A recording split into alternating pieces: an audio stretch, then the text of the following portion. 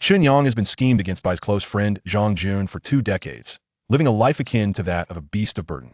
Upon his rebirth, he marries Zhang Jun's cherished first love, Lin Wei, and embarks on a path of vengeance. Purchasing lottery tickets, acquiring real estate, investing in stocks, an expansive gateway to a new world is unveiling before him. Chapter 1. Rebirth in 2002.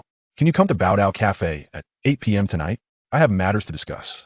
Chen Yang gazed at the text message Lin Wei had sent, taken aback by its content. To his astonishment, he finds himself reborn in this particular time frame of 2002. Lin Wei is his classmate at Xinjiang University, serving as the president of the student council. In his previous life, Chen Yang missed their appointment due to a bout of diarrhea. From that moment onward, their relationship grew distant, leaving Chen Yang perplexed about the cause. It was only before his rebirth that he learned that it was his university buddy Zhang Jun who had been meddling. Zhang Jun has long been a devoted suitor of Lin Wei, pursuing her since high school, through university graduation, and up until Chen Yang's rebirth, yet to no avail. Once, Chen Yang was deeply moved by his unwavering affection, unaware that he himself was the greatest fool. Chen Yang, do you know why your life has been so dismal since graduation? This is all the doing of that scoundrel Zhang Jun. The reason you can't find a job in Qingshui City is that Zhang Jun has already tipped off the employers not to hire you. As for your wife being Zhang Jun's cousin, he was aware of that from the very beginning. It was he who deliberately orchestrated for her to approach you, with the intention of luring you away to Shenzhen, far from Lin Wei. By the way, Lin Wei initially had feelings for you, not Zhang Jun.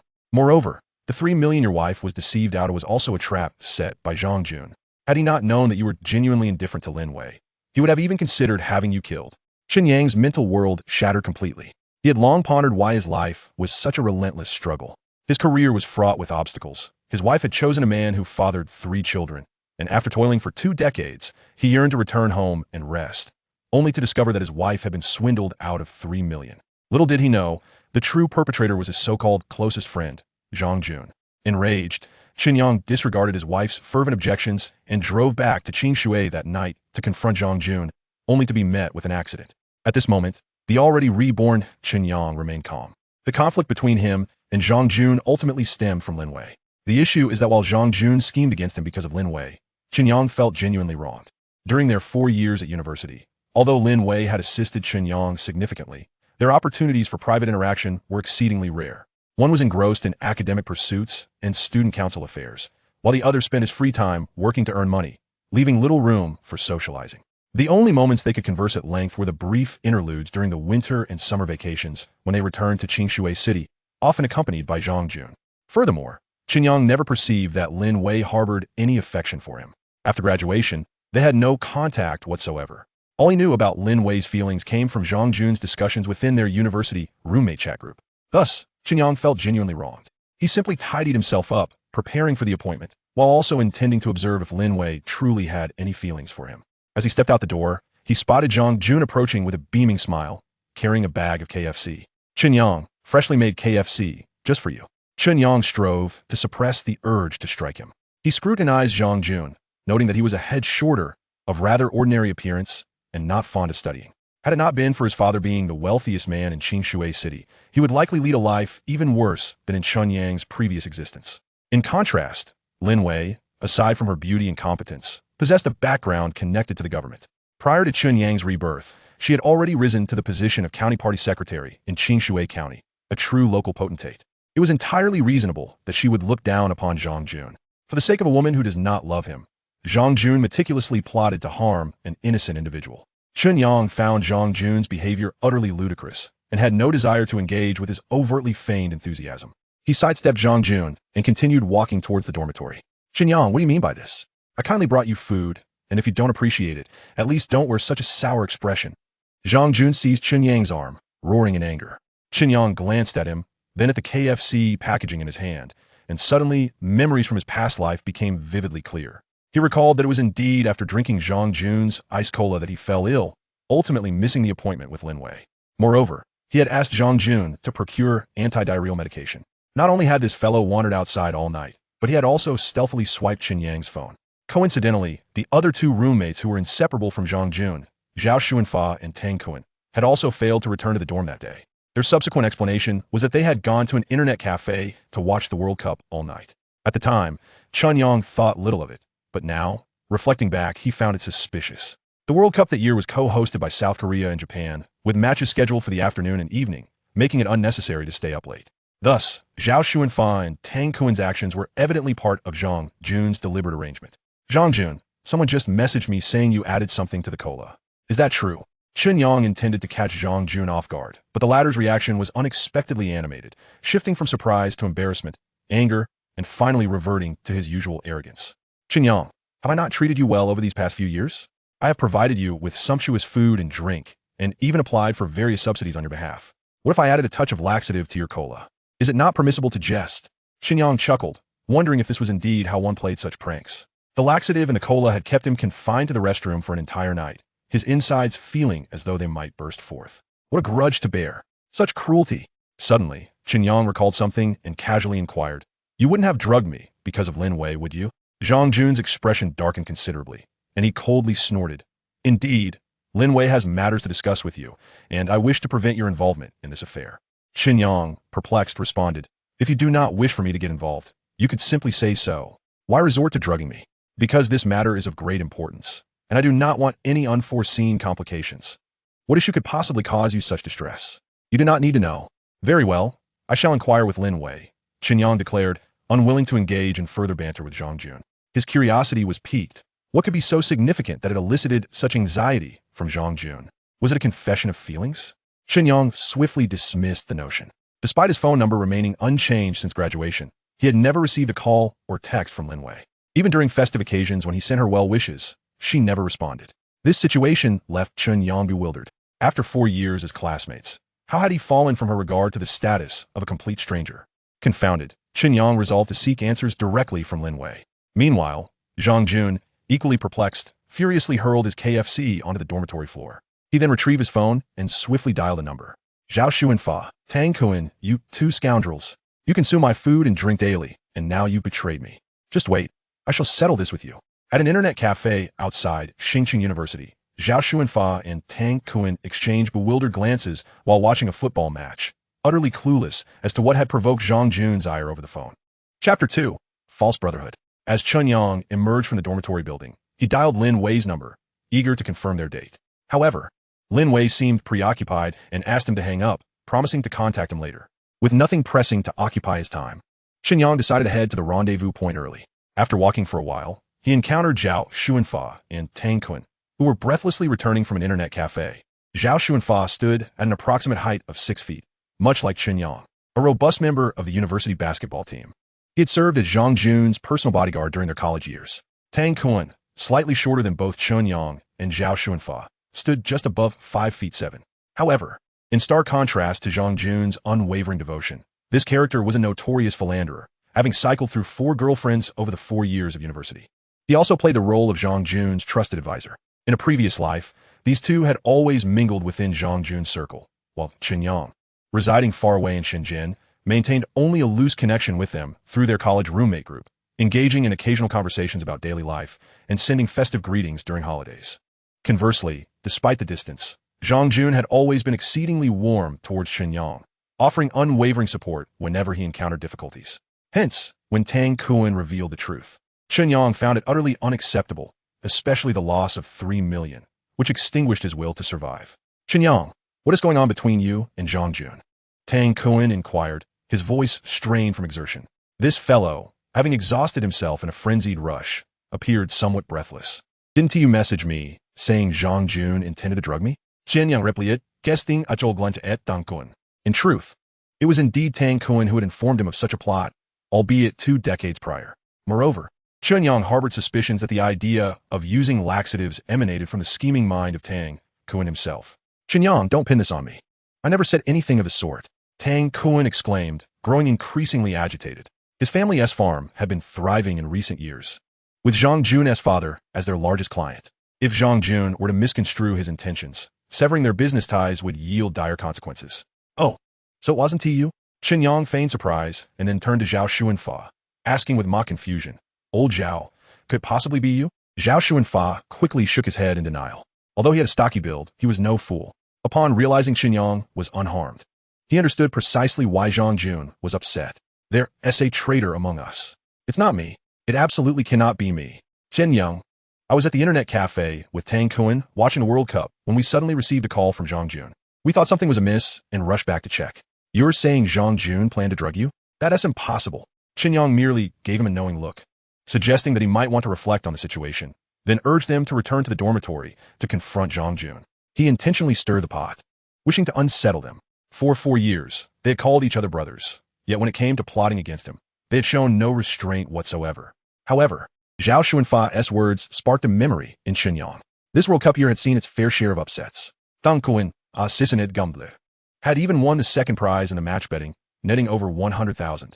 Yet, during the celebratory meal, he lamented missing out on the 4 million grand prize by failing to bet on Italy's loss. This grievance had been voiced for 20 years. Checking the date on his phone, Chen Yang realized it was precisely the day before the lottery sales deadline. Thus, he resolved to test his luck. Upon reaching the school gate, he hailed a taxi and headed directly to the Peninsula Cafe in the city center. Noticing that Lin Wei had yet to return his call, he decided to seek out a nearby sports lottery shop. Acquiring a single betting slip for the match results, Chen Yang carefully marked the correct options with a pencil, then handed the proprietor 100 yuan, requesting 50 times the wager. Little brother, betting like this is a bit of a waste of money. The middle-aged shopkeeper, seemingly knowledgeable about football, scrutinized Chen Yang's betting slip and refrained from processing it immediately, opting instead to inquire seriously. Chen Yang smiled and replied, "Fortune favors the bold. How can one win big without betting on the upsets?" "Well, this is quite a risk," the shopkeeper remarked incredulously, glancing at the slip. "Betting on a draw between two favorites like France and Germany, and directly choosing Italy to lose? That's exceedingly unlikely. Perhaps you should consider a combination bet instead?" The shopkeeper suggested earnestly, recognizing that 100 yuan was equivalent to several days' wages for an ordinary worker. Such reckless betting seemed wasteful. Chen Yang shook his head, resolutely sticking to his decision. The shopkeeper sighed, cautiously printing out the lottery ticket, ensuring Chen Yang double-checked it several times. He was concerned that an irate Chen Yang might hold him accountable if things went awry, having experienced such occurrences numerous times before. Unbeknownst to the shopkeeper, he would soon regret not having placed a few bets himself. After obtaining the ticket, Chen Yang withdrew 500 yuan from a nearby ATM. Since he would be meeting Lin Wei at the cafe, it was only fitting that he treat her. This was a gesture of gratitude for the support she had given him throughout their university years, and he had no intention of allowing a woman to pay for herself. As night fell, the vibrant lights illuminated the darkened Star City. Chen Yang found a window seat on the second floor of the cafe, savoring the city's nightscape while keeping an eye on the time on his phone. At around 7:50, Lin Wei finally arrived. Dressed in a black uniform, her long, fair legs encased in black stockings, she exuded a tall and elegant demeanor. However, as she took her seat, her voice carried a hint of fatigue. "Chen Yang, the student council has been particularly busy lately. I'm sorry to have kept you waiting." Chen Yang smiled and assured her that it was no trouble, then called the waiter to take their order. Lin Wei, expressing her desire to lose weight, ordered only a cup of coffee. Assuming she was merely trying to save money, Chen Yang pulled out the 500 yuan he had just withdrawn and placed it on the table, saying, "You don't need to worry about spending less. Feel free to indulge. If it's not enough, I can always withdraw more." Lin Wei shot him a disapproving glance, her expression slightly displeased. "Chen Yang, I thought you were different from Zhang Jun, but it seems you are just as bad. At least he is a genuine rich second generation. You, a farmer's son working 2 jobs, pretending to be wealthy." Chen Yang felt a pang of discomfort at her words, realizing how deeply he had been influenced by Zhang Jun. In his previous life, he had lived a burdensome existence, with family obligations and Zhang Jun's manipulations weighing heavily on him. Excessive spending in social situations had also contributed significantly to his struggles. The harsh truth was that many who feigned brotherhood at the table were often the ones who would stab you in the back the hardest. Zhang Jun's family was the wealthiest in Qingshui City, with assets surpassing 10 billion at their peak. For him, spending a little extra in social context was merely a drop in the bucket. In contrast, every penny that Chen Yang spent was earned through his own blood and sweat. Nonetheless, Lin Wei was certainly not like those superficial friends from his past.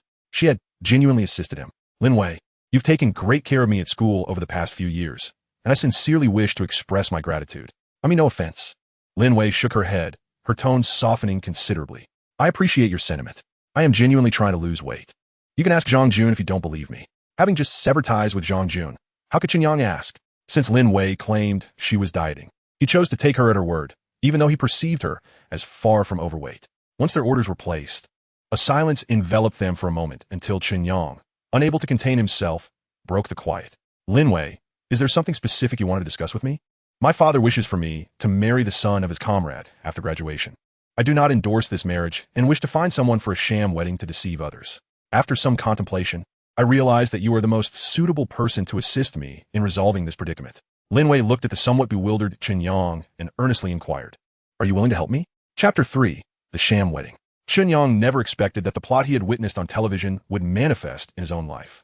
Suddenly, he comprehended why Zhang Jun had forbidden him from intervening in this matter. A normal man would find it intolerable to accept that his beloved would marry another man, even if it were merely a pretense. Were it not for the grievances of a past life, had Zhang Jun been honest with Chen Yang about this affair, he would undoubtedly have refused. To his astonishment, this scoundrel resorted to drugging him, nearly costing Chen Yang his life. If you lack compassion, do not blame me for my lack of loyalty. However, while Chen Yang contemplated ways to irritate Zhang Jun, he refrained from hastily expressing his position. In truth, he harbored several questions for Lin Wei. Why not approach Zhang Jun? Surely, his family circumstances would facilitate a smoother deception. No, Lin Wei shook her head resolutely. He is the least suitable person for this. He treats you quite well. Everyone outside claims he is the most infatuated man at our Star City University. Chen Yang pressed on. After all, Zhang Jun had pursued Lin Wei since high school, a span of 7 years. If history remained unchanged, there lay another 20 years of arduous journey ahead. Yet he had not succeeded. Lin Wei sighed, emotions cannot be forced. If I were willing to accept him, I would have done so right after graduation. Why wait until now? Is a sham wedding not feasible? Merely a charade? Chen Yang, idiot. No, I cannot allow him any false hopes. I do not wish to entangle myself in complications. Chen Yang considered this valid. Indeed, should that scheming Zhang Jun engage in a sham marriage with Lin Wei, he would surely devise every means to consummate it. In his previous life, despite remaining single, Zhang Jun was never short of female companionship, as evidenced by the conversations within his university roommate group. Moreover, Chen Yang understood that Zhang Jun's pursuit of Lin Wei was not driven by genuine affection, but rather the advantageous connections of the Lin family behind her. Conversely, Lin Wei's rejection of him likely stemmed from her awareness of this ulterior motive. Chen Yang could not help but admire Lin Wei's decisiveness in dealing with matters.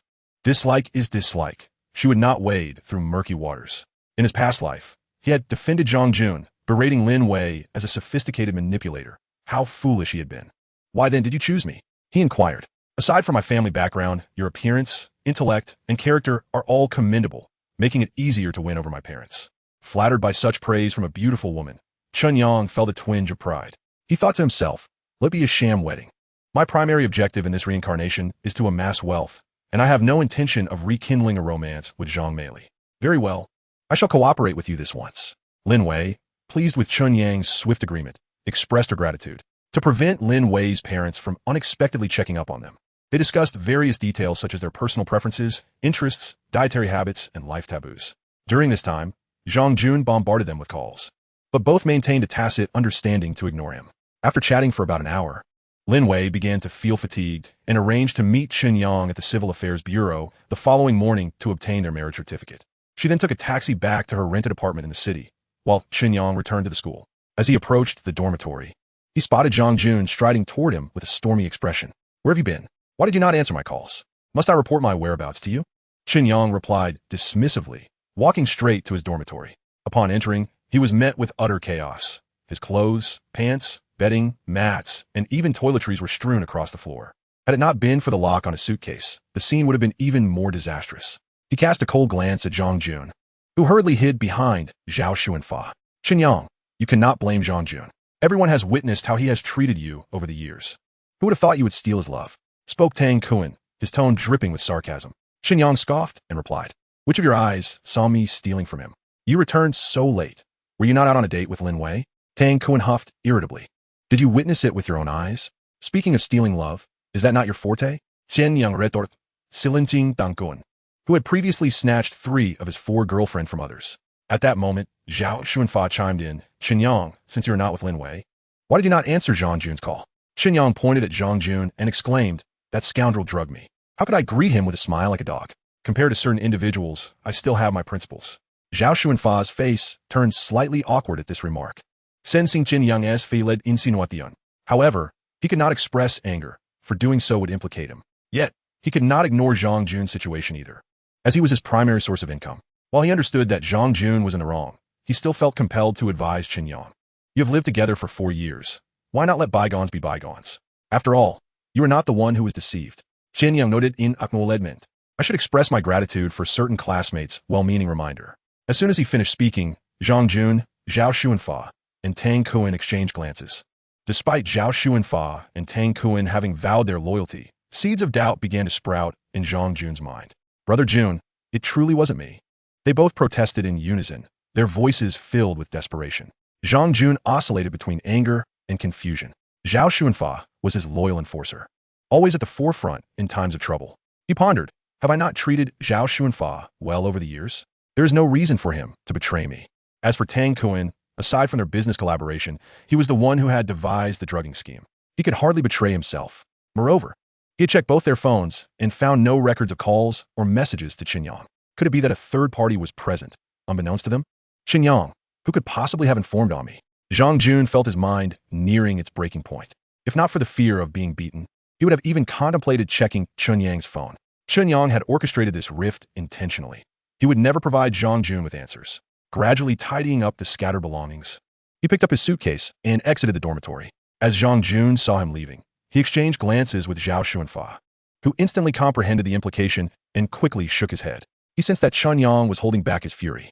Forcing the issue now would undoubtedly lead to serious consequences. Despite being an athlete and physically stronger than Chen Yang, he had no confidence in a potential confrontation. A man capable of effortlessly carrying 2 bags of cement up 7 flights of stairs would pose a formidable challenge, even to Zhang Jun and Tang Kuan, who were as fragile as reeds in the wind. That night, the 3 roommates lay silently in their beds, enveloped in an uneasy stillness until dawn. Mianwile, Chen Yang, who had taken refuge in a hotel off-campus, also found himself restless. He oscillated between contemplating the sham marriage with Lin Wei and strategizing how to deal with her family, while simultaneously plotting his vengeance against Zhang Jun, the scoundrel who had caused him a lifetime of suffering. After a sleepless night, when dawn broke, Chen Yang hurried into the bathroom to prepare himself. Once finished, he brought along his identification card and household registration book to meet Lin Wei at the Civil Affairs Bureau. By 10 a.m., after completing all the necessary procedures, the two successfully obtained their marriage certificate. Gazing at the photographs of the couple on the marriage certificate, Chen Yang was suddenly enveloped by a surreal sensation, as if he were dwelling within a dream. Lin Wei, the future secretary of the Qing Shui County Committee, a distinguished official, had inexplicably become his legally recognized wife. This was utterly astonishing. However, before he could revel in the excitement for more than a fleeting moment, Lin Wei snatched the marriage certificate from his grasp. I shall keep the marriage certificate for safekeeping and return it to you when the time comes for our divorce, she asserted. Chapter 4. The Farce of the School Forum. With the marriage certificate taken away, Chen Yang felt a pang of regret deep within. After all, it was his first time obtaining a marriage license after his rebirth. Even if it were merely an act, it was still a moment worthy of commemoration. Lin Wei seemed to perceive Chen Yang's discontent and spoke earnestly. I am doing this for your own good. Zhang Jun is not as benevolent as you might believe. If news of her marriage were to leak, you would encounter numerous troubles in Qing Shui. Chen Yang nonchalantly replied, what is there to fear? I never intended to develop my career in Qing Shui. His influence cannot possibly extend to Xingcheng, can it? Lin Wei was taken aback by Chen Yang's words. You do not plan to return to Qing Shui? I recall you expressing a different sentiment previously. Chen Yang replied, my former intention was to utilize the knowledge I acquired at university to assist my hometown in prospering. However, I have since changed my mind. Curious, Lin Wei inquired. What prompted this change? Chen Yang responded, without policy, without individuals to implement those policies, and without funding, returning would merely squander my youth. Lin Wei was not entirely satisfied with his answer. The development of any region necessitates a leader. You could return and initiate some projects to inspire others. I will find a way to secure the funding. Thank you for your kindness, but I currently have no plans to return to Qing Shui. Chen Yang shook his head resolutely. Having been reborn, who would willingly return to the role of a thankless fool? In his past life, settling in Shenzhen, he had faced Zhang Jun's machinations, but his hometown bore some responsibility as well. Chen Yang, you do not strike me as someone who easily forgets their roots. I genuinely hope you can return and contribute to the development of Qing Shui. If I were to tell you that my family's ancestral house has already been seized and the land reclaimed by the village, would you still believe I have a reason to return? Lin Wei's expression shifted from disappointment to astonishment and, more prominently, to confusion. Chen Yang, how could they do this? That is illegal. My parents have passed away, and my household registration is now here at the school. They have acted unlawfully, but what can I do? Chen Yang let out a bitter laugh. Without connections or funds, Even if one is bullied, they must endure. This is the plight of the lower class. Even as a reborn individual, Chen Yang, at least for now, lacked the power to alter his circumstances. Lin Wei gazed at him with sympathy. She had known of his background since her freshman year, but had not anticipated the depth of his hardships. After a moment of silence, she offered consolation. Then come back with me to Qingshui City, to your aunt's house. Given your qualifications, finding a good job in the city should not pose a challenge. Chen Yang thought to himself that Qingshui City was Zhang Jun's domain.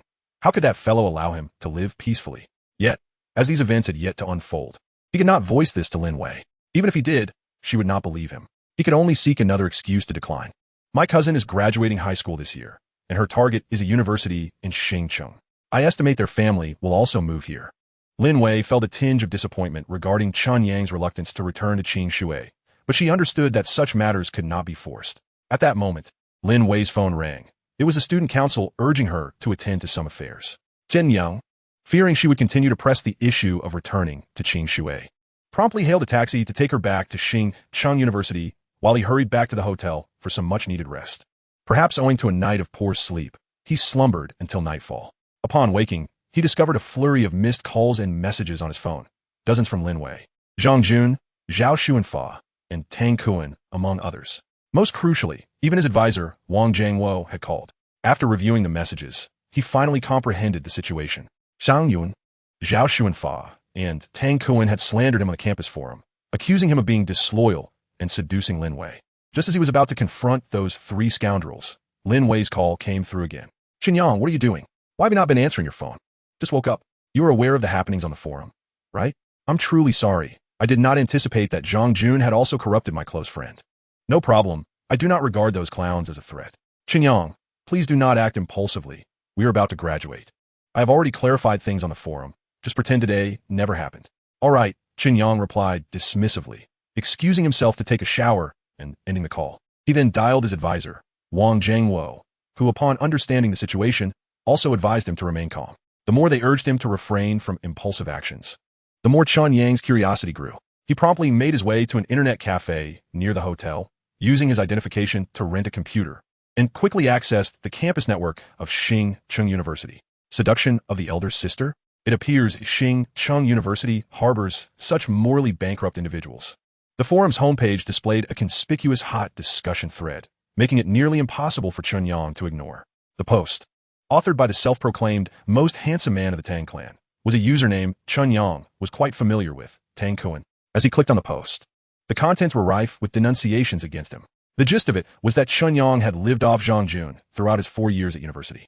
Zhang Jun had financed his living expenses and had even secured school subsidies through connections, only for Chen Yang to steal Zhang Jun's girlfriend.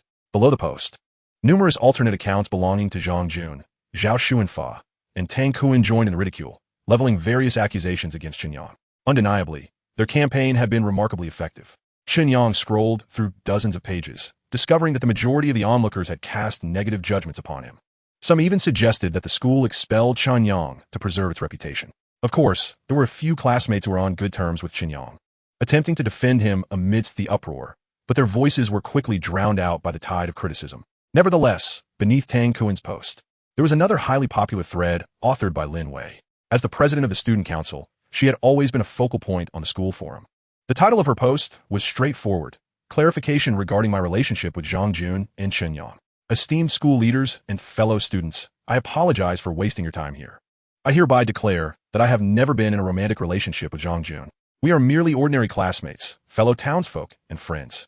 As for Chen Yang, we currently share only an ordinary camaraderie as classmates, fellow townsfolk, and friends.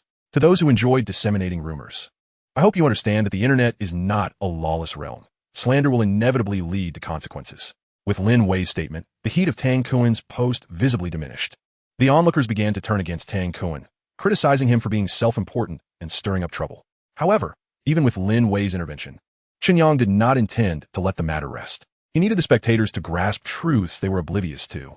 Esteemed school leaders and fellow students of Xingcheng University, I, Chen Yang, hereby present 3 clarifications regarding the denouncement thread initiated by Tang Kuan. First, during my time studying abroad, I adhere to the principle of working while studying. All my living expenses, aside from those provided by the school, were earned through labor. The notion that I relied on my classmates is entirely fabricated. Second, I did indeed accept leftover food from my roommate, adhering to the principle that wasting food is shameful. I extend heartfelt gratitude to that benevolent roommate. Third, Lin Wei is a modern, independent woman embodying both beauty and intellect, and I genuinely admire her. If such admiration is deemed a crime, then many within our school should also be punished. As for the individual accusing others of poaching partners, to my knowledge, he has quite the talent for it himself. Chapter 5. The drunken fans of the national football team. Chen Yang's post swiftly attracted a throng of onlookers. Sofa. Bench. The speed of the first floor is truly remarkable. After perusing the original post, I realized I, too, bore some guilt. In fact, I have harbored a secret crush on senior Lin Wei since my freshman year. I have encountered the original poster in person. He is tall and handsome. Indeed a good match for senior Lin Wei. Yet that Zhang fellow, who clings to her daily, possesses an unremarkable appearance, audaciously attempting to court someone far beyond his reach. How absurd. Classmates, have you not disowned the crux of the matter? The original poster claims that the so-called first talent of the Tang sect is an expert in undermining others. Is there anyone in the know willing to share some juicy gossip? I shall. A friend of mine has a girlfriend who was once swept off her feet by him. His real name is Tang Kun, a student in the finance department, who, emboldened by his family's modest wealth, delights in trifling with multiple romantic entanglements. So it is Tang Kun, truly a scoundrel. He has changed girlfriends several times, each one snatched away from someone else. It's no wonder that Lin Wei has no affection for someone like Zhang Jun, who associates with such a cad. Let me share a secret. Last summer, while working part-time, I encountered a police raid on prostitution, and one of those apprehended bore a striking resemblance to Tang Kun. Could it be? How can the school leaders remain indifferent to such disgraceful characters who tarnish the institution's image? In dormitory 402 of the finance department, Tang Kun, glued to his computer screen watching the World Cup, was compelled by Zhang Jun to review Chen Yang's post. Enraged, he hurled his beer can to the ground. Which scoundrel goes by the name of a cup of clear water? I shall sue him for defamation. Did you truly not go? Zhang Yun regarded Tang Kun with skepticism. His mood was already sour. He had hoped to enlist Tang Kun's aid in discrediting Chen Yang on the school forum. Unexpectedly, Lin Wei had decisively ended any semblance of a relationship between them. Although Chen Yang's post targeted Tang Kun, it inadvertently implicated Zhang Jun as well. Associating with a scoundrel could only tarnish his reputation at school. What case of shooting oneself in the foot? Even more unacceptable to Zhang Jun was the revelation that Tang Kun had secretly indulged in prostitution with Zhao Xuanfa, despite their supposed camaraderie. We share our fortunes, do we not? Tang Kun, feeling the weight of Zhang Jun's scrutiny, reluctantly confessed, Brother Jun, I did go once. However, the place was quite upscale and discreet. It was impossible to get caught. That forum user must be spreading lies. Zhang Jun dismissed him with a wave of his hand. The immediate priority was to deal with Chen Yang's post. If this continued, it was likely that Tang Kun would not be the only one implicated in such illicit activities. Graduating with the stigma of participating in a prostitution ring would surely lead to dire consequences upon returning home. Hello, Xu Are you aware of the situation on the forum? You know Tang Kun. He may be a spendthrift, but he wouldn't dare engage in illegal activities. I suspect that Chen Yang's little account is behind these rumors. Could you assist me in resolving this? Of course. Thank you very much. I'll treat you to dinner later. After hanging up, Zhang Jun finally felt a sense of relief. He had not only avoided offending Chen Yang, but had also managed to salvage his own reputation. The more he looked at Tang Kun, the more his irritation grew, and he delivered a forceful kick in his direction. Outside Star City University, after posting, Chen Yang ordered a serving of fried rice noodles from a street vendor. While in the midst of his meal, Lin Wei's call came in once more. Chen Yang, come to the Xiaoyang restaurant on Jianqi Road. It's urgent. Thinking that something significant had occurred, he forsook his noodles and hurried to the destination.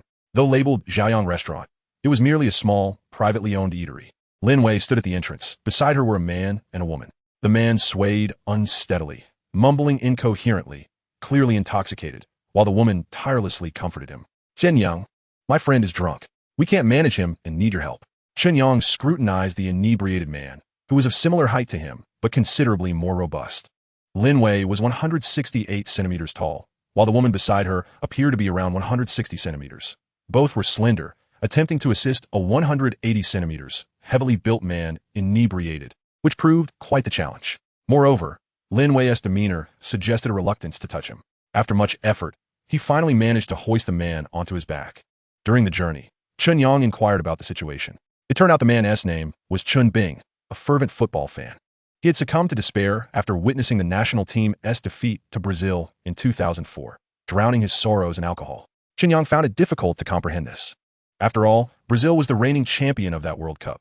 Losing to them by 4 goals seemed quite reasonable. If he could not accept this, what would he do when a national team suffered a 15-goal defeat to the likes of the Thai team? Chen Yang felt a twinge of sympathy for this fellow. As long as he remained a fan of the national team, a long road of suffering lay ahead. He yearned to impart the wisdom that one should cherish the present. The future of a national team may not guarantee a World Cup appearance. Of course, that was a matter for another day. Even if Chen Yang spoke up, no one would believe him, and he would likely face a barrage of criticism. After traversing approximately a kilometer, they finally reached their destination. Chen Yang felt that this ordeal was more exhausting than carrying cement up 7 flights of stairs at the construction site. Fortunately, Chen Bing's residence had an elevator. Otherwise, he might have reached his breaking point. However, upon entering Chen Bing's home, Chen Yang was taken aback. Though it was merely a small 2-bedroom apartment, it was impeccably tidy, a stark contrast to the image of a drunken man.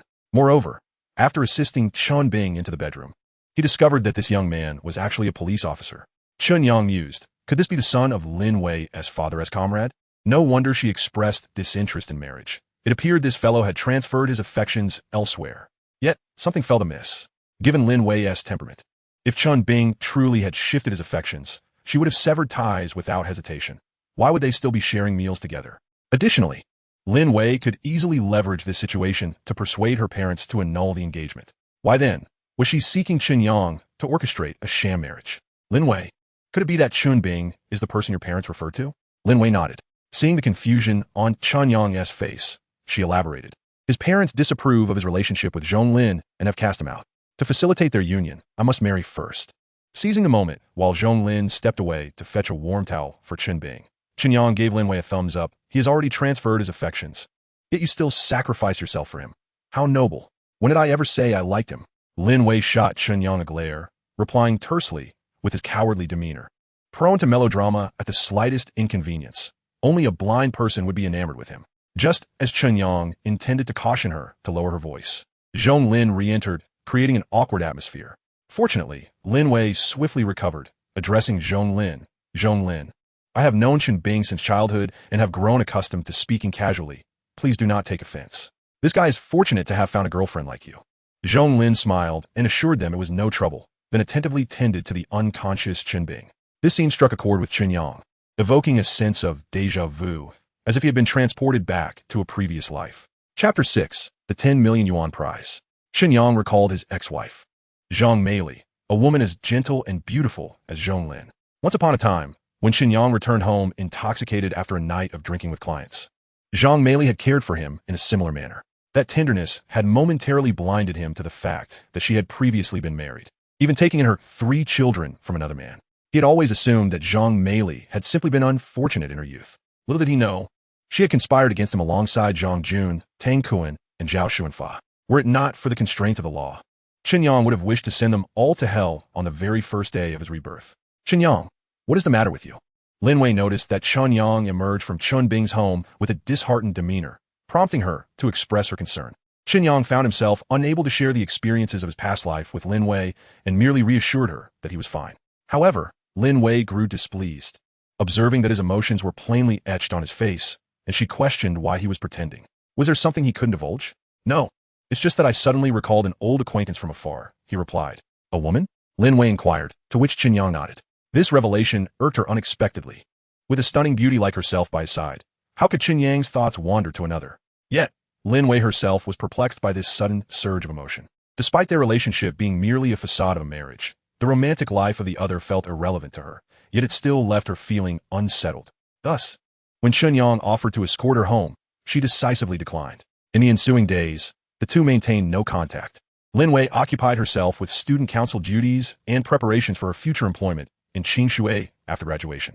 Meanwhile, Chen Yang divided his time between reading newspapers and immersing himself in an internet cafe, consuming various news articles. In his past life, he toiled as a wage worker, yet achieved nothing in the end.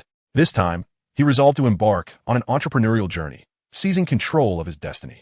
Nevertheless, he remained vigilant regarding the university forum. Although Zhang Jun had managed to delete his posts, the sensational gossip surrounding Tang Kuan persisted.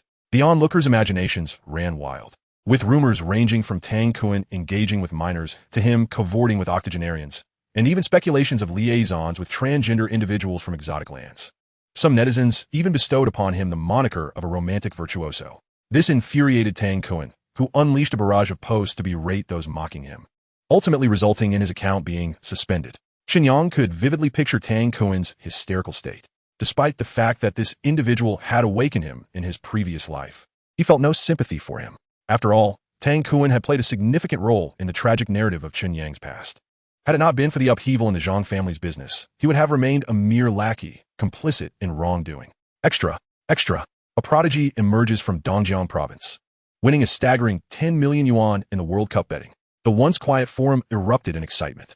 How is it even possible to win this time around? I miscalculated several matches, one user lamented. Speaking of this year's World Cup, it has been disastrous. My beloved Italian model team lost to Croatia. Another chimed in. What about Germany failing to win against Ireland? Now that's truly comical. The German team won their first match, and even a draw ensured their progression. The real joke is France, the reigning champions, managing only a single point in 2 games. It's baffling how they triumphed over Brazil in '98. Rest assured, France is likely just warming up. With their overall strength, they should win against Denmark in the next round and advance. Forget about other teams. Our national team has suffered 2 consecutive defeats, 0 points, and 0 goals. What a disgrace. Here's a more painful truth. The neighboring Koreans and Japanese are on track to advance. Seriously? All East Asian teams, yet they progress while we falter. This Milu is nothing but a fraud. I concur with the previous sentiment. That old man only knows how to deceive fans and possesses no tactical acumen. Such a waste of a talented group of players. I say, can we be a bit more realistic? I watch the matches. Our national team simply cannot compete. The previous viewpoint is rather objective. We must recognize our own limitations. My expectations are modest. I just hope we can score a goal against Turkey in the final match to avoid a record of 0. If our national team fails to score, I will be content with a draw against Turkey.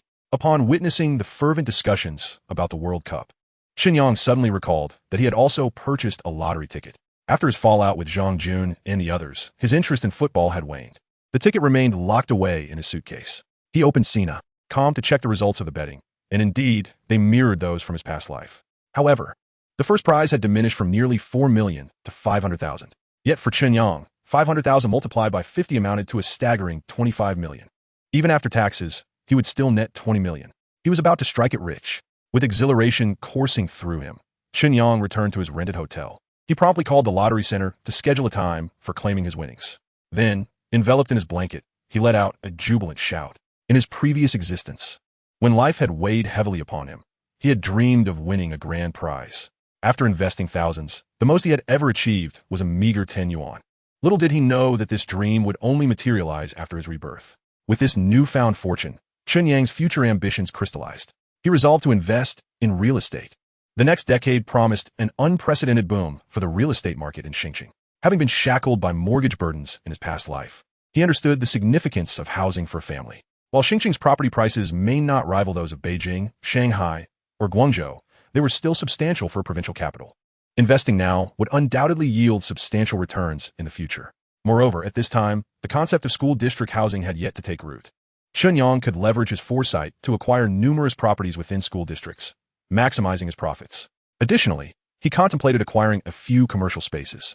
Having lost his parents at a young age, he had lived with his aunt since middle school. His aunt was unemployed, and his uncle was merely a factory worker in Qingshui. To support his and his cousin's education, they toiled tirelessly at street stalls. In his past life, Chen Yang had little opportunity to reciprocate their kindness due to the burdens imposed by the Zhang family. Now that he had wealth, his foremost desire was to purchase several shops for his aunt and uncle, liberating them from their struggles under the sun and rain.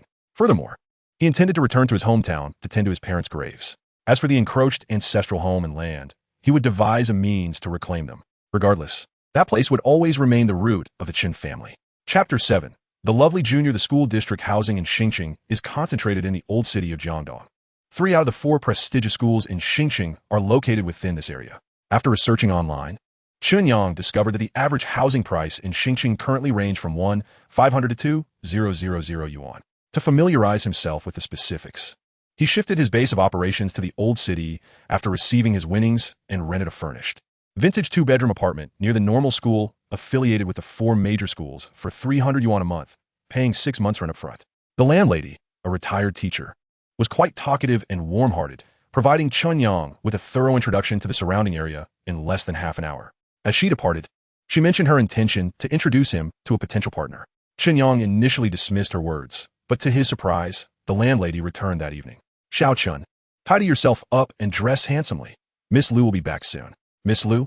Which Miss Liu? A bewildered Chen Yang thought to himself that the landlady was excessively enthusiastic, introducing him to someone on their first day of acquaintance without concern for his character.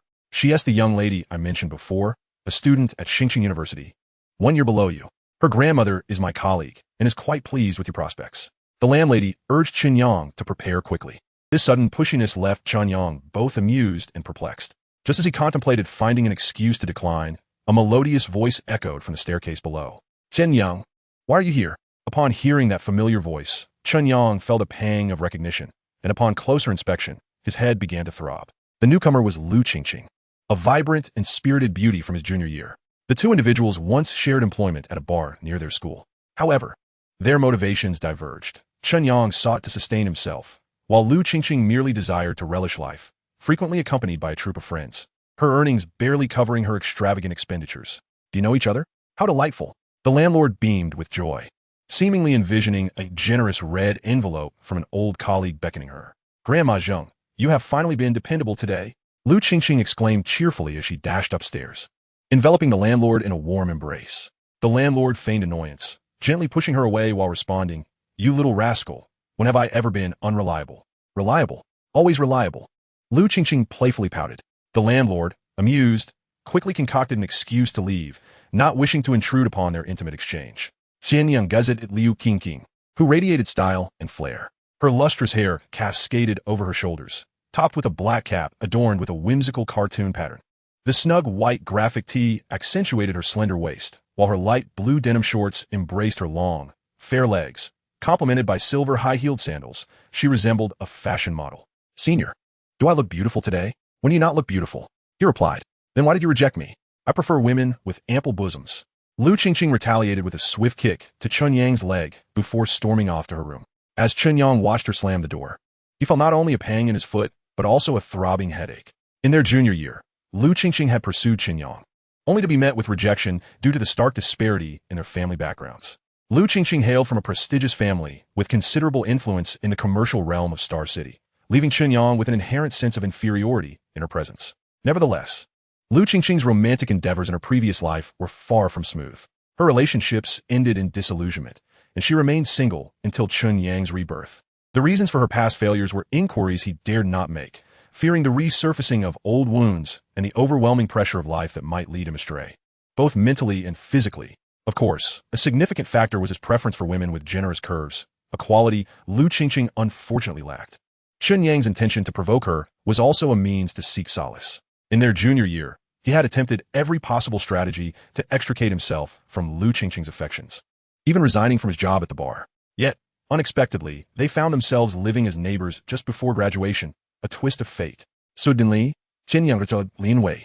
Perhaps the only thing that could restore Lu Qingqing's composure was the existence of his marriage certificate with Lin Wei. In his previous life, it was only after Chen Yang wed Zhang Meili that Lu Qingqing finally relinquished her feelings. However, Zhang Jun's recent outburst on the school forum rendered his marriage to Lin Wei public knowledge, complicating matters further. As Chen Yang grappled with his thoughts, a knock at the door interrupted him. Upon opening it, he was met once again by Lu Qingqing's charming visage. Her hat removed, makeup washed away, and high heels exchanged for pink flip-flops, she approached him, clutching her stomach with a pitiful expression. Senior, I'm hungry. Could you make me something to eat? Chen Yang gestured towards the barren kitchen, feebly responding, I just rented this place. I haven't had the chance to buy anything. No worries, my kitchen is well stocked. Come cook at my place. Without waiting for a response, Lu Qingqing forcibly ushered him to her home. Upon entering, Chen Yang noted that the layout of her room mirrored his own, yet the decor was lavishly extravagant. The kitchen boasted a refrigerator, color television, sofa, and air conditioning. However, it was evident that Lu Qingqing was not one to manage household affairs. The vegetables in her fridge were meticulously arranged, the supermarket labels still intact, dating back to a week prior. The meat was similarly untouched, frozen solid in its packaging. As he attempted to discard some spoiled vegetables, he found himself searching for a trash bin. After a moment of hesitation, Lu Qingqing sheepishly pointed towards the balcony. Opening the door, he discovered the bin overflowing with takeout boxes, instant noodle packets, and beer cans. I overslept this morning and didn't have time to throw it out, she explained, embarrassment creeping into her voice. Chen Yang remained silent. He had long since grown accustomed to such scenarios during his 4 years at university. Urban youth often lacked the domestic skills that rural children possessed, especially someone like Lu Qingqing, who had grown up with a silver spoon. He gathered several trash bags and disposed of the refuse outside the residential complex. After thawing the meat, he prepared 2 bowls of shredded pork noodles, which Lu Qingqing devoured with delight. "Senior, your shredded pork noodles are delicious. I wish I could eat them forever," she exclaimed between bites. Chen Yang shot her a sidelong glance, teasing, "Then you should find a top-notch chef. You could have all the delicacies you desire." "I don't want a chef. They're always plump." Lu Qingqing pouted, gazing at him with affection. Chen Yang, at a loss for words, feigned ignorance. Once they finished eating and tidied the kitchen, he invented an excuse to escape back to his newly rented abode. Having lived through his past experiences, he was reluctant to embark on a new romantic venture hastily. Whether with Lin Wei or Lu Qingqing, they belonged to different worlds. While friendship or romance might be feasible, the prospect of marriage would inevitably lead to another tragic chapter. Chapter 8. The true lovesick man. Lu Qingqing sent dozens of messages throughout the night, all of which Chen Yang ignored. He had hoped she would give up. But upon opening the door the next morning, he found himself cornered. "Senior, shall we go for breakfast? I know an old establishment renowned for its rice noodles." Faced with Lu Qingqing's eager expression, Chen Yang found it hard to decline. After all, in both this life and the last, she was the only woman so devotedly pursuing him. As they descended the stairs, Lu Qingqing attempted to take his hand, only for Chen Yang to evade her. Undeterred, she leaned her full weight against him, wrapping her arms tightly around his right arm. Feeling her warmth and fragrance, Chen Yang sighed in resignation. "Miss, are you not afraid of being seen by acquaintances?" "Not at all. I told my grandma about you last night, and she approved," Lu Qingqing replied, a hint of pride in her voice. Her grandmother held considerable authority in their household, and with her blessing, there would be no objections to their relationship. Chen Yang couldn't help but think her grandmother was rather hasty. After all, she was an educator who should have scrutinized such a decision before entrusting her granddaughter's happiness to another. Exiting the residential complex, they walked along the road for 500 meters before stopping at a small, well-known rice noodle shop. The establishment was modest, with less than 10 square meters accommodating 3 tables, yet it was bustling with patrons. The owner, a gentleman in his 60s, looked surprised to see Lu Qingqing holding Chen Yang's hand. "Girl, have you found a boyfriend? He is quite handsome." Lu Qingqing beamed with delight. "Grandpa Zhang, I'll have 2 bowls of pork ribs noodles, one without chili or scallions, and one with extra chili." "No problem," replied Grandpa Zhang, instructing Lu Qingqing to set up a table outside. She obediently complied, skillfully arranging a small folding table at the entrance and retrieving 2 stools, offering one to Chen Yang. "Who would have thought you could be diligent at times?" Chen Yang remarked, surprised by this side of Lu Qingqing. "Of course. I'm the epitome of a virtuous wife and good mother," she declared, basking in the compliment. "Yes, a model of someone who can't cook or manage a household." Chen Yang retorted without reservación. "No matter," Lu Qingqing responded nonchalantly. "I can learn." "No, it's better if you remain as you are." Chen Yang genuinely hoped she wouldn't feel compelled to change for him. The experiences of his past life have taught him that those who live for others often bear the heaviest burdens. Lu Qingqing was born with a silver spoon in her mouth and had no reason to endure hardships. The notion of a wealthy heiress transforming into a housewife for a poor boy is merely a trope spun by television dramas and novels, designed to enchant those who revel in daydreams. "Senior, do you truly have so little faith in me?" Lu Qingqing, puzzled by Chen Yang's meaning, pouted her cherry lips in disappointment. Chen Yang clarified, "Firstly, I can cook and dislike having an extra person in the kitchen meddling. Secondly, our relationship is merely that of classmates and friends. I have no right to impose upon you any expectations that exceed this bond. Lastly, if your intention is to make sacrifices for others, my advice is to reconsider. You need not take on burdens that you cannot bear. To me, mutual support should manifest as both parties coexisting authentically, rather than deceiving one another." Lu Qingqing endeavored to digest Chen Yang's words before finally proposing. "Then I shall handle the grocery shopping, and you can cook. We can live together harmoniously." Chen Yang was at a loss for words, feeling that he could not reason with Lu Qingqing. Just then, Grandpa Zhang brought over 2 generous bowls of rice noodles, brimming with pork ribs. After tasting just a spoonful, Chen Yang realized Lu Qingqing had not exaggerated. He devoured an entire bowl in one go and still craved more. Lu Qingqing generously shared half of her noodles with him. During checkout, Chen Yang couldn't help but inquire about the secrets to the soup and ingredients from Grandpa Zhang, who promptly dismissed him. With a grave expression, Grandpa Zhang remarked, "Child, there are 2 things in this world one must never share: the woman one loves and one's meal." Chen Yang agreed with the sentiment, but persisted, "I could offer some tuition and promise it 1 TB for commercial gain." Grandpa Zhang still shook his head with a smile, leaving Chen Yang to relinquish his hopes, feeling a tinge of regret. On the way back, Lu Qingqing suddenly asked Senior, "Do you genuinely wish to learn Grandpa Zhang's culinary skills?" Chen Yang instinctively nodded. Now that he was no longer preoccupied with the grind of life, he did indeed aspire to enhance his cooking abilities. "I can assist you in that," Lu Qingqing declared, her face beaming with pride. Chen Yang regarded her skeptically. Surely, she wouldn't be so generous without ulterior motives? "Don't go overboard," Chen Yang exclaimed, startled, and earnestly cautioned her. There's a significant age gap. Lu Qingqing playfully kicked him, indignantly retorting, "Chen Yang, so you think I'm such a frivolous woman in your eyes?" Chen Yang quickly apologized, waiting for her irritation to subside before asking, "Lu Qingqing, do you have any clever ideas?" "Quite simple," Lu Qingqing replied. "Let us involve my grandmother." Chen Yang was momentarily speechless. After all this, it boiled down to a scheme involving a beauty, albeit an older one. "Is that truly feasible?" he questioned. "Of course. Grandpa Zhang adored my grandmother in his youth," she asserted. "But you mentioned that was in his youth. That is still the case today. Is your grandmother single now?"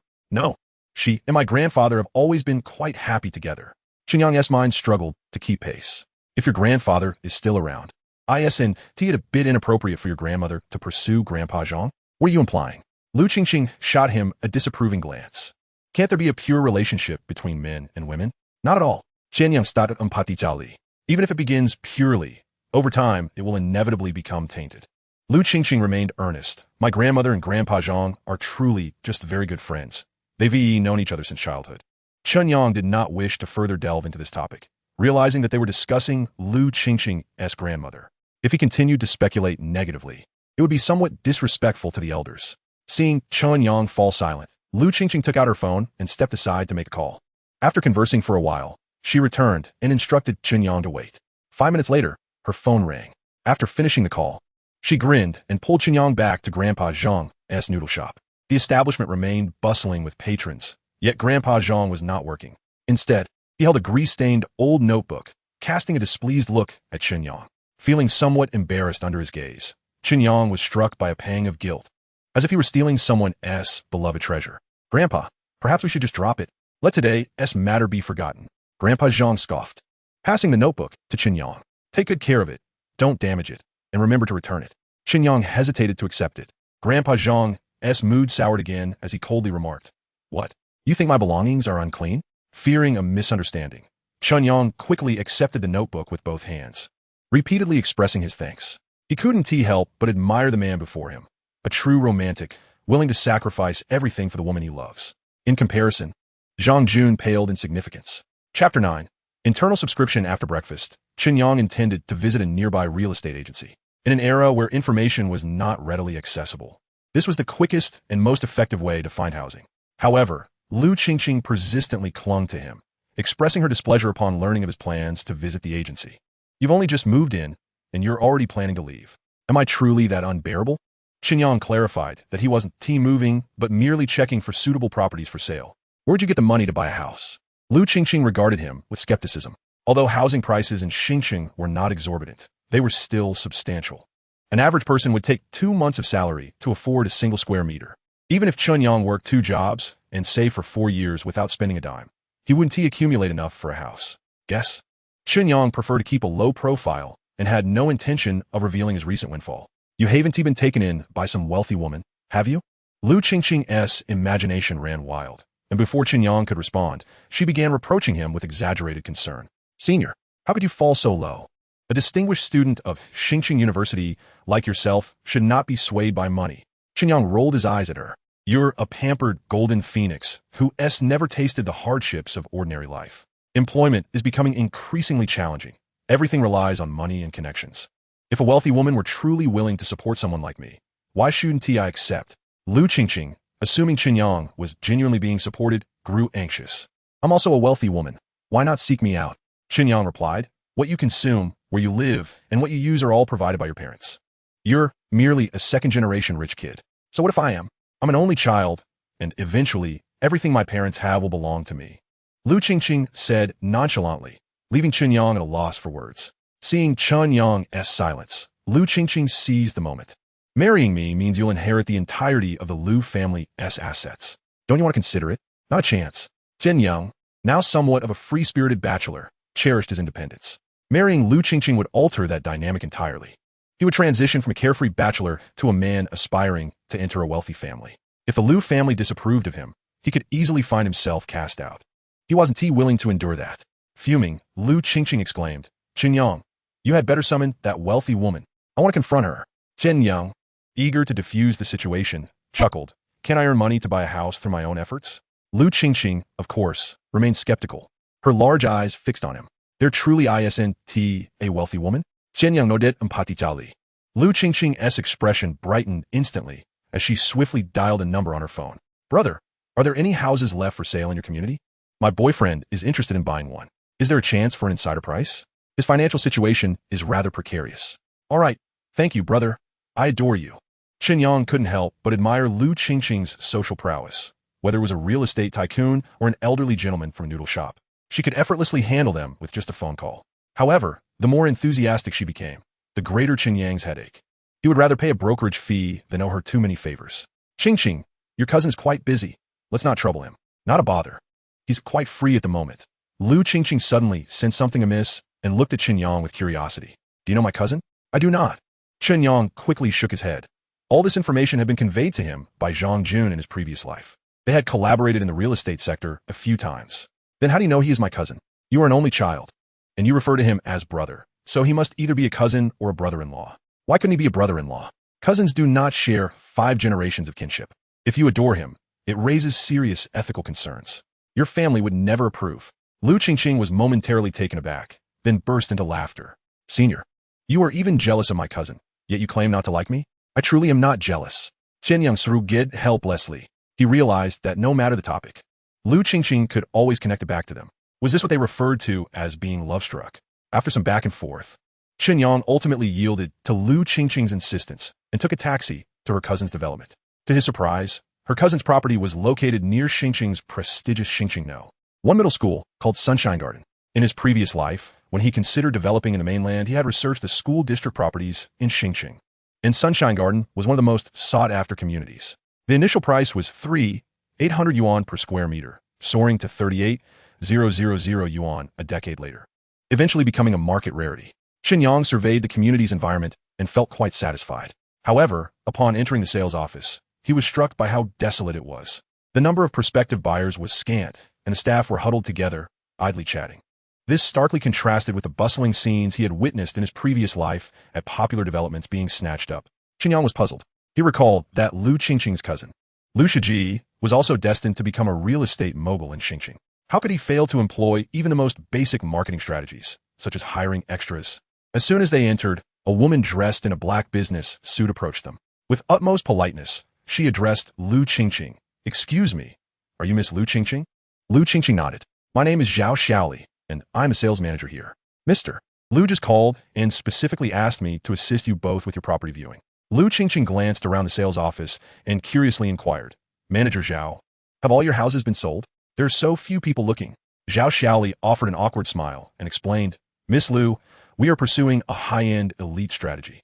Given the current market conditions in Qingqing, the sales cycle may indeed be prolonged. However, I remain optimistic about our community's future." Lu Qingqing was dissatisfied with her response and coldly retorted, "No wonder my brother has been borrowing money everywhere. It turns out the houses aren't selling, and he's supporting a bunch of idle people." As soon as she finished speaking, the atmosphere became markedly uncomfortable. Zhao Xiaoli maintained her professional demeanor, still smiling, while the other staff members lowered their heads, silent, fearing the fallout. Chen Yang, also an employee, didn't he wish to make things difficult for them? Currently, the average price of commercial housing in Qingqing was 1,800 yuan per square meter, and Sunshine Garden was priced at over double that, so slow sales were quite understandable. With money in his pocket, Chen Yang was intrigued by the potential of such a high-end community. He pointed to the model in the sales office and asked Zhao Xiaoli, "Manager Zhao, how many of the 80 to 90 square meter units are still available? Are there discounts for purchasing multiple units?" Zhao Xiaoli, perceptive to the implications in Chen Yang's question, brightened immediately. With a sycophantic smile, she replied, "Sir, we still have a few 80 to 90 square meter units available. Mr. Lu has instructed me to reduce the price by 800 yuan per square meter from the initial offering." "What? My worth is merely 800? Before Chen Yang could respond, Lu Qingqing scowled at Zhao Xiaoli. "Is this my brother's idea or yours?" Chapter 10. seizing the opportunity. Chen Yang sensed that Lu Qingqing's behavior today was somewhat unusual. Her attitude toward Zhao Xiaoli was excessively harsh, as if there was some underlying story. Considering that Lu Qingqing was trying to negotiate on his behalf, he refrained from probing further, despite his curiosity. Unexpectedly, Zhao Xiaoli's professionalism was commendably unwavering. Regardless of how Lu Qingqing pressed her, she maintained a smile. She invited Chen Yang and Lu Qingqing into her office, poured them both a glass of water, and then made a call to relay Lu Qingqing's request for a price reduction to Lu Shiji. A few minutes later, she hung up and addressed Lu Qingqing, Mr. Lu said that if your friend only wants 1 unit, out of respect for your standing, he can waive the cost. However, for an investment of multiple units, the lowest price would be 2,800. She added, he hopes you can understand his current difficulties.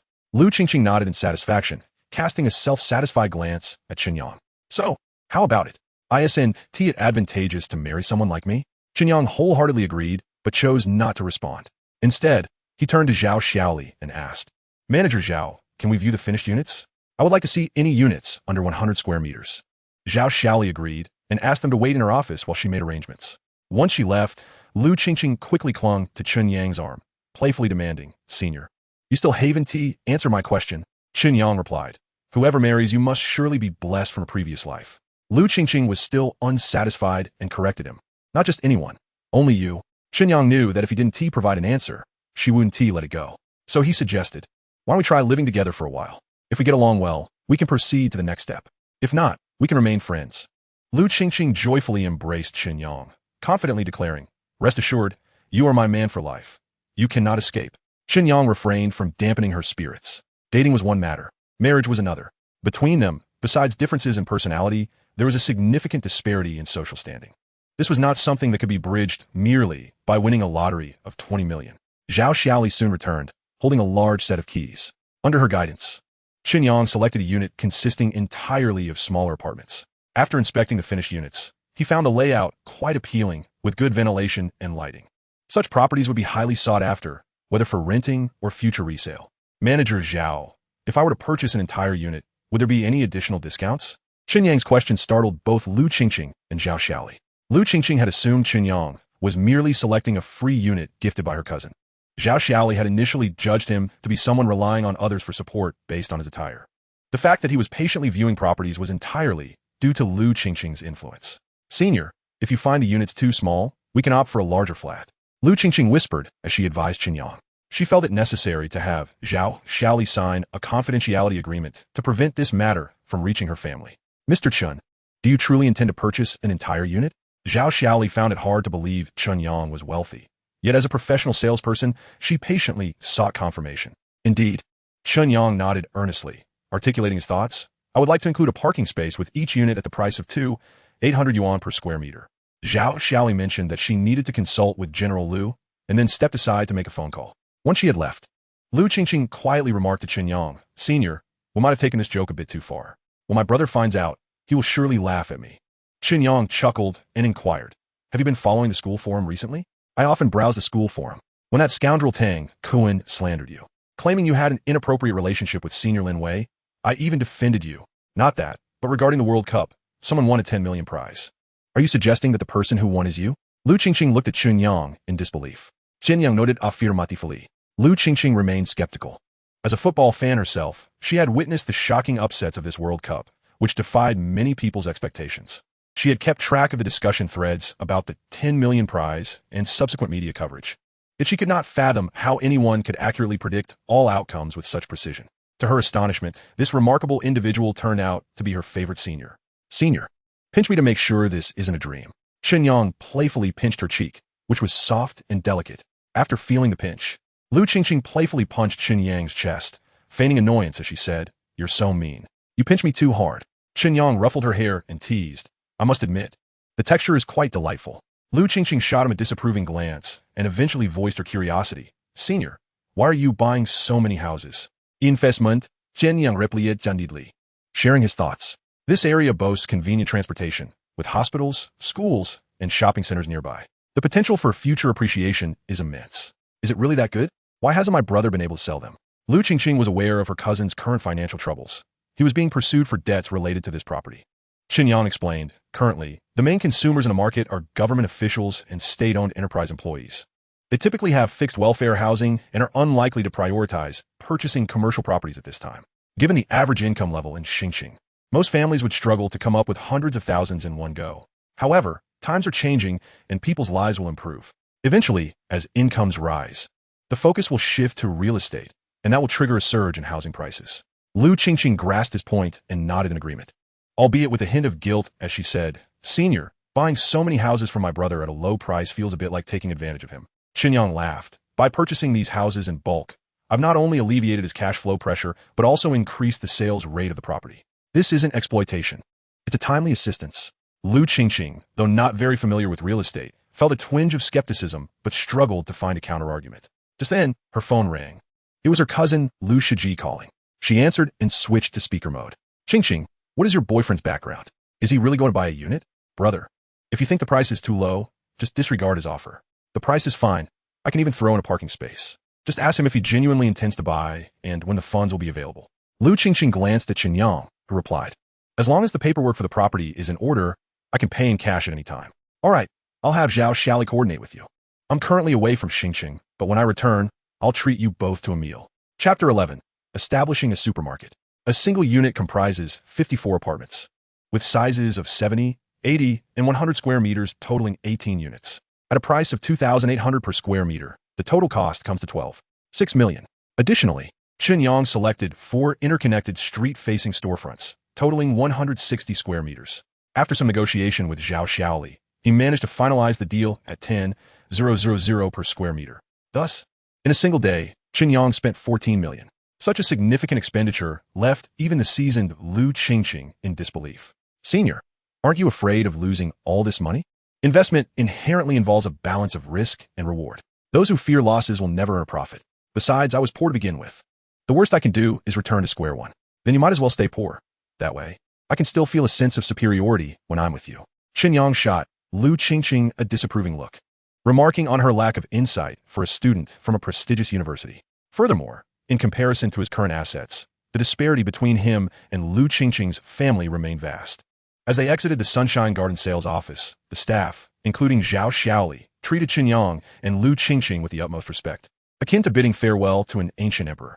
Since the property opened for sale, they had encountered no larger client than him. Consequently, Zhao Xiaoli even arranged for a stretch Lincoln limousine to personally chauffeur Chen Yang and Lu Qingqing home. Chen Yang, aware that Lu Qingqing disliked Zhao Xiaoli, declined her generous offer.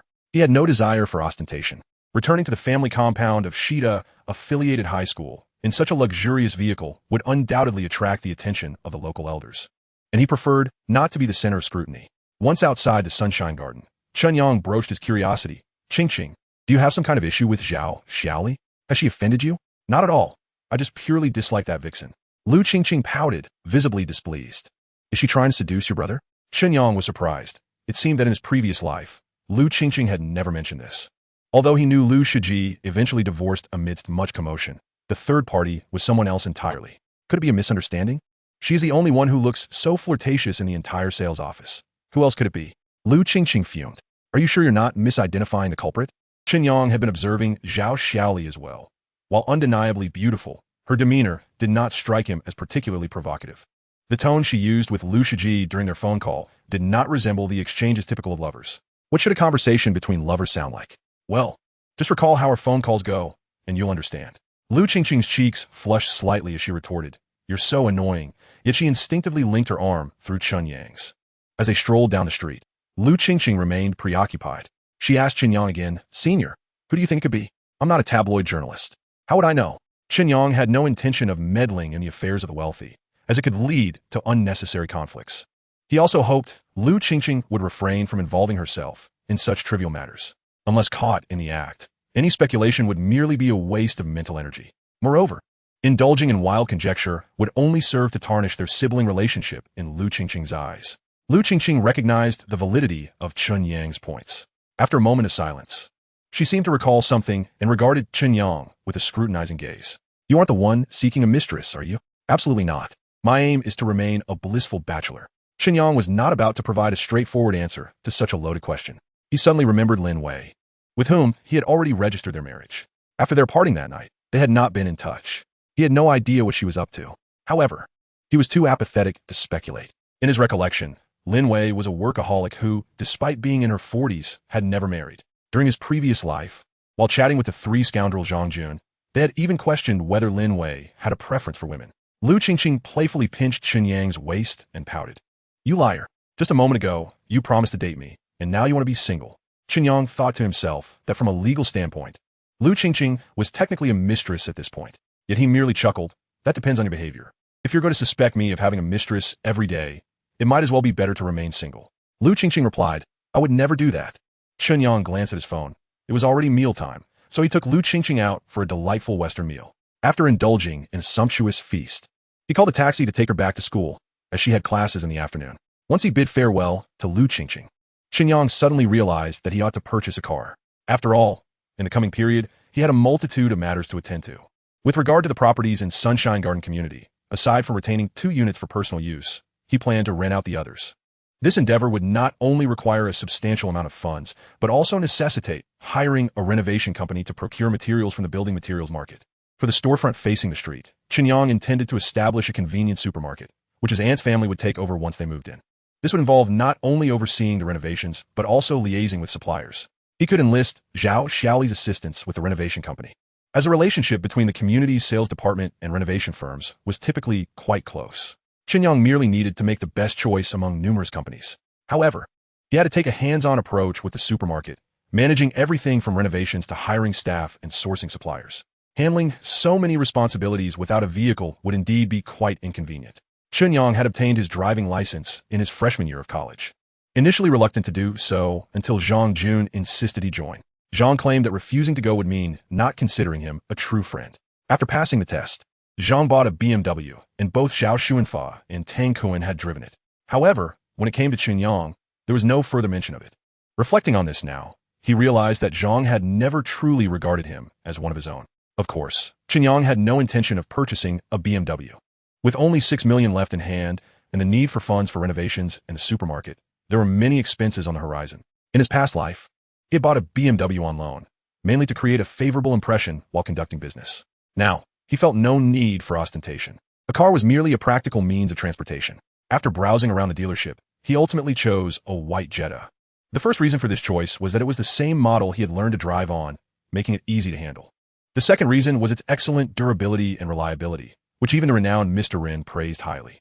However, when he arrived at the entrance of Star City University to pick up Lu Qingqing, she was taken aback. "Senior, I just attended one class. How did you become a taxi driver?" Chen Yang jested. "There is no distinction in professions.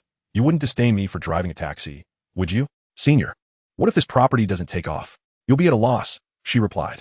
"What is there to fear? Besides, it was a lucky draw. Even if I misjudged, I can always rent out these properties and live comfortably for the rest of my life," Chen Yang reassured her. Chapter 12. I will never be the mistress. Lu Qingqing quickly hopped into the passenger seat, anxious about being seen by her classmates and friends with a boyfriend who drove a taxi. "Why don't you drive my Porsche? I hardly use it anyway. My car is quite good." Chen Yang declined her generous offer, although she rarely drove it. Her car was well known at Star City University and had even featured in popular forum discussions. He had no desire to ride her coattails and become a subject of gossip. Seeing Chen Yang reject her offer, Lu Qingqing resignedly suggested, "Then when you pick me up in the future, park a bit farther from school to avoid being seen by classmates." Chen Yang understood her intent. After all, girls often harbor a bit of vanity. In his focus on convenience, he had neglected her feelings. However, since the car was already purchased, he had no plans to change it. Noticing Lu Qingqing's anxious gaze fixed on the window, he teased, "You could have easily hailed a cab at the school gate, yet you chose to walk a longer route. If they see you, they'll probably have a good laugh. Is that so? What should I do then?" Lu Qingqing began to feel a headache coming on. Although she was riding in her boyfriend's car, it felt as if she were taking a taxi, which struck her as rather odd. Chen Yang found her expression amusing and continued to jest. "How about this? When you get out, you pay double the fare. That way, it's akin to riding in a luxury vehicle." Lu Qingqing shot him an exasperated glance, retorting, "Do you think I'm that foolish? Hurry up and drive." As she spoke, she lowered her head to look outside, fearful of encountering someone she knew. However, as fate would have it, just as Chen Yang was about to accelerate, the rear door swung open and a familiar figure slid in. "Driver, take me number 58, Jian," she rode. Chen Yang instinctively turned to look, locking eyes with Lin Wei. "Chen Yang, have you switched careers to taxi driving?" Lin Wei was aware of Chen Yang's penchant for picking up odd jobs. though she was surprised to see him in this role. What truly astonished her was Lu Qingqing sitting in the passenger seat. Chen Yang felt a headache coming on, scratching his head. Although the three of them knew each other, the current situation was undeniably awkward. One was his legally wedded wife, while the other was a girlfriend with whom he was about to deepen their relationship. Was this not a veritable battlefield? Senior, this is Chen Yang's newly acquired car. He is not driving a taxi. Lu Qingqing whispered to Lin Wei, urging Chen Yang to drive quickly, fearing they might encounter more acquaintances. Chen Yang swiftly maneuvered the car away from Star City University, eager to avoid running into anyone else. Chen Yang, where did you get the money for a car? Lin Wei inquired, surprised that he had suddenly come into money within just a few days. Moreover, hadn't he rejected Lu Qingqing? Why were they together again? And seemingly closer than before? Was it possible that the person he had been contemplating that day was indeed Lu Qingqing? This car, did Lu Qingqing fund it? The more she pondered, the more uneasy she felt. Senior, we even bought a house today. Lu Qingqing couldn't help but boast to Lin Wei. Despite Chen Yang clarifying his relationship with Lin Wei on the forums, a woman's intuition told her that Lin Wei posed a significant threat. She needed to assert her position. Lin Wei, surprised that her assumptions were correct, felt an inexplicable pang of discomfort. It's all borrowed, Chen Yang interjected quickly, cutting off Lu Qingqing's conversation. If Lin Wei were to discover that he had won a 20 million jackpot, she would undoubtedly try to persuade him to invest in Qingshui again. The current climate in Qingshui was dire. Enterprises were struggling, and laborers were going unpaid. Private enterprises offered better compensation, but lacked robust support, making it an unsuitable environment for investment. Given Chen Yang's current financial standing, returning to Qingshui for minor ventures would be far less advantageous than remaining in Star City as a carefree landlord. Should he aim for something bigger, he would have to contend with Zhang Jun and the formidable Zhang family behind him, facing countless risks. As a reincarnated individual, he would not foolishly plunge himself into perilous circumstances again. Don't you think it's embarrassing for a university student to drive taxi? Lin Wei said, looking at Chen Yang with a mix of disappointment and concern. Why not return to Qingshui? I can help you find a job at a bank. There is no shame in any profession, as long as it is earned through hard work. Chen Yang stood firm in his resolve. In his previous life, he had passed the interview at Qingshui Bank, only to be notified later that he had not been selected. With Zhang Jun around, even if Lin Wei could help him pass the interview, life afterward would still be difficult.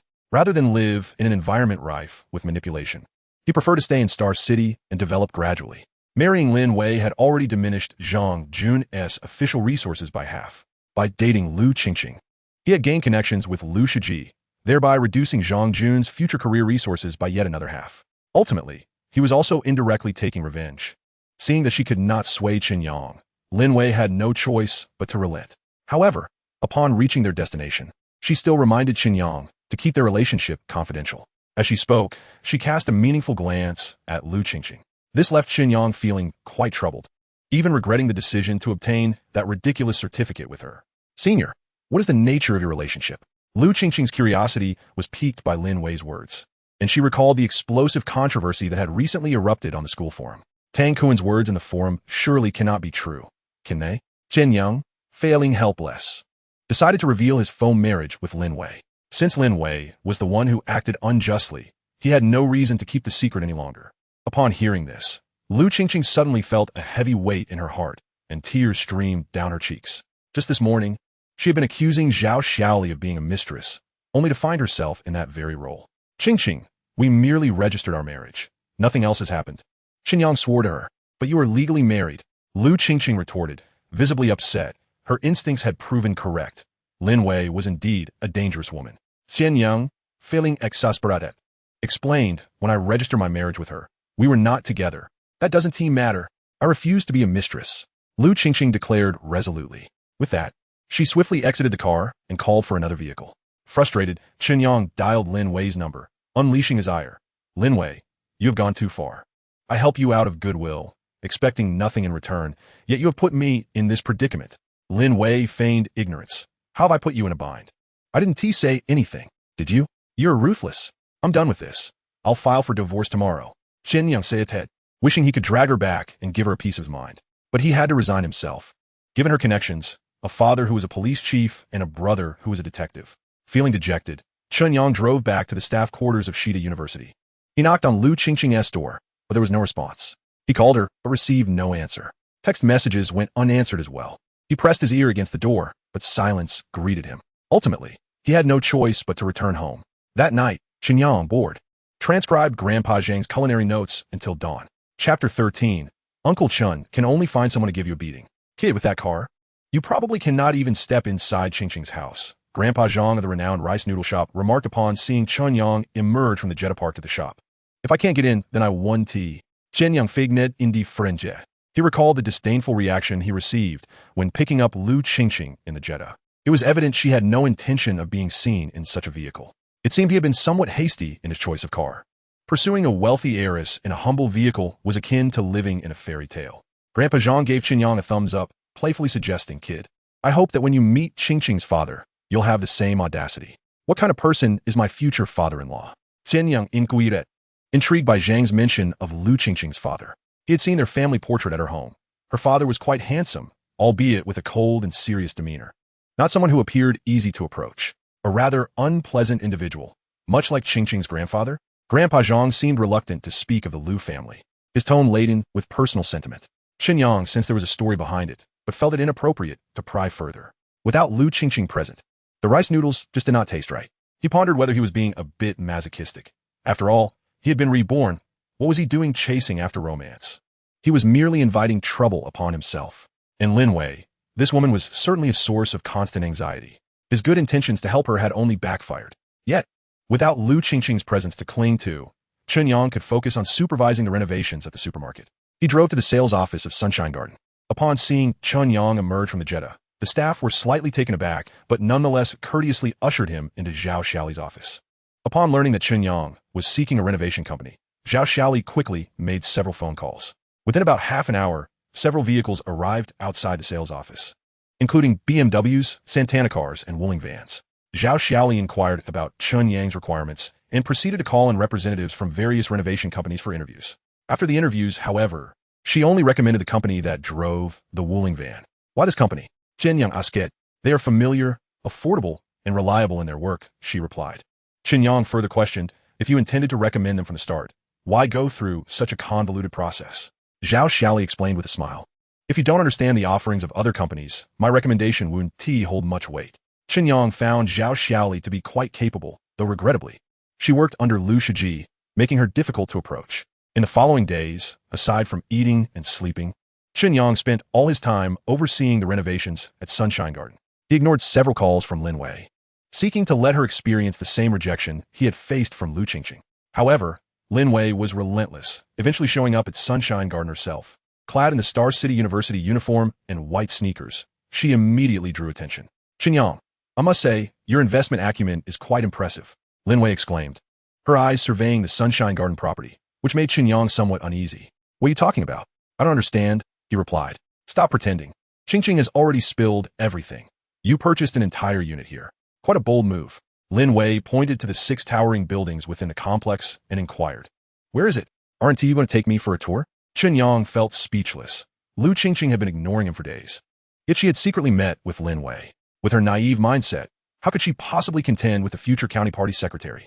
With Lin Wei personally visiting, it seemed unlikely that her intentions were solely about the property. Since my husband has bought such a home, as a wife, I must come and see it. After all, if we divorce one day, I need to know where my share lies. I have already consulted, and post-marital assets are split equally, Lin Wei added with a mischievous grin. Chen Yang chose to ignore her and reminded her, Lin Wei, we are only in a faux marriage. Having registered our marriage, our relationship is legally protected, is it not? Lin Wei retorted, pulling out their marriage certificate to wave in front of Chen Yang. He remained unfazed. He had refrained from signing a prenuptial agreement precisely because he knew Lin Wei was not motivated by greed. She undoubtedly had ulterior motives. If you have something to say, just say it. There is no need for us to beat around the bush. Is that so? Lin Wei had initially intended to tease Chen Yang, but was taken aback when he did not take the bait. Since their registration, she felt that Chen Yang was no longer the same rural boy she had known. He had seemingly struck gold and was unhesitatingly investing in high-end properties with great potential. There was an enigmatic quality about him that she could not decipher. Qingqing approached me a few days ago, hoping we could end our relationship early. I can understand her feelings. However, Chun Bing has encountered some issues. His father opposes his relationship with Zhong Lin and has taken back the house they were living in. They have nowhere to stay, and now you want to take advantage of me? Chen Yang quickly grasped the crux of the issue, feeling irked. He had yet to settle the score with her for the trouble she had caused him, and now she was trying to encroach upon his property. Did she truly not consider him an outsider? For your Qingqing, what is the harm in sacrificing a house? Chen Yang thought to himself. It's easy for you to say that since it's not your property. After some contemplation, he decided to acquiesce to Lin Wei's request, recognizing that having connections like Chun Bing in Xingqing could prove beneficial in the long run. Lin Wei ought to remember his kindness. However, he also remained vigilant. He could reside in the house for as long as he wished, but he had to remind her that should old Master Chen ever pursue the matter, they must not sell him out. Rest assured, given your status as Lin's son-in-law, Uncle Chun would merely send someone to give you a good thrashing. He would go so far as to break any limbs. Chen Yang shot Lin Wei a sidelong glance. He recalled that this woman had never been one for jesting. She had always been cold in school, and even more so in the realm of politics. What had caused her sudden transformation? Speaking of which, was old Master Chen really only intending to have someone beat him up? This was a matter of great importance concerning the Chun family's lineage. And what of Lin Wei's father? In his previous life, Zhang Jun had been hospitalized for 3 days after being beaten by him. How much angrier would he be upon discovering that Chen Yang had married his daughter without permission? The more he pondered, the greater Chen Yang's headache became. Chapter 14. I am fond of women. After perusing Chen Yang's apartment for some time, Lin Wei selected a modest 70 square meter 2-bedroom on the 10th floor for Chen Bing. In truth, she had wished for the more spacious 100 square meter 3-bedroom, but felt too shy to voice it to Chen Yang. After all, she had inquired about the housing prices in Sunshine Garden. The 100 square meter unit would cost 380,000 yuan. Even with the internal price Chen Yang might receive, it would still be 280,000 yuan. Having lived 2 lifetimes, Chen Yang could easily discern Lin Wei's thoughts, and thus he proactively suggested she opt for the 100 square meter 3-bedroom. Lin Wei was taken aback by Chen Yang's generosity, her admiration for the handsome man deepening. She kindly cautioned, 30 more square meters means several more thousand yuan. Aren't you concerned? Chen Yang thought a lie to claim he was too worried. However, since Lin Wei was cultivating connections for him, sacrificing a house seemed worthwhile. Of course, he did not forget to remind her of a more pressing matter. Now that I've given you the house, when shall we make another trip to the Civil Affairs Bureau? Are you in a hurry? What makes me less desirable than Lu Qingqing? Lin Wei, having been momentarily pleased, found herself slightly displeased. She couldn't fathom why, despite her prominence at Xingqing University, where she garnered far more attention than Lu Qingqing, Chen Yang had never pursued her, nor had he ever shown even the slightest hint of affection. Chen Yang was somewhat surprised by Lin Wei's reaction. After a moment's contemplation, he inquired, would you kiss me? Would you bathe with me in the shower? Would you engage in the sort of activities that married couples undertake? Lin Wei's cheeks flushed at the explicitness of his questions. Have you too progressed to that level? No, but I would certainly agree. Unlike Chen Yang, who glared at Lin Wei, muttering, I knew you were setting traps for me. Lin Wei offered a sheepish smile. To be fair, she held some admiration for Chen Yang, but not to the extent of being willing to surrender herself. In this regard, she perhaps fell short of Lu Qingqing. Her earlier emotional shift was likely triggered by Chen Yang's actions. To resolve her troubles, he had offered a house worth hundreds of thousands without hesitation. Such generosity was rare in reality. It should be noted that the average salary in Xingqing was merely 600 yuan a month. A house priced at nearly 300,000 yuan would require an ordinary person to save for over 40 years without spending a penny. Lin Wei recalled her father, who had worked for over 20 years in the Public Security Bureau of Qingshui City, living only in a dilapidated unit. Why don't you stop seeing Lu Qingqing and let us turn this pretense into reality? Lin Wei whispered, knowing that while Chen Yang could assist her temporarily in matters of love, he could not provide enduring support. Rather than face future troubles over this issue, it would be wiser to resolve it completely now. Turning pretense into reality? Are you serious? Chen Yang, as a reborn individual aware of Lin Wei's future romantic history, found it hard to believe. Of course, Lin Wei nodded earnestly. I've heard that many from the older generation first obtain a marriage certificate and then cultivate their feelings. We could try that too. Chen Yang remained skeptical. He deliberately opened his arms to embrace Lin Wei, curious to see if she would reject him. To his surprise, she indeed evaded him. That was too sudden. You need to give me some time to mentally prepare. Lin Wei felt a bit embarrassed, having not anticipated Chen Yang's directness. Fortunately, her phone in her pocket rang just in time, prompting her to hastily retreat to another room to answer the call. Watching her flee, Chen Yang sighed deeply. Such a beautiful woman, yet she did not like men. What a pity. He stood on the balcony, gazing at the scenery of the community. It was quite a while before Lin Wei finished her call, informing him that Chen Bing and his wife wished to treat him to dinner and hoped he could attend. With Lu Qingqing absent, Chen Yang would be alone at home eating instant noodles, so he readily agreed. He noted that the dinner would be held at Jiayang Restaurant and checked the date on his phone. Thankfully, the group stage of the World Cup had concluded, and there would be no further matches for the national team. On the way, Lin Wei mentioned that her work had been arranged and that she would report to the Industry and Commerce Bureau of Qingshui City after graduation. Chen Yang understood that this was where her career would commence. 6 months later, she would be reassigned to Panlong Town, ascending from deputy town chief to the secretary of the county committee of Qingshui County. In his previous life, it was Lin Wei who had helped reclaim the land for Chen Yang's ancestral home after taking office in Panlong Town. Although she had not disclosed this to Chen Yang and had attributed the credit to Zhang Jun, he had always remembered her kindness. Thus, even if he found certain of Lin Wei's actions displeasing in this new life, he never rejected her requests. Sunshine Garden was not far from Jiayang Restaurant. It took Chen Yang only 10 minutes to drive there. Upon parking, he spotted Chen Bing riding a motorcycle, likely just off duty, still in his police uniform. Zhong Lin sat behind him, exuding happiness. This scene prompted Chen Yang in the car to involuntarily comment, "Look at that, you all criticize me for driving a Jetta, yet a motorcycle brings a girl such joy." Lin Wei laughed and said, "That's different. A motorcycle is the best mode of transport within Chen Bing's current capabilities. If you hadn't struck it rich, even riding a bicycle wouldn't bother me." Chen Yang felt it futile to reason with women. Noticing Zhong Lin had turned her gaze towards them, he parked the car and got out with Lin Wei. "Brother, I didn't get a chance to thank you for the last incident, and now it seems I must trouble you again." Chen Bing shook Chen Yang's hand vigorously. Gratitude etched on his face. Chen Yang had witnessed Chen Bing's drunken state before. He was completely unrestrained. If he accepted this gratitude, he could easily find himself sold out in an instant. Therefore, he quickly pointed at Lin Wei, saying, "Brother, the house is for her.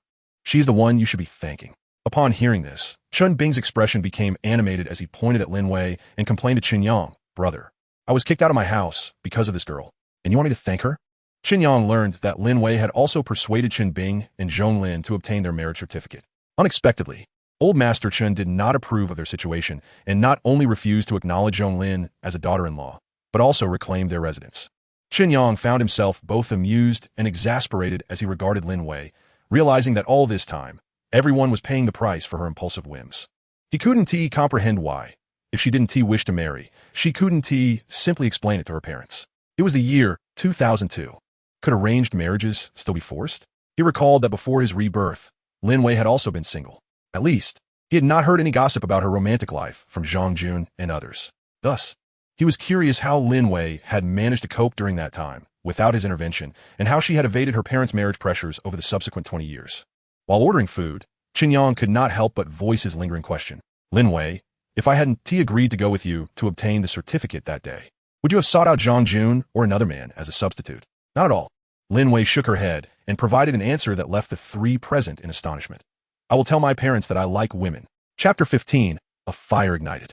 Influenced by Zhang Jun, Chen Yang had previously harbored doubts about Lin Wei's preference for men.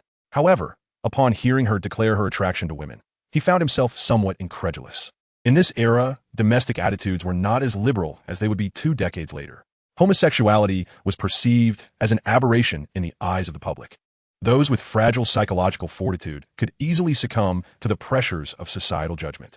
If Lin Wei were indeed so inclined, she would undoubtedly hide it with utmost secrecy. Moreover, throughout their 4 years of university, he had not observed Lin Wei engaging in any particularly intimate relationships with other women, nor had he heard any unusual rumors concerning her. "Chen Yang, don't listen to her nonsense. Just go to her house. It's filled with posters of Li Ming. Besides, with Uncle Lin's temperament, if she dared to do anything out of line, he would break her legs." "Uft, do you think my dad is like your old man? He wouldn't dare." "Yes, he wouldn't dare. I remember once, someone couldn't even get out of bed, and I had to bring him food." "Chen Bing, that was years ago. If you bring it up again, I'll fall out with you."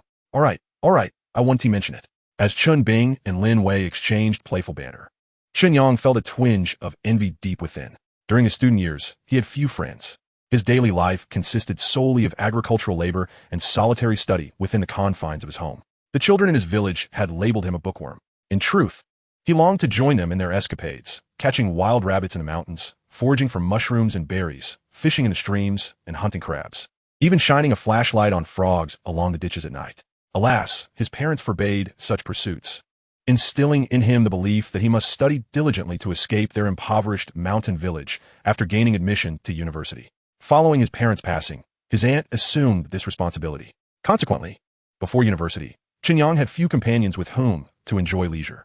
Fearing loneliness, he cherished the friendship he shared with Zhang Jun, Zhao Xuanfa, and Tang Kuan. Regrettably, this had only led to shameless betrayal and manipulation.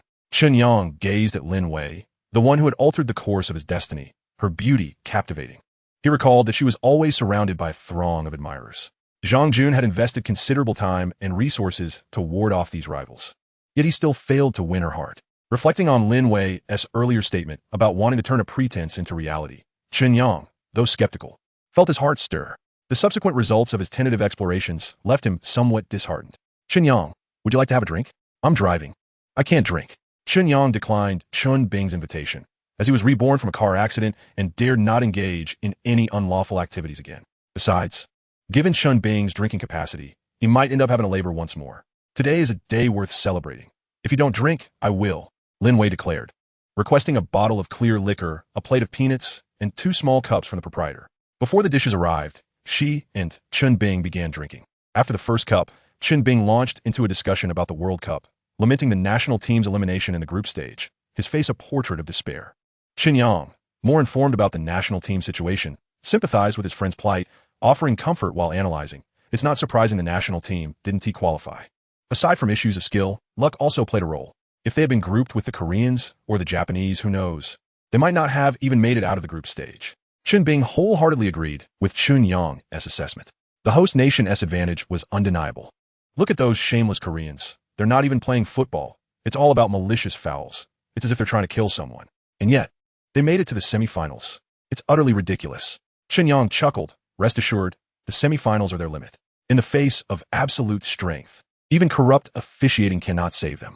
The one thing that irked Chen Bing the most about this World Cup was the Korean team, and his spirits lifted at Chen Yang's words. Are you saying they'll be eliminated by Germany? Chen Yang nodded emphatically. Unless they have some miraculous advantage like I do, they won't stand a chance. At this moment, Lin Wei interjected, Chen Yang, you don't even play football. How do you know so much about the World Cup? Chen Yang explained, the guys in the dorm often talk about it. I've picked up a bit from listening. Ah, I see. Lin Wei seemed to recall something, adding, that Tang Kuan seemed to have won a second prize. He took a lot of classmates out to dinner.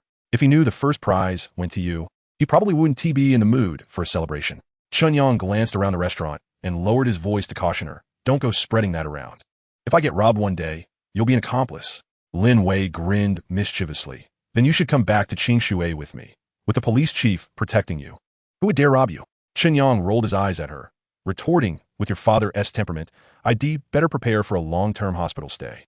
Is my dad really that terrifying? Lin Wei laughed until tears streamed down her face. In her childhood, her mischievous antics had often resulted in punishment, but after starting school, her father had become considerably gentler.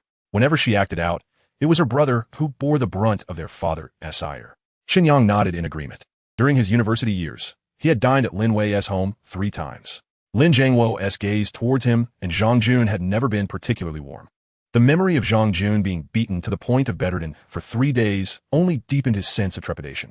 Chen Yang, don't overthink it. The public safety in Xingqing is quite good, Chen Bing reassured him at the right moment. As a police officer in Xingqing, he held confidence in the local security. Of course, he dared not suggest that Chen Yang remain in Xingqing to develop his career. After all, Lin Wei's attitude towards Chen Yang was distinctly different from that of other men. Should he say the wrong thing and jeopardize her feelings, he would surely face retribution. Chen Yang had invested significantly in real estate in Xingqing and intended to bring his aunt's family over, even if Lin Jiangwo did not cause him trouble. He currently had no plans to return to Qingshui. He chose not to respond, and Lin Wei did not press the matter further, continuing to clink glasses with Chen Bing. As the meal concluded, both Chen Bing and Lin Wei found themselves slightly inebriated. Chen Yang drove Chen Bing and Zhong Lin to their temporary residence before taking Lin Wei back to her rented apartment. Upon arrival, Lin Wei had already succumbed to slumber in the passenger seat. Chen Yang called her name, but she did not respond. After gently nudging her, still with no reaction, he had no choice but to carefully carry the inebriated beauty inside her dwelling. Once he laid her down on the bed, he finally exhaled a sigh of relief. Looking around her room, he noted the plethora of Li Ming posters adorning the walls. She was clearly a devoted fan, yet she still tried to maintain an aloof demeanor. Chen Yang felt that her life was somewhat inauthentic. However, gazing at Lin Wei's gentle and serene sleeping visage, he couldn't suppress his inner turmoil and leaned in to place a soft kiss upon her lips. Heh, I knew you weren't just a blockhead. Lin Wei suddenly opened her eyes, a mischievous grin spreading across her face as she regarded Chen Yang. You're not drunk? Chen Yang stammered, feeling awkward and wanting to escape, but Lin Wei's delicate hands clutched his neck tightly. Guarantee you asking me if I dare to do something with you? Lin Wei tilted her head slightly, her eyes sparkling like clear water, fixating intently on Chen Yang, her luscious lips gradually drawing nearer, resembling a blooming flower awaiting a bee's caress. In that moment, regardless of Lin Wei as formidable and domineering father, Chen Yang found himself unable to restrain his desires. The fire of passion ignited, entangling them until dawn. As he gazed at the beautiful woman in his embrace, wearing a sweet smile, Chen Yang felt as though he were trapped in a dream. To his astonishment, within just a few days, they had not only obtained their marriage certificate, but had also entered into a de facto marital relationship. Chapter 16. This woman is a punishment sent by heaven to torment him. Senior, why didn't you call me last night? Lu Qingqing finally concluded her Cold War with Chen Yang via text message. Chen Yang stared at the text message she sent, utterly speechless. This woman is truly peculiar. She refuses to answer my calls, yet remains silent when I text her. When I ignore her, she grows anxious. The crux of the matter is that he is currently unable to respond. As his phone chimed, Lin Wei awoke, her large, expressive eyes fixed on him. Whose message is that? Why aren't you replying? In truth, Lin Wei had already caught a glimpse of its content and feigned ignorance with her question. Chen Yang shot her a knowing glance. After a brief moment of contemplation, he finally replied to Lu Qingqing.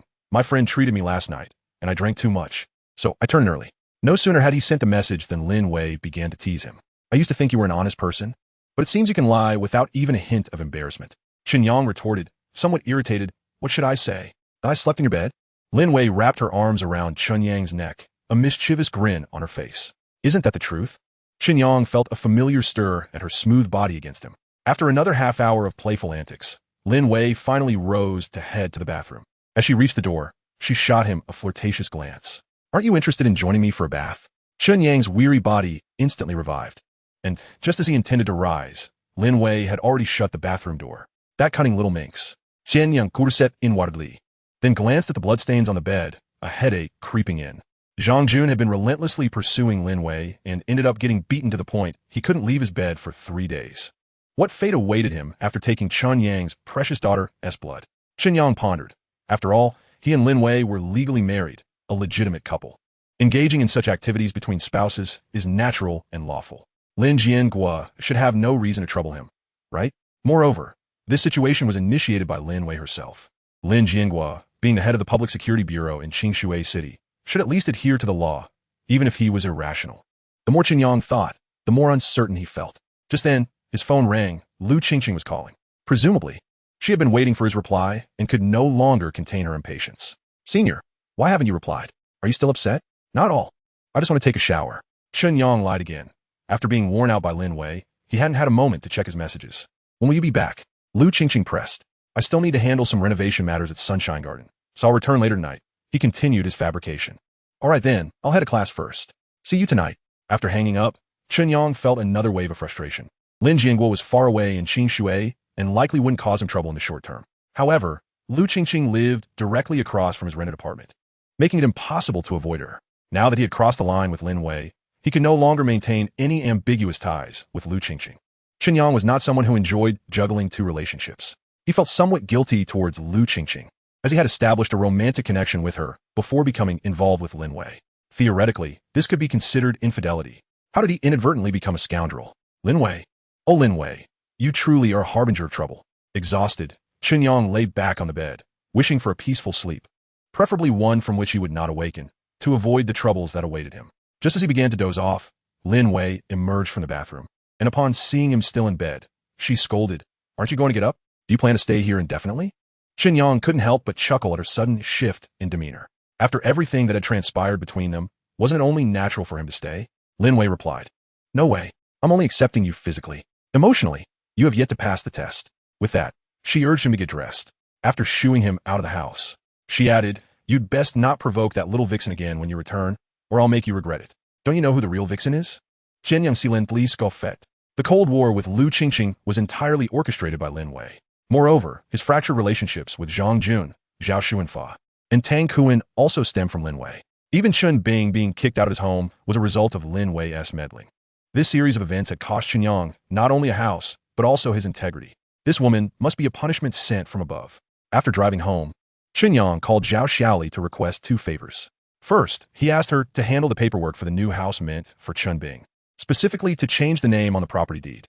Following Lin Wei's suggestion, it would be best if the house were under Zhong Lin's name. In case Chen Bing couldn't withstand the pressure from Chen's family patriarch, at least Zhong Lin would have some security in Xingqing. Secondly, regarding the renovations, the supermarket project must not be halted, and Chen Bing's new house renovation should commence as well. He hoped Zhao Xiaoli could communicate with the contractor to see if they could proceed simultaneously. If not, they would need to find another company to take over. He also sent Zhao Xiaoli's phone number to Zhong Lin for her to manage the property transfer. Once that was settled, Chen Yang began to seek solace in sleep. However, he was disturbed by the ringing of his phone not long after. Chen Yang, that little minx just drove off in her Porsche. I wonder if she is coming to find you? Yes, she is currently sleeping outside next door. Why don't you come over?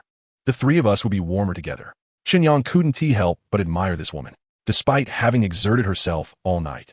She seemed invigorated while he felt utterly exhausted. The old saying holds true. Only the dead ox is overworked, not the plowed field. Aren't you afraid of the heat on such a hot day? What is there to fear? To die beneath the peony blooms is to be a spirited ghost. Is that so? Then wait for me. I'll come over and fulfill your wish. Chen Yang quickly began to flatter and soften his tone. He had entered a sage-like mode, lacking the energy to indulge in romantic escapades. Of course, he also wished to avoid witnessing a collision of personalities between Lin Wei and Lu Qingqing. From their initial encounters, it was clear that Lu Qingqing stood no chance against Lin Wei. If she were to be bullied in her domain, the Lu family would not let it slide. After graduating, Lin Wei was returning to Qingshui City, while Chen Yang needed to develop in Xingqing. In such a scenario, he would surely bear the brunt of the consequences. Therefore, no matter what, he must prevent any sparks from igniting. After dispatching Lin Wei, Chen Yang hurried to wash up. He cleaned the clothes he wore the previous night and tidied up the room. Women are incredibly sensitive beings. Even the faintest lingering scent could provoke unnecessary trouble. At that moment, Chen Yang's greatest concern was that Lu Qingqing would discover any traces left by Lin Wei. If exposed, with Lu Qingqing's impulsive nature, he could easily become the center of attention on the Xingqing University forum once again. Chapter 17. I want to enjoy a two-person world with my man. Lu Qingqing arrived quickly, dressed in vibrant attire that radiated charm and allure. She intended to give Chen Yang a warm embrace, but was met with evasion. Senior, are you upset? Not at all. Chen Yang struggled to find the right words, attempting to avoid hurting Lu Qingqing's feelings. I just think it's easier for us to remain friends. Why? Lu Qingqing's complexion instantly paled. She had not anticipated this outcome. Chen Yang had been contemplating their future over the past few days. From their personalities to their life philosophies and family dynamics, everything filled him with pessimism. Qingqing, if we were merely friends, would you look down on me for driving a Jetta? If we're just friends, would you be upset over my marriage certificate with Lin Wei and give me the silent treatment for days? No. However, Lu Qingqing shook her head and continued. I've come to understand things clearly now. You and Senior Lin Wei are merely putting on a facade. It is inevitable that you will part ways in due time. Chen Yang felt that this girl was still too naive, so he inquired, did Lin Wei make any promises to you? Lu Qingqing nodded vigorously and replied. Senior said that as long as I resolve the issue regarding her friend's house, she would break up with you. Then why doesn't she come to me for the house? No, I originally intended for my brother to provide a property for her. She refused, stating that we are not related by blood and could not accept such a grand gift. That was when I mentioned your situation. To my surprise, she immediately agreed to seek you out, claiming it is only natural to ask you for a house. Lu Qingqing had yet to comprehend the true meaning behind Lin Wei's words and could only turn to Chen Yang for answers. Senior, is there some other secret between you two? No. Chen Yang dismissed her speculation and clarified, we have registered our marriage. We are legally husband and wife. In principle, she is entitled to half of the marital assets, which are protected under the marriage law. Ah, weren't you just pretending? Lu Qingqing asked, bewildered. We did not sign a prenuptial agreement. As long as she does not acknowledge it as mere pretense, the law will safeguard her rights. Then why didn't you sign an agreement? At the time of our marriage registration, I was utterly destitute. Was there a need for caution? So, Senior requires 10 million to agree to a divorce? Lu Qingqing became increasingly agitated, her mood deteriorating further. How could she be so wicked? Indeed, she is a malevolent woman. Chen Yang wholeheartedly concurred with Lu Qingqing's sentiment. Although Lin Wei did not demand money and was not inherently greedy, the progression of the entire incident unfolded precisely as she desired. I will confront her. Lu Qingqing turned to leave, wishing she could fly to Xingqing University and give Lin Wei a resounding slap. Chen Yang quickly grasped her hand. Qingqing, do not act impulsively. You're no match for her. Going there will only lead to your own detriment. Lu Qingqing retorted, humph, even if I cannot defeat her, I must expose her ugly face to her face. She has a marriage certificate. Chen Yang worried that Lu Qingqing might cause a scene at school, making the situation irreparable.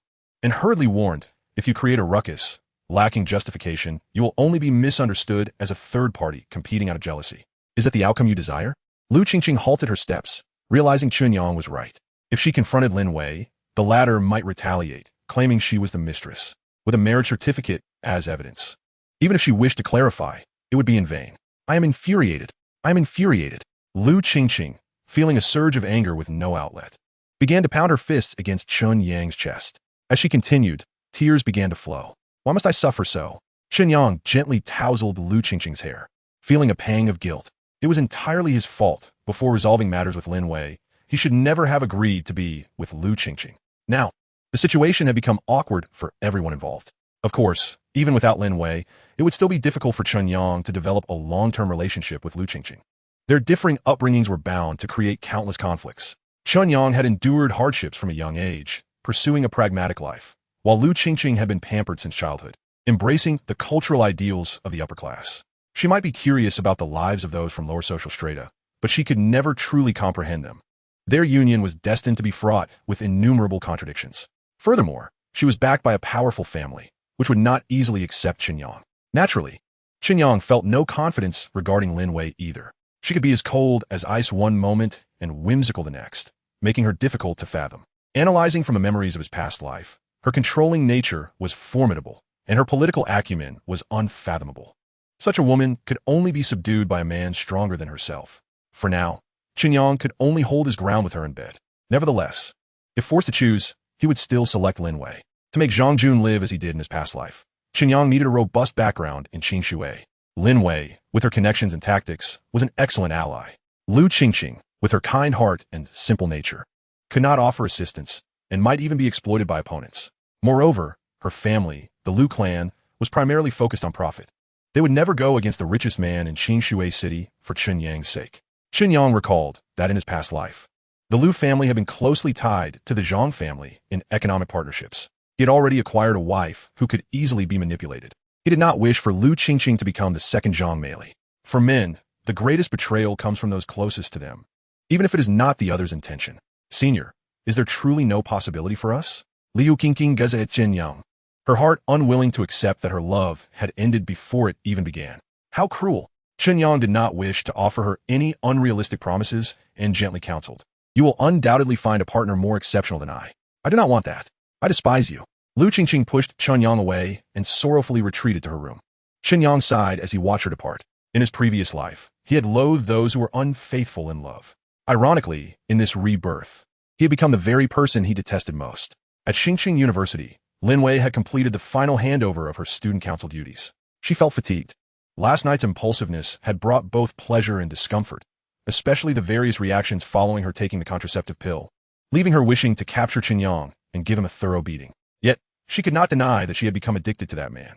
Regardless of the outcome of Lu Qingqing and Chen Yang's encounter, she would not allow them to reunite. Lin Wei, are you going to eat? My treat. Zhang Jun remained steadfast outside Lin Wei's office. As long as Lin Wei was unmarried, he still had a chance. Perhaps next time. I have an appointment today. Lin Wei politely declined Zhang Jun once more. Over the past 4 years in college, she had concocted enough excuses to fill a book to evade his persistent advances. Truth be told, she somewhat admired his tenacity. Unfortunately, she was a woman who valued looks. Are you meeting Su Su for a spa? Then I will join you and treat you both. Su Su, Lin Wei's university best friend, whose full name was Su Mingwei, had been bought off by Zhang Jun long ago. Thus, Zhang Jun was always well informed of Lin Wei's whereabouts at Xingqing University. Previously, Lin Wei had been indifferent, but today, she felt inexplicably angry. No, I'm going to spend some quality time with my man. Your man? When did you get a man?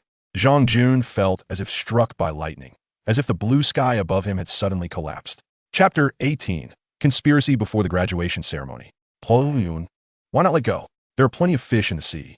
Losing one Lin Wei leaves you with Li Wei, Zhao Wei, and Xu Wei. With your conditions? What kind of woman can't you find? Yes, this Lin Wei just likes to act aloof. Only you, Brother Jun, are magnanimous enough to tolerate her temper. If it were me, I would simply seize her and enact justice on the spot. No matter how proud a woman is, once in bed, she will be submissive. Zhang Jun cast a disdainful glance at Zhao Xuanfa and Tang Kuan, thinking how unfortunate it was to have these two useless lackeys. What do you know? I do not want just any woman. I want the connections of the Lin family. My father said that if I can marry Lin Wei, You'll give me 2 billion. Is there any woman in this world worth 2 billion? Tang Kun, you are obsessed with women. You will eventually meet your demise because of them. Enact justice on the spot? How would you even think of that?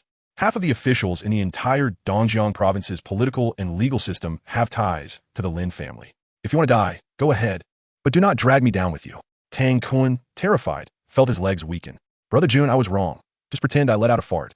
I said nothing. Zhang Jun shot him a glare. Do you think I am foolish? The entire Xingqing University knows you're my man. If I sell you out, can I extricate myself from it? Upon hearing this, Tang Kun let out a sigh of relief and quickly donned a smile, saying, Brother Jun, you cannot place the blame on me. Had I known of her background earlier, I would have revered her like the goddess of mercy. Shang Yun scoffed. Are you out of your mind? If such information were to leak, wouldn't I be courting trouble? Do you not have enough competitors already? Tang Kun diaklit. Inwardly cursing Shang Yun's ancestors. If I had known Lin Wei had such connections, I wouldn't have needed to regard your whims. He couldn't help but think of the fortunate soul who stumbled upon this fortune. Suddenly, an idea struck him. Yun, do you think Lin Wei's man could be Chen Yang? That fellow has been missing for quite some time. Could he be hiding in Lin Wei's home? Zhang Jun's expression shifted slightly. When Lin Wei mentioned having a man, he had indeed entertained doubts about Chen Yang. With Tang Kun's suggestion, he realized that Chen Yang had indeed vanished from the public eye for quite a while.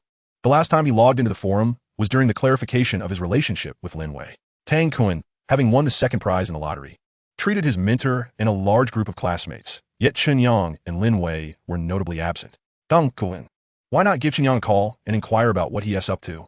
But after the last time I spoke to him like that, do you think he'd still take my call? Just give it a shot. Reluctantly, Tang Kun pulled out his phone and dialed Chen Yang's number, only to be met with a busy signal. He hasn't blocked me, has he? Zhang Jun then turned to Zhao Xuanfa, who hurriedly dialed Chen Yang's number as well. With the same result, Zhang Jun, growing increasingly anxious, took out his own phone, hesitated for a moment, and ultimately made the call. Still, it was a busy signal. Damn it, just as I suspected. Zhang Jun angrily smashed his phone onto the ground, stomping on it until the circuit board shattered, as if the device embodied Chen Yang himself. Brother Jun, tomorrow is graduation day. He will definitely show up.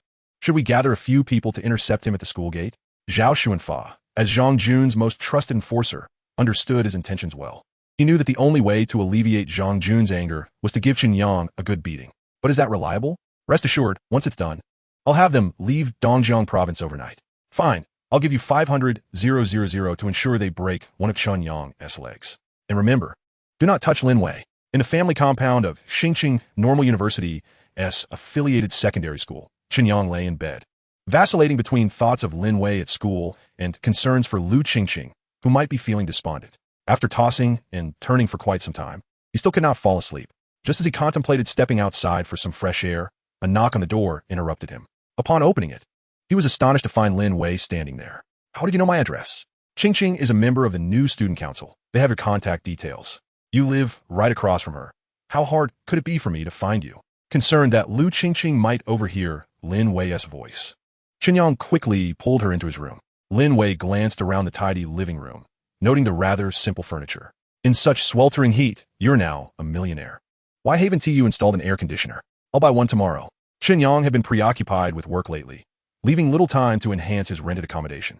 Since Lin Wei brought it up, he could only respond with a temporary evasion. Whereas Qingqing, I saw her car parked downstairs, but haven't seen her. As Lin Wei asked, she wandered into Chen Yang's bedroom, surveying the surroundings before breaking into a satisfied smile. Chen Yang found her behavior quite displeasing.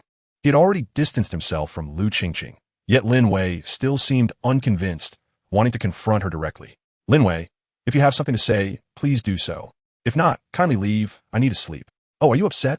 Lin Wei slowly approached Chen Yang, sitting seductively on his lap, exhaling softly. Darling, I'm doing this for your own good. If my father finds out you just got married and have taken a mistress, he might break your legs. Chen Yang genuinely despised being threatened. Yet, knowing Lin Jiangwo, he realized Lin Wei was not merely trying to intimidate him. With so many good men at Xingqing University, why did you choose me? You're from Qingshui City, close to home. Zhang Jun is also from Qingshui City. He was your high school classmate and comes from a wealthy family. I prefer the handsome type. Then you should pursue Li Ming. He is even more handsome. Li Ming may be better looking than you, but I don't want to spend my life with an old man. Chen Yang was left speechless, but felt a surge of satisfaction within. Given Lin Wei's attitude, he decided not to feel jealous of Li Ming. However, Lin Wei's next request caused him distress. Go fetch Qingqing. I need to speak with her. She is likely in a bad mood. Don't make things worse. You're not going? Then I will. Ignoring Lin Wei, Chen Yang was surprised when she directly opened the door and stepped outside. By the time he chased after her, she was already knocking on Lu Qingqing's door. To his astonishment, Lu Qingqing actually opened it. Her eyes were swollen and red, and she glared at Lin Wei with a look of betrayal before launching herself at her. Senior, you deceiver. I'm going to get you. Chen Yang rushed forward to separate the two, but Lin Wei easily pinned Lu Qingqing against the wall. Qingqing, we are both educated individuals. Let us discuss this rationally. Shall we? You have no integrity. You promised to return my senior to me. Qingqing, this isn't my fault. I wanted to go to the Civil Affairs Bureau with Chen Yang, but my father disapproved. He said getting divorced right after marriage would be a disgrace to the Lin family, and even threatened to break Chen Yang's legs. What could I do? Is this true? Chen Yang looked at Lu Qingqing's bewildered expression, feeling a pang of sympathy. This girl was far too gullible. Chapter 19, you got the wrong person. When Lin Wei returned home, she did not have Chen Yang escort her. Instead, she rode in Lu Qingqing's Porsche. Both she and Lu Qingqing shared the same opinion about Chen Yang's Jetta. In an even more surprising turn of events, Lu Qingqing not only drove her home, but also spent the night there. Chen Yang was utterly perplexed. Shouldn't they be adversaries? Nevertheless, with their absence, he finally enjoyed a rare moment of peace, managing to catch up on the sleep he had missed during the day. Upon awakening the next morning and driving to school for the graduation ceremony, Chen Yang encountered many familiar faces he hadn't seen in a while. However, aside from greeting his mentor, Wang Jiangwo, most were engaged in lively conversations with Lin Wei and Zhang Jun. The only acknowledgement he received was polite nods.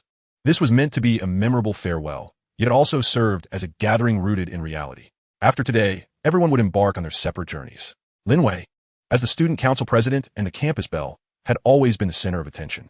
Zhang Jun's family background was well known, promising many future intersections in their careers. Even if they didn't intersect, maintaining contact certainly wouldn't hurt. Chen Yang, lacking any notable background aside from his good looks, had never been particularly social in school. The mere nods he received were already fulfilling the obligations of classmates. Naturally, Chen Yang had intended to remain a low profile, quietly enduring until the graduation ceremony concluded. However, Zhang Jun had other plans. Well, if it isn't Chen Yang, enjoying the good life lately, are we? You look quite dapper. I almost didn't recognize you. Is that so? It appears we're both dressed similarly today. I wonder if you're a man or a dog. Zhang Jun's half-finished taunt was abruptly silenced. Moreover, all the students attending the ceremony are dressed alike. How do you perceive them? Alright, I mi spuke, I opuludisa. Zhang Jun, noticing the growing number of eyes on him, quickly backed down. He felt frustrated. After merely a few weeks apart, the once inarticulate Chen Yang had suddenly become quite the verbal match. Chen Yang, in truth, had no desire to engage with him. The ceremony had concluded, and he intended to stroll through the campus, savoring the remnants of his university days.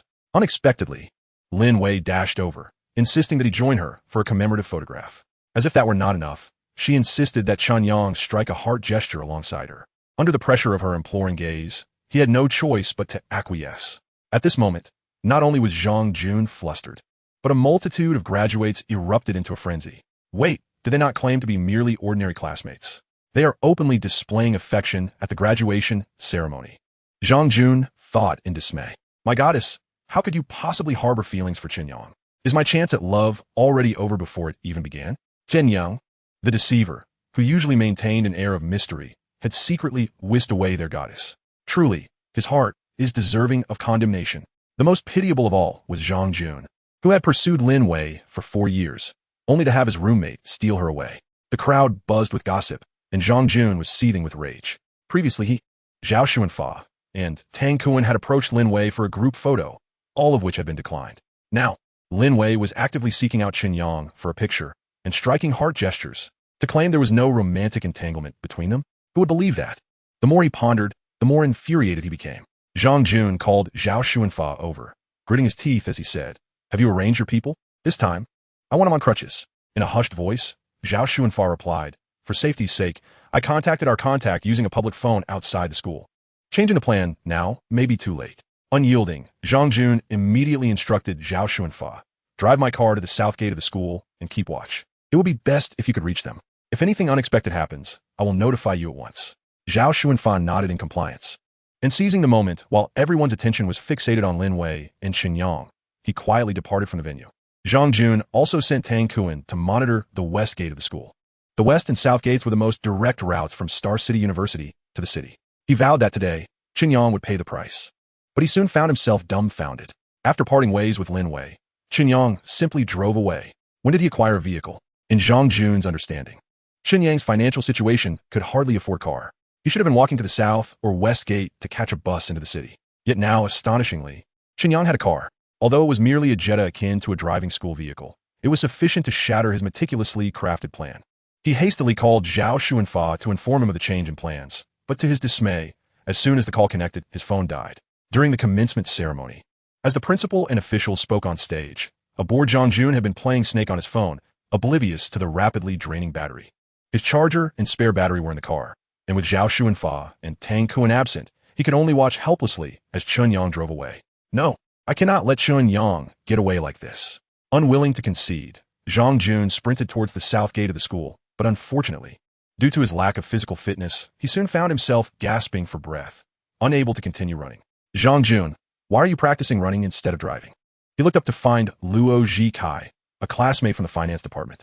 This fellow worked in the investment department at Star City Bank and was considered a notable figure at Star City University. Old Luo, my car was taken by a friend. Could you give me a ride to the school gate? No problem, hop in. Zhang Jun, nearly in tears, climbed into Luo Zhikai's car, only to unexpectedly discover that Lin Wei was also inside. Lin Wei, what are you doing here? I'm discussing some matters with old Luo and catching a ride to the school gate. Lin Wei looked at Zhang Jun with curiosity and asked, what about your two lackeys? Why did they leave you all alone at school? Zhang Jun awkwardly explained, they had some urgent matters to attend to. Lin Wei acknowledged this with a simple "oh," turning her gaze back to the window, quietly admiring the beauty of the campus. Zhang Jun, feeling guilty, hesitated to disturb Lin Wei at such a moment. After chatting with Luo Zhikai about post-graduation plans, they arrived at the south gate of the school. Lin Wei thanked Luo Zhikai and alighted from the vehicle. She had arranged to meet Lu Qingqing for a spa session to exchange beauty tips. Zhang Jun glanced around, failing to spot his own car, and worried about Lin Wei's safety, quickly got out to follow her. Just as he caught up with Lin Wei, a group of thugs clad in gang attire surrounded them. The leader, with disheveled hair, pointed at Zhang Jun and shouted to his accomplices, that's him. Break his legs. Terrified, Zhang Jun turned and sprinted towards the school security office, shouting as he ran, you've got the wrong person. I'm not. Before he could finish, a blunt object struck him on the head. The intense pain caused him to lose consciousness instantly, collapsing to the ground. The thugs, undeterred, rushed forward to kick and punch the fallen Zhang Jun. In the midst of the chaos, Lin Wei, having regained her composure, kicked the leader away. Simultaneously, the guard from the school security office, having witnessed the commotion, rushed out to intervene. Seeing the situation turning against them, the leader and his gang quickly fled. Chapter 20, More Harm Than Good. Zhang Jun, under the urgent care of the school nurse, eventually regained consciousness. To be on the safe side, Lin Wei and Luo Zhikai took Zhang Jun to the nearby Star City People's Hospital for a thorough examination. After a series of x-rays, the results were relatively favorable. He only suffered a mild concussion and needed to be observed in the hospital for a few days. Otherwise, there were no significant issues. Lin Wei found it peculiar that when the local police arrived at the hospital to inquire about the situation, Zhang Jun insisted it was merely a personal grievance and did not wish to pursue the matter further. Naturally, Lin Wei refrained from probing deeper. When questioned by the police, she only provided a brief overview of what she had witnessed. As for Zhang Jun's desperate shout during his escape, she chose to omit that detail.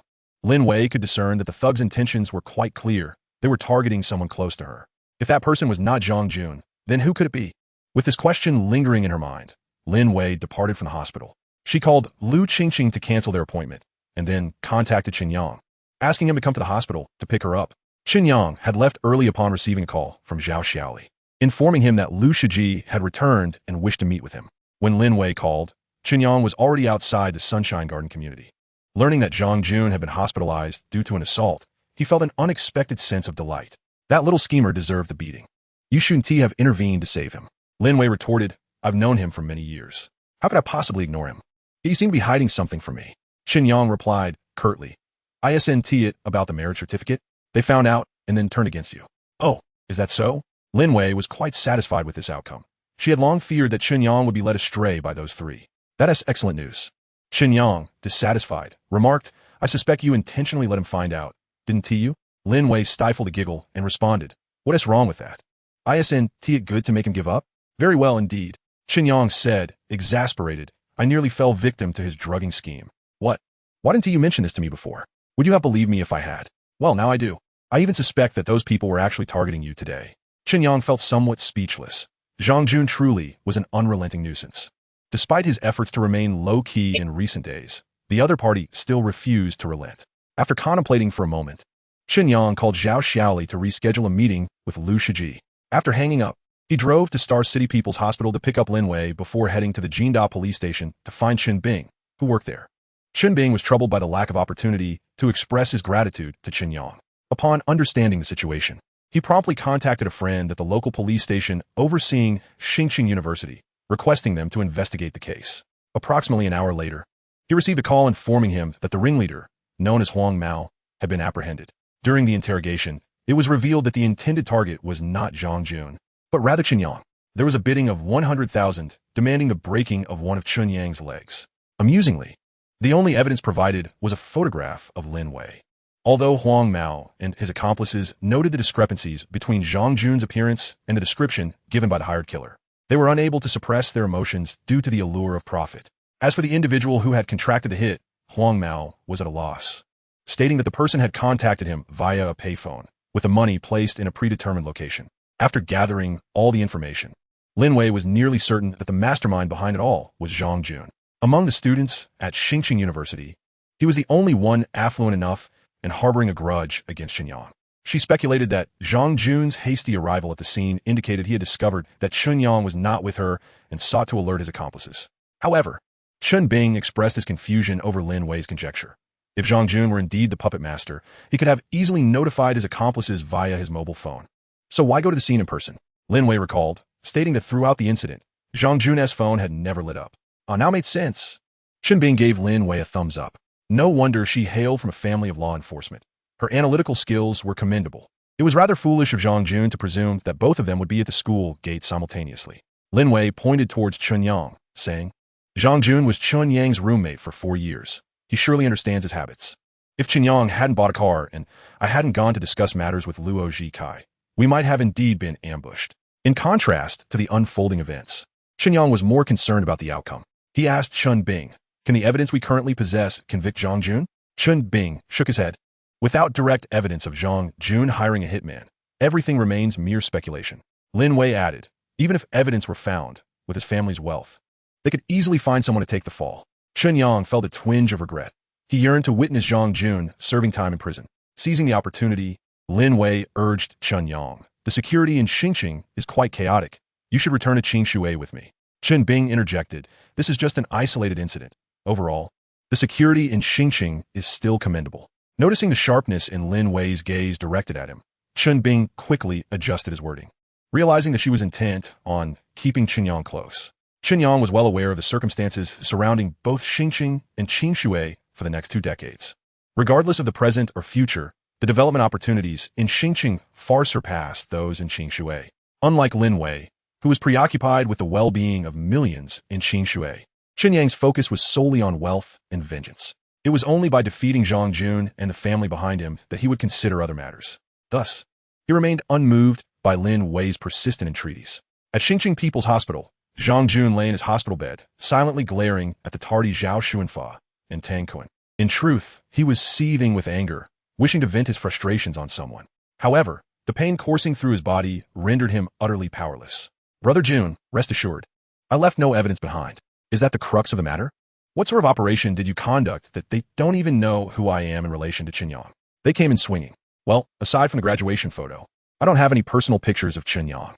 However, I did provide a detailed description of his appearance. They shouldn't have mistaken him. Zhang Jun rolled his eyes in frustration.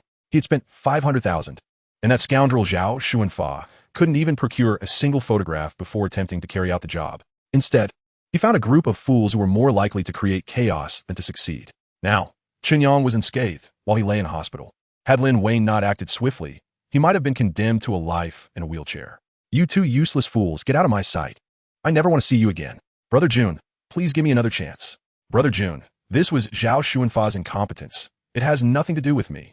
Zhang Jun closed his eyes, unwilling to engage with Zhao Xuanfa and Tang Kun any further. Chapter 21. Zhao Xuanfa captured. After leaving the Jinsha police station, Chen Yang drove Lin Wei to her residence. Lin Wei's apartment was rented with the lease set to expire at the end of the month. Many household items that were slated for disposal were now being prepared for relocation to Chen Yang's rental. This was quite a significant endeavor, involving a myriad of items to transport and organize. Among them were treasured books accumulated over the years, seasonal clothing, as well as various large appliances, including a refrigerator, color television, air conditioner, desktop computer, and fabric sofa. Now, that Chen Yang had acquired wealth. He preferred not to exert himself too much and simply called a moving company to handle the logistics. His responsibility was limited to assisting Lin Wei in packing her books and personal items. Even so, it took over 2 hours of effort. When a moving company finally delivered all the items to Chen Yang's rental, the formerly empty room was suddenly brimming with belongings. Gazing at the room filled to the brim with an array of household items, Chen Yang felt a profound admiration for Lin Wei. It was noteworthy that during their 4 years of university life, Lin Wei had meticulously organized her schedule to the brim. The dual pressures of academics and work had kept her perpetually busy, akin to a toppling spinning top. Yet, amidst such a hectic lifestyle, she had managed to carve out a warm and inviting home. This was a far cry from his preconceived notions of a lifestyle of the offspring of affluent officials. Chen Yang had also experienced fatherhood in his previous life and felt he could speak on the environment and lifestyle conducive to a child's growth. He believed that a household like Lu Qingqing's, characterized by disarray and indulgence in pleasures, epitomized the stereotype of a second-generation rich kid. In contrast, Lin Wei was an anomaly. However, this also allowed Chen Yang to finally feel a semblance of warmth in his own rental. Once everything was organized, dust began to settle. Lu Qingqing had not returned. A phone call revealed that she was attending a gathering with Lu Shiji, expected to last well into the night. Chen Yang prepared 2 bowls of beef noodles for a makeshift dinner with Lin Wei. In recent days, he had taken the opportunity to peruse Uncle Zhang's notes and occasionally sought his guidance, resulting in a notable improvement in his culinary skills. After finishing her meal, Lin Wei bestowed upon him a glowing review, even suggesting he had the potential to become a domestic chef. Chen Yang shot her a sidelong glance. As a robust man, standing tall, how could he resign himself to the confines of the kitchen? He even sternly requested Lin Wei to wash the dishes. Surprisingly, Lin Wei did not refuse. After washing the dishes, she turned on the television and settled on the sofa to quietly watch the news broadcast. Once, as one of many financial consumers, Chen Yang had the habit of watching the news on television. However, as the internet evolved and mobile phones became increasingly multifunctional, that habit gradually faded from his life. For Lin Wei, as a future official of Qingshui, it was entirely normal for her to stay informed about national affairs through the news. Chen Yang, on the other hand, was already cognizant of the development trends for the next 2 decades. Whether or not he followed the news, he was clear about his direction. Thus, while Lin Wei watched television, he reclined on the sofa, closing his eyes to rest. Perhaps due to the exhaustion of a day's move, he fell asleep almost instantly. Upon awakening, the day had already dawned. A thin blanket lay draped over him, yet Lin Wei was conspicuously absent from his side. Rising from his bed, he ventured into the bedroom, only to find no trace of her. Even the sheets bore no signs of having been disturbed. Just as he pondered this mystery, a delightful burst of laughter emanated from the neighboring room. The owners of that familiar sound were none other than Lin Wei and Lu Qingqing. It dawned on him that she must have spent the night at Lu Qingqing's. Were they not rivals in love? How had they suddenly become so intimate? Could it be that Lin Wei was not only attracted to men, but also to women? Chen Yang hastily quelled his wicked thoughts. Just as he contemplated investigating the situation next door, his phone chimed. It was a call from Chunbing. Chen Yang, I bear good news. A witness has identified the individual who hired the assassin. Just as Lin Wei suspected, it was indeed one of your roommates, Zhao Xuanfa. Did Zhao Xuanfa mention that Zhang Jun was behind it? Not at all. He adamantly claims responsibility for his actions. Chen Yang felt a twinge of disappointment. He had not expected Zhao Xuanfa to exhibit such loyalty at this juncture. In a previous life, when Zhang Jun's business crumbled, Zhao Xuanfa had simultaneously delivered a backstab. Bingo, may I meet Zhao Xuanfa? Of course, I shall arrange it for you. Chen Yang relayed the news of Zhao Xuanfa's capture to Lin Wei. To his surprise, her expression bore no hint of astonishment. She merely cautioned him to maintain composure when meeting Zhao Xuanfa. Chen Yang thought to himself, how can I not be agitated? Were it not for luck, I would be confined to a wheelchair by now. If given the opportunity, he would have relished the chance to pin Zhao Xuanfa to the ground and deliver a thorough beating. After living together for 4 years, even a beast would develop some semblance of feeling. Their sycophancy towards Zhang Jun had completely eclipsed their camaraderie as roommates and their bonds as classmates. They were even less than beasts. Fueled by a tempest of indignation, Chen Yang drove to the police station in the university town. He was greeted by a striking young policewoman in her 20s. After verifying his identity, she escorted him to the office of the station chief.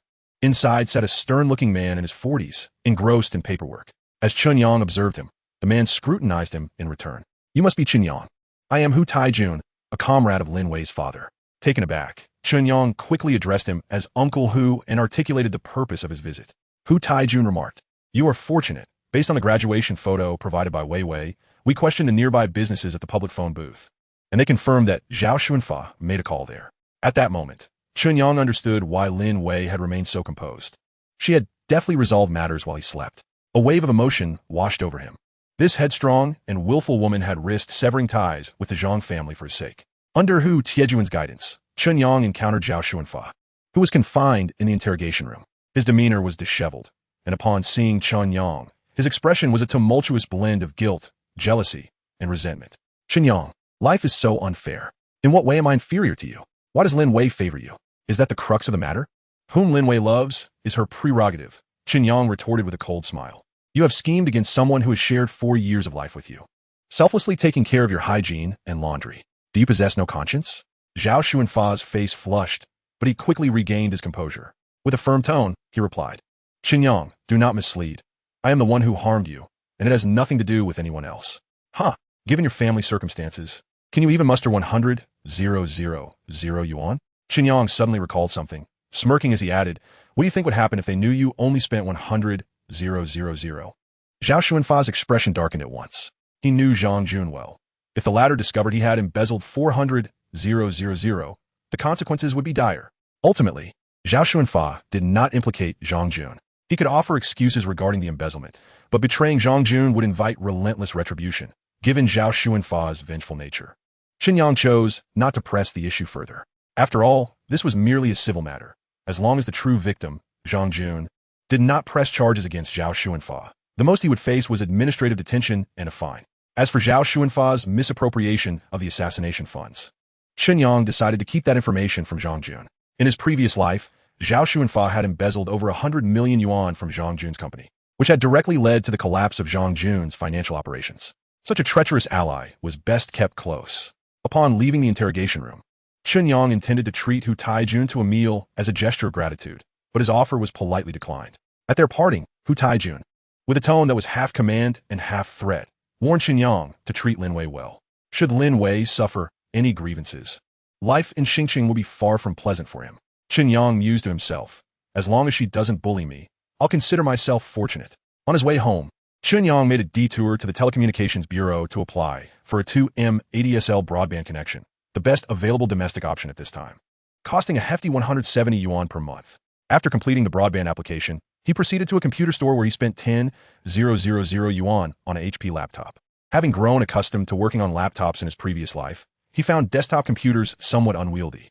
Upon returning home, he discovered that Lin Wei and Lu Qingqing had prepared a sumptuous meal: braised eggplant, steamed pork ribs, spicy chicken, and 3-flavor soup, all visually appealing and aromatic. Chen Yang was taken aback, feeling as if the sun had risen from the west. After tasting the dishes, he realized they were takeout from a restaurant. Nevertheless, for Chen Yang, the mere presence of food sufficed. The source was of little consequence. Meanwhile, Lin Wei and Lu Qingqing were captivated by the new laptop Chen Yang had brought home. "Chen Yang, is this laptop a gift for me? But don't you already have a computer? That one is too bulky. It's inconvenient to bring back to Qingshui. Then take this one. I'll buy another. Senior, I want one too. But don't you already have one? I prefer a portable one that I can take to the dormitory." One was his newlywed wife, and the other was a close friend who had just helped him save millions in real estate investment. Both warranted the gift of a laptop. Chen Yang retrieved the business card from the computer store and called to inquire if they could deliver. Upon learning that he needed two, the store owner readily agreed. To ensure Chen Yang had no chance to reconsider, the delivery was made within 20 minutes. Even more astonishingly, the delivery came with a POS machine, saving Chen Yang a trip to the bank. Indeed, the services accessible to the affluent were unparalleled. After dinner, the three of them began to tinker with the new laptops. Lacking internet access at home, Chen Yang decided to take the computer to Lu Qingqing's house. He connected it to the router, plugged in the network cable, and accessed the campus network of Xingqing University. He created an account named Onlookers and began to post. Extra. The incident involving our graduates being assaulted at the south gate of the school has been solved, and the truth is. He then added in the content. The answer will be revealed on the 200th floor. His actions immediately piqued Lin Wei's curiosity. "Chen Yang, what are you up to? just an onlooker enjoying the spectacle. With a mischievous grin, Chen Yang swiftly hit the post button. Within 5 minutes, replies exceeded 300. First floor. Second floor. The 100th floor has passed. Keep it up below. The 200th floor came and went, eagerly awaiting the host to disclose the truth. Is the host dead? Over 300 replies and no revelation of the truth? What a scam. Chen Yang typed another line into the chat.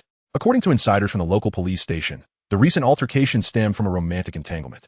The female protagonist is none other than our former campus belle, Lin Wei, while the male lead remains a mystery, to be unveiled on the 1000th floor. Lin Wei fiercely pinched Chen Yang's ear, threatening, "If you dare tarnish my reputation, you could forget about sharing my bed in the future." Upon hearing this, Lu Qingqing cheerfully remarked, "Senior, my bed is spacious enough. I can lend you half." Chen Yang quickly feigned death. While Lin Wei and Lu Qingqing began to grapple with one another, the fervor of the forum escalated rapidly, thanks to Chen Yang's antics as a mere bystander. Is there any doubt about the male lead? It's obviously Zhang Jun, the one who got beaten up. That fellow has always been rather arrogant. So his getting thrashed is hardly surprising. However, a question arises. Didn't Senior Lin Wei previously issue a statement clarifying her relationship with Zhang Jun? How could he possibly be the male lead? Could it be that Senior Lin Wei was swayed by Zhang Jun's wealth, prompting the true male lead to retaliate in a fit of rage? That yellow-haired guy as the male lead? I've heard he is quite mediocre in appearance. How could Senior Lin Wei possibly be interested? He must have hired thugs. If it's neither Zhang Jun nor the yellow-haired guy, then only 2 suspects remain. Floor 701. I presume you're referring to Chen Yang and Luo Zhikai? Floor 702. Luo Zhikai was present at the scene and can be ruled out. I believe Chen Yang is the more likely suspect. Floor 703. Who says the mastermind can't be present at the scene? Besides, Chen Yang is a poor student.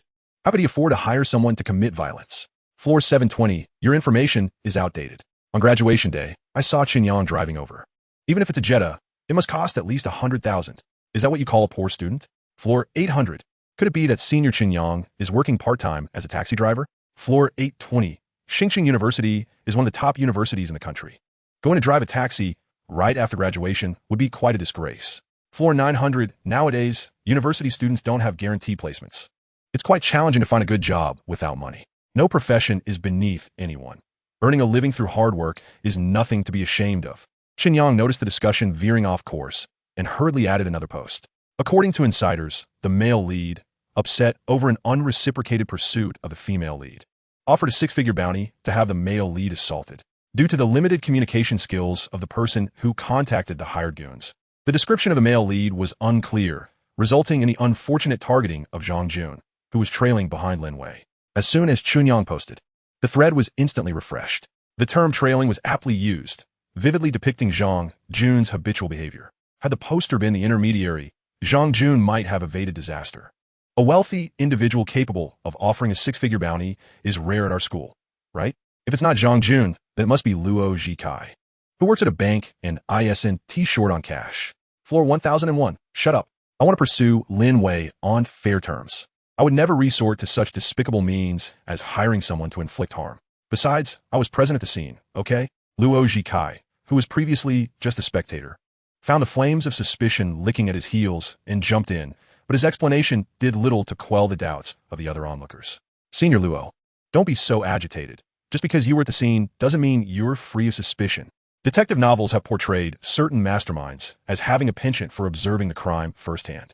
Indeed, the less suspicious one is, the more likely they are to be the true culprit. Floor 1103. According to your logic, isn't Zhang Jun, as the victim, a greater suspect? Luo Zhikai was left speechless. He couldn't fathom how, despite being educated at the same institution, these people could be so unreasonable. Old Luo, you're being unreasonable. I've been beaten into the hospital, and you're still casting aspersions on me? Zhang Jun, meanwhile, lay in a hospital bed playing on his computer, more concerned about being dragged into this mess than Luo Zhikai. After all, the true mastermind was indeed him. Chapter 23. In-depth communication. Chen Yang Wei Shang Yunis appeals. Since the law had proven ineffective against him, he resolved to raise his profile on campus through the online forum. He promptly posted another message as a bystander. According to insiders, the individual responsible for contacting the assailants is none other than Zhang Jun's close friend, Zhao, which is a classic case of familial betrayal. How could he allow the assailants to conflate Zhang Jun with the male lead? Is there some private vendetta we are unaware of? Wow, old Zhang, is this true? No wonder I didn't see old Zhao when I visited you in the hospital today. And how did you find out? This revelation piqued Luo Zhikai's curiosity, prompting him to eagerly inquire of Zhang Jun. I only learned about old Zhao today. Don't listen to this bystander's nonsensical ramblings. He's just trying to create a spectacle. Zhang Jun was furious, feeling his blood boil. He had already pulled strings to ensure confidentiality with the police station in the university town, yet the information had still leaked. Of course, Zhang Jun was more worried about Zhao Xuanfa turning him in. Although hiring an assailant isn't a severe crime, it would be recorded, adversely affecting his future career prospects. He quickly called his family and recounted the events of the past few days in detail. You fool, have you wasted 4 years of college? If you can't be a couple, don't become enemies. Knowing full well that Lin Wei is in a relationship with Chen Yang, you still resort to hiring thugs? The money I've spent on you these years would have been better spent feeding pigs. Furthermore, don't worry about your classmate's predicament. I'll hire a lawyer to handle it. Lin Wei hasn't approached you, indicating that the situation isn't yet beyond redemption. In the future, use your brain when you act. Otherwise, don't blame me for cleaning house. After hanging up with his father, Zhang Jun finally sighed in relief. After some reflection, he deemed it unnecessary to provoke Lin Wei further at this juncture. But why was he so uncontrollably inclined to target Chen Yang? It's Tang Kuan, that scoundrel, constantly whispering in his ear. Truly a hindrance rather than a help. He was in pain all over and couldn't muster the strength to confront that scoundrel, but he longed to give him a good thrashing. And then there was Zhao Xuanfa, whose mind seemed to be filled with mush. Upon careful consideration, he couldn't recall having wronged Zhao Xuanfa in any way over the past 4 years. What was his true intent in conflating him with Chen Yang? Meanwhile, the bystanders were once again chiming in.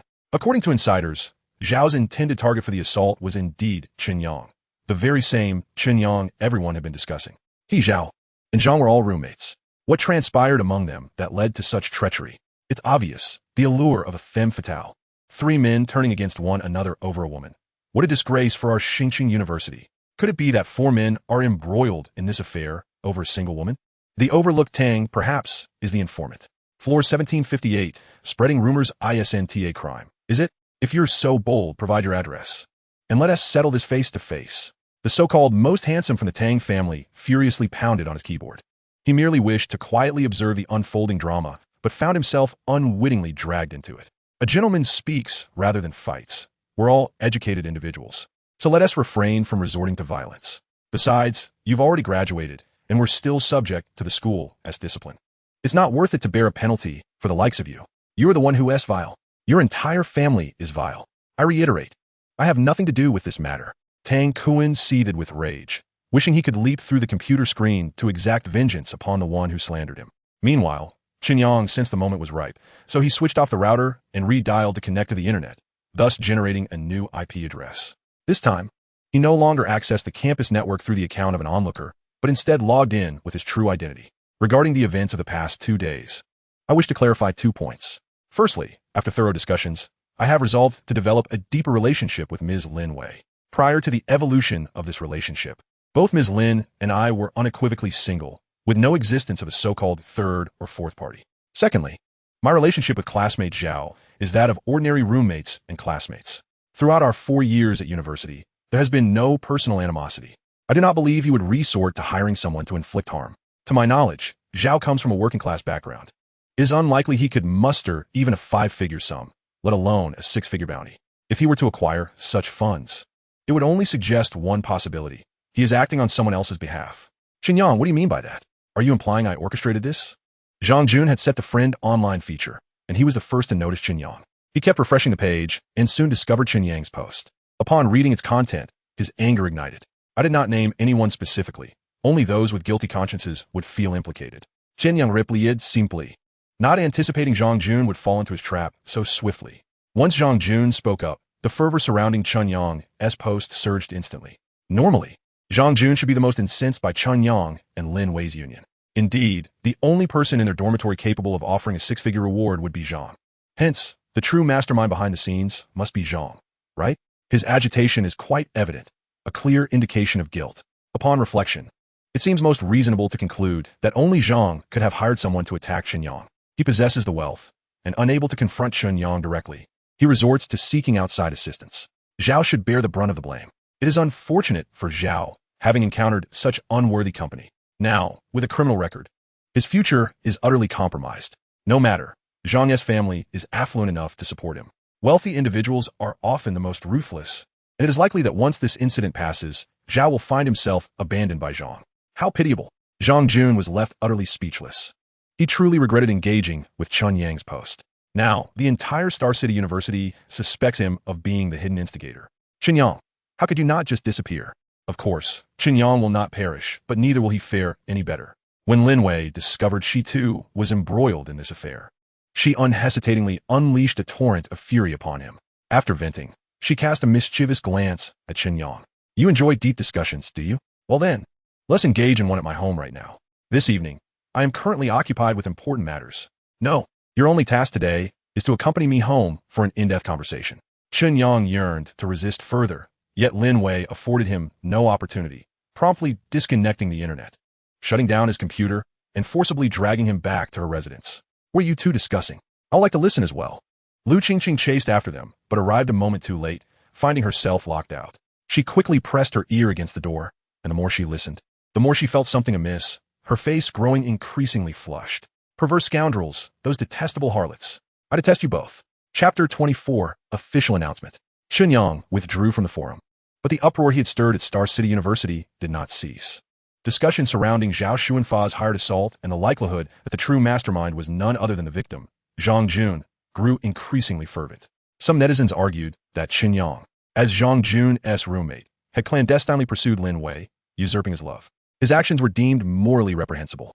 Thus, whether Zhao Xuanfa hired someone for violence or whether Zhang Jun orchestrated revenge, their actions were somewhat justifiable. Others contended that everyone has the right to pursue love. Zhang Jun may like Lin Wei, and Chen Yang, Zhao Xuanfa, or anyone else may also have feelings for her. Since Lin Wei has publicly denied any romantic relationship with Zhang Jun, others are entitled to compete. The retaliatory acts of Zhao Xuanfa and Zhang Jun are cowardly, a manifestation of the impotency of the weak. The school administration ought to address such behavior sternly to prevent the promotion of negative conduct. In response to such discussions, the parties involved, particularly Zhang Jun, chose to remain silent. He even called a familiar contact overseeing the forum in hopes of reducing the fervor, but was politely declined. The counterpart indicated that the occurrence of the violent incident on graduation day had significantly tarnished the school's image. The administration had already signaled their intent to handle the matter seriously. Until a definitive conclusion is reached, he wished to avoid becoming embroiled in this quagmire. Zhang Jun, left with no alternative, could only feign ignorance on the forum. His sole hope was that Zhao Xuanfa would shoulder the burden entirely. Otherwise, his freshly acquired diploma might very well be rescinded. Zhang Jun felt a sense of relief as the forum discussion subsided after just one day. The following morning, the school issued an official statement regarding the group brawl that had transpired at the Southern Gate on graduation day. Following the school's report, the local police had successfully resolved the case. It was revealed that Zhao, a senior student in the finance department, had deliberately hired individuals from outside the school to assault Zhang, also a senior in finance, due to a romantic dispute, resulting in Zhang's injuries that necessitated hospitalization. His actions had already constituted criminal behavior and severely violated school regulations. After deliberation by the school leadership, it was decided to revoke Zhao's graduation eligibility. It is hoped that other students will learn from this cautionary tale. Simultaneously, the school issued a commendation announcement. In the face of danger to her peers during the recent campus brawl, senior student and former student council president Lin Wei exhibited remarkable bravery by confronting 5 assailants without regard for her own safety. Her courageous deeds are worthy of emulation by all faculty and students. Following discussions among the school administration, it was resolved to bestow upon Lin Wei the honorary title of Outstanding Individual for Acts of Valor. Beneath this announcement was affixed a graduation photo of Lin Wei and Chen Yang, notably capturing them, making a heart gesture. Lin Wei, our heroic senior. Oh, how I envy this officially recognized love, filled with jealousy and resentment. Today's announcement is rather amusing. Initially, one might have thought Chen Yang was the interloper in his roommate's romance, only to discover that Zhao Xuanfa and Zhang Jun were the true outsiders. Even more oddly, these two vied with each other in jealousy, one ending up in the hospital while the other in custody. To be honest, the photo conveys that Lin Wei and Chen Yang seem quite well matched. However, as an admirer of Lin Wei, I do not support this romance. To the upper floor, my goddess, why should you favor a peasant? To the one above, has the peasant taken food from your table? The pursuit of love is a right for all. If you are displeased, shall we find a place to settle this? To the two above, the school has just dealt with Zhao. Do you wish to defy authority? The school has made an official announcement. So let us, the onlookers, refrain from further disputes. Even if you were to fight, it would not alter the fact that Senior Lin Wei and Senior Chen Yang are now together. Perhaps it is best for everyone to disperse. Seeing the fervor of the forum wane, Zhang Jun finally breathed a sigh of relief. Zhao Xuanfa had indeed not disappointed him. Compared to Tang Kuan and Chen Yang, this brother was far more reliable. Once again, let us return to a day prior. In truth, the profound exchange between Chen Yang and Lin Wei did not endure for long. Just as their emotions reached a crescendo, Lin Wei's phone rang incessantly, disrupting the moment. She received 3 calls. The first was from Hu Taijun, the head of the local police station in Star City University, who informed her that Zhao Xuanfa's case had been resolved. Zhao had taken full responsibility, and due to his good attitude, the victim, Zhang Jun, would not pursue further action, resulting in a 15-day administrative detention for Zhao. The second call was from a university administration who addressed 3 matters. First, they praised Lin Wei for her act of valor. Then, they informed her of the disciplinary outcome regarding the incident involving Zhao Xuanfa's hired assault. Upon inquiring about the relationship between Lin Wei and Chen Yang, it was revealed that the couple had already obtained their marriage certificate, followed by a few congratulatory remarks. The third call was from a woman named Su Li, who expressed a desire to meet Lin Wei. Without a hint of hesitation, Lin Wei accepted the invitation. After her departure, Chen Yang recalled that the name sounded somewhat familiar. He remembered that in his previous life, Zhang Jun had mentioned a female deputy mayor in charge of agriculture in Qingshui City, also named Su Li, who was an alumnus of their Star City University. During Lin Wei's time in Qingshui County, this senior had facilitated many policy-related matters for her. Curiously, Su Li should not have assumed her position in Qingshui City yet. How did she come to know about Lin Wei? Was she perhaps monitoring the school forum? Chen Yang suddenly felt a premonition that Lin Wei's career trajectory might shift due to this meeting. It seemed the couple's long-distance married life would need to be adjusted sooner than anticipated. Fortunately, Qingshui City was merely a 3-hour drive from Star City, making it relatively easy to meet. Given favorable conditions, Chen Yang also contemplated investing in some premium real estate in Qingshui. The property prices in Qingshui City were incomparable to those in the provincial capital, with the historical peak hovering around 6,000 yuan per square meter. Of course, the starting prices in Qingshui City were low. Currently, new residential buildings were priced at merely 1,000 yuan per square meter, while elevator apartments were at 1,500 yuan. As long as the location was prime and the layout suitable, the return on investment could still be quite attractive. Most crucially, Chen Yang was aware of the future key districts for educational and commercial properties in Qingshui City, allowing for optimal profit maximization. Suddenly, Chen Yang retailed Liu Shiji, the future real estate tycoon of Dongjiang province, whom he had yet to meet.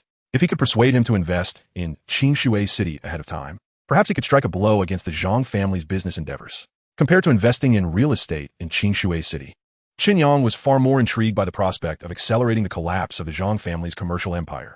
This objective, if pursued solely by Chen Yang's own efforts, would prove exceedingly challenging and arduous. However, with the support of the Liu family, it would undoubtedly yield twice the result with half the effort.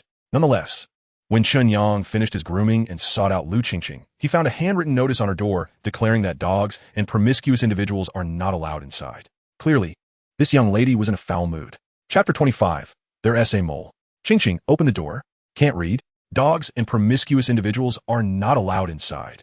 There are no dogs, nor any promiscuous individuals, just me. Lu Qingqing opened the door a crack, and, upon seeing that it was indeed just Chen Yang, curiously asked, "Whereas the senior? Out on a date? With a man or a woman?" "A woman." "Oh." Lu Qingqing opened the door fully, letting Chen Yang in, though her expression bore a hint of disappointment. "Are you hoping for me to wear a green hat?" "Of course. If she were to fall for someone else, you could pursue me again. Our affair has already turned the page," Chen Yang retorted with an eye roll. "ISNT being friends just fine? There is no need to worry about familial differences or the fear of infidelity. It spares us from a multitude of unnecessary troubles." Lu Qingqing was not convinced, questioning, "If you're so averse to complications, why did you marry the senior?" Chen Yang sighed. "I was ensnared by her. Now I can't extricate myself." "Liar." Lu Qingqing kicked Chen Yang playfully and scoffed. "You two seem to be having quite the fun in there, all lovey-dovey. Doesn't he seem like someone who has been duped?" Chen Yang offered an awkward smile, surprised that Lu Qingqing had been eavesdropping. Lu Qingqing then asked curiously, "What is it like doing that kind of thing?" The senior seemed to be in considerable pain. Caught off guard by her boldness, Chen Yang could only respond vaguely. "You'll understand when you find your other half in the future." "Fine, if you want tea, say, I want tea press."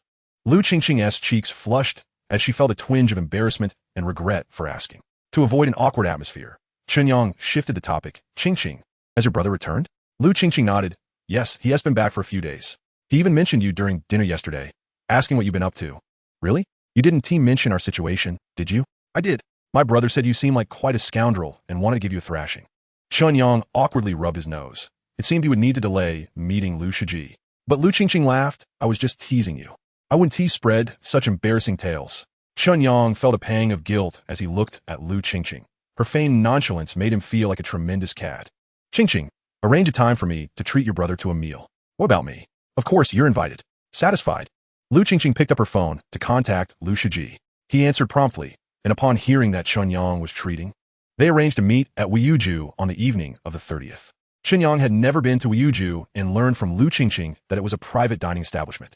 After finalizing the gathering time, Chen Yang intended to browse the school forum. However, when he prepared to turn on his computer, he noticed that Lu Qingqing's screen displayed stock trading software. Qingqing, you dabble in stocks too? Not really.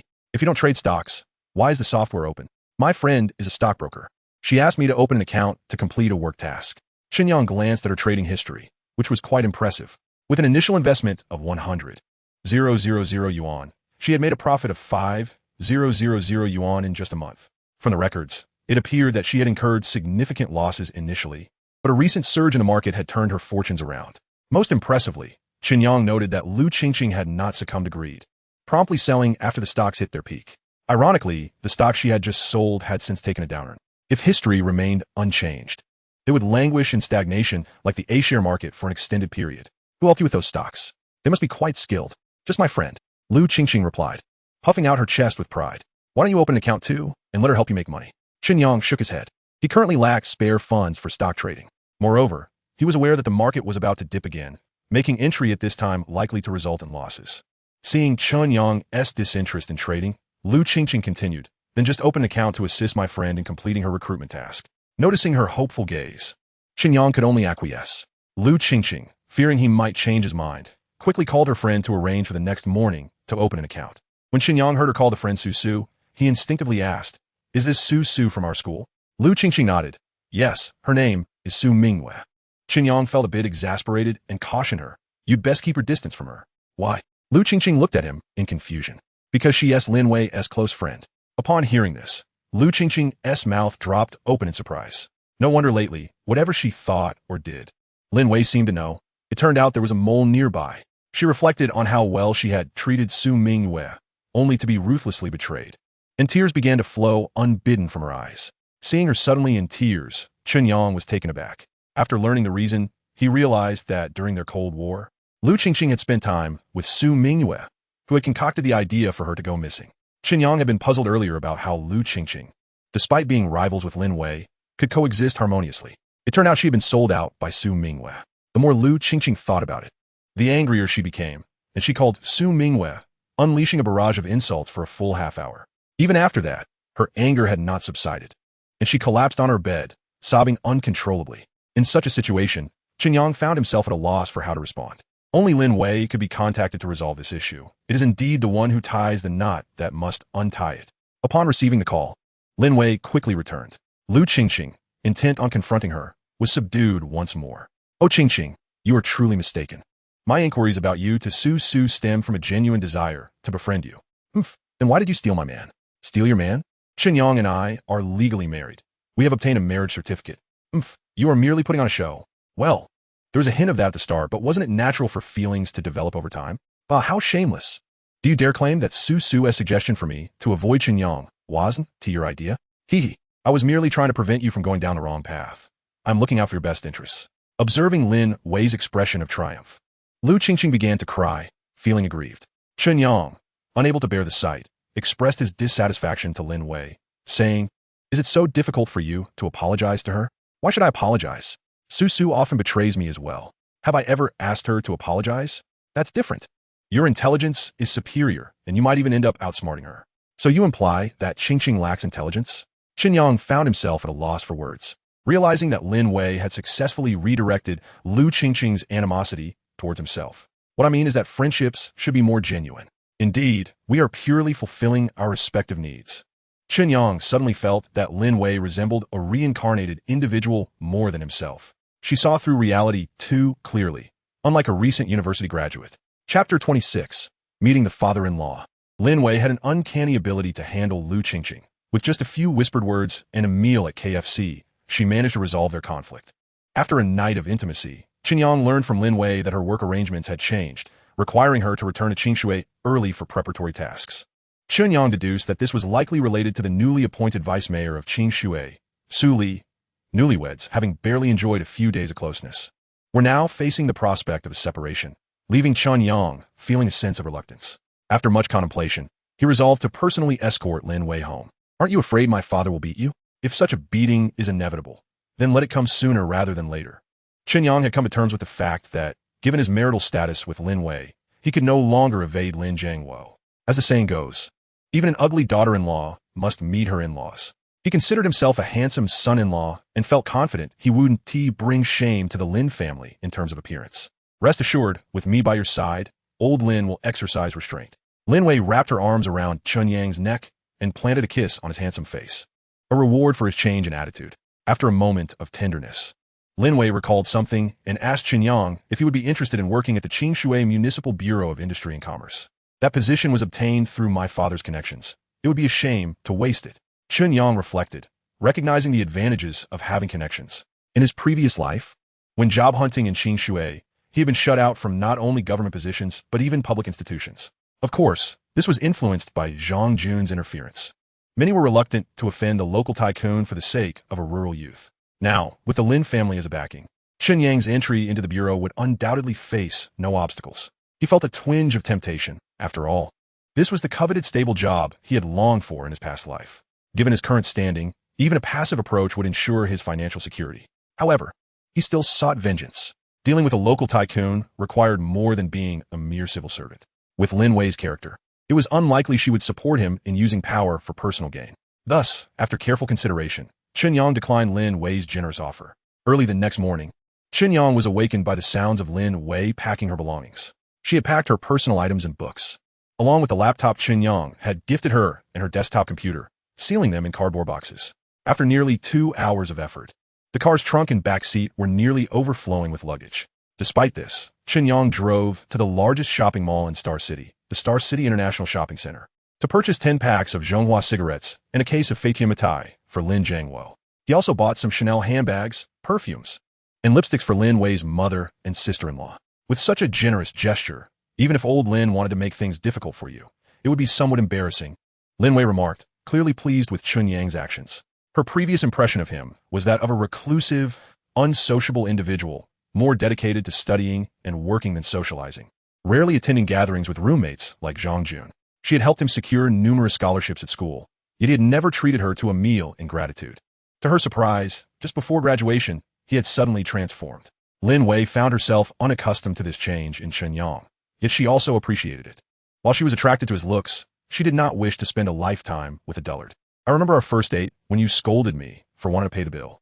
That was different. When you were financially constrained, frivolous spending could lead to unnecessary complications in life. I did not wish for you to become a hypocrite." Chen Yang smiled, unsure of how to respond. Lin Wei's aspirations were overly idealistic.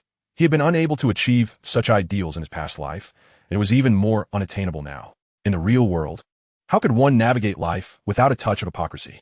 The only assurance he could offer was to treat those close to him with kindness. After a 3-hour journey on the highway, they arrived in Qingshui at around 2 in the afternoon.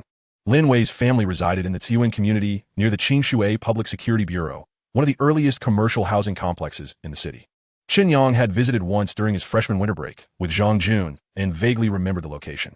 Upon arrival, he spotted Lin's father, Director Lin, chatting with a few elderly people downstairs, alongside Lin Wei's sister-in-law, Lin Wei. As soon as Lin Wei got out of the car, Lin Jiangwo promptly ceased his conversation and approached his beloved daughter with a warm smile, inquiring about her well-being.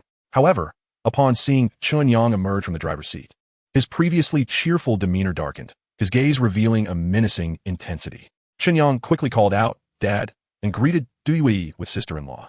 Lin Jiangwo merely snorted, maintaining his stern expression. Lin Wei, sensing her husband's displeasure, remained silent, offering Chen Yang only a polite smile. Realizing the tension in the air, Chen Yang lowered his head and silently opened the back door to retrieve the luggage. Lin Wei, unwilling to allow Chen Yang to handle the luggage alone, pouted and expressed her dissatisfaction to Lin Jiangwo. Dad, there is so much luggage. Can't you help out a little? Lin Jiangwo shot a sideways glance at Chen Yang. His irritation palpable as he grunted. I've raised this cabbage for over 20 years only for it to be trampled by a pig. What's wrong with him moving the luggage? Lin Wei lowered her voice and whispered to Lin Jiangwo, Dad, in this matter of the cabbage being trampled by a pig, the one initiating is actually your cabbage. Lin Jiangwo looked at his daughter in disbelief and then at Chen Yang, who was busy moving things, unable to comprehend the situation. He leaned closer to Lin Wei and asked, Wei, apart from looking like a pretty boy, what does this kid have that surpasses Chen Bingxiang? Liking him is enough. Lin Wei replied, urging her father to assist with the luggage. The group quickly finished moving the bags and gifts. Upon noticing the Zhonghua cigarettes and mitai, Lin Jiangwo felt that this young man had some sense. Yet, upon further reflection, his displeasure returned. With a stern face, he remarked to Lin Wei, I remember this kid comes from a poor background. He couldn't possibly have afforded these cigarettes and liquor without your contribution, right? Lin Wei replied, my scholarship is barely enough for myself. How could I use it to support him? Did you borrow it? Lin Jiangwo's complexion darkened further, and his demeanor towards Chen Yang grew increasingly hostile. He scolded, what pretense is this? Acting like a wealthy man without funds. Return all these items. Just as Chen Yang was about to explain, Lin Wei interjected to defend him. Dad, it's all his own money. It's not just these cigarettes and liquor. He also bought Mom and my sister-in-law designer handbags and cosmetics. Over 100,000. Lin Jiangwo observed his daughter, her sincerity evident, causing his attitude to soften slightly. He inquired of Chen Yang, as a student, where do you acquire such a substantial sum? Chen Yang recalled an amusing news story and replied, I was on the bus without change, and there was a lottery shop nearby, so I bought a ticket to exchange for coins. To my surprise, I won the grand prize. Lin Jiangwo felt a sudden urge to strike him. This boy was clearly trying to play him for a fool. If winning the lottery were so easy, how could there still be impoverished individuals in the world? Chapter 27. Lin Jiangwo's frustration. With Lin Wei's mother away on a business trip and his elder brother working in the criminal police, the pressure on Chen Yang significantly diminished. During dinner, Lin Jiangwo constantly piled food on a Lin Wei's plate, while he ignored Chen Yang entirely. His sister-in-law, Du Wei, whose attitude had warmed considerably since Chen Yang gifted her a designer handbag and cosmetics, repeatedly served him food and soup, which irked Lin Jiangwo. Did he have no hands or feet? Must he rely on others for service? Chen Yang discreetly lowered his head and remained silent. However, Du Wei spoke up on his behalf. Dad, I've been married to Lin Feng for 2 years, and I still wear the gold necklace he gave me at our wedding. Chen Yang, on his first visit, gifted me a 30,000 yuan handbag. Shouldn't I treat him a bit better? Lin Jiangwo's face flushed slightly, and he quickly defended his son. He has a comrade with financial difficulties to support. Du Wei's expression darkened further. He only knows how to care for others. During holidays, he's either on duty or with his comrades. Not a moment is left for me. Lin Jiangwo bowed his head in frustration. His son Lin Feng had been in an accident while serving, saved by a comrade who lost a leg in the process. Out of gratitude, Lin Feng had devoted all his wages to his friend over the years, a gesture Lin Jiangwo supported. However, Lin Feng had his own family, and his focus on his comrades inadvertently neglected Du Wei. The couple had argued frequently over the past 2 years. In an effort to maintain family harmony, Lin Jiangwo had tried to advise Lin Feng, but with little success. Faced with his daughter-in-law's complaints, he found himself at a loss for words. Watching Chen Yang, the source of his discontent, diligently eat, he felt even more irritated. With a bit of money, he squandered it recklessly. Was the lottery company his family's enterprise? Did he expect to win every day? Chen Yang promptly set down his chopsticks and assured Lin Jiangwo, Dad, I won't buy anymore. Finally, Lin Jiangwo nodded in satisfaction. However, Du Wei was displeased. Dad, Lin Feng doesn't buy me gifts, and you say he's sentimental. Chen Yang gives me gifts, and you call it wasteful. If you have an issue with me, just say it. After saying this, she lost her appetite and tearfully retreated to her room. Seeing this, Lin Wei hurriedly put down her chopsticks to comfort Du Wei.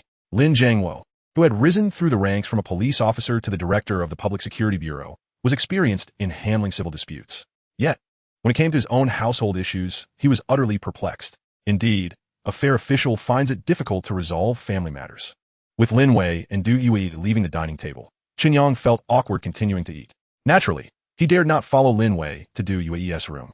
The two men were left in the living room, exchanging silent glances. Influenced by his past life experiences, Chen Yang harbored an innate fear of his father-in-law. When Lin Wei was present, he could feign calmness, but now, alone with Lin Jiangwo, he worried that he might suddenly receive a beating. Are you full? Lin Jiangwo genuinely wanted to hit Chen Yang, But acting on that impulse now would only lead to further misunderstandings with his daughter-in-law. His precious daughter would likely disapprove. Thus, he could only verbally chastise Chen Yang. Chen Yang nodded, feeling hesitant to speak further until he grasped Lin Wei's attitude. What are your plans for the future? While he hadn't formulated distant plans yet, his immediate goal was to purchase a house and open a supermarket. Buying a house and starting a supermarket will require substantial funds. With your reckless spending, can you manage that? Yes, I have already purchased a house, and the supermarket is under renovation. Additionally, I still have some cash in my account, sufficient for stocking the supermarket. Lin Wei fell silent again. He had overlooked the fact that this young man had just won a significant lottery, likely possessing several million. Buying a house and opening a supermarket was indeed not a daunting task. After toiling for over a decade in your studies and completing university, is your only aspiration to run a supermarket? Running a supermarket can sustain oneself. Is that not sufficient? Lin Wei found himself at a loss for words. He retrieved a cigarette from his pocket, lit it, took a puff, and exhaled, feeling slightly more at ease. In truth, he did not harbor any aversion towards Chen Yang. Excluding his family background, Chen Yang's appearance and education were commendable enough for his daughter. The issue lay in the fact that he had assured his former superior that their families would become in-laws, having already agreed that Lin Wei would marry after graduating from university. Who could have predicted that Chen Yang would unexpectedly complicate this union? For this reason, he had refrained from contacting his superior for 2 weeks. He felt embarrassed. Had it not been for the overwhelming responsibilities at work, he would have long since confronted Chen Yang. Now that Chen Yang had finally approached him, the pent-up frustration he had been holding and was once again disrupted by his daughter and daughter-in-law. At this moment, he found himself without a valid reason to confront Chen Yang. He wished to make things difficult, yet his limited education restricted him. After pondering for a while, he finally said, "You plan to run a supermarket in Xingqing while Wei Wei works in Qingshui. It's not ideal for a married couple to live apart for extended periods." Chen Yang was aware that he would eventually face this issue. He replied, "Once the supermarket is stable, I will have my aunt manage it, allowing me ample time to return to Qingshui." Lin Wei added as a grown man, "Idling at home is not suitable. You should find a proper job." Chen Yang responded, "Working for someone else lacks freedom. If I find myself too idle, I could open another supermarket in Qingshui." Lin Wei was taken aback by Chen Yang's obstinacy and questioned him, "Can you manage 2 supermarkets?" Chen Yang replied, "Qingshui has many laid-off workers. As long as the pay is decent, there will be no shortage of labor." Lin Wei puffed on a cigarette. His intention was to encourage Chen Yang to find a stable job and lead a secure life with Lin Wei. However, he found himself unable to sway Chen Yang's resolve. Currently, the economic climate in Qingshui was not favorable. Many factories faced bankruptcy and restructuring. Workers, frustrated by long overdue wages, had staged protests at the municipal government. Meanwhile, the rise in unemployment brought numerous social stability issues. As the director of public security, Lin Wei had been overwhelmed with work. At this juncture, he felt he had no leverage to persuade Chen Yang to seek employment. Conversely, he preferred to see more entrepreneurs like Chen Yang in Qingshui to alleviate the employment pressures. After contemplating, Chen Yang added, "Isn't my brother as comrade facing financial hardships? Once the supermarket in Qingshui is operational, I could offer him a position there with a good salary. This way, my brother will carry less burden and have more time for my sister-in-law." Lin Wei's eyes lit up. This indeed was a commendable solution. It would resolve his son Lin Feng's friend's financial difficulties while alleviating the internal family discord. It seemed that this son-in-law was not entirely useless after all. Chapter 28, Chen Yang explained. Although Dewey was upset and retreated to her room, she did not close the door, allowing her to overhear the conversation in the living room. Upon hearing Chen Yang's intention to open a supermarket in Qingshui, her heart stirred with excitement. "Wei Wei, do you think Chen Yang's plan is credible? Could it merely be a way to please our father?" "Sister-in-law, fear not. Since he has the initiative to discuss this with Dad, he must have the means to follow through," Lin Wei reassured her. While she had never witnessed Chen Yang in a business setting, she had faith in his investment acumen.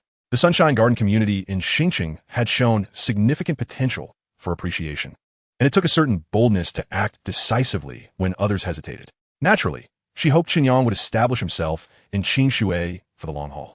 Even if it were just a small supermarket, being close by would keep that little vixen Xingqing at bay. Lin Wei coaxed Dewey Wei from her room back to the dining table. Noticing her mother's reluctance to speak up, she took the initiative to ask Chen Yang, "Darling, are you truly planning to open a supermarket in Qingshui?" Hearing her refer to him as darling for the first time filled Chen Yang with warmth, prompting him to respond more candidly. "If you support me, then I shall definitely open this supermarket." Lin Wei shot him an eye roll. "What do you mean if you support me?" How could I not? Since he was already soaring high, she was more than willing to stoke the flames further. Are you capable of managing 2 supermarkets simultaneously? I know you have no experience in this area. Rest assured, I can handle it. Chen Yang may not have operated a supermarket before, but he possessed financial resources and had lived through a rapidly evolving era. He understood the art of making money better than many of his contemporaries. Don't boast too much, Lin Wei cautioned, noticing Lin Zhangwo's displeasure at Chen Yang's overconfidence. She gently nudged him with her foot, saying, "You should outline a concrete plan so dad and sister-in-law can grasp its feasibility." Chen Yang quickly grasped Lin Wei's intent. After a moment of contemplation, he stated, "I plan to purchase several storefronts at the newly established Shuangli Market near the South Gate. The market's layout lacks grandeur, and the storefronts are cramped, which fails to attract large merchants. Many small vendors, constrained by finances, are merely biding their time. My aunt mentioned that the developers have slashed the price from 150,000 to 100,000 per unit, yet many storefronts remain vacant. However, despite its modest size, Shuangli Market boasts an excellent location. To the east lies the Qingshui Nursing School, while the north, west, and south are surrounded by older residential areas. Establishing a distinctive supermarket, there would not suffer from a lack of foot traffic." Lin Wei noted Chen Yang's mention of distinctive with curiosity. "Darling, what type of distinctive supermarket are you envisioning?" Chen Yang continued, "I have 2 plans. The first is to sell agricultural products, and the second is to offer affordable clothing. Selling agricultural products is somewhat challenging because the older neighborhoods surrounding Shuangli Market already have established temporary vegetable markets. Most people would not make the extra effort to buy vegetables elsewhere. As for clothing, I could source from wholesale markets or manufacturers in southern cities. For instance, popular jeans on the street retail for dozens to over 100, yet can be procured from manufacturers for merely a few dollars. The profit margin is substantial. Selling agricultural products may not be feasible. Perhaps I should focus on clothing instead." Du Yui, who cooks daily, has ample experience in buying groceries. From her perspective, she wouldn't trek far for vegetables. Selling agricultural products isn't entirely impractical. Chen Yang chuckled, adding, "Most people are inclined to seek bargains. With a bit of promotion and a slight reduction in vegetable prices compared to the market rate, they wouldn't mind walking a little further. But if you lower the prices, how will you make a profit?" Du Yui, lacking business experience, struggled to comprehend Chen Yang's reasoning. Chen Yang clarified, "We can reduce sourcing costs. Typically, vegetable vendors purchase from wholesale markets. We could go to rural areas in the suburbs or counties, turning the middleman's markup into profit." Lin Wei pondered. "While middleman's markup may be eliminated, won't the labor costs for sourcing in rural areas, transportation fees, and product loss during transit outweigh those savings?" Chen Yang explained, "We could collaborate with local town governments or village committees to establish a centralized agricultural product collection point for delivery. They would increase their income by utilizing idle labor. We save on some labor costs. It's a win-win scenario." Lin Wei admired Chen Yang's ingenuity in proposing collaboration with grassroots organizations. Qingshui City was the poorest in Dongjiang Province, and aside from the city center, its counties bore the stigma of poverty. Before returning to Qingshui, Suli had highlighted the issue of unsold agricultural products in various counties. Chen Yang's strategy also indirectly sparked new ideas for her future work. "As far as I know, grassroots officials in nearby counties only pay attention to major distributors. They might not regard your small supermarket highly." Chen Yang chuckled. "Even mosquito meat is still meat. I can't speak for elsewhere, but in our hometown, those corrupt officials can be swayed with a little incentive. They will resolve issues in no time. Once we establish our brand image, they will be the ones seeking us out." As soon as he finished speaking, Lin Zhangwo's brow furrowed, and Lin Wei discreetly kicked him under the table. She pretended to threaten him. "Darling, my father despises corrupt officials. If you dare to collude with them, beware of my family's discipline." Chen Yang realized his slip of the tongue and quickly amended. "I can first raise the procurement prices and negotiate with them later once the market is established." Lin Zhangwo appeared unsatisfied with Chen Yang's response. He extinguished his cigarette and, with a serious demeanor, advised, "There are myriad ways to earn money, but best to avoid crooked paths. Should I discover any wrongdoing on your part, don't blame me for severing ties." With that, he donned his police uniform and left. Once the sound of his footsteps faded in the corridor, Chen Yang breathed a sigh of relief. His father-in-law was indeed a formidable character. At that moment, Lin Wei wrapped her arms around Chen Yang's neck from behind, gently comforting him. "Darling, it's all right. Since Dad used the phrase severing ties, it indicates he already regards you as family. But you must promise me to refrain from any illicit activities in the future." Chen Yang agreed, realizing that at least he had avoided the anticipated scolding. In this regard, he was luckier than Zhang Jun from his previous life. His intention to open a supermarket in Shuangli Market was also a way to annoy Zhang Jun. In a few years, the Zhang family planned to acquire the entire Shuanglin market for the construction of a new commercial building. He would become a thorn in their side. Chen Yang even contemplated having Lu Shiji come to Qingshui ahead of time to intercept this project. Chapter 29. Old Classmates. While Lin Wei and Du Yui busied themselves organizing their luggage at home, Chen Yang drove alone to Shuanglin Market at the south gate of Qingshui City. Before its development, this area was a dilapidated machinery factory. Aside from an elderly caretaker, few people frequented the place. However, in stark contrast to the desolation within, the exterior bustled with life. Situated at the intersection of the south gate of Qingshui City, a night market was organized here every evening from 6 to 9 p.m. Many laid-off workers and individual entrepreneurs from the countryside set up stalls to sell various small goods and delicious snacks. On weekends, the market thrived all day long. Chen Yang's memories of the place were largely tied to his uncle, Zhao Donghai. Chen Yang's aunt, Chen Chunmi, had struggled to find stable employment in Qingshui City due to her rural household registration. After marrying Zhao Donghai, she became a full-time housewife. Zhao Donghai was merely an ordinary worker at the Qingshui textile factory, earning a meager monthly salary of 300 yuan before Chen Yang moved in with them, just enough to sustain their family. In a bid to enable Chen Yang to continue his studies, Zhao Donghai devised a plan to earn extra income by setting up a stall at the night market outside the processing factory. From that moment on, whenever he had free time, Chen Yang would accompany Zhao Donghai to sell various trinkets. On prosperous nights, Zhao would treat both Chen Yang and Zhao Qian to local delicacies such as cotton candy, candied hawthorn, and stinky tofu, which became some of Chen Yang's most cherished memories from his junior high through to his senior year. During his sophomore year, it was through a letter from his cousin Zhao Qian that Chen Yang learned of the impending demolition of the processing factory. Upon returning home for the winter break, he was met with a landscape of ruins. The night market had been relocated to a site near the Qingshui Medical College. As he gazed at the newly constructed yet desolate Shuanglin market, Chen Yang found it difficult to fathom the developer's intentions. The space, barely exceeding 10,000 square meters, had been entirely transformed into a uniform row of single-story storefronts, which he deemed a considerable waste. Even the addition of another level, perhaps for a warehouse or residential units, would likely have sparked greater enthusiasm among investors. For Chen Yang, the limited space was not a concern. What mattered most was the prime location. He believed that within 5 years, Shuanglin Market would undergo redevelopment, significantly enhancing its value. As he strolled along a row of tightly shut roller shutters, he located the marketing center of Shuanglin Market at the street-facing entrance. The center was modest, approximately 20 square meters in size. Peering through the glass door, Chen Yang observed a man and a woman conversing casually beside a fan at a desk. The man, in his 40s, was slightly balding, while the woman, clad in a black uniform and facing away from him, was unrecognizable in terms of age. The desk was cluttered with files and brochures, accompanied by a white landline telephone. This stark and desolate scene seemed hardly befitting for the marketing center of a newly established market. "Is that you, Chen Yang?" As he pushed open the glass door, the woman instinctively turned around, her eyes widening in recognition. She quickly rose, greeting him with enthusiasm. "Who are you?" Chen Yang struggled to tolerate the overwhelming scent of her perfume, rifling through his memories but failing to place the voluptuous woman before him. "It's Zhang Linlin," she replied, a hint of displeasure in her tone as she playfully chided. "What is this?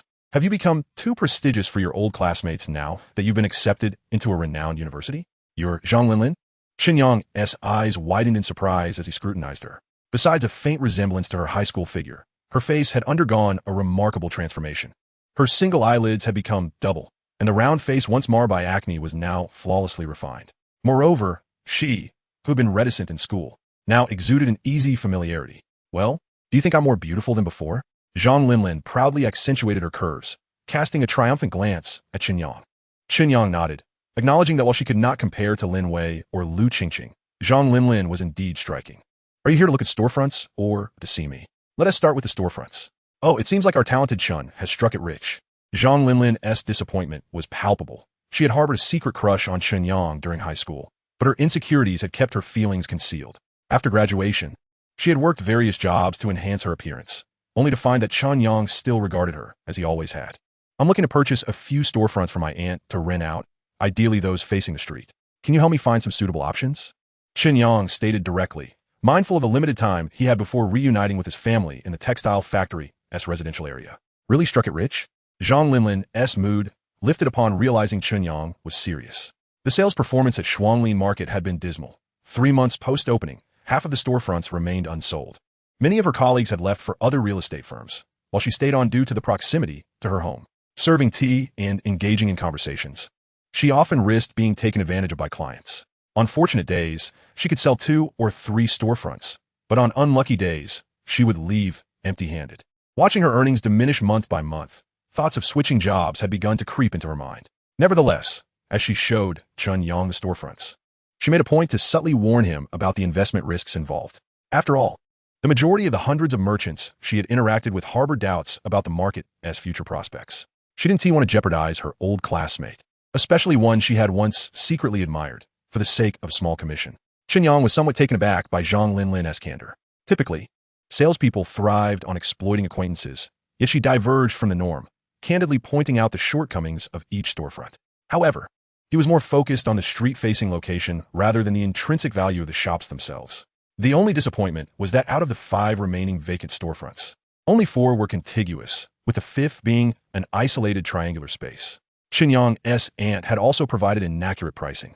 Only the triangular storefront was priced at 100,000, while the others were set at 150,000.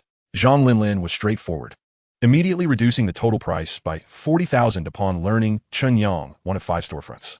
Chen Yang appreciated her fairness and selected 5 adjacent storefronts within the market. Each storefront measured 30 square meters, 10 square meters larger than the external ones, yet priced the same.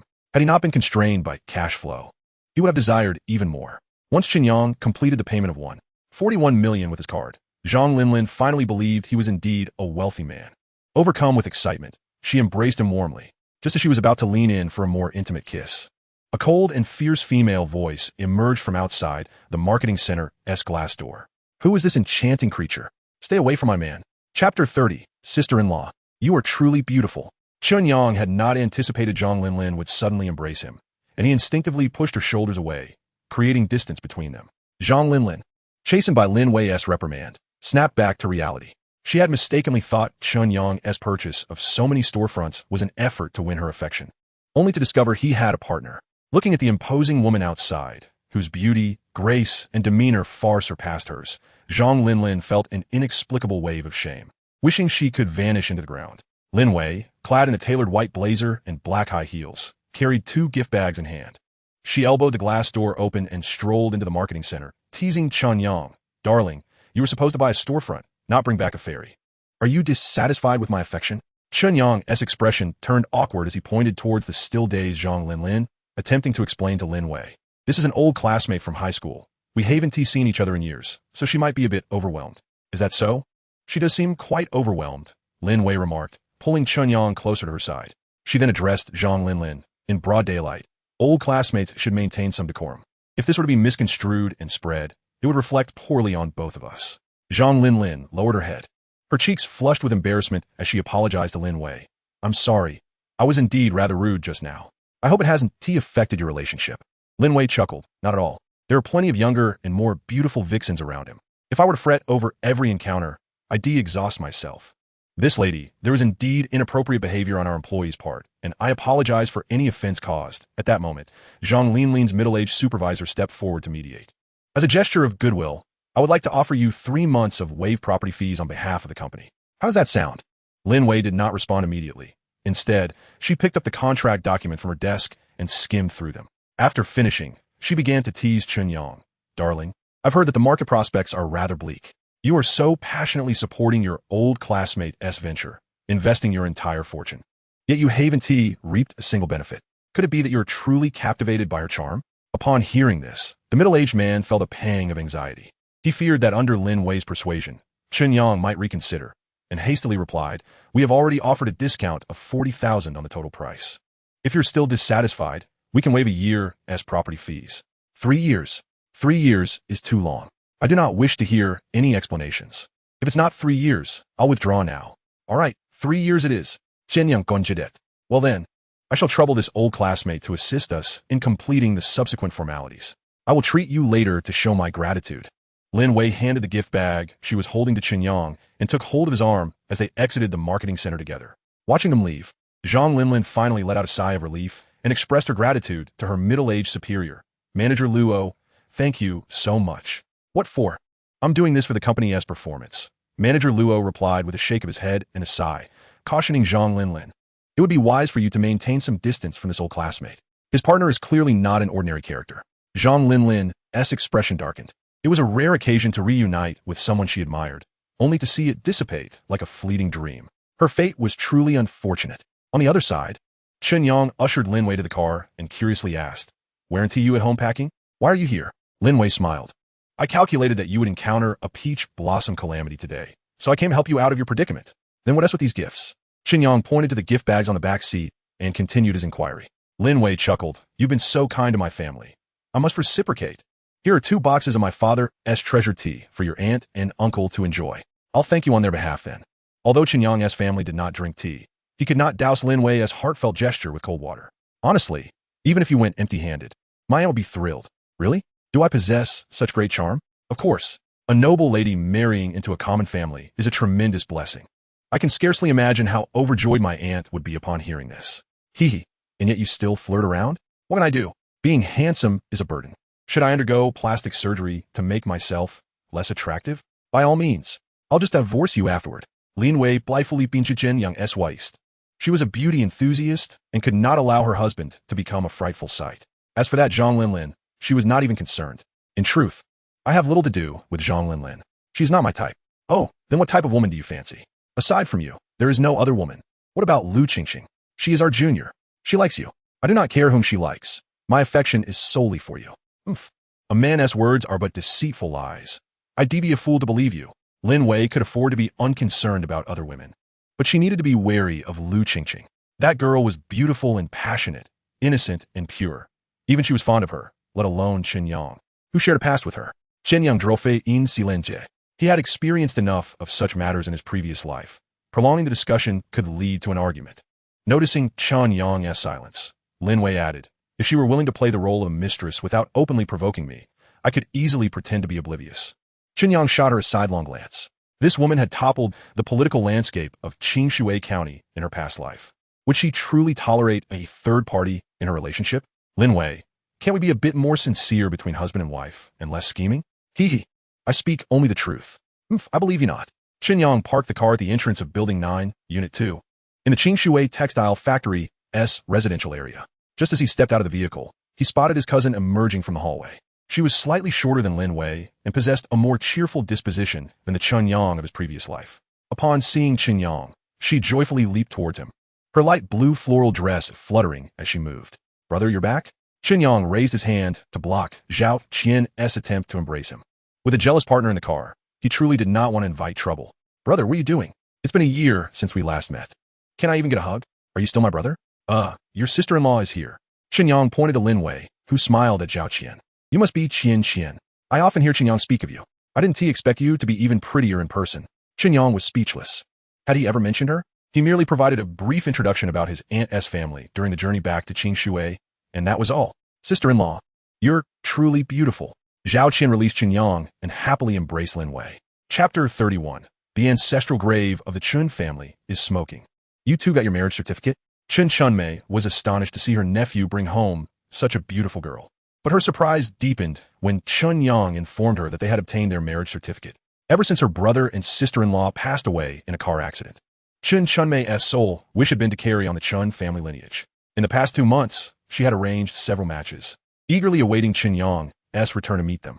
She never anticipated that this child would be even more impatient than she was. Chen Chunmei scrutinized Lin Wei.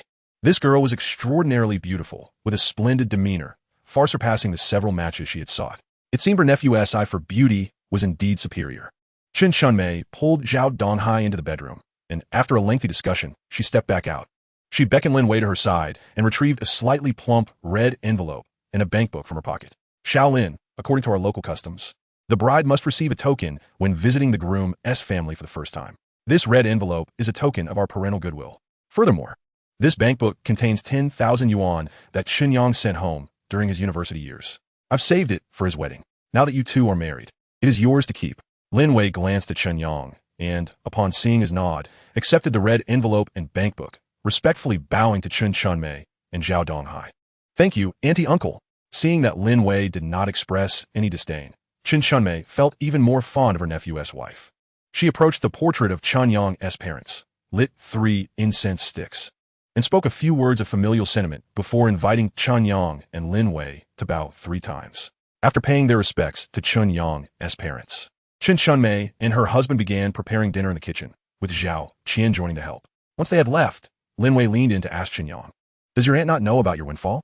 Chen Yang shook his head. "The security in the textile factory area is poor, and thefts are common. My aunt cannot keep secrets and would easily attract unnecessary trouble." Lin Wei was well aware of the security situation in Qingshui City and understood Chen Yang's reasoning. "When you plan to tell her?" "Not just yet." Chen Yang glanced towards the kitchen and lowered his voice as he spoke to Lin Wei. "In a moment. Please cooperate with me and say that the house in Xingqing is yours, so they can move over to accompany Qian. I want tea." Lin Wei firmly rejected. If the entire Chen family settled in Xingqing, Chen Yang's attention would inevitably drift that way. "Unless you promise to stay in Qingshui with me." "Stop joking," Chen Yang said earnestly. "The shops in Xingqing are still under renovation. My aunt's housing, our new home, also requires renovation. Not to mention the layout of the supermarket, inventory, and initial marketing. There's a mountain of tasks. How can I manage without being there?" Lin Wei countered. "What about the Shuangli market here? You made a promise in front of my father and sister-in-law. Do you want to go back on your word?" Chen Yang replied, "I can control the Qingshui side via phone." Lin Wei remarked, "Aren't you also remotely directing affairs in Qingshui just the same way?" Chen Yang replied, "Of course. It's entirely different. Here in Qingshui, your brother has many friends and numerous matters can be resolved through connections. However, Star City is a blank slate. Every step requires my personal involvement, especially with the supermarket. That is the foundation where my aunt's family has long settled. If I do not manage it well, how can I find peace of mind?" Lin Wei remained unconvinced. "Did you not purchase 10 storefronts at Shuangli Market? You can open a supermarket for your aunt and let my sister-in-law and your brother's comrades sell agricultural products inside. Wouldn't that solve everything? Your aunt and uncle have lived here for so many years. They might not even wish to settle in Star City long-term, right?" Chen Yang shook his head. In his previous life, after Zhao Donghai lost his job, he took Chen Chunmei to Star City to accompany Zhao Qian. There, they spent another decade selling goods at stalls before buying a house. During the Spring Festival, Chen Yang also drove from Deep City to Star City to reunite with them. His memories of Qingshui were more of nostalgic reminiscences shared over tea and meals. In truth, after the boom in the real estate industry, a peculiar phenomenon emerged throughout Dongjiang province. Rural residents flocked to county towns to buy homes and settle down. Residents of county towns rushed to cities or provincial capitals for the same purpose, and residents of cities all aspired to buy homes in the provincial capital. Each family was influenced by the notion of striving for greater heights, akin to water flowing downward. Even though life became increasingly burdensome, they could only grit their teeth and persist. Of course, this was a matter destined to unfold in the coming years, and Chen Yang was unable to articulate it clearly for now. He could only assure Lin Wei that he would immediately return to Qingshui once he settled the supermarket affairs. Lin Wei listened to Chen Yang's words with a degree of skepticism and leaned in to threaten him. "If you deceive me, I will find someone to bring you back and beat you to a pulp." Chen Yang, taken aback by her tendencies toward domestic violence, promptly reminded her, "Lin Wei, you are the family member of the Public Security Bureau chief, a future civil servant. Engaging in illegal acts requires careful consideration." Lin Wei responded with a mischievous smile, retorting, "Those romantic antics between spouses, can they be deemed illegal? I declare you a rogue." Chen Yang swore to himself that henceforth, no dangerous items such as belts or whips would be allowed in their home. After exchanging playful banter for a while, dinner was finally ready. During the meal, Chen Yang shared the news of opening a supermarket in Star City with Chen Chunmei and her husband. Upon hearing that they could accompany Zhao Qian to Star City, the couple did not voice any objections. Chen Yang then brought up the arrangement Lin Wei had made for their new housing. Unexpectedly, Chen Chunmei outright refused. "Chen Yang, this house is for your marriage. We cannot accept it. Aunt, we have another new house directly opposite the one you are staying. Does little Lin know about this?" Chen Chunmei glanced anxiously at Lin Wei, not wishing for the housing situation to affect her nephew's marital happiness. Since Chen Yang had already given his assurance, Lin Wei was eager to play along. "My parents work in Qingshui. They only go to Star City during the Spring Festival. You can feel free to stay there." Chen Chunmei still hesitated. Fearing that indecision might alter the course of events, Chen Yang discreetly poked Lin Wei in the waist. After a moment's thought, she added, "Aunt, uncle, if you don't stay, Chen Yang will be unhappy. If he is unhappy, I will be unhappy too. You would want us to be bickering right after our wedding, would you?" The couple exchanged glances, ultimately agreeing. After Chen Yang and his wife finished dinner and departed, Chen Chunmei spoke earnestly to Zhao Donghai. "Prepare yourself. Tomorrow, accompany me back to our ancestral home. We need to pay respects to our ancestors and check if the old Chen family grave is still producing smoke. Zhao Donghai chuckled. Didn't you return a check last time when Chen Yang was accepted into Star City University? Nothing happened then. This time is different. Our Chen Yang not only graduated smoothly from university, but he also married an exceptional wife, Chen Chunmei asserted with conviction. Our old Chen family grave will surely be producing smoke this time. Chapter 32, The Lin Family Meeting. At 8 o'clock in the evening, Lin Jiangwo convened a small family meeting. Present were Chen Yang, Lin Wei, Du Wei, and the recently returned Lin Feng. Chen Yang had met Lin Feng on several occasions. Apart from dining at the Lin household, they had also encountered each other during Chen Yang's work in Star City during the second half of their junior year. At that time, Lin Wei had taken Lin Feng to dine at the restaurant where Chen Yang worked. As they settled the bill, Lin Feng suddenly patted Chen Yang on the shoulder and uttered a perplexing statement. Brother, if you're ever unhappy, you can come to me for a drink. Yet, he merely said that and left without providing any contact information. Due to losing touch with Lin Wei in his previous life, Chen Yang had not sought Lin Feng out. He had never pondered the meaning behind those words. Now, upon meeting again, Lin Feng slapped Chen Yang's shoulder once more and sighed, Brother, you ultimately could not escape my sister's clutches. As soon as he finished speaking, Lin Wei kicked him sharply. Chen Yang observed the sibling playfulness between them, feeling utterly bewildered. Throughout their 4 years of university, Lin Wei had maintained an ambiguous distance from him. It was only after they had developed a romantic relationship that they became close. If Lin Feng's words suggested that she had feelings for him during their junior year, why had she never expressed it? Before Chen Yang could inquire further, Lin Jiangwo, having completed watching the evening news, officially announced the commencement of the family meeting. Today, we shall discuss 3 matters. First, regarding Wei Wei and Chen Yang's marriage. Your grandfather does not support it, though I do not oppose it in principle. Your mother wishes to reserve her opinion until she returns from her business trip. Second, concerning the wedding, we shall not rush into arrangements. We will wait until your mother returns to persuade your grandfather. After outlining the first 2 points, Lin Jiangwo turned to Lin Wei and Chen Yang, asking, Do you have any opinions? Chen Yang shook his head, indicating he had none. Judging from Lin Jiangwo's statements, he at least no longer opposed their marriage as vehemently as during their earlier encounter, which left him quite content. As for Lin Wei's grandfather, Chen Yang had never met him and was uncertain of the situation, thus refraining from commenting. Lin Wei, however, held a differing viewpoint. Dad, marriage freedom is paramount. Even if Grandpa does not support it, it does not change the fact that Chen Yang and I are already legally married. Let's not forget, you and Mom also experienced a love born of freedom. Had my maternal grandfather shared Grandpa's mindset, you might not be my father today. Lin Jiangwo's face twitched. Struggling to suppress his urge to retaliate, he coldly huffed. What good does it do to say that to me? I have not opposed it. If you have the courage, go reason with your grandfather. Lin Wei replied, I refuse to do so. He has retired and remains restless, only wishing to scold others. My second uncle fled to Yun City just to escape him. Lin Jiangwo shot Lin Wei a glare, retorting, What nonsense are you spouting? That was a normal job transfer. Lin Wei pouted, scoffing, from the second to last economically performing city in the province to the absolute last. Does that still count as a normal transfer? Lin Jiangwo appeared disinterested in continuing this discussion, lighting a cigarette and immersing himself in clouds of smoke. Noticing his silence, Lin Wei continued, As for the wedding, I propose we wait until Chen Yang's new house is renovated. The house in Star City has not yet begun construction. The earliest we can move in will be by the end of the year. Additionally, the newly appointed deputy mayor has already spoken to me about working in the government office. You can help me with the Gongshan Industry and Commerce Bureau, right? Upon hearing that Lin Wei wished to work in the government office, Lin Jiangwo's hand trembled slightly, scattering ash everywhere. He gazed at his daughter with astonishment. How do you know Su Li? Lin Wei responded. She is a senior at Star City University and has previously served as the student council president. Lin Jiangwo inquired further. What kind of person is she? Lin Wei, however, shook her head and stated, We only officially met yesterday and merely engaged in a brief conversation. I believe that working under her guidance holds more significance than being at the Bureau of Industry and Commerce. Hence I agreed. Lin Jiangwo had no objections regarding his daughter's job transition. Working under the vice mayor certainly promised a better future than at the Bureau. Were it not for the need to avoid any semblance of favoritism, he would have preferred for his daughter to work at the Public Security Bureau.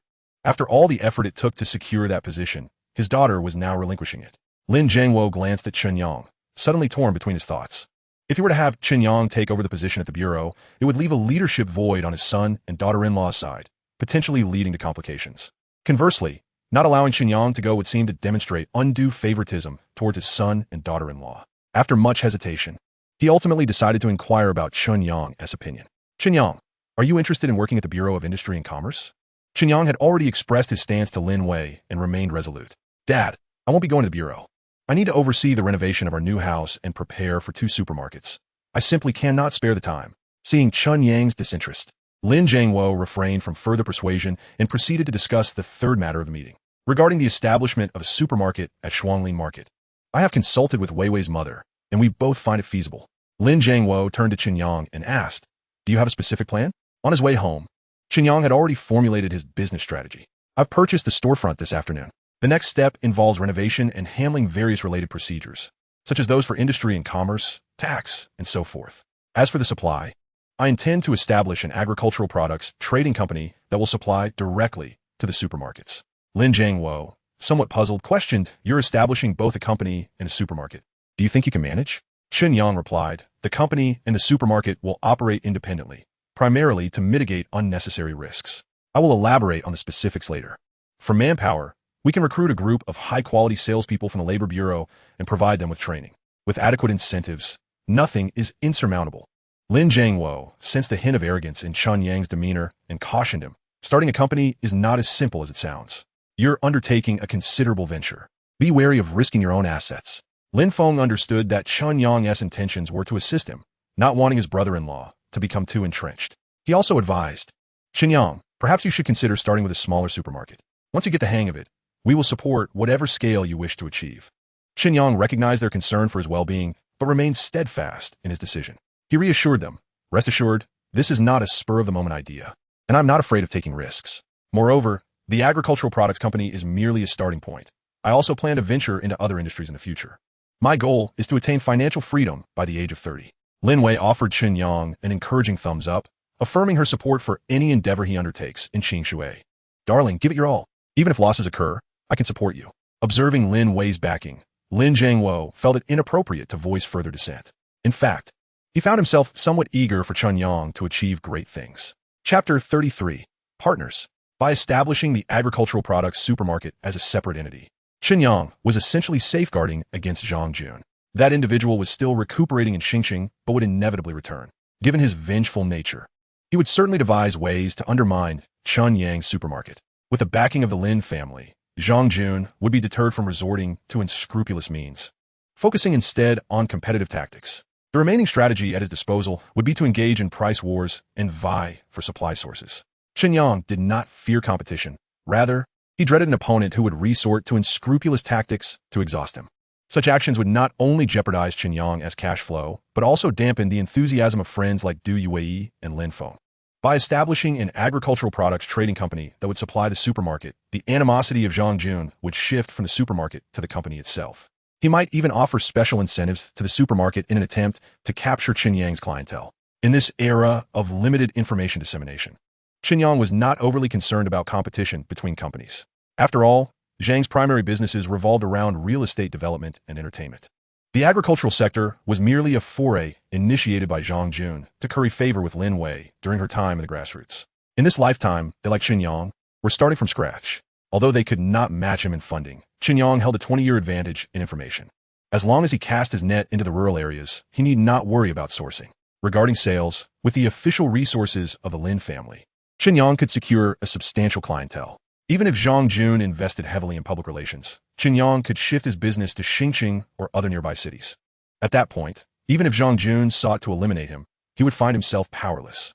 After all, Zhang Dagua would not tolerate his son jeopardizing the family's finances for personal vendettas. Following the conclusion of the Lin family meeting, Chen Yang opened the laptop Lin Wei had brought back, meticulously documenting the establishment process and necessary preparations for the agricultural products company and the supermarket in detail. The supermarket was manageable, with a storefront and personnel to handle sales.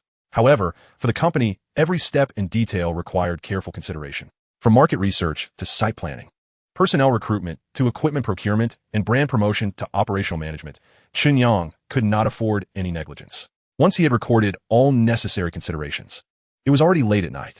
Immersed in his entrepreneurial plans, Chen Yang felt a surge of excitement. He wished to share his grand vision with Lin Wei, but found that she had already drifted off to sleep. Acknowledging the exhausting day she had endured moving back and forth from Xingqing to Qingshui, he refrained from disturbing her and opted to browse the internet instead. As soon as he logged on to QQ, a message from Lu Qingqing popped up. Senior, you're still awake? Are you missing me? Missing you? Not a chance. Is the school internet still up at this hour? I'm at home, watching a Chinese Odyssey. It's hilarious. I'm laughing so hard hurts. Have you finished watching it? Yep, I've seen it twice. Then didn't you realize it's a tragic tale of unrequited love? Oh no, it does seem like a tragedy. Chen Yang suddenly felt a bit foolish for bringing up such a topic. Stop crying. When I return to Xingqing, I'll treat you to Haagen-Dazs. Really? You better not be joking. Am I the kind of person to joke? Who promised to be with me only to run off with the senior? What about the senior? Aren't you two together? Or did you get kicked out by her family and end up on the streets? She's asleep. Can't you think about me a little? Hey, if you two aren't good together, I have my chance. Aren't you afraid she'll beat you up? Why would I be? It's hundreds of miles away. She can't fly. Chen Yang get with Lin Wei's intelligence. There was no need for her to confront him personally in Xingqing. Even a Su Mingyue could stealthily ensnare Lu Qingqing. Moreover, Lin Wei had spent 4 years managing the student union at Xingqing University. She had more than just Su Mingyue as an undercover agent. Senior, why are you still awake so late? I'm preparing to start an agricultural products trading company and am working on the preliminary preparations. Oh, are you planning to develop in Qingshui? Yes, I will definitely start in Qingshui. If all goes well, I'll consider expanding to Xingqing or other cities later. Do you need a partner?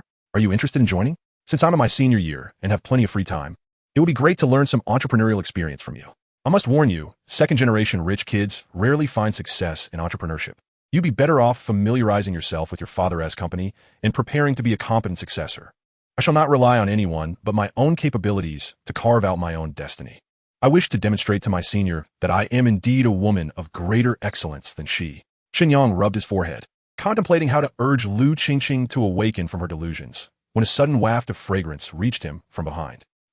So you took the opportunity to clandestinely rendezvous with your old flame while I was asleep.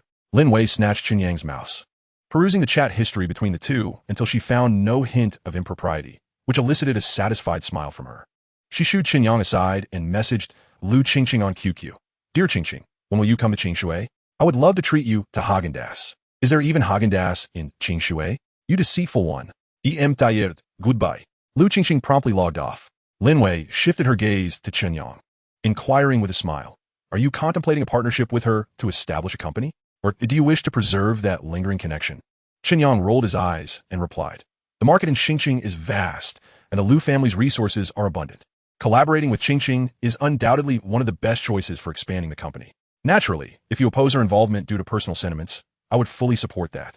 Lin Wei was quite pleased with Chen Yang's stance and offered her perspective. As a wife, I would prefer that Xingqing does not get involved. However, as a resident of Qingshui, I also hope for more capable capital to come to our city and aid in its development. Chen Yang recalled someone and suggested to Lin Wei, what if I invite Qingqing's cousin to invest in Qingshui? He is the developer of the Sunshine Garden community, possessing both strength and ambition, and would certainly be interested in the market here. Lin Wei frowned with concern. Given the current dire environment in Qingshui, do you think her cousin would be interested? Fear not, I am over 60% confident. Chen Yang hesitated to overstate his certainty. Yet he knew that the Lu Group's forthcoming investments in Qingshui would be substantial. Lu Shiji is the manager of the Lu Group in Qingshui. Seeing Chen Yang's confidence, Lin Wei half-jokingly remarked, if you truly manage to bring the Lu Group here, I might even tolerate Lu Qingqing's presence before me. Chen Yang wishing to evade such trivial matters, he began to undress, preparing for a shower and sleep. However, Lin Wei had no intention of relenting. She slowly shed her undergarments and pounced onto Chen Yang, pinning him onto the bed. Wait, I haven't showered yet. No worries, I don't mind your dirtiness. Chapter 34, Back to Xingqing. After only 2 days in Qingshui, Lin Wei officially reported to the municipal government.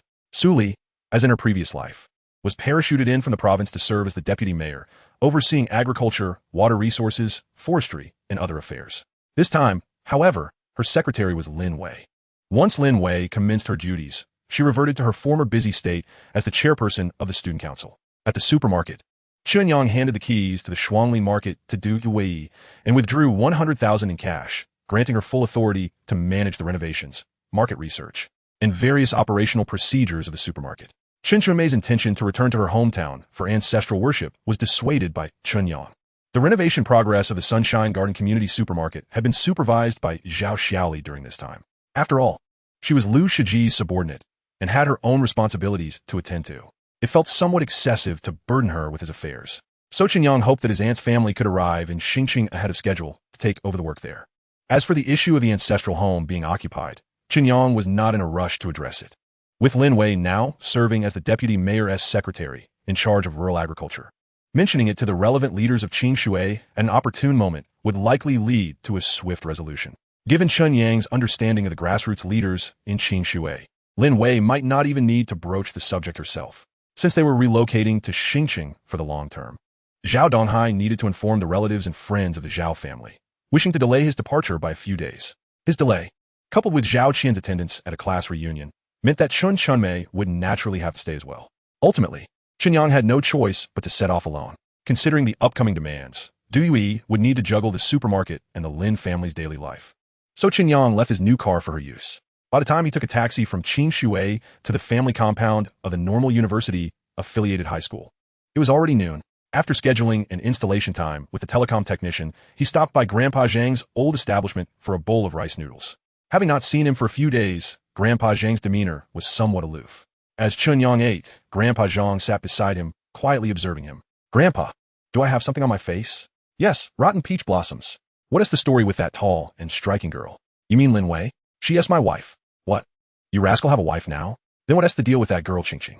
Seeing Grandpa Zhang's temper rising, Chen Yang recounted the romantic entanglements involving Lin Wei, Lu Qingqing, and himself. Grandpa Zhang listened in astonishment, his expression shifting from anger to envy, and finally, to displeasure. "Chen Yang, take it easy. Don't think that just because you have a handsome face, you can do whatever you please. From what I know of Qingqing's father, your days of good fortune may be numbered." Chen Yang felt he was being overly pessimistic. I haven't even touched Qingqing's hand. What reason does he have to come after me? Grandpa Zhang scoffed, saying, "What you have or haven't done is irrelevant. What matters is whether Qingqing is happy. If she isn't, her father has every reason to intervene.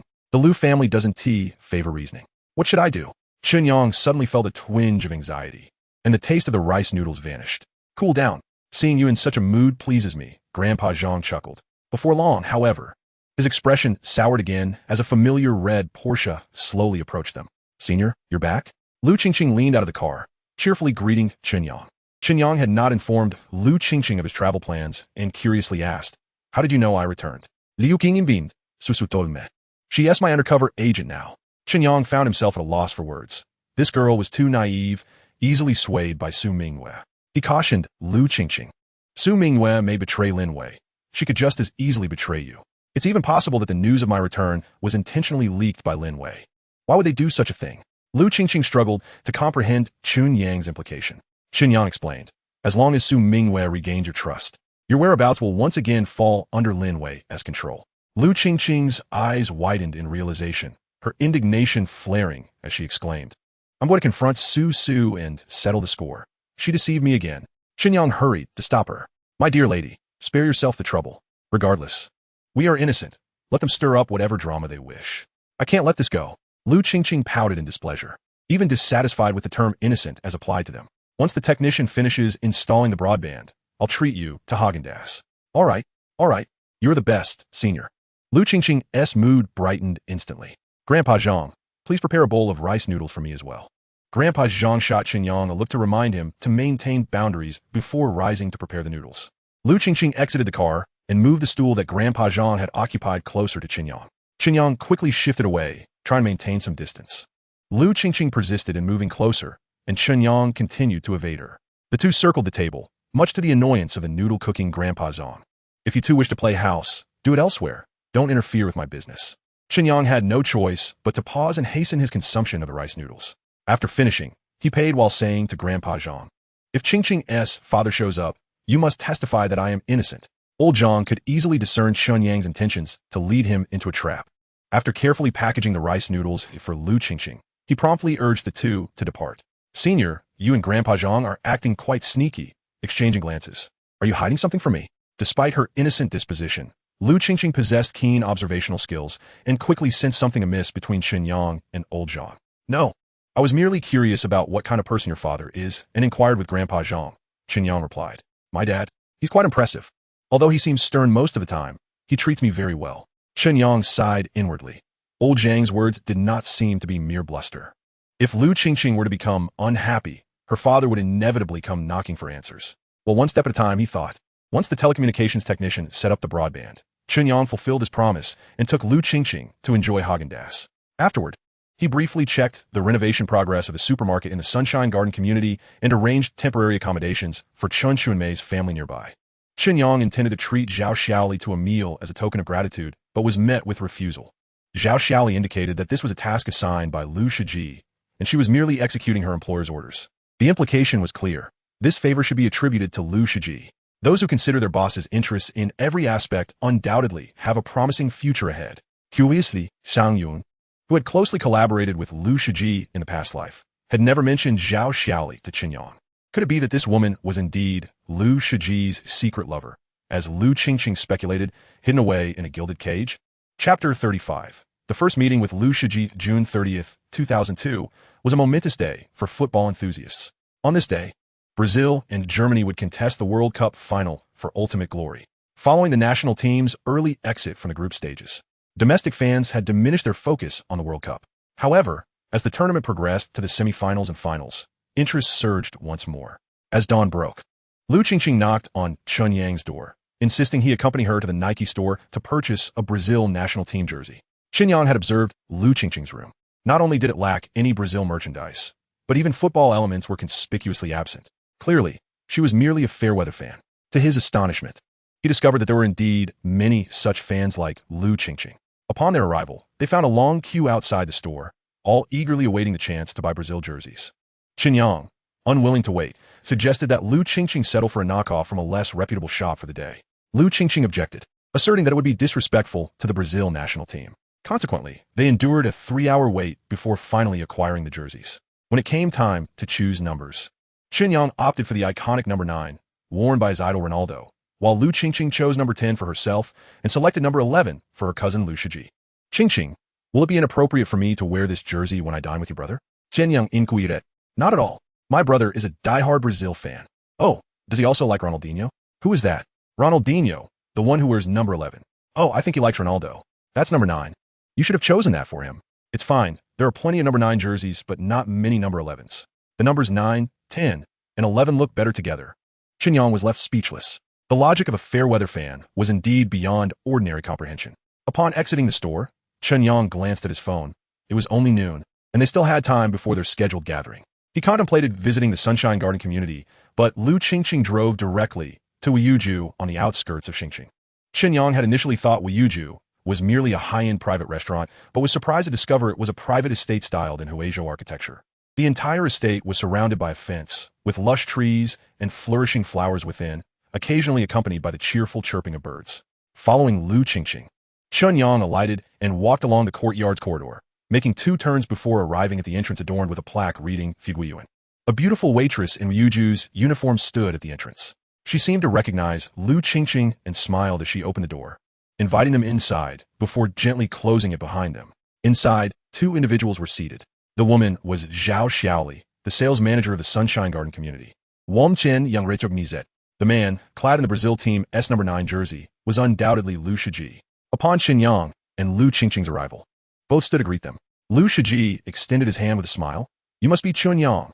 I've heard so much about you from Qingqing. Seeing you today, you truly are a remarkable talent. You flatter me, Lu. In the presence of a successful entrepreneur like you, I am but a fledgling, Chen Yang replied, scrutinizing Lu Shiji closely. In his 30s, standing at approximately 175 meters, he had a robust physique and a firm handshake. In terms of looks, he was undeniably handsome and charming. Such a wealthy and attractive man would always be popular with women, which explained why his wife was so concerned. Please, no need for formalities. It makes me sound like an old man. I'm only a few years older than you. Just call me bro like Qingqing does. All right, then I shall call you Jie Ge from now on. Lu Shiji nodded in satisfaction and invited Chen Yang and Lu Qingqing to the dining table, instructing the waitress outside to bring in the dishes. At that moment, Lu Qingqing presented the jersey she had purchased for Lu Shiji. Bro, this is the jersey I got for you. Lu Shiji opened the package to reveal the number 11 jersey, and his expression instantly shifted. Qingqing, you must have made a mistake. I prefer number 9. Chen Yang chose number 9, and I chose number 10, so number 11 is yours.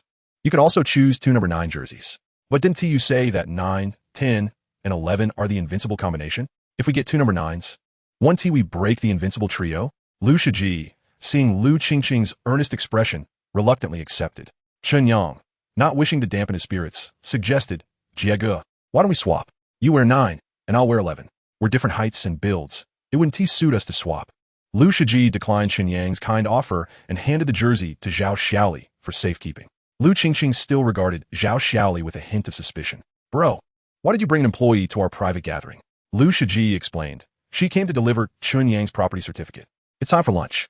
I can't let her go back to the office on an empty stomach. Lu Qingqing pouted, but said nothing further.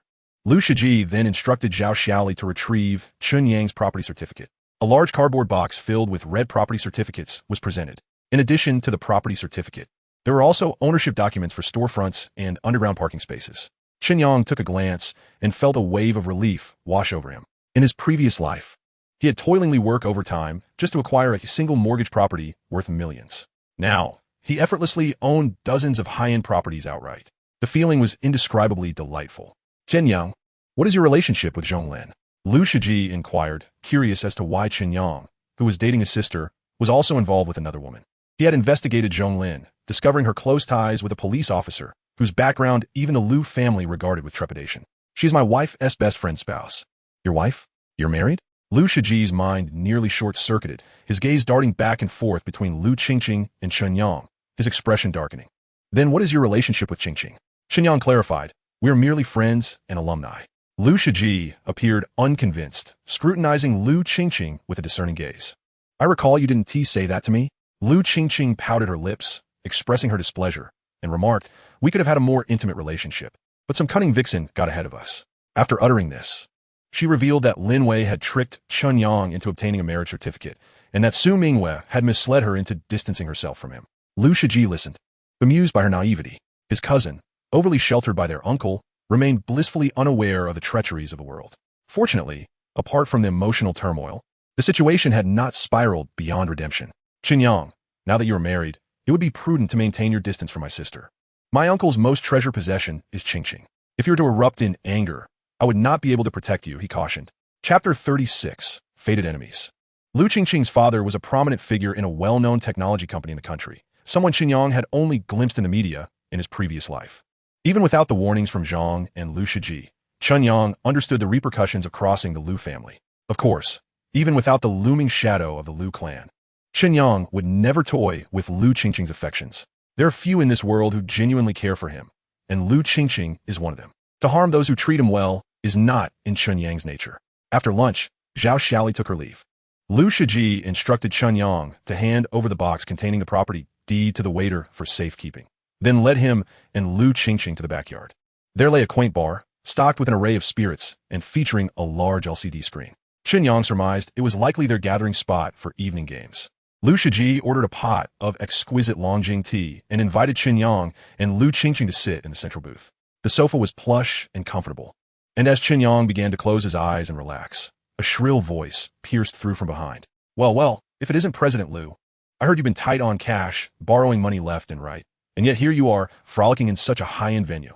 Are you hoping for a free meal? Turning around, Chen Yang recognized the speaker as a young man clad in a floral shirt, adorned with a large gold chain. He was of similar age to Lu Shiji, with an average appearance but an audacious demeanor. More importantly, the two lackeys behind him were none other than Zhang Jun and Tang Kuan. This guy just got out of the hospital? Truly, fate has a way of bringing enemies together. This Weo residence doesn't seem to belong to Boss Zhang. Whether I dine for free or not is hardly any of Boss Zhang's concern, is it? Lu Shiji remained unfazed by the provocation, not even sparing the young man a glance. Come now, President Lu, don't be upset.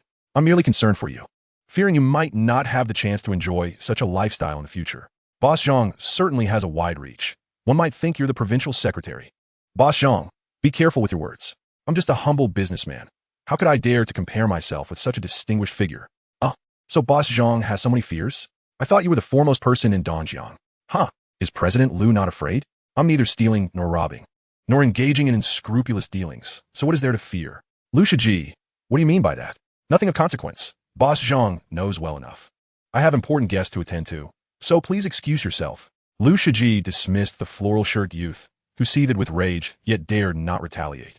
Well, if it isn't Chen Yang, a country bumpkin, yet somehow an important guest of President Lu. How curious. Zhang Jun, seeing his companion humiliated, stepped forward to defend his pride.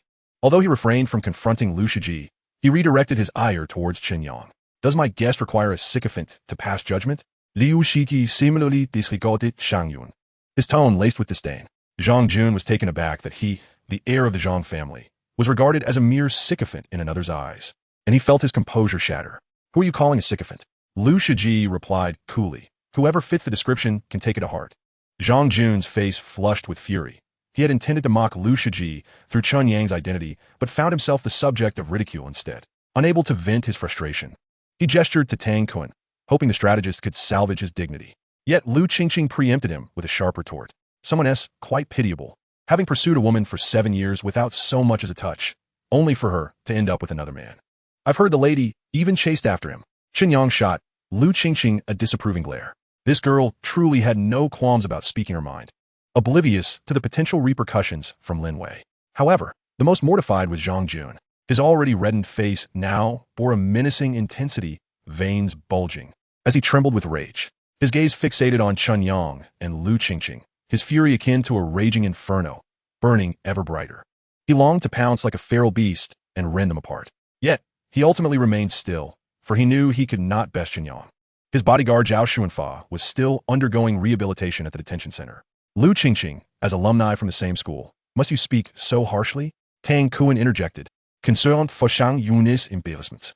I'm merely stating the truth, Liu Qingqing retorted, offering no reprieve. As far as I know, your specialty lies in poaching classmates' girlfriends. It seems this flaw has spread to others. Tang Kun was left speechless, sensing Zhang Jun's accusatory gaze shifting towards him, and hastily lowered his head in feigned ignorance.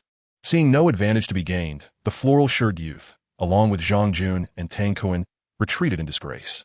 Before leaving, Zhang Jun couldn't resist issuing a parting threat. Chen Yang, just you wait. This isn't over. Chen Yang paid him no mind, secretly amused.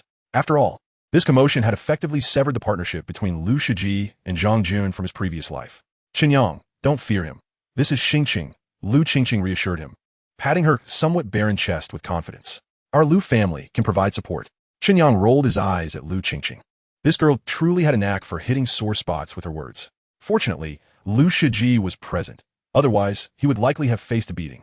Yet, witnessing Liu Qingqing render Zhang Jun and Tang Kun speechless brought Chen Yang a sense of delight. Rest assured, no one dares to act recklessly at Wuyo residence. Liu Shiji further comforted Chen Yang.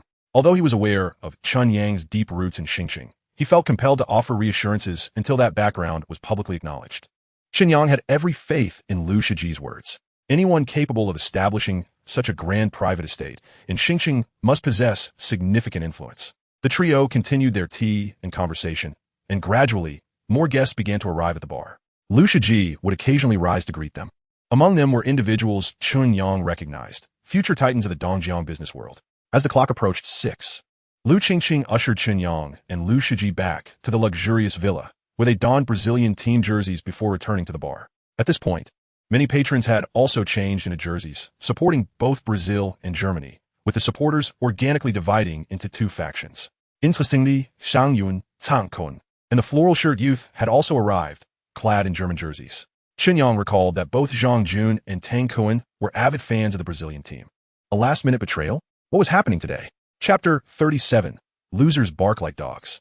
The small bar quickly filled to capacity. Chen Yang observed that the number of supporters for each team was roughly equal, each boasting a dozen or so fans. After the match, they could even arrange an offline game. As the crowd engaged in idle chatter, the large LCD television on the wall flickered to life, broadcasting a preview of the World Cup final. Two commentators from CCTV animatedly discussed their perspectives on the competing teams. Chen Yang, who do you think will clinch the championship? Liu Shiji, having learned from Liu Qingqing about Chen Yang's recent lottery win on sports betting, sought to gauge Chen Yang's expertise. Brazil. Chen Yang declared. As a fervent supporter of the Brazilian team, Liu Shiji was pleased with this answer, but felt that Chen Yang's response lacked depth. He pressed on. What makes you confident in Brazil's victory? In a bid to provoke Zhang Jun and Tang Kun, Chen Yang playfully patted the jersey on his chest and retorted. As a Brazilian fan, how could I possibly root for Germany? Zhang Jun and Tang Kun lowered their heads, fearful that Chen Yang would expose their secret allegiance to the German team. Liu Shiji had anticipated a more elaborate discourse from Chen Yang, but was left bemused by his succinct reply. At that moment, a beautiful waitress approached the bar, distributing a stack of cards to each booth. Chen Yang glanced at the cards and realized they were betting slips for the match. The betting options mirrored those found in international markets, allowing wagers on win-loss draw outcomes, as well as halftime and full-time results and scores. Chen Yang, are you interested in placing a bet? Lu Shiji casually inquired, noticing Chen Yang's apparent interest in betting. Is it legal? Chen Yang hesitated, aware that gambling on football is prohibited domestically. Legal or not, it's all up to the people. Lu Shiji chuckled, patting Chen Yang's shoulder. In Dongjiang, it's quite safe. With such encouragement, Chen Yang felt his resolve wavering. After all, he knew the ultimate outcome. This was a golden opportunity. Jega, how does it work? Chen Yang asked eagerly. The minimum bet starts at 1 million. With no upper limit, depending on your financial capacity. Chen Yang sighed regretfully, lamenting that he had invested so heavily in real estate. Had he known, he would have placed his bets here first and perhaps bought an additional unit. A country bumpkin like him could hardly muster even 100,000. Zhang Yuan, seated next to Chen Yang, had been eavesdropping on their conversation. Seizing the opportunity, he began to mock. Zhang Peng, keep your lapdog in check. This is Wuju, not your dog kennel. As Chen Yang was brought into the fray by Zhang Jun's provocations, Lu Shiji's temper flared. Zhang, my cousin speaks the truth. Your friend is merely a bumpkin from the countryside. He can't handle this high-stakes game. The youth in the floral shirt cast a derisive glance at Lu Shiji and added with a smirk, I suppose you can't handle it either, Lu. Lu Shiji retorted coolly, whether I can or cannot is not for you to decide. Lu Qingqing, witnessing the disdainful exchange between the two men, felt her temper rising. She stood up, pointing at Zhang Jun, and exclaimed, how about we make a wager? If Brazil wins tonight, you all must get down on the floor and bark like dogs for 3 minutes. Zhang Jun was momentarily taken aback, unsure how to respond, as he too was rooting for Brazil. Before he could formulate an answer, the youth in the floral shirt, Zhang Peng, preemptively declared, no problem. If Germany wins, you must also bark like dogs for 3 minutes. Their commotion stirred the emotions of others around them. A middle-aged man wearing a Brazil jersey quietly approached Lu Shiji, earnestly asking, Shiji, do you really believe Brazil will win? Mr. Wang, I'm not entirely sure, Lu Shiji replied with a wry smile, gesturing towards Chen Yang. It's my brother who is confident in Brazil's victory. The middle-aged man turned his gaze to Chen Yang, curiosity piqued. Young man, could you share your thoughts? Chen Yang, feeling no inclination to explain himself, replied mysteriously, it's just a guess. The middle-aged man's expression fell, a sentiment echoed by both Lu Shiji and Lu Qingqing. Senior, are we really going to have to bark like dogs? Lu Qingqing suddenly expressed concern. If Germany wins, we'll have to honor the bet. Chen Yang found himself admiring Lu Qingqing amidst a gathering of business elites. She had the audacity to wager on barking like a dog. The trio opposing them were equally bizarre for accepting the challenge. If they wished to play, so be it. He knew he would not lose. How do you plan to bet? Lu Shiji asked Chen Yang in a conspiratorial whisper to avoid further disturbances from the Zhang brothers. Jege, I don't have enough cash on hand. Could you lend me some? How much do you need? How much can you lend?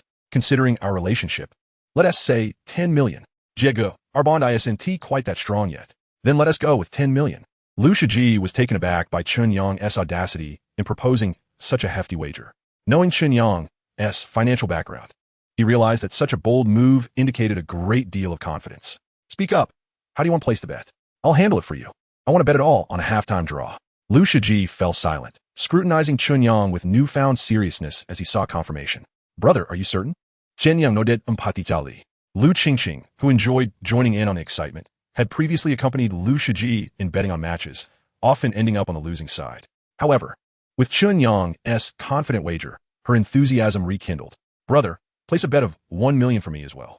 Lu Shiji hesitated for a moment while filling out the betting slip, ultimately writing down a wager amount of 21 million.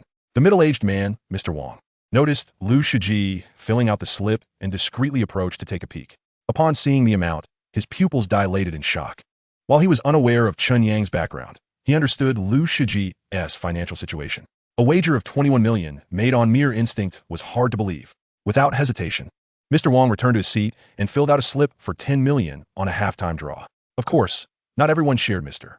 Wang's inclination to follow the crowd. Most attendees had their own strategies. Some bet on Brazil to win, others on Germany, while some opted for high scores and others for low. The only awkward one was Zhang Jun. Though he favored Brazil, he had unwittingly bet against Lu Qingqing and was therefore compelled to wager on Germany.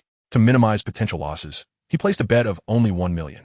In contrast, Tang Kuan, who lacked the privilege to bet, felt considerably less burdened. His sole worry revolved around the prospect of barking like a dog should Germany lose. Naturally, if given the choice, he would never have accepted such a wager. Anyone with a modicum of football knowledge understood Brazil's superior overall strength. Yet, Zhang Jun's foolish cousin favored Germany, and Zhang Jun, who shared his support for Brazil, failed to warn his cousin. Truly, a bunch of useless teammates. Chapter 38. He is just a pseudo-fan. Not long after the bets were placed, the match commenced, diverting everyone's attention to the LCD television. Chen Yang, already privy to the final outcome, found himself less engrossed than the others. Just as he was about to inquire Lu Shiji about the betting details and rules, he heard the soft sound of footsteps approaching. Turning to look, he saw a group of elegantly dressed waitresses in black uniforms gracefully entering the venue. Each waitress was tall and strikingly beautiful, moving with a light and elegant gait. They each carried a beautifully crafted tray, laden with an assortment of items. The trays featured premium Moutai liquor and German black beer, alongside exquisitely arranged fruit platters emitting enticing aromas, as well as various appetizers such as marinated delicacies and cold dishes. The beautiful waitresses moved in unison, a testament to their training, as they approached each booth from left to right, gently placing their trays on the tables. After concluding their previous activities, each individual stood beside their respective booths, quietly and courteously inquiring whether the guests required any additional services. Chen Yang, would you prefer white spirits or beer? Beer. Then let us indulge in beer. As soon as Lu Shiji finished speaking, the attractive waitress promptly uncorked 3 bottles of German dark beer from her tray.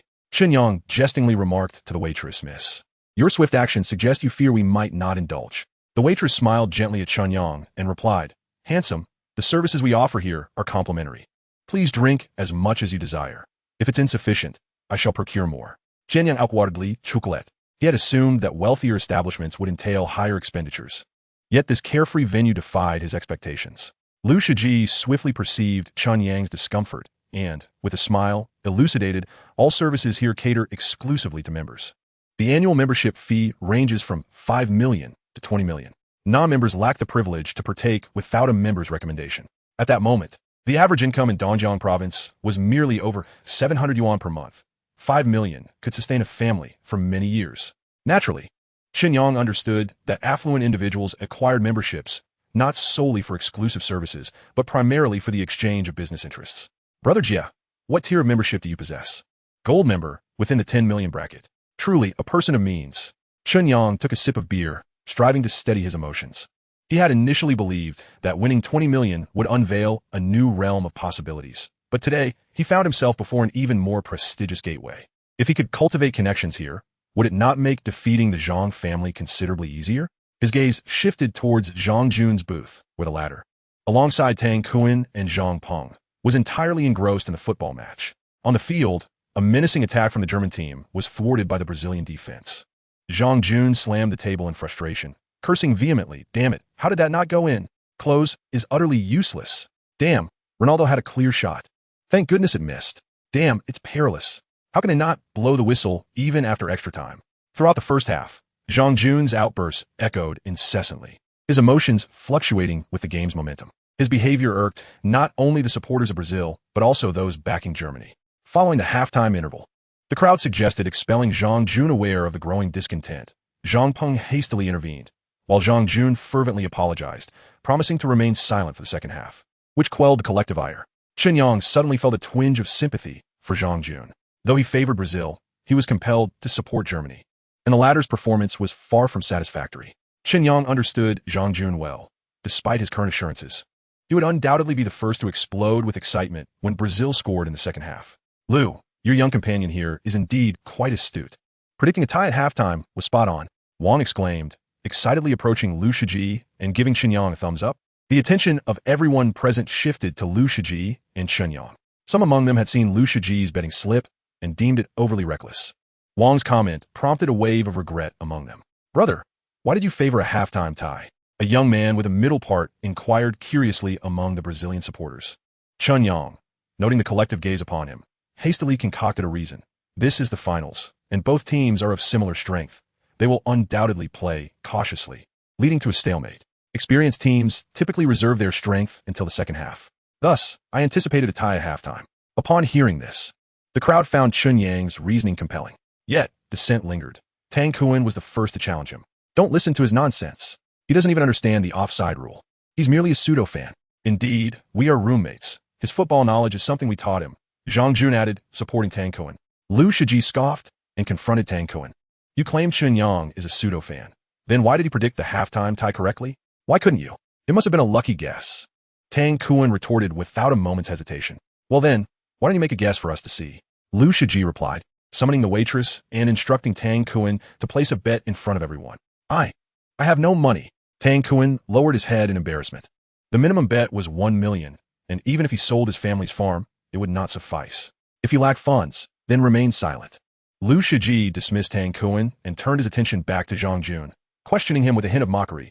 You wouldn't be broke too, would you? Zhang Jun certainly had money. However, as he observed the ongoing match, he noted that while Brazil held a slight advantage, it was not to the extent of overwhelming Germany. The German team was known for their slow starts. Once they acclimated to Brazil's rhythm, overtaking them was not out of the question. Just as Zhang Jun hesitated, Zhang Peng made a decisive proclamation. The German team is renowned for their late-game strategies. They will undoubtedly triumph over Brazil in the second half. I am betting 10 million on Germany to win. The supporters of Germany erupted in applause for Zhang Peng's decision. Lu Shiji ignored Zhang Peng and continued to question Zhang Jun. Do you also believe Germany will win? At this juncture, Zhang Jun had little choice but to nod in agreement, feeling a pang of regret for accompanying Zhang Peng to watch the match. What a foolish ally he had. How could the Zhang family entrust the affairs of Star City to such a dimwit? After receiving Zhang Jun's response, Lu Shiji turned his attention to Chen Yang. What is your perspective? Chen Yang was reluctant to voice his opinion.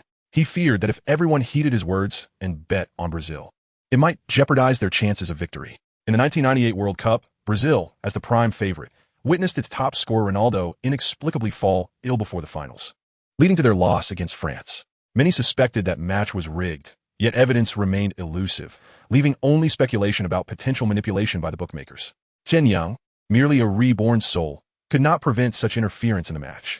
Should the butterfly effect take hold, not only would Brazil lose the championship once more, but many present would also incur substantial financial losses. This was a burden he could not bear. I am a supporter of Brazil, and I still believe they will win. Chen Yang hesitated before ultimately providing a vague answer. Lu Shiji was dissatisfied with this response, as were others who had anticipated Chen Yang's insight. Among those present, Zhang Jun and Tang Kuan were the most pleased. I told you he was merely guessing. Now you believe me? He is just a pseudo-fan. Chen Yang paid him no mind, and the others, already disenchanted with Zhang Jun, found no inclination to respond. Realizing his folly, Zhang Jun retreated to his booth, nursing his drink in silence. At that moment, the beautiful waitress approached Lu Shiji, saying, Mr. Lu, your previous bets have been settled. The odds were 1-2, resulting in a total of 42 million. Will you be placing any bets for the second half?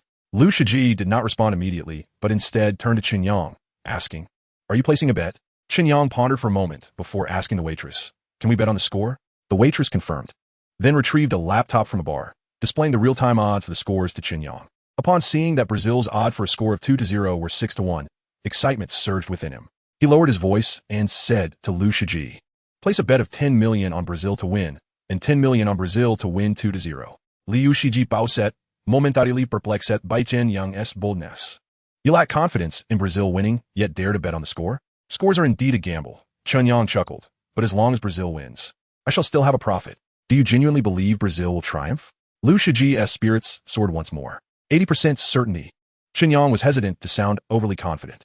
Lu Shiji nodded in satisfaction. He would back Brazil even at 60%. Bro, like Chen Yang, I'm betting 1 million on Brazil to win, and another million on Brazil to beat Germany by 2 goals, Lu Qingqing declared, placing her faith in Chen Yang without hesitation. Observing that both Chen Yang and Lu Qingqing had made their decisions, Lu Shiji requested another betting slip from the waiter. This time, he wagered 31 million on Brazil to win, and 1 million on Brazil winning by a score of 2 against Germany. As Lu Shiji filled out the slip, Chen Yang specifically reminded the waiter to keep their bets confidential. However, he had not anticipated that these future business magnates of Star City were quite shrewd. Just as Lu Shiji completed his slip, Mr. Wang snatched the betting card from him, prompting a flurry of others to follow suit and place their bets. Even those who initially supported Germany. Zhang Jun, who had been drinking to drown his sorrows, found himself even more despondent. Chen Yang, too, felt a weight on his heart. If the outcome of the match changed due to their collective bets, he would lose 10 million. Chapter 39. Let the bullets fly for a while. Can you not have some principles? We are supporters of the German team. How can we bet on Brazil to win? Zhang Jun was incensed to see everyone following Chen Yang's lead in wagering on Brazil. What do kids know? Betting on Brazil doesn't mean we don't support Germany. If Germany wins, we're happy. If Brazil wins, we profit. Either way, we don't lose. The rebuttal from the German supporters nearly made Zhang Jun choke with anger. Betting on the opposing team to ensure one's own victory. What kind of logic is that? If this method were effective, the national football team would have already won the World Cup.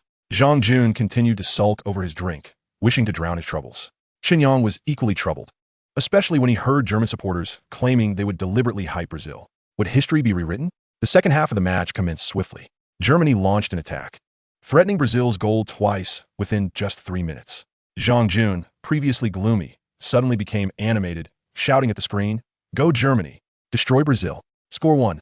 The German supporters joined in, echoing his enthusiasm. The atmosphere on Brazil's side was decidedly more subdued. Chen Yang busied himself with fruit to mask his inner turmoil, while Lu Qingqing clutched his arm tightly. Her teeth clenched. Lu Shiji remained silent, fixated on the screen. Germany, score 1. Score 1. Shang Yunis excitement is keditit. Meanwhile, the German team played with an intensity akin to having taken performance enhancers, leaving Brazil in disarray and their formidable trio losing its edge. Senior, Brazil won to lose, right? I don't know. Let the bullets fly for a while. Chen Yang recalled a famous line from a classic film by a renowned domestic director. At this moment, anxiety served no purpose.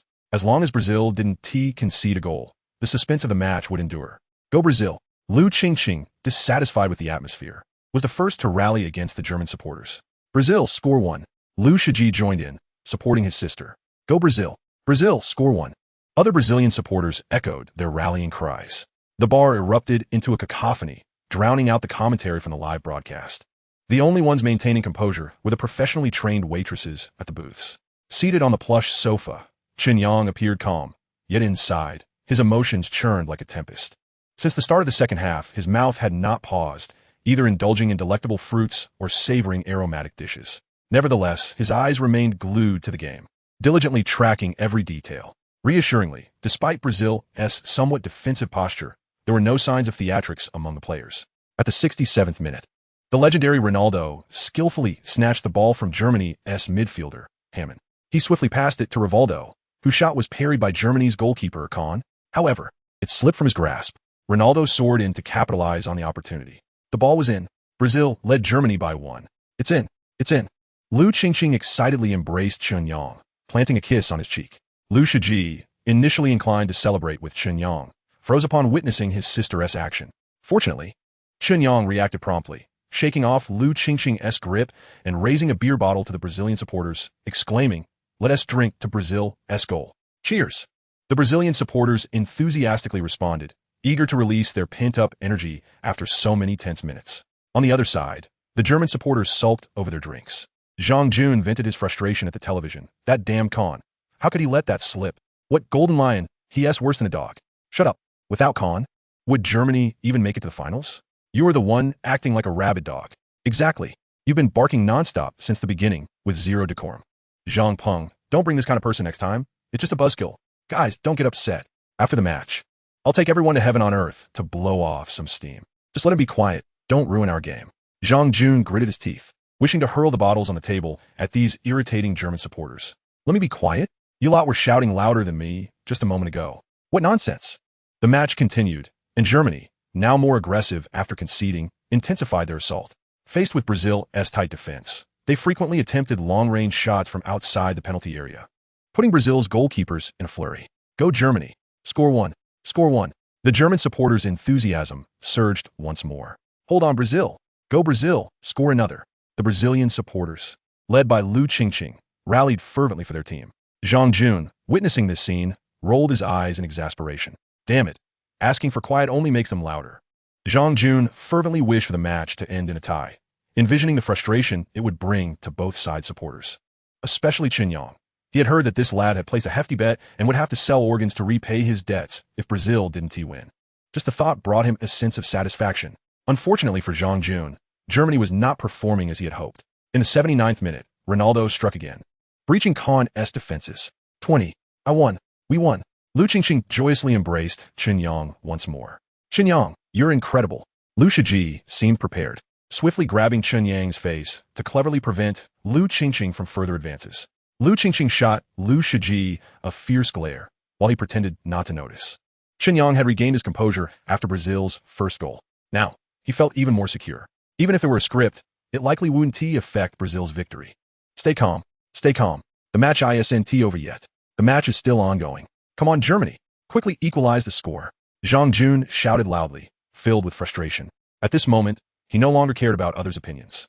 A bunch of incompetent teammates. He vowed never to join them again in the future. Go Germany. Go Brazil. As time gradually slipped away, the match concluded with a score of Brazil 2, Germany 0. Brazil, after an 8-year hiatus, claimed the championship of the World Cup for the 5th time in their history. Zhang Jun, disheartened, collapsed onto the sofa. He deeply regretted supporting Germany alongside Zhang Peng. This erroneous choice had led him to be outshone by a faux fan, the very person he despised most in his life. Chapter 40. The Master of Wuyou Residence. Zhang, you lost. Hurry up and bark like a dog. Lu Qingqing, coming back to her senses from her excitement, promptly sought Zhang Jun to fulfill their wager. I won T-Bark. If you have the guts, come hit me. There was no way Zhang Jun would demean himself in front of Chen Yang. After delivering his defiant words, he stormed away, his face ashen. Upon his departure, Tang Kuan also hurriedly followed suit. I apologize. My brother doesn't know better. Let me go talk to him. Zhang Peng, noticing Zhang Jun had left, quickly found an excuse to chase after him. Shameless. Lu Qingqing spat angrily in the direction they vanished. Forget it. What's the point of arguing with such people? Lu Shiji, feeling quite pleased, paid little mind to the Zhang brothers. He regarded Chen Yang with admiration. Brother, you truly are a hidden gem. Pure coincidencia. I was merely lucky. Chen Yang replied earnestly to Liu Shiji. Lu Shiji rolled his eyes. Even at this moment, this guy was still pretending. Little brother, you are truly the reincarnation of a wealth god. Mr. Wang exclaimed excitedly as he grasped Chen Yang's hand. He had won tens of millions today, recovering all his previous losses. At this moment, Chen Yang was his savior. I was merely lucky. Chen Yang maintained his stance. Regardless of your luck, we must thank you today.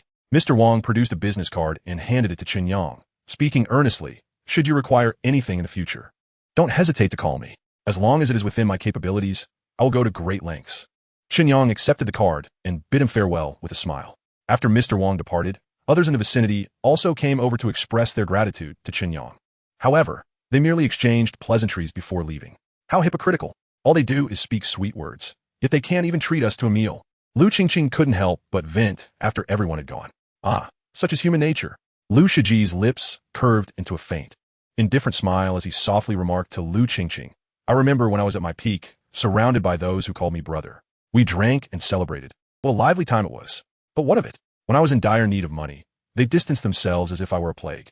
This fickleness of human emotions. In time, Chen Yang will encounter it as well. Experiencing it firsthand isn't necessarily a bad thing. As a reborn individual, Chen Yang resonated with Lu Shiji's perspective. However, at this moment, he was more concerned about the issue of cashing in the winnings. After all, Lu Shiji had only filled out 2 slips, and no money had been paid yet. The winnings amounted to 31 million for the match and 11 million for the score, totaling over 100 million. The other party had every reason not to fulfill it. Jiegu, our prize money won't bounce, will it? Don't say such things. Lu Shiji quickly gestured for Chen Yang to be quiet. However, his warning came too late. In the corridor of the other courtyard, a woman clad in a teal qipao and red high heels approached them slowly. She was tall, while her beauty didn't reach the heights of breathtaking. She certainly possessed a striking appearance. What unsettled Chen Yang was the aura she exuded, one that made even men feel intimidated and retreat in fear. Sister Xian, what brings you here? Is this not my territory? Can I come? Of course. Wherever you wish to go is fine. Lu Shiji smiled apologetically, and Lu Qingqing obediently called out, Sister Xian. Sister Xian ignored them, her piercing gaze fixed on Chen Yang, her tone icy as she said, if I heard correctly, you were just doubting the integrity of Wuyou residence? Chen Yang found himself somewhat at a loss under her fierce gaze, awkwardly explaining. I noticed Jiegu forgot to pay when placing the bet, so I was a little concerned. Upon hearing this, Sister Xian paused momentarily, then shot Lu Shiji a strange look. Shiji, have you been so preoccupied with money that you've lost your mind? You brought someone in without even explaining the rules of Wuyou residence? Lu Shiji quickly apologized and shifted the blame onto Zhang Peng and Zhang Jun. It's those 2 brothers surnamed Zhang causing trouble, making me forget the important matters. He then proceeded to explain the betting rules of Wuyou residence to Chen Yang. It turned out that the expenses for members at Wuyou residence were directly deducted from their membership cards. Those who played here would have funds preloaded onto their cards. Even if one forgot to preload, each card had an overdraft limit. Lu Shiji's card had an overdraft limit of 20 million, and he had also preloaded 10 million, giving a total spending limit of 30 million. Their first bet was for 21 million, which did not exceed the total spending limit. The second bet used the settlement amount from the first half, so there were no issues with exceeding limits. Thus, Chen Yang's concerns were indeed unfounded. Chen Yang quickly apologized to Sister Xin, and Lu Shiji and Lu Qingqing chimed in with supportive words. All right, you all go out first. I have something to discuss with this young man. After Sister Xin said this, she ushered Lu Shiji, Lu Qingqing, and the staff present out. Chen Yang, finally recovering from the shock of the match, now felt anxious again. Kid, does Lin girl know you're here playing? She doesn't. Then you know her family despises lawbreakers, right? Yes. But Jega said betting here is very safe. Betting here is indeed safe. However, your actions are still illegal in essence. If her father finds out, he might even turn against you. Chen Yang awkwardly scratched his head. Based on his understanding of Lin Jiangwo, Sister Xin was not merely being alarmist. How about I just forfeit my winnings, and you can consider that I never came? You must honor your bets. Do you think the reputation of Wuyo residence is just for show? Sister Xin shot Chen Yang a glare, saying, you will certainly receive your money, but some processing fees will be deducted. No problem. Chen Yang did not inquire further, simply nodding in agreement. You have no background. Suddenly acquiring a large sum of money could easily attract unwanted attention. Sister Xin explained, I just don't want your actions to implicate Lin girl. Chen Yang quickly expressed his gratitude while curiously asking, Sister Xin, what is your relationship with my wife? You could say she's like a younger sister to me. Sister Xion's expression suddenly darkened as she warned Chen Yang, you're already married, yet you're so close to Qingqing. Are you trying to have your cake and eat it too? Chen Yang hurriedly clarified, Sister Xin, please don't misunderstand. Qingqing and I are innocent. Sister Xin huffed, reiterating in a threatening tone, if you dare do anything to wrong Lin girl, I will ensure you can't survive in the entire Dongjiang. Chen Yang nodded. This woman could make even Lu Shiji and his sister tremble in fear. He, as an ordinary citizen, could not afford to offend her. Furthermore, even if Sister Xin were to turn a blind eye, the Lin family loomed over Chen Yang like an insurmountable mountain. Marrying a daughter of a high-ranking official truly brought immense pressure. Chapter 41.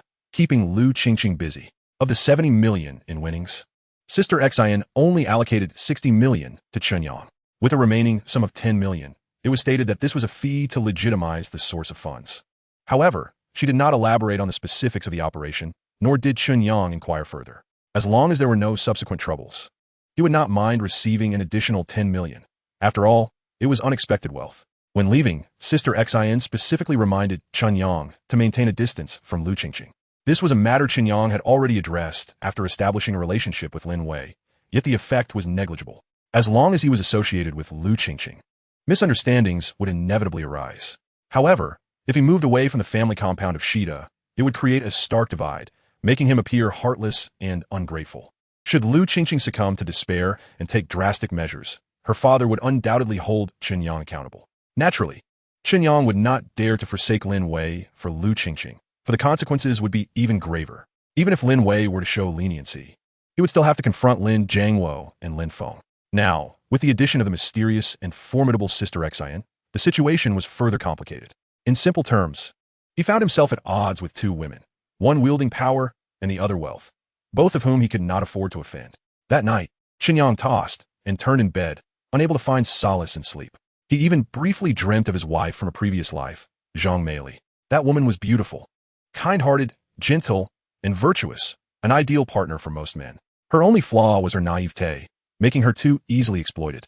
Yet, despite a tinge of nostalgia, Chen Yang would never rekindle the past with Zhang Meili, as she was related to Zhang Jun and destined to become a pawn. He could not allow himself to stumble twice over the same woman.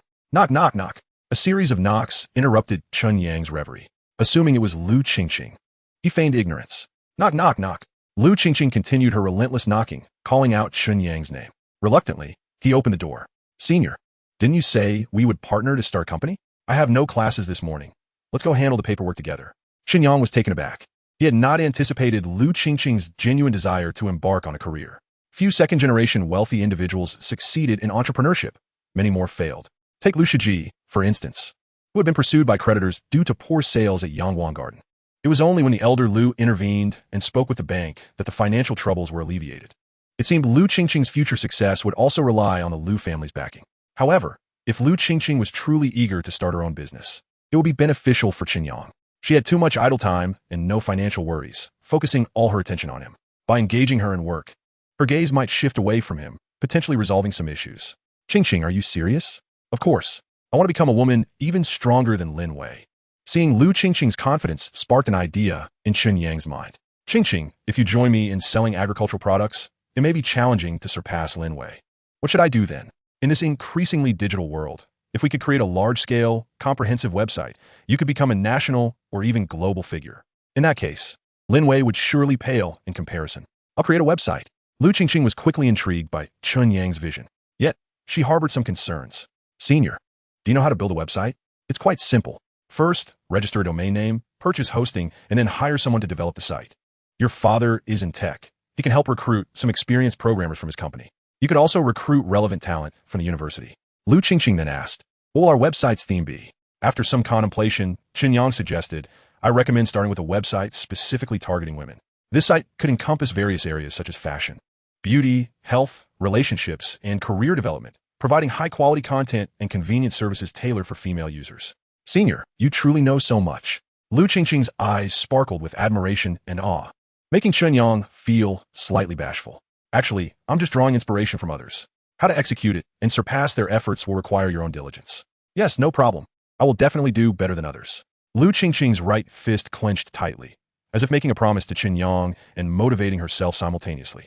Seeing Lu Qingqing's spirits lifted, Chen Yang encouraged her to take swift action. Though it was her first venture into entrepreneurship, and with Chen Yang cheering her on, Lu Qingqing still felt a tinge of nervousness. Thus, she called her father to discuss her aspirations for creating a website. Lu's father was very supportive of his daughter's dream, directly handing over a nascent website with a basic structure, aptly named Qing Network, seemingly prepared specifically for Lu Qingqing. Chen Yang opened the website on his computer. It featured a clean and straightforward design along with a series of practical function modules, ready for content focused on women. He couldn't help but marvel at the efficiency with which wealthy individuals conducted their affairs. Suddenly, he worried that this website might not keep Lu Qingqing occupied for long. Nevertheless, at this stage, there was no better way to divert her attention. They would have to take it one step at a time. With the website established, the next step was to recruit talent and gather information. Chen Yang advised Lu Qingqing to start by recruiting on the university forum at Xingqing University. As college students tend to have vibrant minds, a strong curiosity, and sharper perceptions of new cultures and ideas, engaging them in the website's development would yield significant results. Simultaneously, targeted promotional activities could be organized for Lu Qingqing's website among the faculty and students at Xingqing University. As it was a website created by their own, the university leadership would undoubtedly offer substantial support and encouragement. The students would also be eager to participate, sharing relevant information and contributing to the website's growth. As long as they could gather a flow of people, they would have succeeded in half of the website's development. Of course, the initial construction did not require many personnel. Chen Yang proposed hiring a web engineer and a back-end engineer to ensure the website's smooth operation.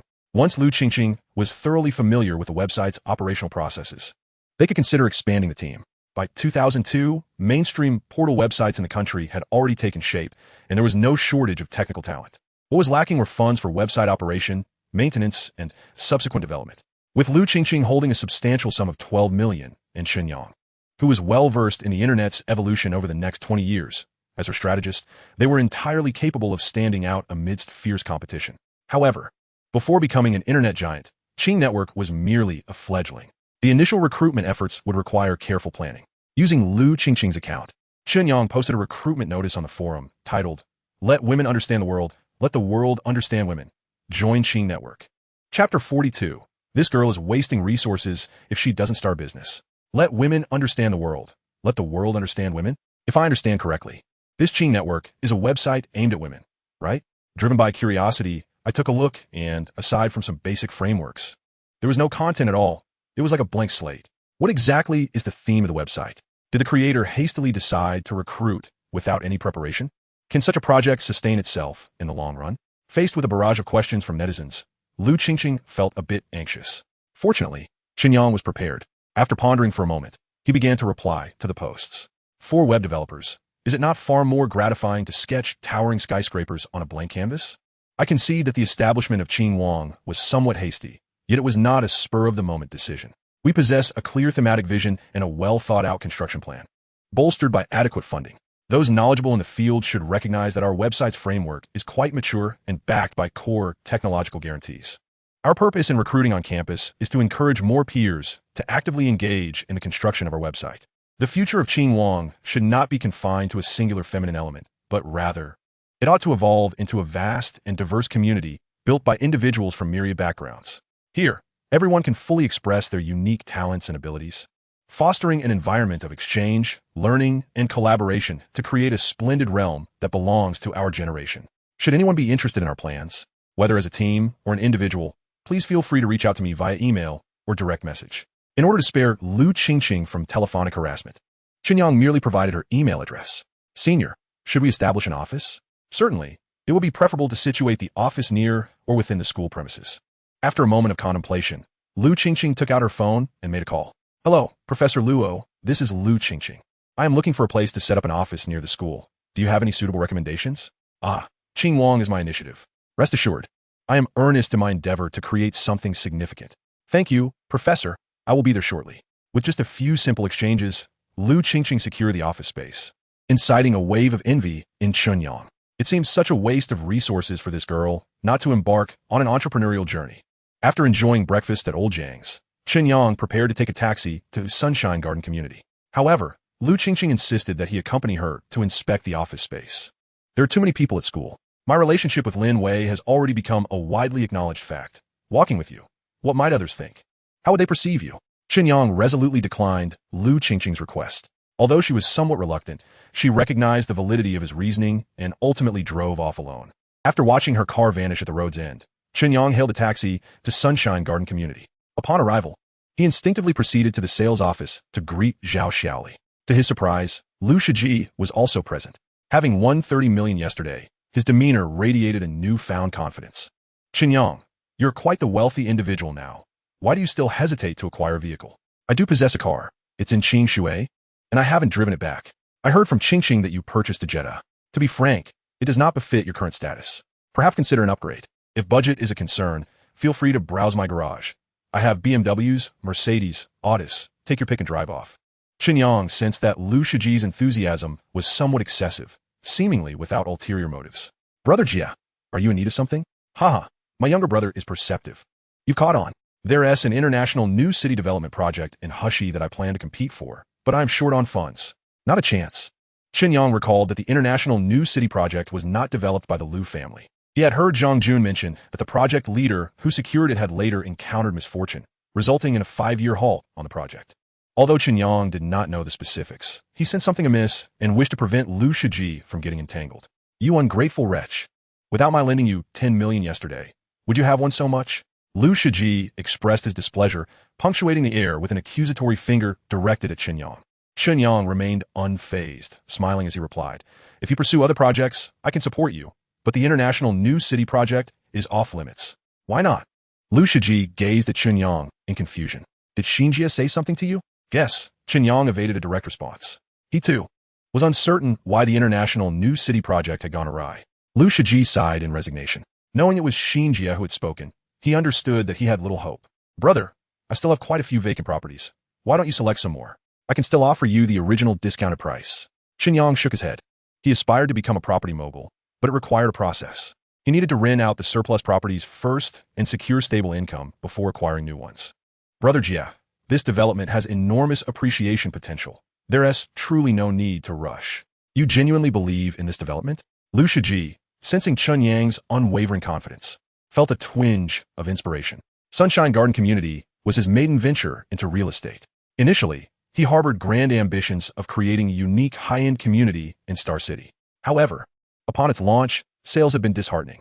Wealthy individuals deemed the layout lacking in grandeur, while those with limited means found the prices exorbitant. After months of sales, a significant portion of inventory remained unsold.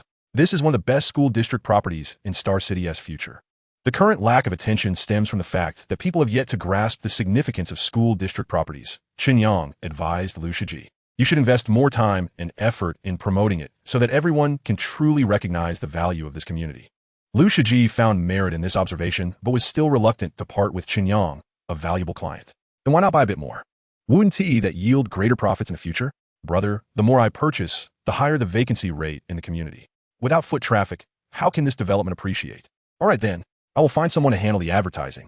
Realizing he could not sway Chen Yang, Lu Shiji capitulated. Chen Yang had intended to encourage Lu Shiji to explore opportunities in Qingshui, but hesitated to speak up. He perceived that as long as Lu Shiji clung to the burden of Sunshine Garden community, he would have little motivation to pursue other developments, let alone abandon the exceptional investment environment of the provincial capital for a lower-tier city. After their conversation, Lu Shiji retrieved a collection of car keys from his desk drawer, inviting Chen Yang to select a vehicle for his use. Chen Yang accepted without hesitation, choosing a BMW. In truth, after being dismissed by Lu Qingqing and Lin Wei, he had considered purchasing a better car. However, with so many pressing matters at hand, he had yet to find the time to test drive a new vehicle. Since Lu Shiji had spare cars available, trying one out was a welcome opportunity. Chapter 43. Chen Bing Treats. Having switched to the BMW, Chen Yang discovered himself in an entirely new realm. He visited the market to inspect goods and order shelves and cabinets for the supermarket. As soon as he parked, a throng of salespeople surrounded him, eagerly promoting their products, a treatment he had never experienced while driving the Jetta. During negotiations, each vendor was courteous, serving tea and patiently explaining their offerings. Naturally, the prices quoted were inflated, clearly considering Chen Yang an easy target. After a morning of deliberation, only a handful of merchants had agreed to collaborate. Contemplating a change in strategy, Chen Yang decided to retain the business cards of the salespeople, returning to his vehicle to call them one by one, promising a 5% commission to finally extract the actual base prices. Armed with these base figures, subsequent negotiations proceeded far more smoothly. After comparing data, Chen Yang ultimately selected 4 suppliers with the highest cost-performance ratios. Before leaving, he summoned the salespeople with whom he had not reached an agreement to the market's exterior, distributing 50 yuan as compensation to each. Surprisingly, several attractive female salespeople declined the compensation, expressing a desire to engage with Chen Yang privately. As he had yet to resolve Lu Qingqing's issues, he dared not invite new troubles upon himself. After a series of trials and tribulations, the day swiftly passed. As dusk approached, Chen Bing unexpectedly called, inviting Chen Yang to dine at their temporarily rented residence. Chen Yang, contemplating the prospect of returning too early and potentially encountering Lu Qingqing, which would lead to further vexations, acquiesced to Chen Bing's invitation. Chen Bing's temporary abode was situated near their police station, nestled within an antiquated residential complex for staff families. The facilities were outdated, and the living conditions were far from convenient. A high-ranking scion, enduring a humble existence for the sake of a woman, Chen Bing could indeed be deemed a passionate man. Upon witnessing Chen Yang emerge from his BMW, Chen Bing expressed mild astonishment. "Have you acquired a new vehicle in just a few days?" "It's a borrowed one," Chen Yang explained while handing over fruit he had purchased from a roadside vendor. Chen Bing did not inquire further and guided Chen Yang to his temporary dwelling. It was a simple one-bedroom apartment, modest in size, approximately 40 square meters. The kitchen had been hastily constructed in the corridor, necessitating a trip downstairs to use the communal restroom. The living conditions were a stark contrast to their former residence by the riverside. Nevertheless, despite the subpar environment, it was remarkably well kept. Even in a temporary setting, Zhong Lin meticulously managed the household. Such a gentle and virtuous woman. It was no wonder Chen Bing was so enamored. During dinner, Chen Bing suddenly posed a serious question to Chen Yang. "Brother, have you offended anyone recently?" Chen Yang casually replied, "My university classmate, Zhang Jun." "Surely you know him?" "Not him." Chen Bing shook his head, saying, "Someone has been investigating you through higher channels." Instantaneously, the image of the tall, domineering woman from Wuju flashed through Chen Yang's mind. "Brother Bing, do you know Sister Xian?" "Sister Xian?" Chen Bing looked at Chen Yang with a hint of surprise. "Is her name Xian?" "I'm not certain. I went to Wuju to watch the World Cup final with friends yesterday. She is the owner there." Chen Yang refrained from prying into Sister Xian's true identity, sharing only what he knew with Chen Bing. "That must be Xian." Chen Bing exhaled in relief. "She was very close to Lin Wei during childhood. As long as you don't overstep, she shouldn't make things difficult for you." Chen Yang, filled with curiosity about the woman from last night, couldn't help but ask Chen Bing, "What kind of woman is Sister Xian?" After a moment of contemplation, Chen Bing summarized, "Very intelligent, quite dangerous, and exceedingly domineering." Reflecting on his encounter with Sister Xian, Chen Yang felt that Chen Bing's assessment was spot on. Chen Bing then cautioned, "The dynamics at Wuju are quite intricate. Xian is merely the figurehead. If you wish to avoid causing trouble for Lin Wei and Uncle Lin, it would be best to stay away." Chen Yang nodded, slightly in agreement. In truth, even without Chen Bing's admonition, he had already resolved within himself never to set foot in that intimidating establishment again. He understood that it was not merely an ordinary entertainment venue. Setting aside other matters, the gambling activities alone ensnared countless individuals, leading them to a point of no return into an abyss of despair. Chen Yang, as a reborn individual, was no omnipotent deity. He could not always rely on luck as he had the previous night. After dinner, Chen Yang inquired about the progress of Chen Bing's new house renovations. Since the renovation company had been procured through Zhao Xiaoli at his behest, he felt a sense of responsibility. Chen Bing expressed satisfaction with the renovation company's progress, assuring Chen Yang that there was no need for concern. However, Zhong Lin appeared hesitant to speak. Noticing her discomfort, Chen Yang said, "Sister-in-law, the matter of your house renovations was a task Lin Wei specifically entrusted to me before returning to Qingshui. If there are any difficulties, please feel free to voice them." Zhong Lin glanced at Chen Bing and quietly confided in Chen Yang. The renovation of the new house requires a considerable amount of money. I want to work at the sales office, but he disagrees. It was only natural for him to object. Chen Yang wholeheartedly agreed with Chen Bing's perspective and explained to Zhong Lin, the work at the sales office is quite complex, dealing with a diverse clientele. With your beauty, encountering someone with ill intentions could easily lead to trouble. Upon hearing this, Zhong Lin hesitated. After some consideration, Chen Yang continued, "As for the renovation fees, you need not worry. Regarding employment, my supermarket is about to open, and I happen to need help. If you're not afraid of hard work, you could assist at the supermarket." Upon hearing that Chen Yang intended to cover the renovation costs, Chen Bing immediately protested. "No, I feel too embarrassed about the house. How could I let you cover the renovation expenses?" Chen Yang could only invoke Lin Wei's name. "This is a task assigned to me by my wife. If you have any objections, take them up with her." Chen Bing promptly bowed his head into silence. Chen Yang added, "You need not feel burdened. In fact, I have a request of my own." Chen Bing looked up at Chen Yang and asked, "What is it?" "I lack the time to handle the various formalities for the supermarket. I hope to borrow your network of connections." "That is no problem," Chen Bing replied. "Once the supermarket opens, many issues will arise. There will be dealings both above and below the table. I'll do my best to assist." "Good. You handle the supermarket's troubles, and I will help you resolve the issues with the house renovations. That way we'll be square." "Are you trying to tempt me into corruption?" "Brother, first and foremost, I'm not asking you to misuse your power for illegal activities. Secondly, my supermarket operates a legitimate business with no intention of tax evasion. I simply want you to make introductions to prevent unscrupulous individuals from undermining our business. Lastly, the house issue is a private matter between Lin Wei and you. I merely wish to find a reason that sits well with you. If you refuse, then take it up with my wife." Chen Bing smiled wryly, realizing the conversation had circled back to Lin Wei. Chapter 44. The Backyard Catches Fire. The supermarket opens. Chen Yang had initially considered offering Chen Bing a stake in the supermarket, but seeing the caution etched on his face, he abandoned the thought. He had no intention of bribing Chen Bing. He merely believed that this friend was worth cultivating. When it mattered, he could be relied upon, unlike the superficial friends from his past life. However, Chen Yang did not anticipate that just after leaving Chen Bing's home, the backyard would be ignited by the latter. Upon returning home, Chen Yang discovered a text message from Chen Bing, stating that he seemed to have misspoken and urging Chen Yang to take care. Subsequently, Lin Wei's call came through. "Darling, I heard you went to Yuju." "Yes, I accompanied Liu Shiji to watch the World Cup final." "Is that so? I heard from Sister Xin that Qingqing was also there, and you seemed quite close." "That's a misunderstanding. I am innocent. Innocent or not, you know in your heart." "And what about the gambling?" "About that, I promise I won't gamble again next time." "I've already told Sister Xin that if you dare to go again, I'll break your legs." Chen Yang was a loss for words. This woman was threatening to commit fratricide. Chen Bing had foolishly mentioned Weiyuju to her.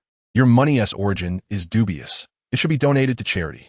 Sister Xin already said it has been handled legally. I paid $1 million as a processing fee. Regardless of how she handled it, your gambling income is still illegal. When you return to Qingshui, use it under the company's name for poverty alleviation. Can I just contribute half?" "No, there's no room for negotiation." "Then I want come back. In that case, I will inform Uncle Chen that you forcibly got his future daughter-in-law drunk, coercing her into marrying you. How do you think you will handle this matter?" You're reversing right and wrong. You're shameless. My dear husband, you should obediently return. There are many matters to attend to tomorrow. I'll hang up now." Fuming, Chen Yang hurled his phone onto the sofa with force. What kind of wife had he married? One who specialized in ensnaring her husband. He paced around the living room twice, growing increasingly agitated, before dialing Chen Bing's number. To his surprise, it was Zhong Lin who answered. "Chen Yang, your brother has had a bit to drink and has already fallen asleep. Don't worry about the paperwork. I will personally handle it for you tomorrow." "Is he truly drunk?" Chen Yang inquired. "Yes, indeed." With a sense of resignation, Chen Yang hung up the phone, unable to believe that Chen Bing was genuinely inebriated.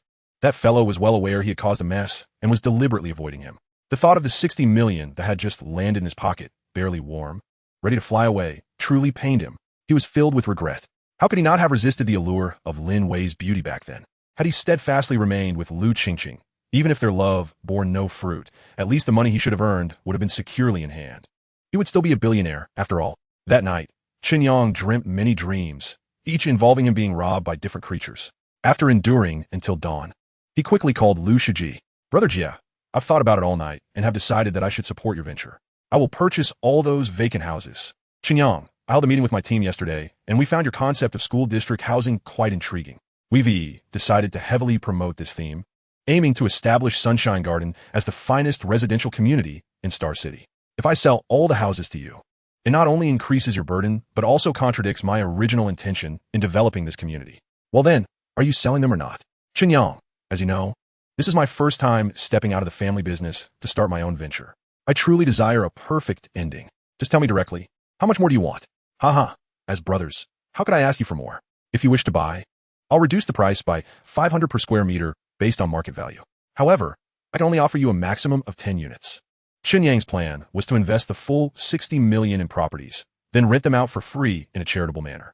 Once the property values in Sunshine Garden increased, he would sell. This way, if Lin Wei asked him to produce 60 million for charity again, he wouldn't feel the sting. Now, since Lu Shiji was only willing to sell 10 units, trying to outsmart Lin Wei for a few million seemed rather pointless. After ending the call with Lu Shiji, Chen Yang opened his laptop and searched online for newly developed properties in Star City. Besides a project in collaboration with the Zhang family that showed significant appreciation potential, the rest were not promising. Chen Yang would never assist the Zhang family in clearing their inventory. He had to temporarily abandon his property investment plans. Despite Chen Bing's phone acting as though it were dead, the necessary tasks were handled with remarkable efficiency. Within 2 days, accompanied by Zhong Lin, Chen Yang completed all the paperwork. The preparations for the opening were exceedingly tedious, prompting Chen Yang to call Chen Chunmei, urging them to expedite the moving process. Next, he ordered a large sign from an advertising shop near Sunshine Garden. Regarding the supermarket's name, he decided not to brand it, but simply use the Sunshine Garden title. He then meticulously communicated the design details and requirements for the sign with the shop owner. Once the sign was confirmed, Chen Yang contacted various suppliers, informing them of the types and quantities of goods required, along with delivery dates, while repeatedly stressing the importance of timely and adequate supply. Seeing Chen Yang offered well met, Lu Shiji arranged for several strong male employees to assist. With many hands, what was once a cumbersome task was swiftly accomplished through their collective efforts. Gazing at the neatly arranged, revitalized supermarket, Chen Yang took a deep breath, overwhelmed by an indescribable emotion. His first supermarket after his rebirth was finally about to open. On July 5th, the day after Chen Chunmei's family arrived in Star City, Chen Yang's Sunshine Garden Life supermarket officially announced its grand opening.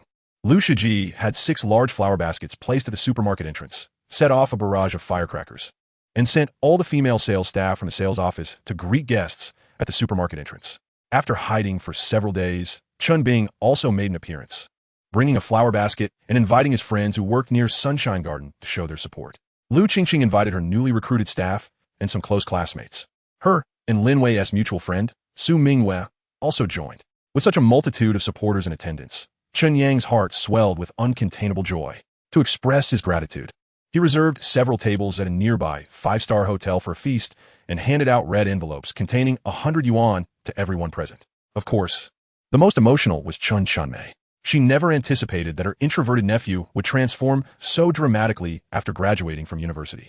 Not only had he achieved career success, but he also surrounded himself with loyal, passionate friends. Chapter 45. The Slippery Su Mingwei.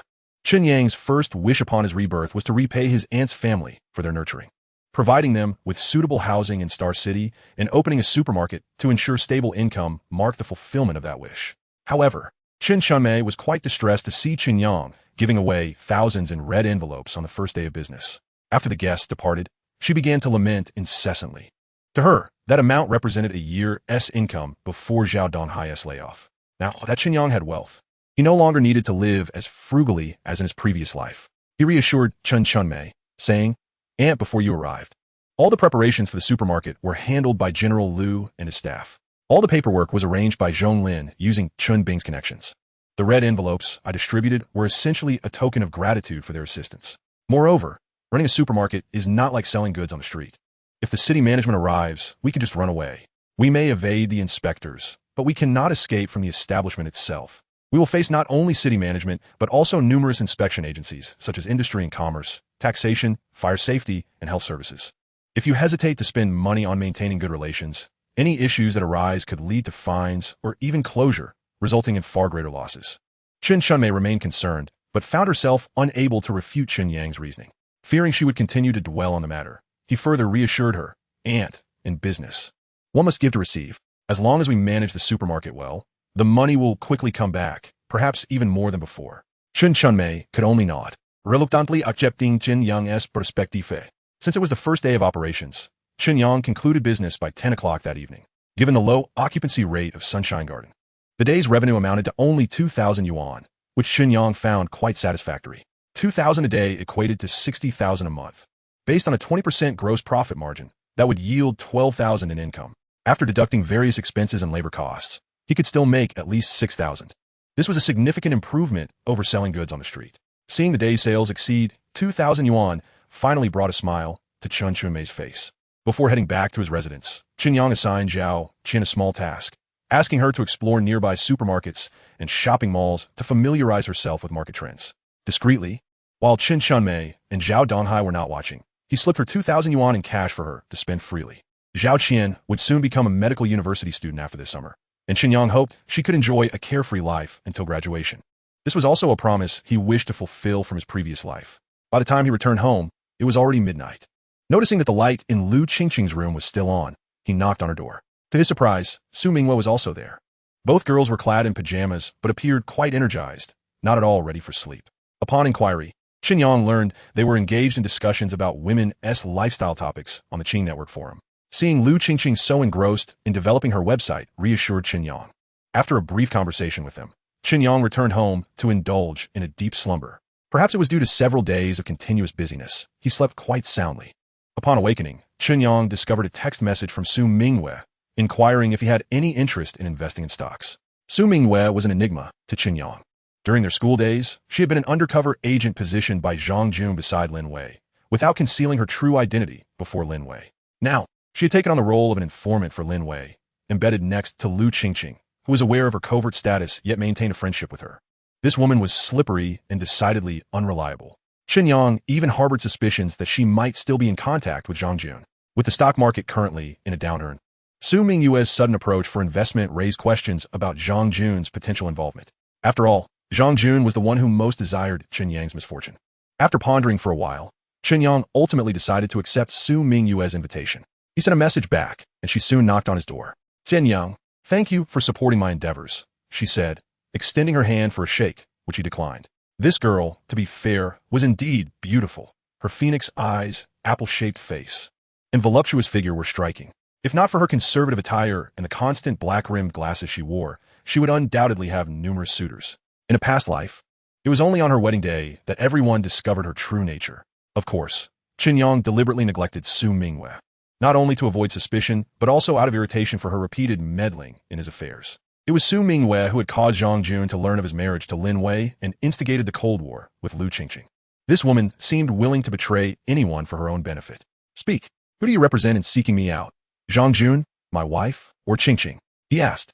Su Mingwe smiled and replied, "Can I be here for myself?" Chen Yang considered her words and conceded that she indeed appeared to be motivated solely by her own interests.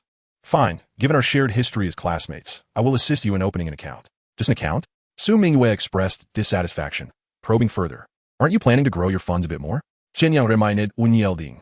"I've just purchased a house and opened a supermarket. I'm left with little spare cash." Su Mingwe chuckled. "Stop pretending. I know you made a substantial profit recently. Around 80 million, perhaps?" Upon hearing this, Chen Yang immediately grasped who had let the cat out of the bag. Was it Zhang Jun or Tang Kun who informed her? "Tang Kun. He attempted to seduce me and inadvertently spilled the beans while boasting." Did you too?" "Apologies, but I have no interest in a capricious scoundrel. What if I wanted to seduce you instead?" she teased. "Qingqing is aware of my visit." Chen Yang glanced at Lu Qingqing's door, which was ajar, suspecting she was eavesdropping. "Su Mingwe, you should come inside. Let us discuss this behind closed doors." No sooner had he spoken than Lu Qingqing burst forth from her room, emerging with a foolish smile upon seeing Chen Yang conversing with Su Mingwe in the corridor. "Have you eaten breakfast yet?" "Not yet. Are you planning to cook for us?" Chen Yang shot Lu Qingqing a look. He wasn't one to cook on demand. However, feeling in good spirits that day and with no pressing matters at hand.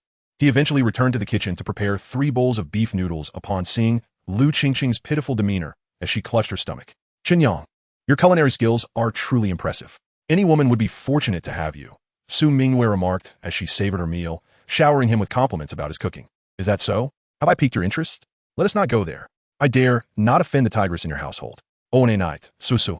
Lin Wei is indeed a fierce tigress, quite intimidating. Chen Yang finally understood why Lu Qingqing and Su Mingwei could swiftly mend their relationship.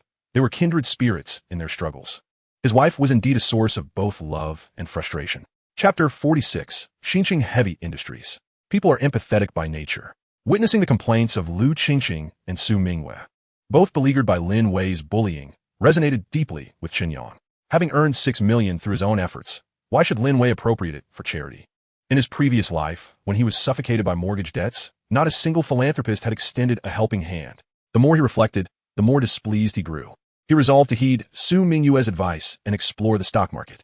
As it was Saturday, the accounts could not be opened. Chen Yang decided to first consult Su Mingwei regarding the current state of the stock market, mistaking him for a novice. Su Mingwei guided him to turn on his computer and download stock trading software, then proceeded to elaborate on the fundamentals of stock trading. In a bid for revenge for Su Mingwei's past betrayals, he feigned ignorance, allowing her to lecture him for several hours. Only when she was parched and hoarse did he conclude the beginner's course with satisfaction. Senior, did you buy your finance degree? How can you know nothing? Although Lu Qingqing had been engrossed at her website, she had been keeping an eye on the interaction between Chen Yang and Su Mingwei. Observing Su Mingwei's exhaustion, she couldn't help but voice her concerns for her friend. Chen Yang calmly retorted, investing carries risks. One must tread cautiously in the market. If I were to throw my money in without understanding the situation, it's no different from tossing it into water. Lu Qingqing huffed, realizing she couldn't out-argue him, and got up to fetch Su Mingwei a glass of cold water. All right, don't be upset. May I treat you both to dinner at a Western restaurant? At this point, Chen Yang had calmed down significantly and decided not to make things difficult for Su Mingwei. This woman was quite astute. If he pushed too hard, she might dig another pit for him. Upon hearing Chen Yang was treating, Lu Qingqing erupted with joy. I want pizza. And you? Chen Yang turned to Su Mingwei, as she was the one owed compensation. I'm fine with anything, she softly replied. Noticing her pitiful expression, he smiled and said, don't feel too wronged. If Zhang Jun's man were to break my legs, you, as the informant, would share in the responsibility. Sorry, I didn't anticipate he would resort to such extremes.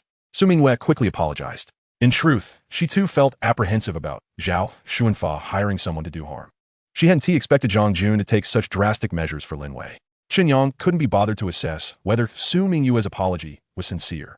After all, once the matters concerning Sunshine Garden were resolved, he would return to Qing Shui, and opportunities for future interactions would be limited. Whether Su Mingwei had the ability to leverage Lu Qingqing's resources to ascend to a higher position was entirely her own affair. The trio drove to Pizza Hut.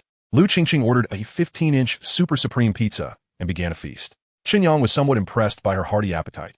Remarkably, she never seemed to gain weight. In contrast, Su Mingwei maintained a more demure demeanor, chewing slowly and finishing her meal after just a small slice, clearly intent on controlling her weight.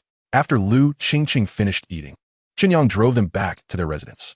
Lu Qingqing was currently focused on building her website, constantly engaged in forums, and her thoughts on meals and sleep were intertwined with the site's developments. Chen Yang found her intense concentration somewhat disconcerting. Meanwhile, Su Mingwei's interests seemed faint. He surmised that her initial intent had been to persuade Lu Qingqing to invest in the stock market, but upon realizing Lu Qingqing's dedication to her website, she shifted her focus onto him. As expected, no sooner had Chen Yang returned to his room than Lu Qingqing sent him a text, urging him to pay special attention to Xinqing Heavy Industries.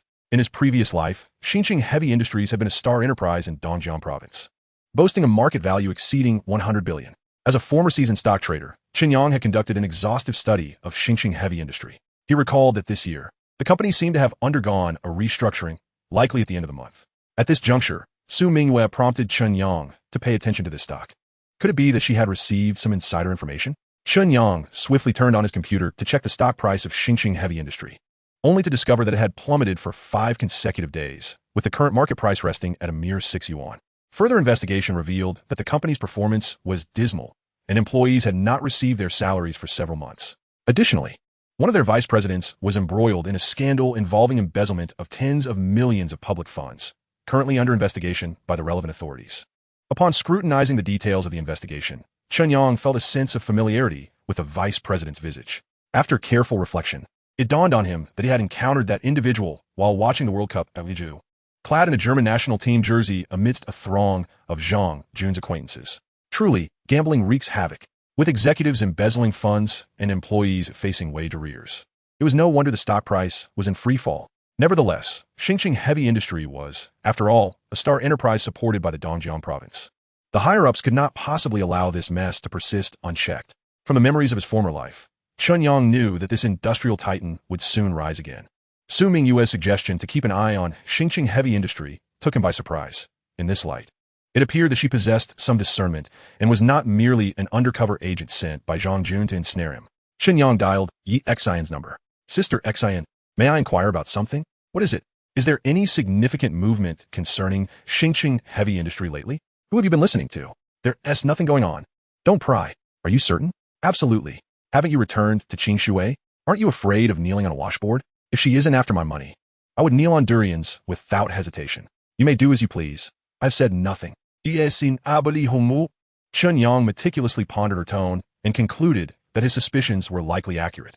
It wouldn't be long before Xinjiang Heavy Industry released favorable news regarding the restructuring, leading to an upward trajectory in stock prices. Suddenly, he felt that his available funds were somewhat insufficient, prompting him to call Lu Shiji. Brother Jia, I'm a bit strapped for cash lately. Could you lend me some money? Are you joking? You sure on funds? Honestly, could you lend me a few million to tide me over? A few million? That's rather ungracious of you. You're making money on projects without including me? I have no projects. I simply require some funds for liquidity. Then I'm afraid I must decline. No loans. Chen Yang hung up the phone in exasperation. His reluctance to disclose the truth to Lu Shiji stemmed from a fear of gossip. If news of the asset restructuring at Xinjiang Heavy Industry were to leak prematurely, he would lose his opportunity to enter the market. Chen Yang soon remembered Luo Zhikong, who worked in the investment department at Xinjiang Bank. With over 60 million in savings and a property deed for an entire unit, he felt confident that approaching this old classmate for a loan would pose no problem. Chapter 47, Blocked. Chen Yang sifted through his university classmates' contacts, extracting Luo Zhikong's number. Hello, Lao Luo, it's Chen Yang. Chen Yang, what can I do for you? Well, I've been a bit short on cash lately. Excuse me, what did you say? I can't hear you. Why is the signal so poor? Before Chen Yang could finish his sentence, the call was abruptly terminated. He attempted to redial, only to be met with a message indicating that the line was busy. After several attempts, he realized he had been blocked. Was this the reality of friendships, just 4 years post-graduation? Chen Yang had genuinely tried to help Luo Zhikong improve his performance, only to be met with such treatment. Forget it. It's just a minor loss. No big deal. He switched his phone to silent mode and reclined on his bed for a midday nap. Days without work-related stress were indeed delightful. In the investment banking office of Xinjiang Bank, after blocking Chen Yang, Luo Zhikong placed a call to Lin Wei. Lin Wei, your boyfriend is quite lacking. What is wrong with Chen Yang? After graduation, instead of seeking a proper job, he is wondering about borrowing money. A person so unambitious is not worth your time. You should consider ending it. Look at me. I'm clearly superior. Well, he is more handsome than you. Moreover, he is not just my boyfriend. He is my husband. Legally registered. You two are married? When did that happen? A few days before graduation. He may be reaching out to you for financing a project. However, he has funds that I have other intentions for, so it would be best if you do not agree to help him. You say he has funds? How much? Whatever the amount, you must not assist him. I'm currently accompanying a leader on a business trip, and the signal is poor, so I must hang up. We'll catch up later. Luo Zhikong was dumbfounded. He remembered Chen Yang as a financially struggling student who worked throughout his studies. Was it truly possible for a laborer to become wealthy? Furthermore, Lin Wei had actually married Chen Yang. Did this mean he had no chance? Well, love may be lost, but my career must continue. Luo Zhikong quickly removed Chen Yang from his blacklist and dialed his number again. The number you have dialed is currently unavailable. Did I get blocked as well? Luo Zhikong slapped himself in frustration. After pondering for a moment, he called Zhang Jun. Old Zhang. Let me ask you something. Has Chen Yang struck it rich? Merely lucking out. Rest assured, his good fortune will not last long. Old Zhang, you two are roommates. Why is your relationship so strained? Is it really because of Lin Wei? He is just relying on his pretty face. Once he returns to Qingshui, he'll learn the harshness of reality. Mark my words, he and Lin Wei won tea last 3 months. By the way, I heard from Lin Wei that they seem to have registered their marriage. What? Married? How is that possible? You didn't know? It seems they've kept it well under wraps. Those two lovebirds. Let us see how long their happiness lasts. Old Luo, what does that Chen fellow want from you? According to Lin Wei, he is looking to finance some project. I'm currently on a business trip, and the signal is poor, so I haven't had a detailed discussion. Do you know what he has been up to lately? He has been mingling with Liu Shiji from Sunshine Real Estate, likely aiming to compete with us for the International New City project. Old Luo, you cannot lend him any money. If you need performance, you can always come to me. All right, then I'll turn him down. I'll only cooperate with you in the future. After hanging up with Zhang Jun, Luo Zhikong continued trying to reach Chen Yang, but still no answer. Collaborating with a real estate tycoon indicated that Chen Yang's funds must be at least in the 8-digit range. Luo Zhikong was on the verge of losing his mind. He had inadvertently missed out on a multi-million-dollar opportunity. At the Sunshine Garden community, Liu Shiji had already scoured the supermarkets several times. Yet Chen Yang was nowhere to be found. Ever since turning a profit at Weiju, Liu Shiji believed that Chen Yang had become a manifestation of wealth. Any project he was involved in was bound to yield profits. However, Chen Yang's sudden request for a loan, coupled with his unwillingness to disclose the reason, left him perplexed. He sensed that there was money to be made, yet Chen Yang was unresponsive, driving him to the brink of madness. Ching, is Chen Yang with you? No, we just had lunch together. He is probably resting at home. Oh, do you happen to know if he is up to anything significant lately? Significant? I think he is planning to start an agricultural trade company. An agricultural trade company? Didn't you just open a supermarket? Why venture into agricultural trade now? I'm not sure. You'll have to ask him. I'm quite busy with a mountain of tasks on the website. I can't chat any longer. Liu Shiji was left speechless. Chen Yang intends to establish an agricultural products trading company, while Liu Qingqing is engrossed in developing a website. Ironically, he has become the most idle among them. This is unacceptable. He cannot allow the younger generation to surpass him and must hasten to find a project to undertake. After a brief hour of slumber, Chen Yang awoke to find numerous missed calls. The most frequent caller was Luo Zhikai, followed by Liu Shiji and Lin Wei.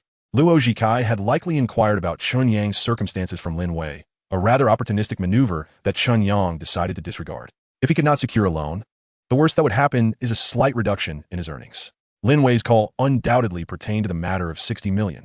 As the heavens are high and the emperor far away, it would be prudent to avoid confrontation for now. Nevertheless, he sent a message informing Lin Wei that he would return to Qingshui soon and that she need not worry. As for Liu Shiji, Chen Yang resolved to delay their interaction. With the restructuring of Xingqing Heavy Industry still some time away, once his funds were fully invested, Liu Shiji would also have an opportunity to partake in the profits. Chen Yang opened his computer and perused various major portals, yet found scant information regarding Xingqing Heavy Industry. It appeared that the internal confidentiality measures were quite effective. Subsequently, he visited Liu Qingqing's website, Qingwang. After several days of technical adjustments, the overall layout of the site had become significantly more user-friendly. However, the sole drawback was the scarcity of content related to women's topics and a lack of detailed categorization.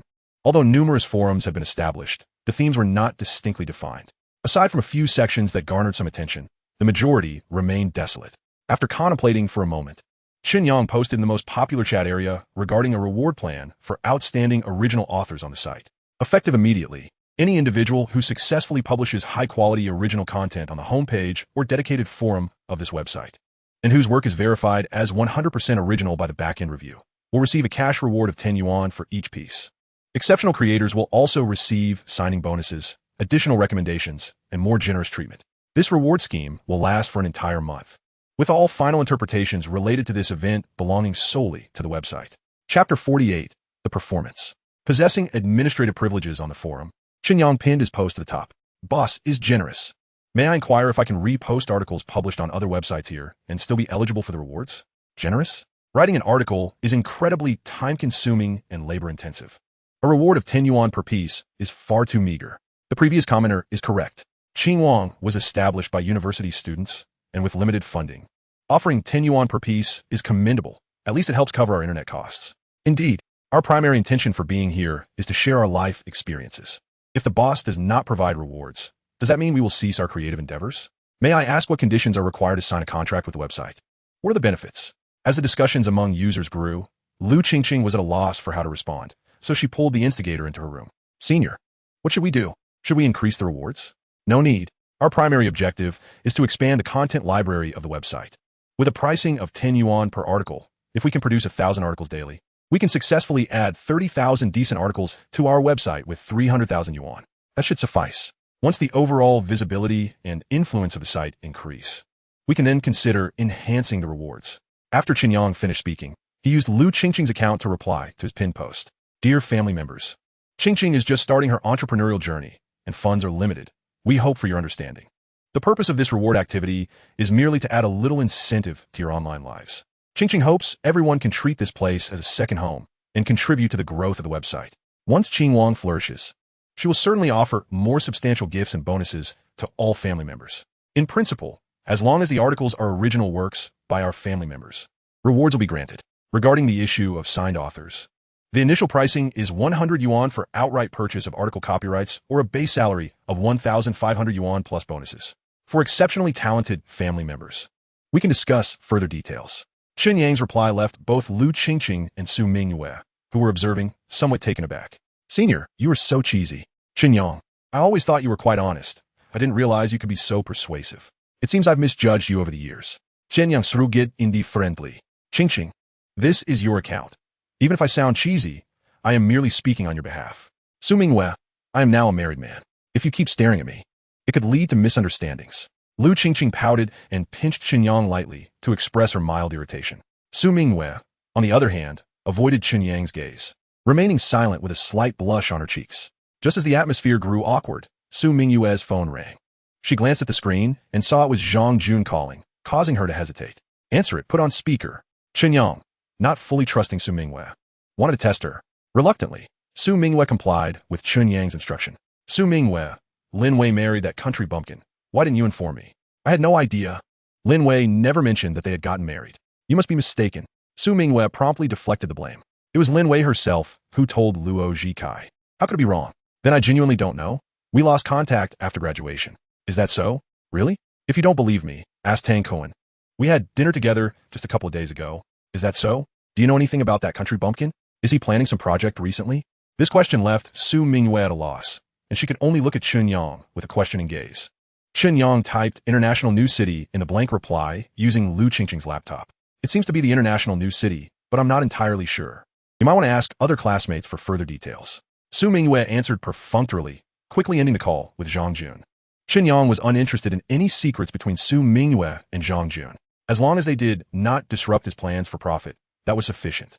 Since Zhang Jun was inquiring about Su Mingyue's knowledge of him, it was evident that he had already spoken with Luo Zhikai.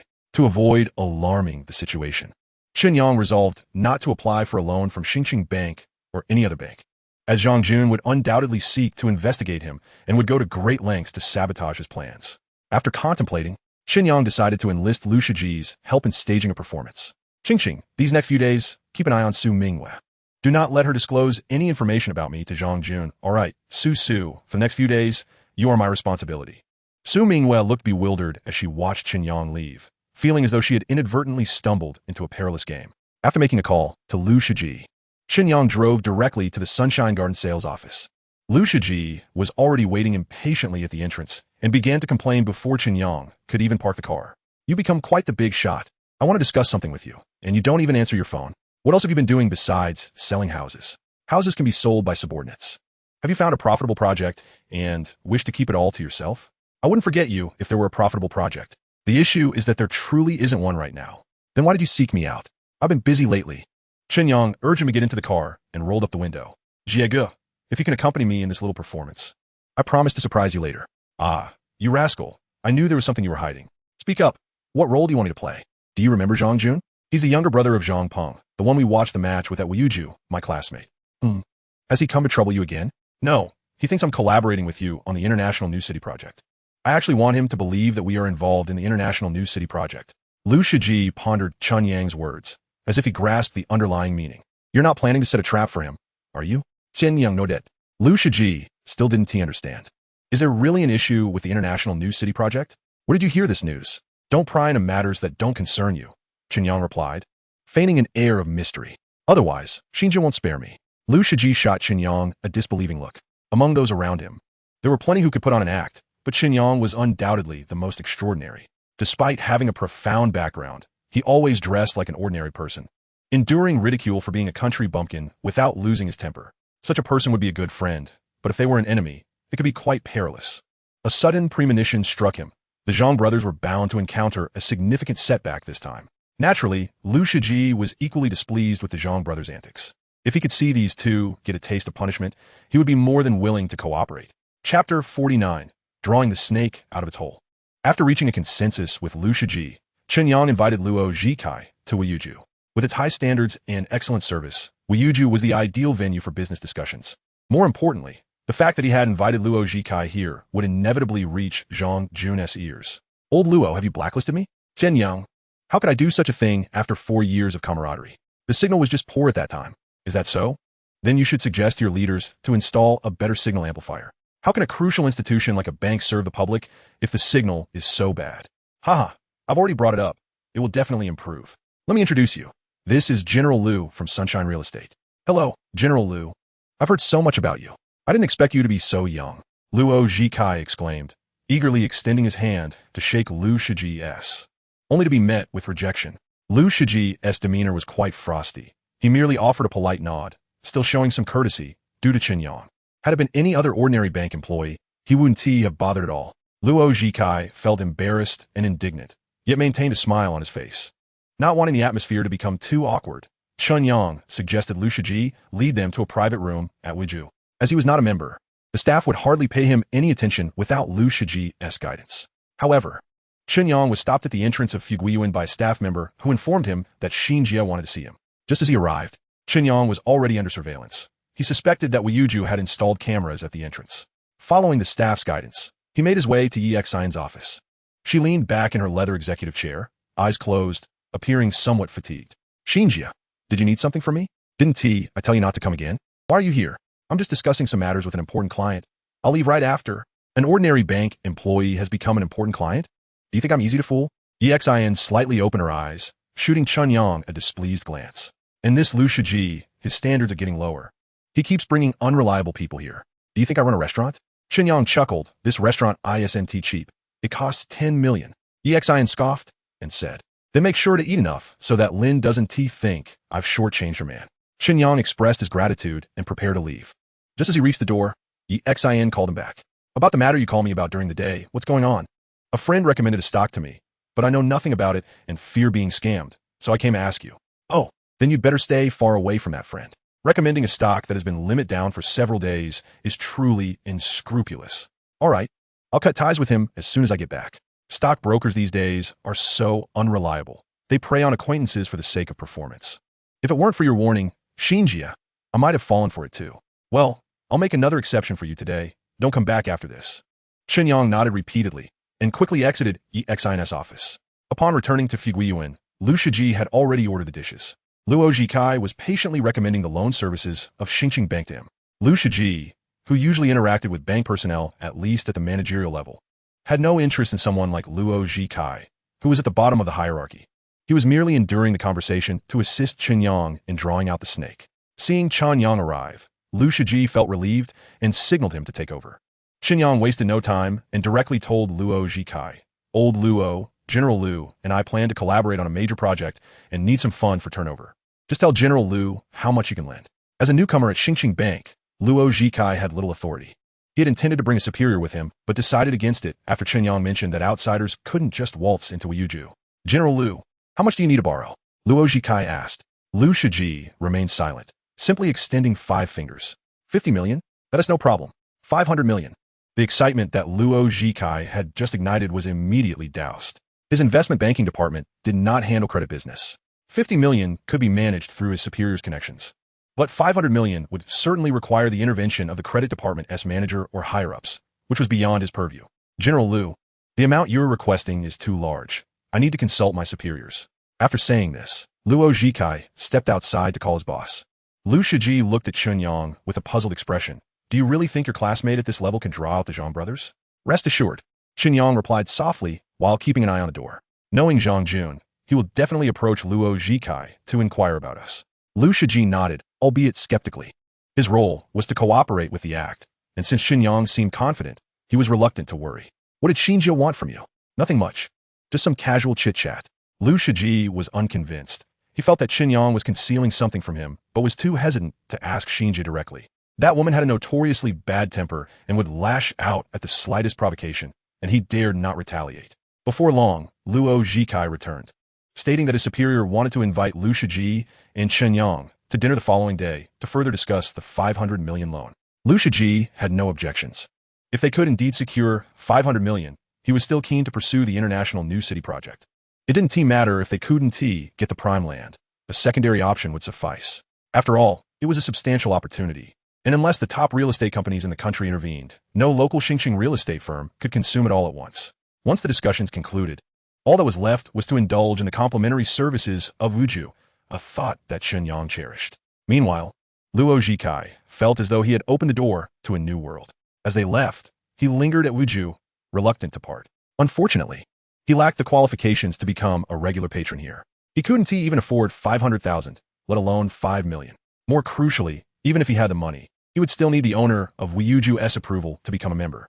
For instance, when Lu Shiji recommended Chen Yang for membership, Yi Xin outright rejected him.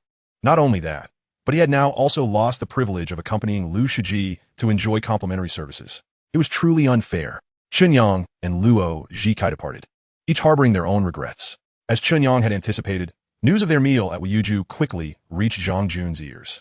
Enraged, the latter smashed a blue and white porcelain cup. That scoundrel Luo Zhikai, I knew he was unreliable. Just during the day, he swore he would distance himself from Chen Yang, and now he's cozying up to him. He fumed. Tang Kuan, from tomorrow onwards, keep a close watch on Luo Zhikai. The moment you see him with Chen Yang, notify me immediately. Chapter 50. Having a wife in power does have its prestige. Chen Yang did not accompany Lu Shiji to the meeting led by Luo Zhikai. Upon returning home, he was astonished to find his Jetta, which he had left in Qingshui, parked downstairs. Dui Wei was unaware of Chen Yang's address and had not called to announce her visit. Thus, there was only one possibility. Lin Wei had come. Filled with confusion, Chen Yang hurried at home. As he approached the hallway, he heard Lin Wei's voice emanating from Lu Qingqing's room. Upon glancing in, he found Lin Wei lounging on the sofa in Lu Qingqing's living room, leaning against Su Mingyue, appearing fatigued, with her skin noticeably tanned. Seeing Chen Yang, Lin Wei's face brightened with a smile. "Darling, are you surprised to see me?" Chen Yang nodded, acknowledging that while there was indeed surprise, there was also a fair share of shock. Lin Wei's decision to travel such a distance to Xingqing was undoubtedly related to the matter of the money he held. It felt peculiar that a mere deputy mayor's secretary would invest such significant resources for her superior's political achievements. Yet, observing her weary demeanor tugged at Chen Yang's heartstrings. "You traveled so far. Have you eaten?" "Not yet. Where have you been gallivanting off to, neglecting me?" Lin Wei playfully pouted, causing both Lu Qingqing and Su Mingyue to cringe in discomfort. "Senior, if you wish to indulge in such sweet nothings, please do so at home and spare us from distraction," Lu Qingqing retorted, clearly displeased.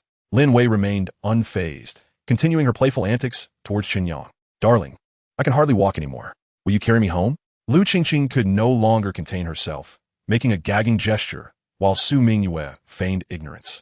Choosing not to acknowledge the scene, fearing another quarrel might ensue, Chen Yang quickly scooped Lin Wei into his arms and carried her back to his home, then proceeded to the kitchen to prepare some noodles for her.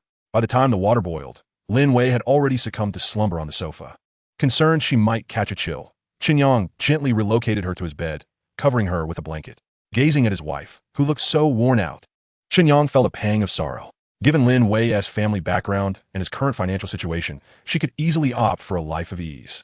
Yet, she stubbornly chose the most arduous path, reminiscent of her previous life.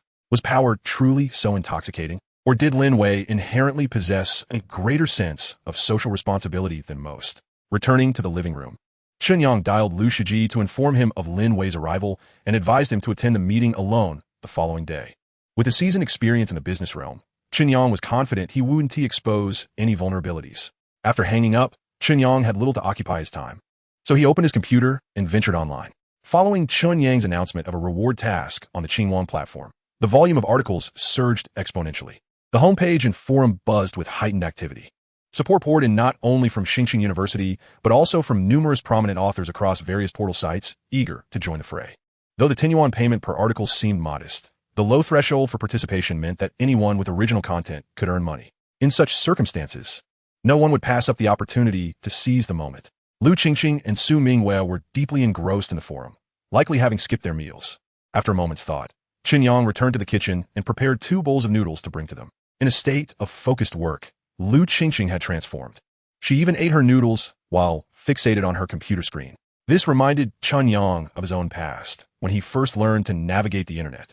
Losing himself for hours in online forums, what seemed like a trivial and childish pastime had brought him immense joy. Of course, while Chen Yang was merely a bystander. Lu Qingqing was genuinely dedicated to her career, marking a significant distinction. Lin Wei slept for 4 hours before waking to finish her noodles and then spent some tender moments with Chen Yang before drifting back to sleep until dawn. After breakfast, the couple began deliberating on how to utilize the 60 million funds Chen Yang held. Lin Wei informed him of the severe agricultural product surplus in several counties under Qing Shui's jurisdiction. She hoped Chen Yang would purchase these products in the name of his company and then resell them in Qing Shui or beyond. Chen Yang expressed strong opposition to this idea. His company had yet to be registered, and even after that, it would require time to hire staff and develop the market, a lengthy process. If 60 million worth of agricultural products did not sell quickly, the consequences would be a vast amount of spoilage. Not only would this waste money and food, but it would also damage the environment and create significant social repercussions. Certainly, Chen Yang could donate vegetables to the citizens, earning the title of a benefactor. However, this would trigger another chain reaction. If citizens received free vegetables, they would no longer feel inclined to purchase them, leading to unsold produce for other vendors, which would inevitably spoil. Thus, the problem would remain unresolved, and Chen Yang would find himself with a host of adversaries. If someone with ill intent were to slander Lin Wei for personal gain, deliberately undermining the market, it would not only jeopardize Chen Yang's investment, but also adversely affect Lin Wei's position. In the worst-case scenario, her job as a secretary could be at stake. Having been reborn, Chen Yang understood human nature better than many of his peers. While accomplishing a task could be challenging, dismantling one could be easily achieved with mere unfounded gossip. After hearing Chen Yang's analysis, Lin Wei realized that her initial thoughts were somewhat hasty. Darling, when you plan to register the company, perhaps after the supermarket in Shuanglin market opens. First, we need to establish the sales channels. The subsequent issues will be far simpler. I've emerged from the countryside, and I am more acutely aware of rural conditions than you. The surplus of agricultural products is not a new phenomenon. It has been exacerbated by the mismanagement of officials who plant whatever is in vogue without considering demand. The priority should be to create a comprehensive, timely, and accurate agricultural market information platform.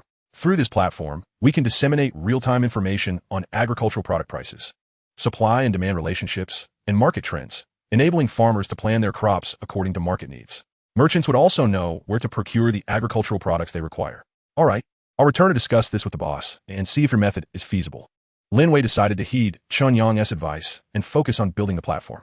Yet, she remained mindful of the funds Chen Yang held. During this period, refrain from reckless ventures. Even if you wish to invest, it must be in the development of Qing Shui. Don't forget, it is the land of Qing Shui that has nurtured you. Chen Yang sighed. His parents had died in a car accident, and the perpetrator remained unpunished. The land and ancestral home had been occupied, and no one had come forth to seek justice. The memories associated with Qing Shui were filled with sorrow. Were it not for his marriage to Lin Wei, he would have preferred never to return.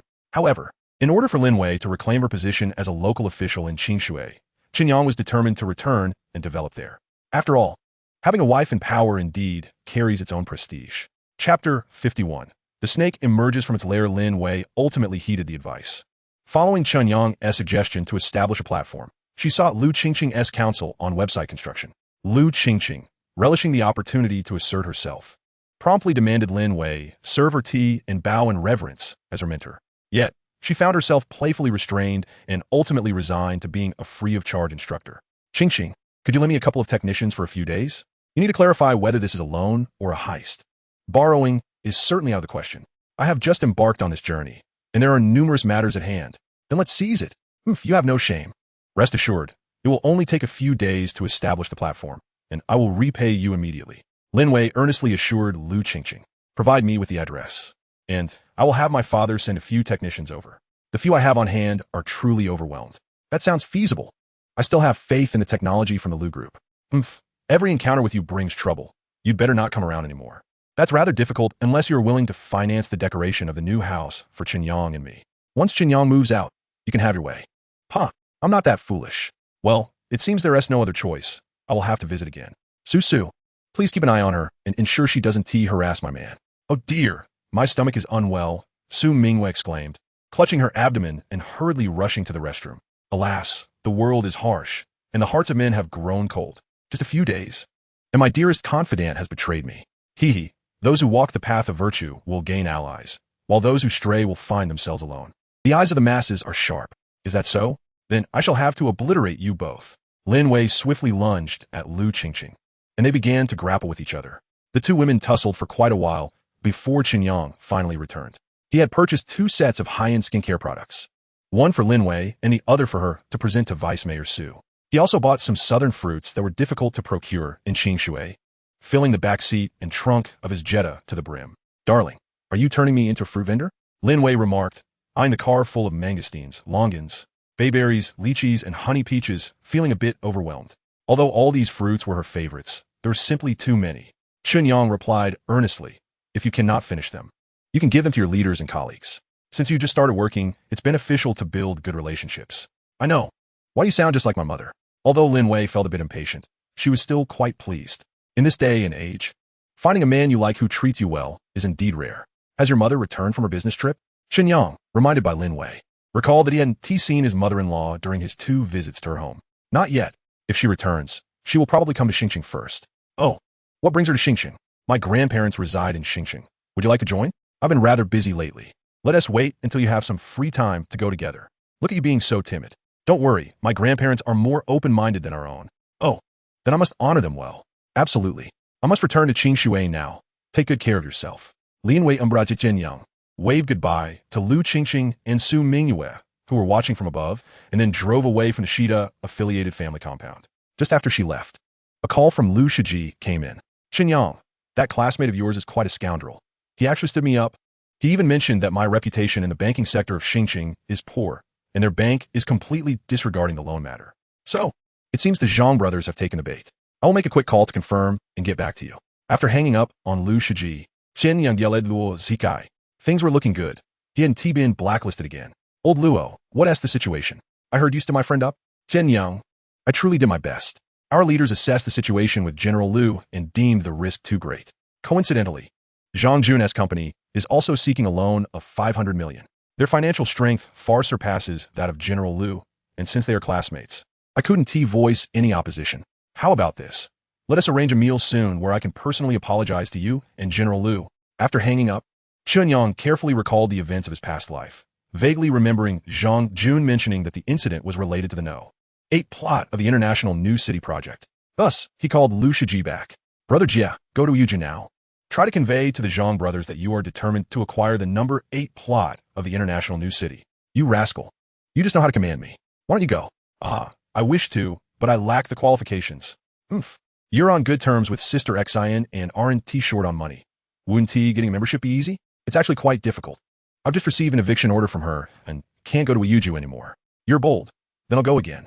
Regardless of the outcome, you must adequately compensate me."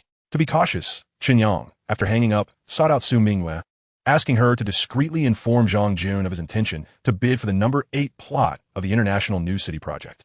Su Mingyue resolutely refused and clearly stated that she did not wish to get involved in the feud between Chen Yang and Zhang Jun. Chen Yang understood her fear of retaliation from Zhang Jun and did not press the matter further. After returning home and taking a shower, Chen Yang lay on the sofa watching television while awaiting news from Lu Shiji. The television was once again airing the summer classic drama Journey to the West. In the past, Chen Yang believed that Sun Wukong was the most formidable character in Journey to the West, able to traverse heaven and earth, vanquishing demons and monsters with ease. However, he later discovered that this character was merely a sycophant, defeating only those small demons without backing. The truly malevolent and influential demons were all spared. The entire Journey to the West essentially depicted the intricacies of human relationships within the corridors of power. Hence, Chen Yang continued to hope that Lin Wei would ascend further in the political arena. He could refrain from wielding power for malevolent purposes, but he did not wish to become a mere pawn at the mercy of fate. After intermittently watching 2 episodes of Journey to the West, Chen Yang's phone finally rang again. It was Xian calling. "Chen Yang, weren't you planning to establish an agricultural product trading company? Why are you investing in real estate now? Agricultural products can't compare to the profits of real estate. How did you find out about my real estate investment?" "Oomph. Lu Shiji and the Zhang brothers are about to clash on my turf." "Is that so? Then I must come help. I can't let brother Jia suffer losses." "You better behave. This isn't a matter for you to meddle in. The International New City project is fraught with peril. Don't say I didn't warn you." After hanging up with Xian, Chen Yang felt a wave of relief wash over him. It was evident that the Zhang brothers had taken the bait. Moreover, Xian's warning had inadvertently conveyed a message. There were indeed issues with the International New City project. That was sufficient. The more the Zhang family lost in the International New City project, the easier it would be for Chen Yang to exact his revenge. If fortune favored him, perhaps he wouldn't even need to return to Qingshui. His vendetta could be resolved. Chapter 52. An immediate surge. Fueled by financial incentives. The registered users of Qing Wang skyrocketed from 2,000 to 10,000. In tandem, nearly 3,000 quality articles were added. This left Lu Qingqing, a novice entrepreneur, exhilarated to the point of sleeplessness until the early hours of Monday. Su Mingwei, preoccupied with stock matters, knocked on Chen Yang's door at the break of dawn. Chen Yang, will you be opening an account today? I'm not particularly knowledgeable about stocks. Chen Yang feigned difficulty. So Mingwei confidently replied, no worries. I'm here to ensure you make a profit. Chen Yang queried, and what if I incur losses? Will you compensate with your own body? So Mingwei momentarily froze. The stock market is notoriously volatile. It is certainly impossible to guarantee profits. When she assured Chen Yang of gains, it was more a professional habit. If losses did occur and Chen Yang demanded recompense, what would she do then? Let us go. The sooner we leave, the sooner we return. Chen Yang predicted that Lu Shiji would soon seek him out, so he ceased to tease Su Mingwei. The two proceeded to Xingqing Securities and swiftly completed the account opening procedures. Chen Yang had no intention of engaging in long-term investments and merely requested Su Mingwei to adjust his commission rate to 0.01. Afterward, Chen Yang had Su Mingwei take a 2-day leave and sent her to Lu Qingqing to continue monitoring. Su Mingwei did not resist Chen Yang's decision. She opened the security software on Lu Qingqing's computer, observing that Xingqing heavy industry was still declining at the opening, but the rate of decline had begun to slow. It seemed poised for an imminent rebound. Chen Yang is a new user and will only be able to trade the next day. Thus, Su Mingwei is not in a hurry. Her curiosity lies in how much capital Chen Yang will invest. If he could invest 60 million, her performance assessment would be secured. Moreover, Chen Yang has a close relationship with Lu Qingqing's cousin, which could potentially help her attract an even more promising client. Therefore, Su Mingwei is more concerned about the market fluctuations of Xingqing heavy industry stock. She worries that it might rise before Chen Yang has the chance to buy in. It is also apprehensive that it may continue to decline after he does invest. This feeling of uncertainty persists until the following day. After entrusting Su Mingwei to Lu Qingqing, Chen Yang heads to Sunshine Garden to meet Lu Shiji. Chen Yang, let me make this clear. Within 5 years, I will ensure that Zhang Peng kneels before me, calling me father. He is no better than a dog, and you wish to take on such a role? That is quite avant-garde. Lu Shiji kicks Chen Yang in frustration. I'm enduring this for your sake. Rest assured, once they bid for Lot 8, there will be surprises. Chen Yang remains confident in his memory. As long as Zhang Jun secures that contentious plot of land, it will result in significant losses, even if he doesn't end up in detention. He is also curious about what will transpire. Is that the crux of the matter? Lessen it for me.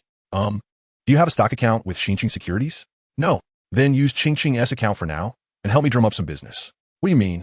Lu Shiji looks puzzled at Chen Yang. Are you planning to enter the stock market? I study finance. Is it strange to venture into the stock market? Not strange. Not strange. But I must ask, how confident are you? It's a secret. Prepare some funds, but don't go overboard. The stock market is fraught with risks. An investment should be approached with caution. Well, considering our brotherhood, I'll put in 10 million to play along with you.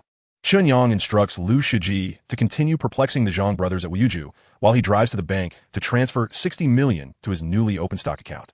On this day, many in Xingqing find it hard to remain calm. Chen Yang closely monitors the fluctuations of Xingqing heavy industry stock price, which fluctuates from the opening to the closing, ultimately dropping by 5 points.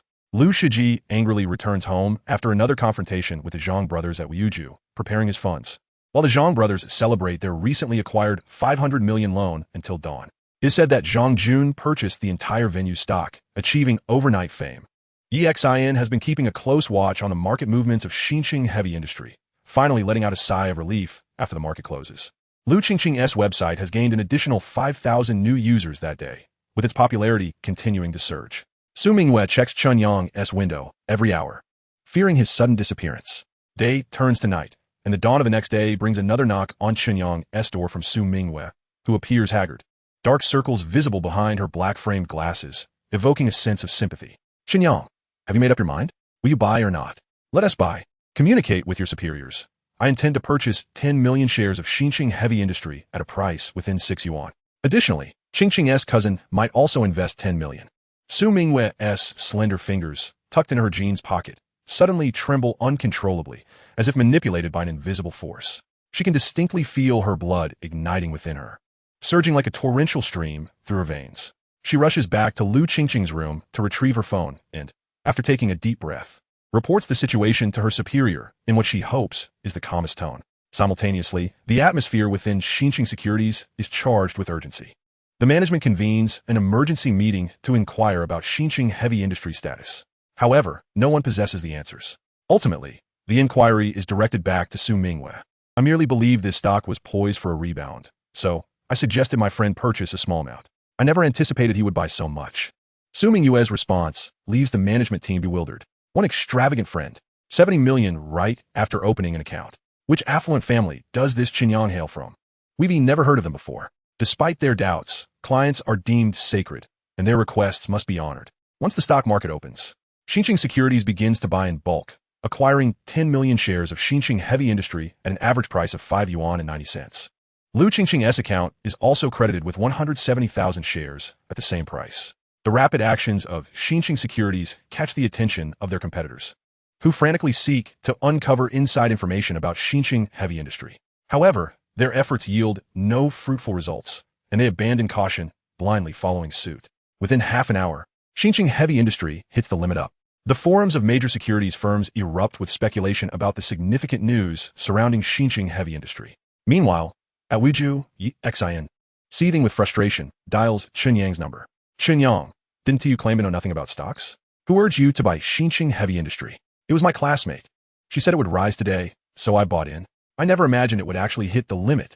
Are you certain no one leaked inside information? Is there inside information? No. If you can run, do so quickly. If you can't, don't cry. Chapter 53. Xinjiang heavy industry is suspended from trading. Ultimately, Xinjiang heavy industry closes at a price of 627 yuan, with daily trading volume exceeding 10 billion. Its influence causes other stocks related to engineering machinery to rise as well, with the entire sector's daily trading volume surpassing 60 billion. After the market closes, many seek to uncover the critical inside information regarding Xinjiang heavy industry. Regrettably, they receive no definitive answers. Just as everyone strains to analyze the reasons behind Xinjiang heavy industry's unusual activities, two explosive pieces of information emerge online regarding the company. The first piece of information pertains to Su Mingwei, a mysterious individual claiming to be a relative of an employee at Xinjiang Securities. Posts a revelation. A certain salesperson from Xinjiang Securities successfully seduced two wealthy second-generation heirs into investing in the stock market. Allegedly, these two heirs were entirely ignorant of market trends and merely acted on the subjective judgment of a salesperson, investing 70 million in Xinjiang heavy industry stock. Unexpectedly, their reckless gamble revived Xinjiang heavy industry. The second piece of information comes from someone claiming to be a relative of an employee at Xinjiang heavy industry. This informant reveals that the company is preparing for a restructuring, with related preparations being conducted in secrecy. The first piece of news is mostly gossip and is regarded as mere fodder for casual conversation. However, the second piece of news is genuinely explosive, indicating that Xinjiang heavy industry stock is set for a remarkable revival, soaring in value. What the hell? I sold at the limit today and bought a case of beer to celebrate my successful recovery. Now you tell me I missed the boat? How am I supposed to drink this beer? The upstairs folks can still drink. Alcohol can uplift the mood, but also help drown sorrows. Selling at the limit at least recuperated some losses. I thought it would drop further, so I sold at the opening price. Now I'm reflecting on my choices on the rooftop. Bro, don't act rashly. Life has many wonderful things. Beyond money, they're family and friends. Besides, being alive gives you the chance to recover. Haha, Xinjiang heavy industry is a star enterprise in Dongjiang province. I knew the higher-ups wouldn't be neglected. I replenished my holdings before the market closed yesterday, and now I'm ready for takeoff. Speaking of which, we should thank those two wealthy heirs. Without their extravagant spending to trigger the inside information, Xinjiang heavy industry would likely have continued to decline for a while longer before rebounding. By the way, I'm quite curious about how attractive that salesperson from Xinjiang Securities must be. In an astonishing turn of events, two affluent heirs found themselves utterly captivated. At Lu Qingqing's residence, Su Mingwei's countenance was far from pleasant. Rumors implicating her in enticing these wealthy heirs into investing in stocks had already infiltrated the forums of Qingwan. Despite her earnest attempts to clarify the situation, few were inclined to believe her. As the onslaught of slander and defamation continued, tears streamed down her face uncontrollably. Observing this, Lu Qingqing comforted her while simultaneously calling for Chen Yang to address the issue. Chen Yang instructed Su Mingwei to directly contact her superior, firmly demanding an investigation into the truth. Otherwise, he threatened to sue the entire Xinjiang Securities. An hour later, Xinjiang Securities released a statement on their official website. clarifying that the allegations of Su Mingwei seducing wealthy heirs for stock investments were purely baseless. The employee responsible for spreading these rumors was dismissed on the spot. Following the announcement, Lu Qingqing made it a point to repost the clarification at the top of Qingwang's forum. Once the truth was unveiled, public opinion swiftly shifted in Su Mingwei's favor, with many expressing sympathy for her and denouncing the rumormonger. "Thank you, Chen Yang," Su Mingwei exclaimed, tears of gratitude brimming in her eyes. In truth, she had approached her superiors as soon as the rumors surfaced, but they had shown little concern. However, after Chen Yang intervened, the issue was resolved almost immediately. Chen Yang, exhibiting a nonchalant demeanor, responded, "Do not overthink it. I merely sought to clear my own name. If Lin Wei discovers my infidelity, returning to Qingshui would be out of the question." Lu Qingqing chuckled. "Well, that's just as well. You can stay in Xingqing and keep me company." Chen Yang rolled his eyes, thinking that this girl still seemed insufficiently occupied. Xingqing, Qingwang is developing rapidly. It will inevitably attract jealousy from competitors. Exercise caution. Similar troubles may befall you. Yes, I will be careful. To prevent Su Mingwei from dwelling on her emotions, Chen Yang suggested she consider a job change. She, however, refused, determined to demonstrate her capability to thrive at Xingqing Securities. Chen Yang did not press the matter. In his past life, Su Mingwei had toiled in this industry for a decade without success, ultimately marrying a man 20 years her senior and becoming a full-time housewife. It seemed that in this life, she would have to tread the same path once more. After all, Lu Qingqing had little interest in the stock market, and Chen Yang had no plans for long-term investments. For a woman devoid of connections or resources, rising to prominence without compromising herself was a daunting challenge. Having resolved Su Mingwei's predicament, Chen Yang received another call from Lu Shiji. "Chen Yang, do you truly lack insider information?" "Yes, you do. If you don't, then why is it that just after you purchase stocks, news of Xingqing Heavy Industries restructuring broke? Perhaps it is merely a coincidence. I don't believe it. It must be that Sister Xian tipped you off." "Huh, then why not ask her?" "I wouldn't dare. I heard she had a quarrel today, and I wouldn't even think of going to Yuzhou." Who did she argue with?" "I don't know. Why not inquire yourself?" "No way. She has already told me not to return to Yuzhou." "Then let me ask you this. Can you increase your holdings tomorrow?" "I'm not sure. I'm not well-versed in stocks. It would be best to consult a stock expert." "You don't understand? Yet you invested fully in Xingqing Heavy Industry." "I did so to support an old classmate's venture." That girl must be quite beautiful. Let me remind you. You're a married man. Brother, you two are married." Realizing he would not extract any answers from Chen Yang, Lu Shiji ended the call. He had already consulted several acquaintances familiar with stocks, all of whom were optimistic about Xingqing Heavy Industries prospects. Yet, he placed greater trust in Chen Yang.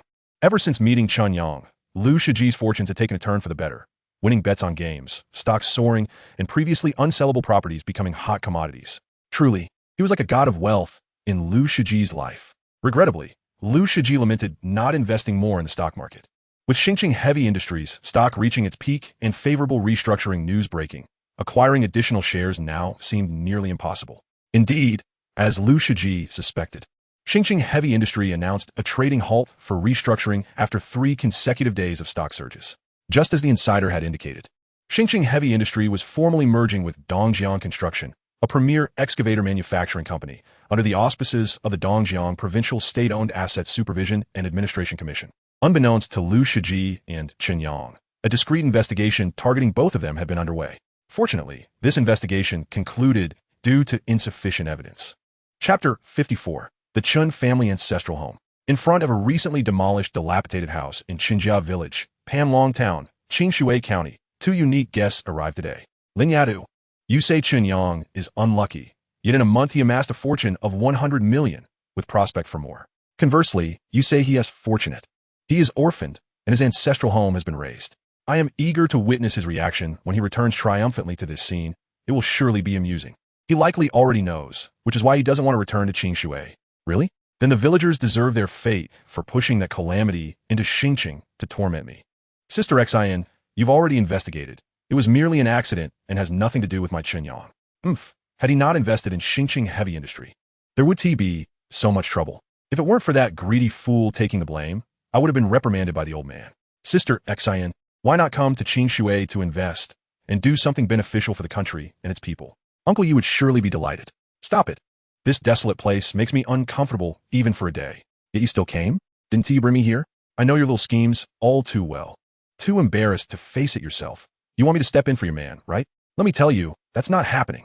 Then let Chen Yang continue to stir up trouble for you in Xingqing. Umph. Do you believe I want to have someone throw him in a sack? My dear sister, that happens to be your brother-in-law. Huh, I've already beaten my own man. What does say brother-in-law to me? Fine, but first, resolve the matters here for me. My dearest sister. All right, but you must promise to send that calamity back to Qing Shui swiftly. No problem, consider it done. After the two women reached an agreement, they quickly drove away from Qinjia village. An hour later, Chun Dingfang, the village secretary of Qinjia village, received a phone call from the secretary of the Panlong Town Party Committee, enduring a 2-hour tirade. Frustrated, Chun Dingfang immediately summoned all members of the village committee to the village office, unleashing another 2-hour tirade. Following the meeting, the entire Qinjia village was abuzz with excitement.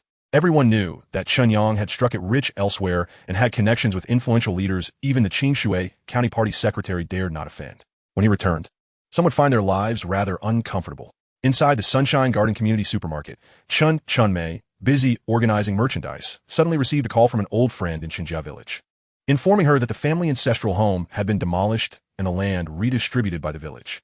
And Ragged, Chen Sumi immediately called Chen Yang, pack your things and come back to our hometown. Why return? Our ancestral home has been destroyed. The land has been taken. I am aware. When did you find out? Why didn't you tell me? Our household registration has been moved. There is no point in causing a ruckus. Besides, we've already settled in Xingqing. It will be rare for us to return. That old house would have fallen apart even if it hadn't been demolished. No, that is the foundation left by our ancestors. I must go back and discuss this with them. And why not let me return? The supermarket is already understaffed. If you leave, we'll have to close. That is acceptable. If they refuse to reason, we can go to the county government or the city government to make a fuss. I refuse to believe that there is no place in this world where reason prevails. With that, Chen Yang hung up the phone. The fact that Chen Mei was aware of the ancestral home indicated that Lin Wei had already visited Chen family village. Given this, he had no choice but to return to Qing Shui. Xingqing heavy industry remained suspended in trading. And Chen Yang had initially planned to take his cousin Zhao Qian on a trip to the south, while also purchasing furniture for a new house. Now, he could only make a detour back to Qing Shui first. Chen Yang sought out Liu Shiji, intending to buy the BMW he had lent him. Liu Shiji remarked that the car was originally purchased by the company for tax evasion and was merely gathering dust in the garage. He encouraged Chen Yang to use it freely, even offering to reimburse him for fuel and toll expenses. After a moment of polite hesitation, Chen Yang ultimately accepted Liu Shiji's generous offer. He drove around Xingqing, procuring some cosmetics that Lin Wei frequently used, as well as some cigarettes and alcohol favored by Lin Jiangwo, before packing his luggage and heading back to Qing Shui. By the time he arrived at the Lin residence, night had already fallen. However, upon hearing of Chen Yang's return, Lin Jiangwo delayed dinner. Seeing that Chen Yang had brought back an abundance of cigarettes and alcohol, he couldn't help but scold him a little. Once that was settled, he allowed everyone to move the items into his collection room. After dinner, Chen Yang inquired about matters concerning his hometown. This is Sister Xian's doing. She hopes you will remain obediently in Qing Shui and refrain from causing trouble in Xingqing again. What trouble have I caused? I am a law-abiding citizen. Chen Yang protested. Lin Wei pinched him sharply. How dare you speak of being law-abiding? Just your betting on football alone is enough to land you in a bit of hot water. Chen Yang glanced cautiously at the door and whispered, Dad doesn't know. Does he? Lin Wei scoffed. If he knew, would he let you dine at home? You would have faced severe punishment long ago. You should consider using that money to give back to society. I've heard you made quite a sum in the stock market this time. It should be sufficient. All right, since my esteemed wife has spoken, how could I possibly disobey?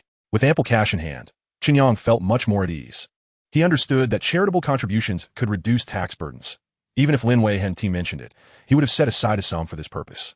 As long as he could expand the business, he would not hesitate to invest even 600 million. Lin Wei was pleased with Chen Yang's attitude.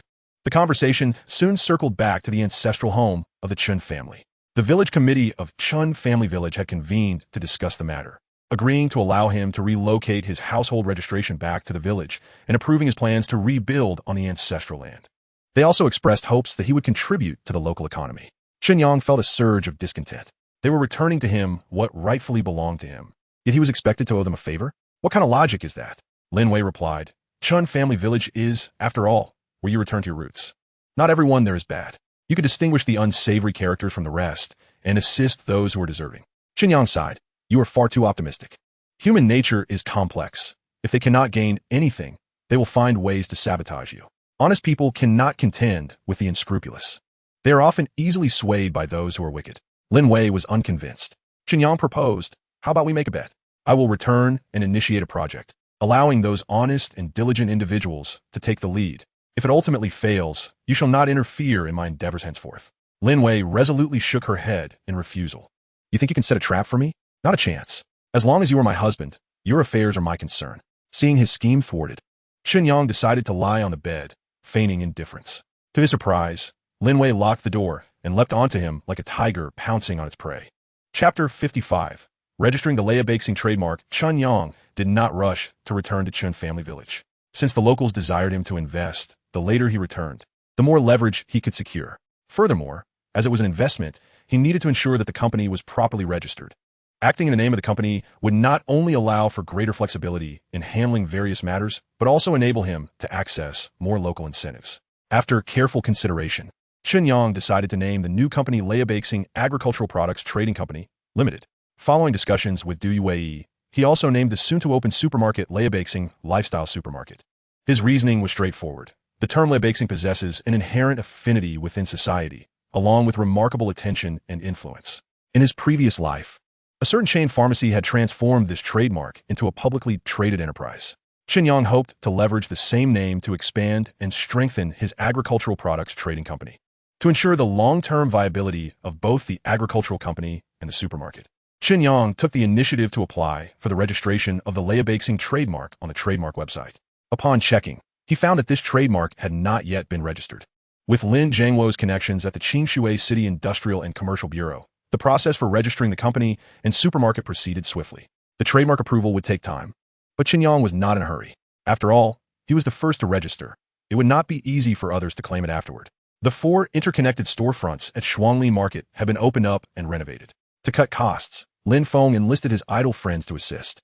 Except for specialized tasks like wall demolition, flooring, ceiling installation, and plumbing, the rest was handled by their own people. When Chen Yang visited the site for inspection, aside from the subpar wall painting, everything else was satisfactory. He did not intend to make any alterations.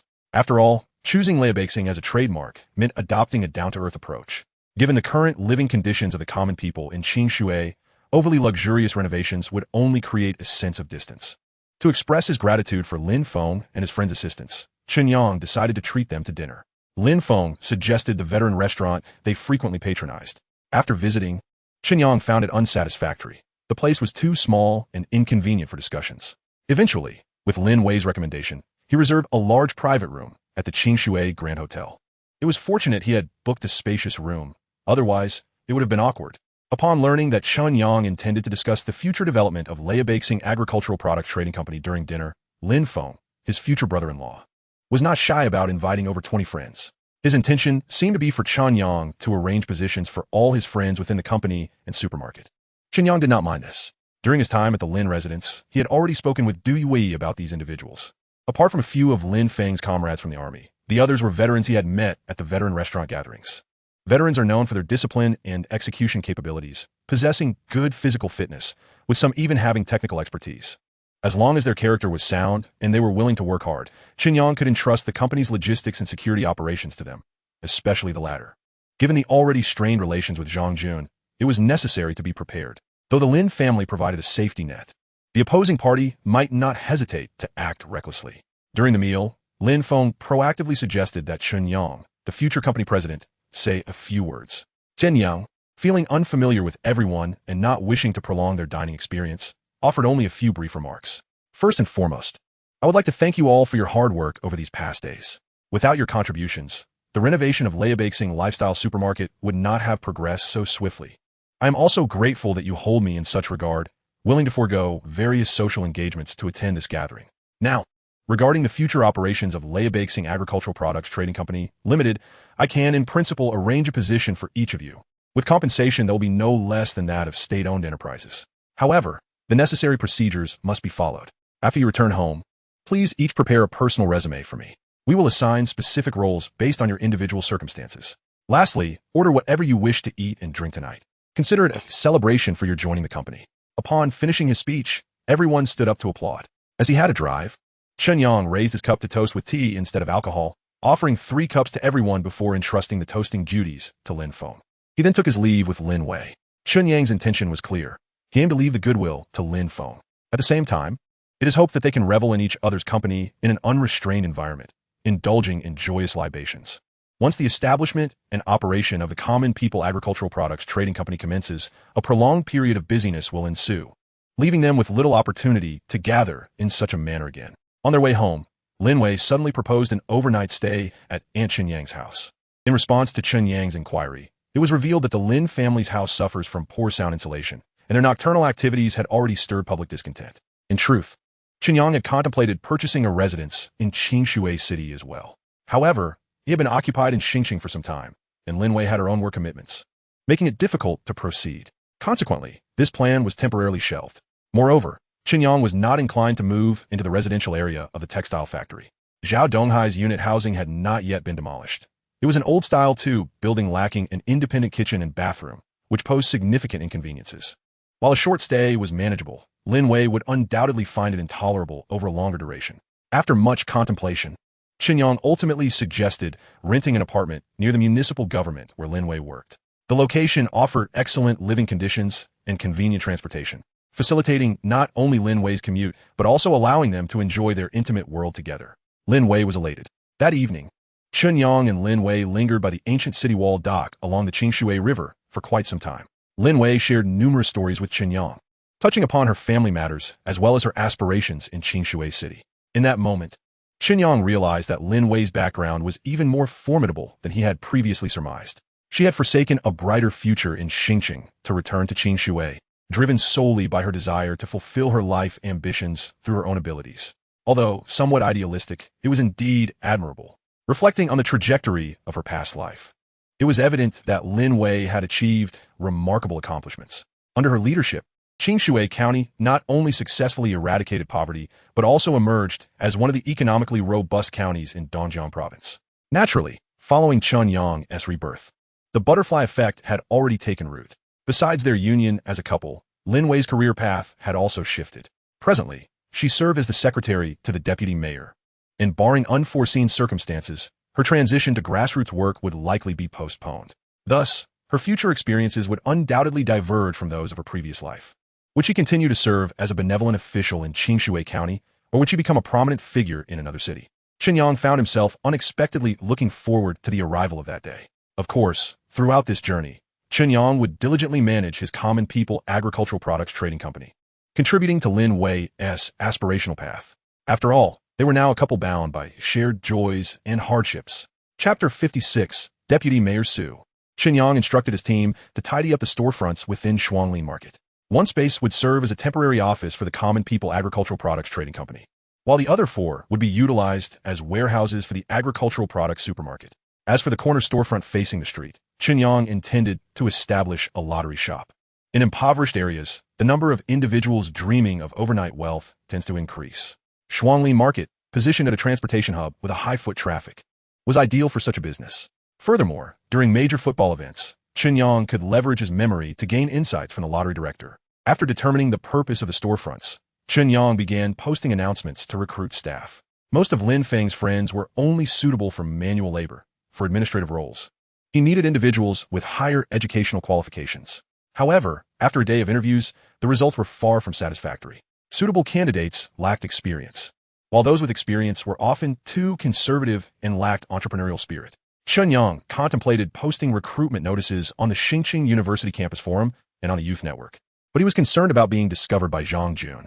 After all, he and Liu Shiji were currently devising a scheme against that individual. Revealing his establishment of a company in Qingshui at this juncture would certainly raise alarms. In desperation, Chen Yang sought Lin Wei's assistance. After all, she had served as the student council president at Xingqing University for 3 years, possessing an extensive network that might help him find suitable candidates discreetly. However, Lin Wei informed Chen Yang that her superior, Deputy Mayor Su, wished to meet him. Prior to his rebirth, Chen Yang had little interaction with Su Li. One was an ordinary citizen, while the other was a high-ranking official, existing in entirely different realms. The sudden desire of Su Li to meet him was likely due to Lin Wei's influence. Whether the meeting was of a professional or personal nature remained unspecified, as Lin Wei merely directed him to the Qingshui Grand Hotel for the appointment. With a mixture of apprehension and anticipation, Chen Yang made his way to the venue and, guided by Lin Wei, encountered the legendary Deputy Mayor Su.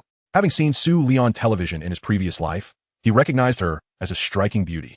Upon meeting her in person, he discovered that not only was she stunning, but she also possessed a commendable demeanor. When greeting him, she did not adopt the airs of a superior. Su scrutinized Chen Yang for a moment, then smiled playfully. Chen Yang, you appear even more handsome in person than in your graduation photo.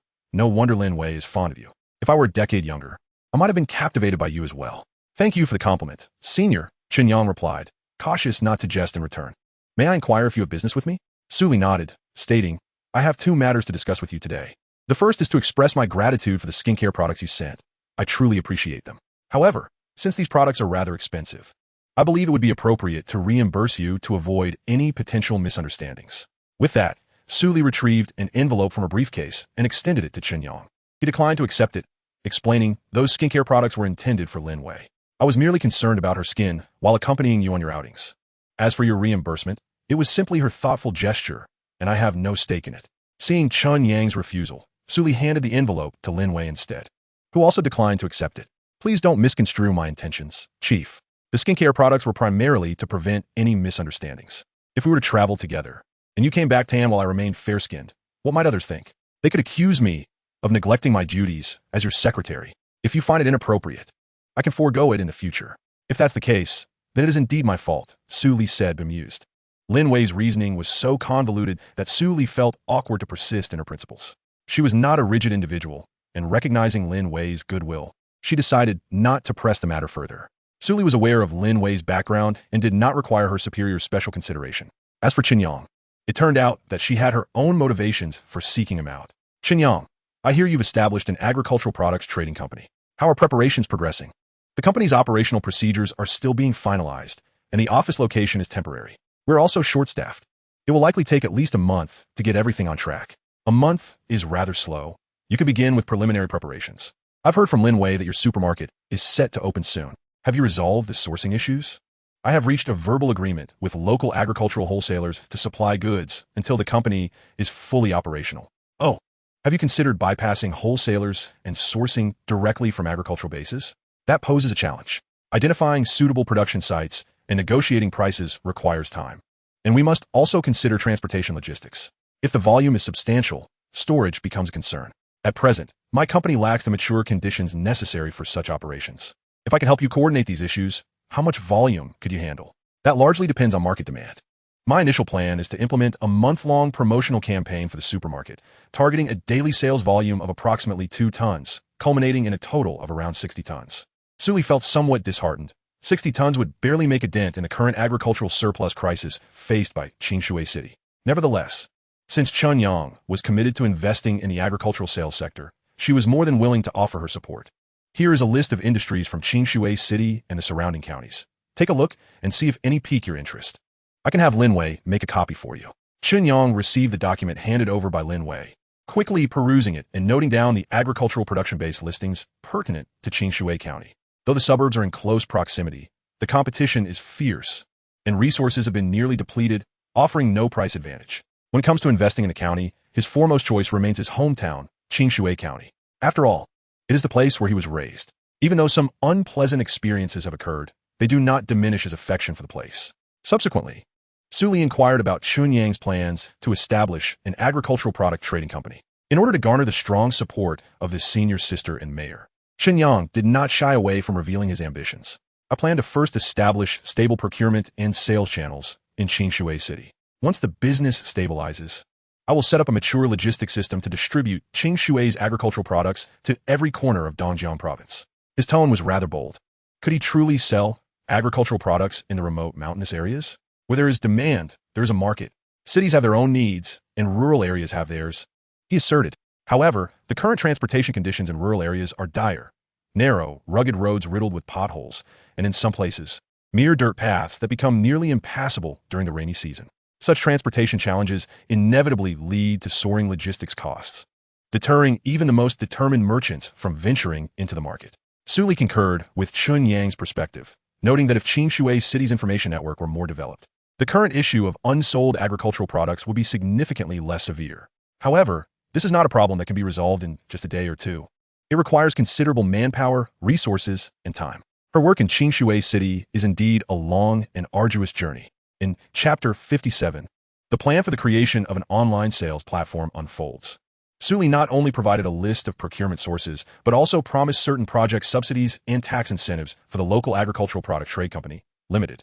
Chen Yang was pleasantly surprised by the government's willingness to offer subsidies and immediately assured Su Li of his commitment to expand and strengthen the company, contributing to the agricultural development of Qingshui City. Upon returning home, Chen Yang called Lu Qingqing, requesting her assistance in initiating a charitable campaign on the Qing Network Forum under her title as station master, with a focus on promoting Qingshui County's unsold agricultural products. Lu Qingqing expressed her bewilderment. "Senior, Qingshui County is so far away. Who would travel such a distance to purchase agricultural products? You should be conducting this activity in Qingshui." Chen Yang replied, "We will definitely hold activities here in Qingshui, but we can also take a chance in Xingqing. My goal is to disseminate information and let the market determine the fate of these farmers in Qingshui County." Lu Qingqing was not particularly pleased. "Aren't you just helping the senior sister with her work?" "I refuse." Chen Yang countered, "Qingqing, have you ever considered that once Qing Network grows larger, we could establish an online sales platform akin to eBay?" Lu Qingqing, lacking experience in online shopping, curiously asked, "What is an online sales platform?" Chen Yang explained it. "It is a medium for selling goods online. The website provides a trading platform for buyers and sellers to negotiate prices. After negotiations, if the transaction is local, it can be completed offline. Otherwise, buyers can pay via online banking, and sellers will deliver the goods through logistics companies." Lu Qingqing remarked, "It sounds quite complex. I feel I won't be able to manage it well." Chen Yang quickly painted a rosy picture. "Online sales are still in their infancy in our country, so it may seem a bit complicated. However, with dedicated effort, success is surely attainable. If you can achieve this, you may not become the world's leading female entrepreneur, but you will certainly be a prominent figure domestically."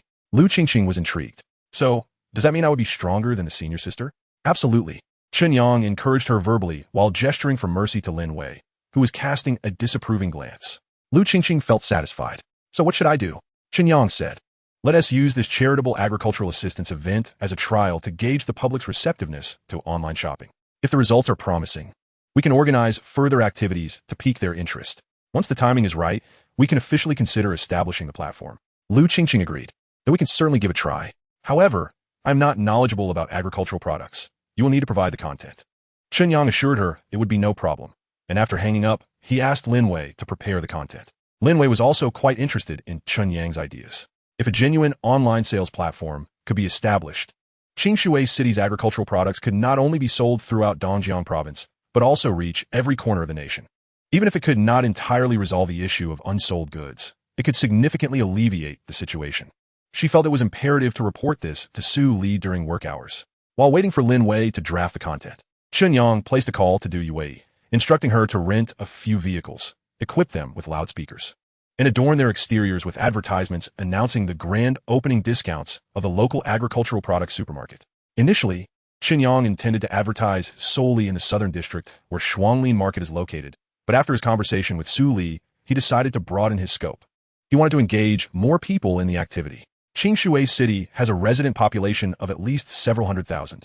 Calculating based on an average consumption of 1 pound of agricultural products per person per day, the total demand is substantial. With the promotional event in play, Chen Yang was confident it would attract more customers and increase sales. The original sales target of 2 tons per day might very well escalate to 4 tons or even more. To accommodate this, he also planned to rent a large cold storage facility specifically for perishable goods. With all plans meticulously arranged, Chen Yang drove back to Panlong town early the next morning. Rather than returning to Qinjia village, he headed directly to the town government, seeking out the town party secretary, Zhou Xingyang. He had heard from Lin Wei that Zhou was connected to the Yi family and had previously intervened to resolve issues related to his ancestral home. Zhou Xingyang, just over 40, was a modest height with sun-kissed skin, indicative of someone who spent considerable time outdoors, embodying a pragmatic spirit. Upon learning that Chen Yang was introduced by Vice Mayor Su, Zhou Xingyang's demeanor became exceptionally warm. "Chen Yang, on behalf of all the citizens of Panlong Town, I welcome you back to invest. Secretary Zhou, given your assistance in resolving my family's troubles, I felt it was only right to return and offer my modest contributions." "Haha, Mr. Chen is being too kind. I am merely fulfilling my official duties. It is truly outrageous that your relatives would commit such disgraceful acts against their own kin. Family matters should not be aired publicly. Let's focus on business instead. Although Vice Mayor Su provided me with a list, I still need to inquire about the actual situation." "No problem. I will take you to visit various production bases. Anything you find appealing, I assure you will receive the maximum discount. Let us not discuss discounts. It's not easy for farmers to establish their industries. If I can minimize my transportation costs, that will suffice. Zhou Zhengyang looked at Chen Yang with surprise. He had encountered many businessmen, but this was the first time he had met one who didn't seek to gain an advantage. Mr. Chen, if you do not wish for discounts, the transportation costs will be covered by the town government. We also hope to establish a long-term cooperative plan with conscientious merchants like you. Since transportation costs are typically a significant portion of agricultural product sales, Chen Yang was naturally pleased with Zhou Zhengyang's offer to have the Panlong town government absorb these expenses. Consequently, when placing orders, he increased the original procurement plan from 60 tons to 180 tons. Furthermore, he signed a contract with Zhou Zhengyang and the Panlong town government, ensuring immediate payment upon the arrival of the goods in Qingshui City, provided there were no issues with the products. After paying the deposit, Chen Yang remembered his plan for agricultural assistance and inquired with Zhou Zhengyang about his interest in collaborating. Upon hearing that Chen Yang intended to help sell their products to Xingqing, Zhou Zhengyang excitedly grasped Chen Yang's hand. Mr. Chen, you are truly a great benefactor for our Panlong town. Secretary Zhou, there is no need for excessive courtesy. I am merely acting on the request of Vice Mayor Su. Chen Yang preferred to remain low-key, graciously attributing the credit to Su Li. Moreover, he was unfamiliar with Zhou Zhengyang and harbored concerns that he might present a facade of sincerity while concealing ulterior motives in collaboration with the official from the Pandong town government. By bringing Su Li into the picture, he believed it would not disrupt the promotional endeavors of the agricultural product supermarket. After bidding farewell to Zhou Zhengyang, Chen Yang refrained from returning to Chenjikan, fully aware that Zhou Zhengyang would likely divulge his return. In due course, those interested would inevitably reach out to him. Chapter 58. Watermelons at 8 cents per gene. Watermelons for sale. Wholesale at 8 cents. Retail at 10 cents. Watermelons for sale. Wholesale at 8 cents. Retail at 10 cents. Not long after Chen Yang drove out of Pandong town, he was unexpectedly halted by a young girl selling watermelons. He brought his vehicle to a stop and scrutinized the girl who had blocked his path. She appeared to be around 8 or 9 years old, with large, expressive eyes. Her hair styled in braids and clad in a black floral dress. In her hands, she held a piece of cardboard inscribed with charcoal that proclaimed, "Wholesale watermelons at 8 cents, retail at 10 cents. Behind her, on the roadside, stood a small wooden table adorned with several slices of watermelon, alongside a long line of green-skinned watermelons stacked nearby. Little sister, why are you selling watermelons all by yourself? Where are your parents? My mother went home to cook, and my father is working in the field," the girl replied, pointing towards the watermelon patch behind her. Following her gesture, Chen Yang observed a man, presumably her father, laboring in the field about 400 meters away. "Uncle, would you like to buy some watermelons? Ours are sweet and cheap. Just taste one." The girl swiftly offered him a slice of watermelon. Chen Yang accepted it and took a bite. It was undeniably sweet and grainy. Indeed, a fine watermelon. He was intrigued as to how such quality could be sold for merely 10 cents per gene, especially considering that in the urban area of Qingshui, watermelons typically fetched a minimum of 60 cents per gene, with prices in Xingqing often exceeding 1 yuan. "Little sister, could you fetch your father? I wish to purchase a larger quantity." "Okay, uncle, please wait a moment." The girl, eager to ensure he did not drive away, hurriedly called for her father. Upon hearing his daughter's voice, the man working in the field hastily made his way over. He was of modest height, robust in build, perhaps in his 30s, with sun-baked skin. "Boss, how many watermelons would you like to buy?" "Boss, may I inquire why your watermelons are so inexpensive?" If no one buys them, I must sell them cheaply, or else they will rot in the field." "Why is no one buying?" "I've seen many vendors selling watermelons in the city, all in trucks along the roadside." This year, many have planted watermelons. With the same price, vendors will naturally choose the nearest suppliers to cut costs. Then you could rent a vehicle to transport them to the city for sale." "Boss, it's easier said than done. Doesn't renting a vehicle cost money?" "The fare from here to Qingshui is at least 300 yuan. If they don't sell in a day, the costs double. 8 cents for watermelons means even 5 tons only amounts to 800 yuan. After deducting 600 yuan for 2 days, only 200 remain. We still need to cover food and hygiene fees, plus the return fare. In the end, there is hardly anything left." Chen Yang recalled that Lin Wei had mentioned subsidies for large-scale growers and asked, "Are there no supportive policies or planting subsidies from the government for you?" "Subsidies? What subsidies?" "I've seen the list of agricultural support from the city government for Qingshui, and it seems your family's watermelon field isn't on it." "Boss, you're not familiar with the workings, are you? One needs connections for that. Our village has a total of 500 acres of watermelons, and those with connections or who have done favors are prioritized for support. My family can hardly afford my child's schooling fees, let alone any extra for gifts." I hear those who have given gifts are still waiting in line.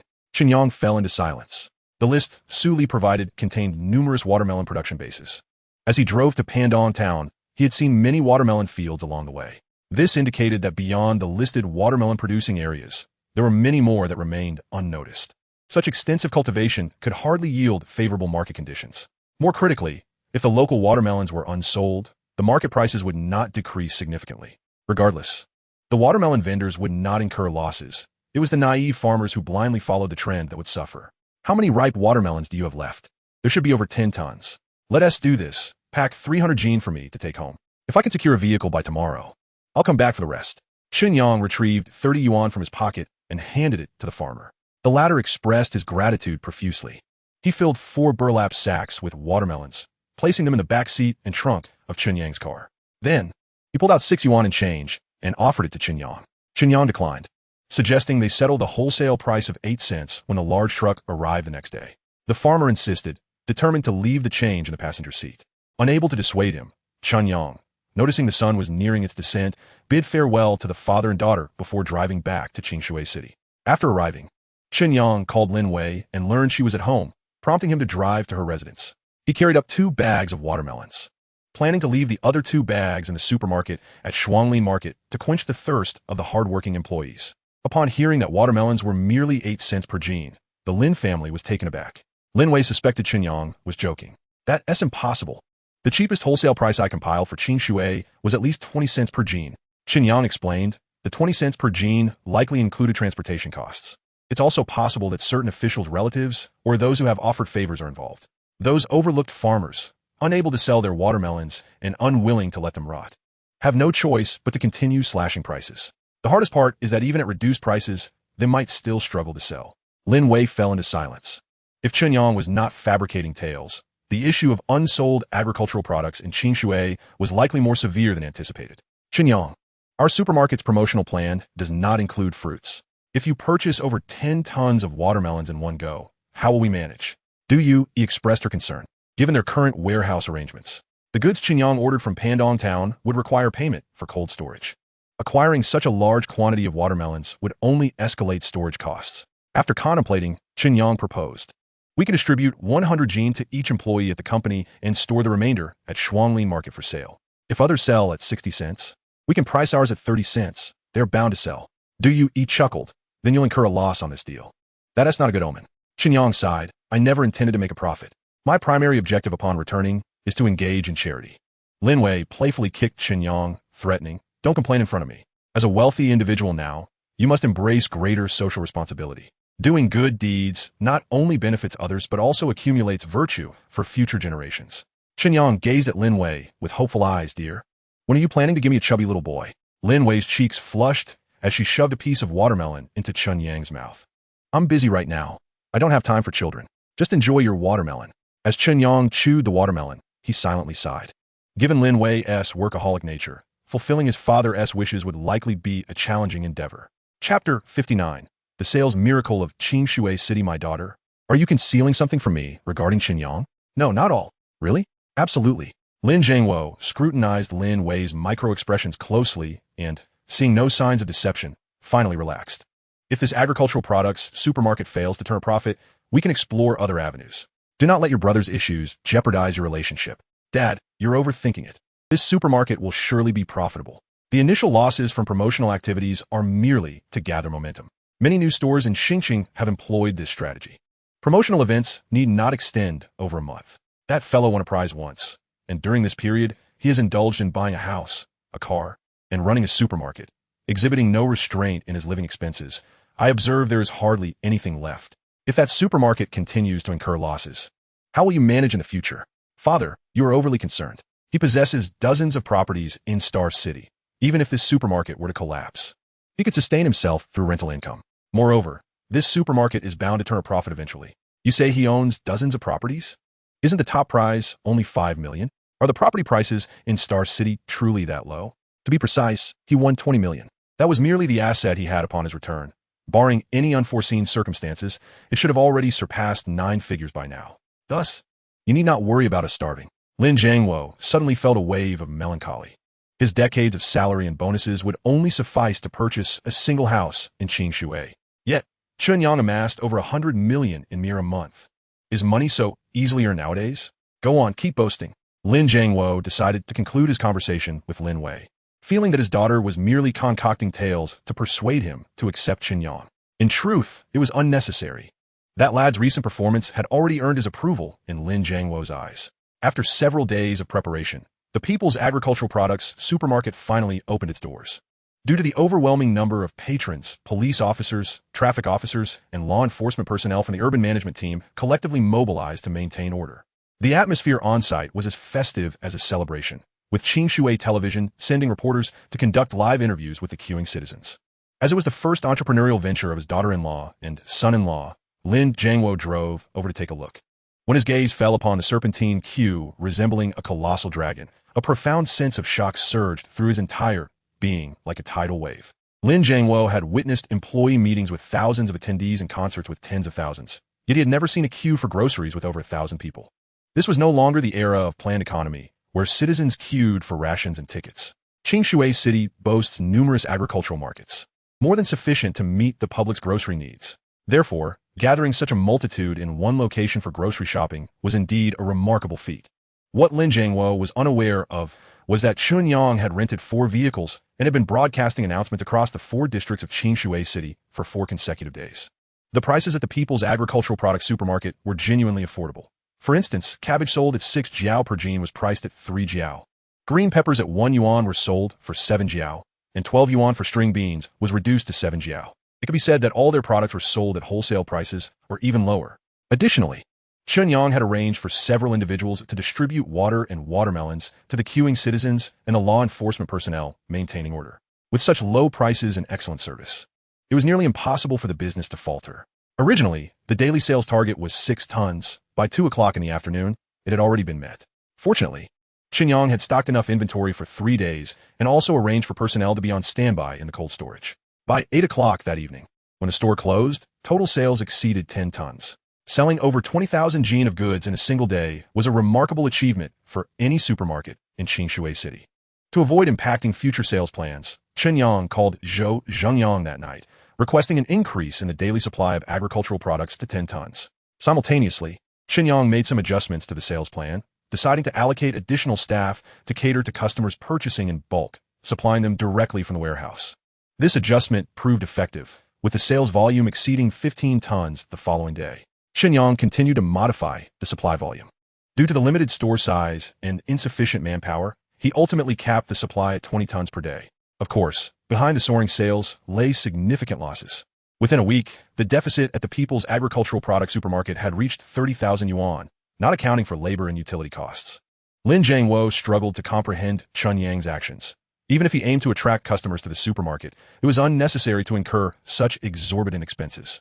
As the city's police chief, his annual income barely exceeded 30,000 yuan. This young man was squandering in a month what took him several years to earn. Meanwhile, Suli had been closely monitoring the sales performance of the People's Agricultural Products supermarket. Dui Wei's income and expenditure reports passed through Lin Wei's hands daily and were presented to her. To be honest, she admired Chen Yang's vision and decisiveness. Once this event concluded, the entire Qingshui city would remember the existence of the People's Agricultural Products supermarket. Henceforth, whenever citizens sought affordable agricultural products, they would think of the People's Agricultural Products supermarket first. This effect surpassed that of advertising on television. In reality, Chen Yang spent less than the cost of a television advertisement, yet achieved a superior promotional outcome. This young man is indeed a business talent. It seems somewhat regrettable that he is merely selling agricultural products. Suli resolved to meet Chen Yang again, hoping to glean more insights from him regarding the resolution of agricultural product surplus in Qingshui City. However, Lin Wei informed her that Chen Yang had returned to Star City.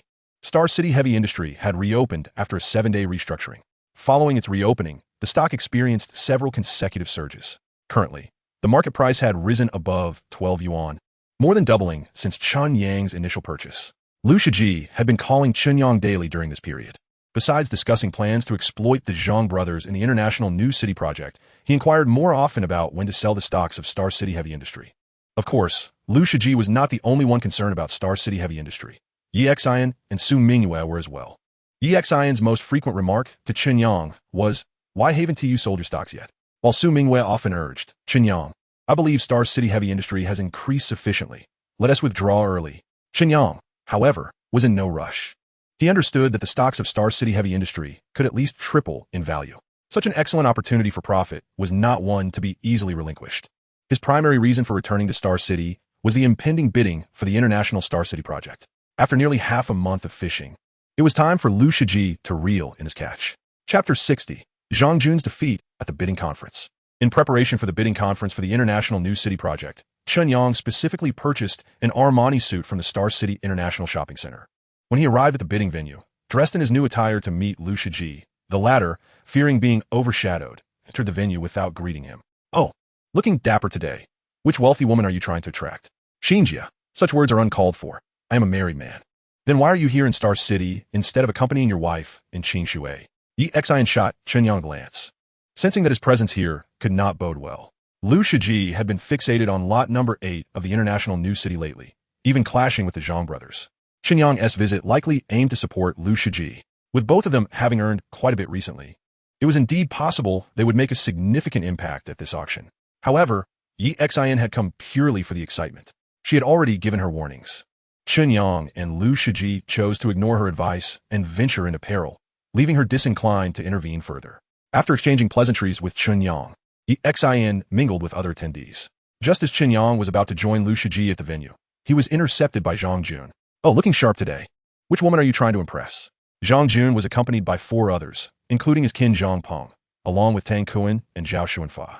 Perhaps due to Zhao Xuanfa's presence, Zhang Jun spoke to Chen Yang with noticeably more bravado today. Chen Yang disregarded Zhang Jun and addressed Zhao Xuanfa, who appeared to be in a poor mental state, saying, Is it truly worth sacrificing your future for the sake of a scoundrel? Zhao Xuanfa lowered his head, offering no response to Chen Yang's inquiry. However, Zhang Jun was visibly agitated. You filthy country bumpkin, stop trying to sow discord. If it weren't for your seduction of Lin Wei, would he have faced detention? Chen Yang cast a cold smile at Zhang Jun and replied, My relationship with Lin Wei is entirely normal. Unlike some who indulge in unrequited feelings and resort to underhanded tactics, ultimately harming themselves and others. Enraged, Zhang Jun kicked at Chen Yang, but Chen Yang deftly sidestepped, causing Zhang Jun to lose his balance and fall to the ground. You bastard. I'll get even with you. Shang Yun shouted. Zhao Xuanfa, why are you still standing there? Beat him. Zhao Xuanfa hesitated, remembering a warning he received upon leaving the detention center, not to provoke Chen Yang, lest he find himself back inside. Noticing Zhao Xuanfa's inaction, Chen Yang chose to disregard them and proceeded to join the other attendees entering the auction venue. Lu Shiji beckoned Chen Yang to sit beside him and began to complain. You rascal, we're merely here to put on a show. Is it necessary to dress so dapper? One might think you're here to entice wealthy women. Chen Yang glanced around and indeed spotted several attractive women. Of course, the most striking was Yi Xian, engaged in conversation with friends in the front row. At that moment, she appeared as ethereal as an orchid in a secluded valley, and as noble as a plum blossom defying the cold. Perhaps sensing the gaze upon her, Yi Xian abruptly turned her head and shot a fierce glare at Chen Yang. He quickly turned away, engaging Lu Shiji in casual conversation. After a while, Zhang Jun and his brothers entered with Tang Kuan and Zhao Xuanfa. This time, Zhang Jun merely glared at Chen Yang with malice, refraining from any further aggressive actions. After all, this was a government-hosted auction, and any disruption could result in expulsion, tarnishing the Zhang group's reputation. Both Lu Shiji and Zhang Jun were vying for parcel No. 8 of the International New City project. Thus, they observed the earlier auction with detached interest. When it came time for parcel number 8, the host announced an opening bid of 60 million, and Zhang Jun immediately placed his bid. 80 million, he declared, casting a challenging glance at Chen Yang and Lu Shiji. 100 million. Lu Shiji countered boldly. Parcel number 8 spanned 80 acres, the largest and most strategically located lot within the project. His psychological valuation was 200 million. Beyond that, he was prepared to withdraw. 120 million. Zhang Jun continued, maintaining his arrogant stare towards Chen Yang and Lu Shiji. Having secured a loan of 500 million from Xingqing Bank, he was determined to acquire parcel number 8. 140 million. 160 million. 250 million. Chen Yang's sudden bid not only captured the attention of everyone present, but also startled Lu Shiji, who looked at Chen Yang with bewilderment. I thought we were just acting. Are you serious? Fear not. The fish will bite. If they don't, will you cover the excess? I will. Lu Shiji perked up immediately. 250 million once. 250 million twice. 250 million. 300 million. Zhang Jun could not allow Chen Yang, that impoverished fool, to snatch away what he deemed his rightful prize. And so he raised his bid by 50 million. This time, Lu Shiji firmly grasped Chen Yang's hand, fearful that he might impulsively raise the bid further. 300 million once, 300 million twice, 310 million.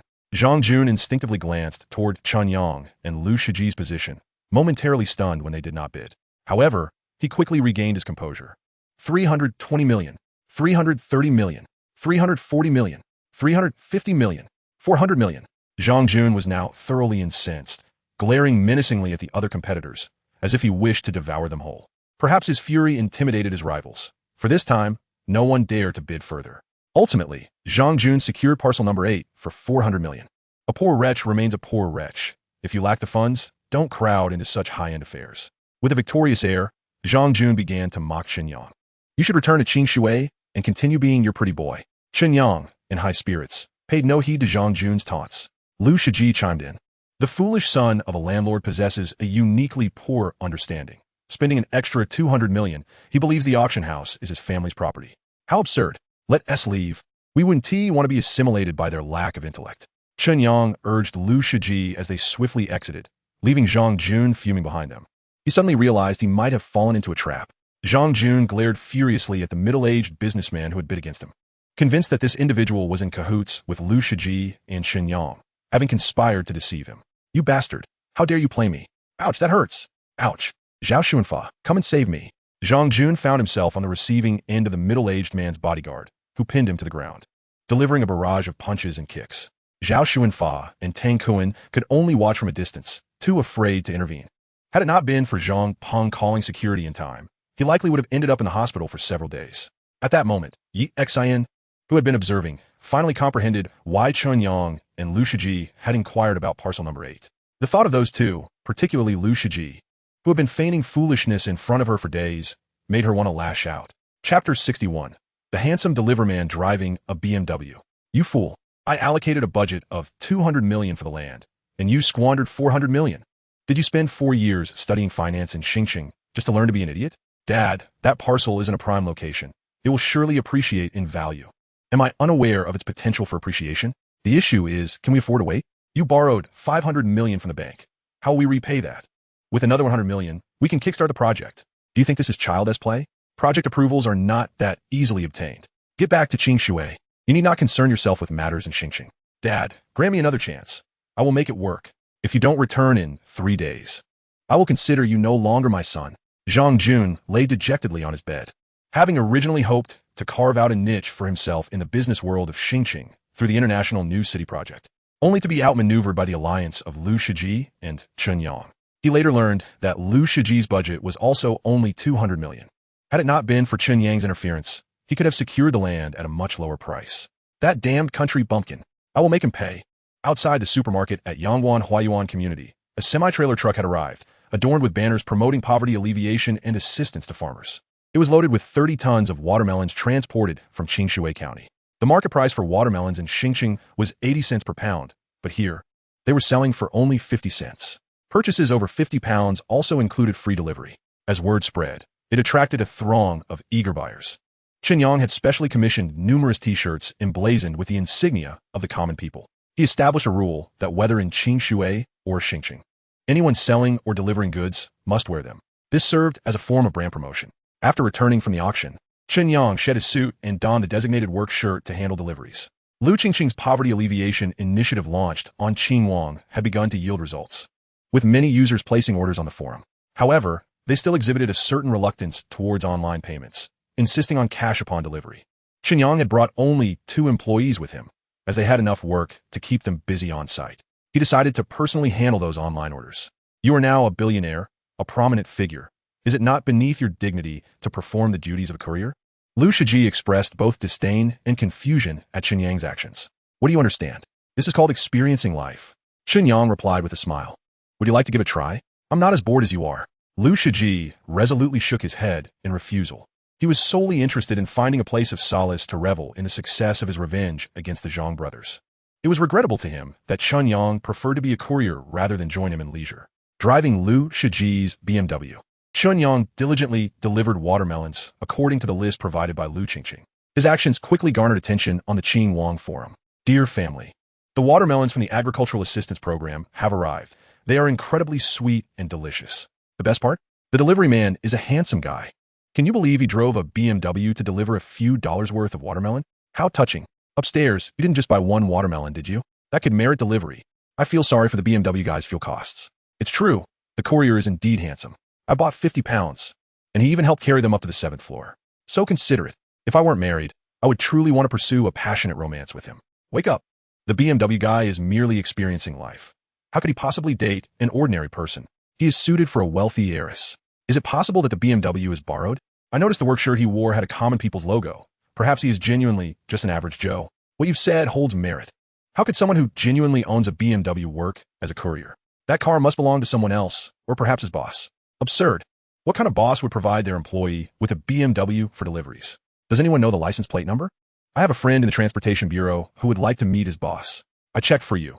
That vehicle is registered under Sunshine Real Estate Company, owned by Liu Shiji, who is related to our station master. Station master, may I inquire about your relationship with Mr. Liu? Yes. Please share the contact information of the courier. I have no ulterior motives. I merely wish to treat him to a meal to express my gratitude for delivering watermelons. Liu Qingqing found herself in a bit of a predicament. She anticipated that Chen Yang, as a boss, would personally deliver goods. While delivery is one thing, driving a BMW and creating such a stir was another. Now she had to help mitigate the fallout. Dear family, the CEO of Sunshine Real Estate is my brother, and he is married, so please do not harbor any thoughts. The delivery person is one of the moderators on our forum and is also in a relationship. The primary aim of this activity is to alleviate poverty and assist farmers in remote areas. I encourage everyone to focus on the charitable endeavor. Dear family, I have some unfortunate news. I have experienced a breakup. Upstairs, my circumstances are quite good, and I am still single. How about we date? Oof. Do you own a BMW? Are you the CEO of a real estate company? I don't have a BMW, but would a bicycle suffice? Goodbye. What era are we in?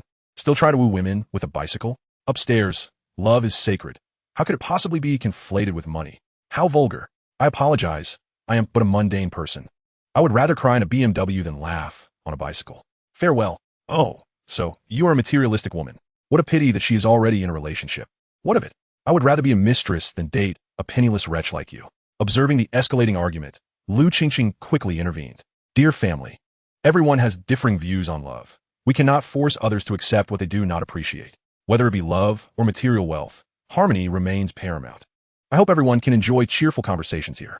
Liu Qingqing's mediation finally subdued the discord. However, discussions about Chen Yang were far from over. With each delivery he made, fresh updates were posted on the Chen Yang forum. Due to his exceptional service, he had even earned the affectionate title of BMW Prince. Unbeknownst to him, he had become a sensation online. He was currently driving toward the Hillside Villa area in the North District of Star City to deliver his final order of the day, a generous request for 300 pounds of watermelon. However, during the phone conversation, the client also requested that he procure a meal. It was rather peculiar that someone residing in a villa would not hire a maid to cook, but adhering to the principle of customer satisfaction. Chen Yang decided to accommodate her request. Chapter 62. Yi Xian's Best Friend. Wulong Mountain stretches across the entire North District of Star City. Its elongated peaks resembling a slumbering dragon coiled majestically upon the earth. It is not only a national 5A scenic area, but also a favored destination for leisure and holidays. Chen Yang had visited Wulong Mountain during his school days and had contemplated exploring the Wulong Mountain Villa, yet entry was strictly restricted, preventing ordinary individuals from visiting. Even today, upon arriving in a BMW to make a delivery, the security personnel only permitted him entrance after confirming with the resident. Upon arriving at Villa Number 7, Chen Yang discovered Yi Xian standing at the door with her arms crossed. He doubted whether he had come to the right place and glanced at the house number once more. What are you staring at? The watermelon is mine. Sister Xian, what a coincidence to see you again. Humph, hand over the takeout first. Chen Yang hurriedly passed her the meal, and once she opened the door, he drove the BMW into the courtyard. Where shall I place the watermelon? Anywhere. With an area of over 600 square meters, her villa truly allowed for any placement. Chen Yang carried the bags filled with watermelon into Yi Xian's living room and was about to leave when he was called back by her from upstairs. Are you not charging me? No need. Consider it a small token of respect from your little brother. Chen Yang truly wished to avoid lingering with this woman of unpredictable temperament, fearing he might inadvertently provoke her ire. Enough chit-chat. Hurry upstairs. Reluctantly, Chen Yang returned to the villa and climbed the solid wood staircase to the second-floor living room. He noticed that, Aside from Xin, there was another woman in a white tank top sitting on the sofa, enjoying the box meal he had purchased. "Hello, BMW Prince." The woman waved at Chen Yang with a pair of disposable chopsticks in her right hand. "BMW Prince?" Chen Yang was momentarily taken aback. This woman was quite attractive and had a commendable figure, albeit a bit infatuated.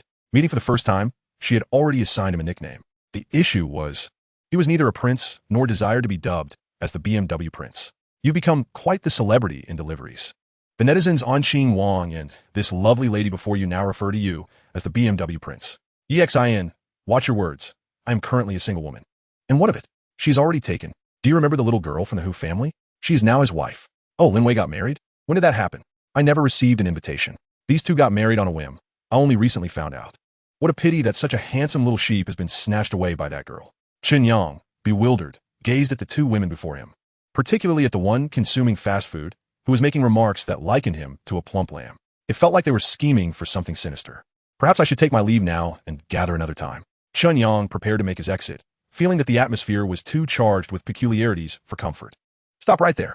Who said you could leave?" Xin shot him a glare, pointing to the woman beside her. "This is Shun Anna, my best friend, a master's graduate in management from Harvard University. She will be under your care in the future." "Isn't that inappropriate? I'm already committed. What are you thinking?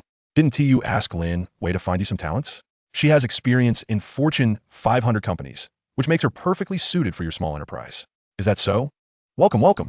Chen Yang excitedly approached Shun Anna, gripping her hand tightly. This sudden change of demeanor left both Xin and Shun Anna perplexed. "Remove your clumsy hands." Xin forcefully smacked Chen Yang's hand away, warning him, "Remember, you are a married man." Chen Yang quickly released his grip, grinning as he said, "Sister Xin, rest assured. My primary interest lies in Sister Anna's capabilities." "Huh, a man's words are but a deceptive charm. Who would believe that? Then I shall seek out another competent individual." Noticing Xin's skepticism towards him, Chen Yang was ready to make a hasty exit. "Stop. You two should converse first. If you cannot reach an agreement, we can discuss it further." Xin seemed resolute in promoting Shun Anna, refusing to let Chen Yang escape. "But how shall we converse?" Chen Yang chausli inquiret, glancing at Shun Anna, who was still indulging in her fast food. "How do you converse? Share your grand vision with her." "Oh, my plan is simply to sell agricultural products. And that's it." "Indeed, merely selling agricultural products." Xin was rendered speechless, realizing that Chen Yang was deliberately playing dumb, unwilling to accept Shun Anna. The issue was, she too did not wish for Shun Anna to remain in Xinjiang. "I heard from Lin Wei that you intend to establish an agricultural trade company covering the entire Dongjiang province. Is there any truth to that?" "There is, but that's for the future. Currently, our company consists of a temporary office and a few capable laborers. The rest is merely blank paper." "Blank paper is fantastic. It allows Anna to fully unleash her talents. Qingshui's conditions are quite harsh. Sister Anna has returned from studying in America, and I fear she may not adapt." "Fear not.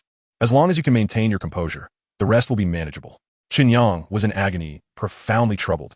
He could only turn his gaze towards Shun Anna, hoping she would reconsider. After swallowing a mouthful of food, Shun Anna finally shared her perspective. "As far as I know, there's a severe surplus of agricultural products within the country. Shun Yang's initiative to assist farmers is likely operating at a loss, isn't it?" Chen Yang nodded in affirmation. "Then do not pursue it. Consider another industry.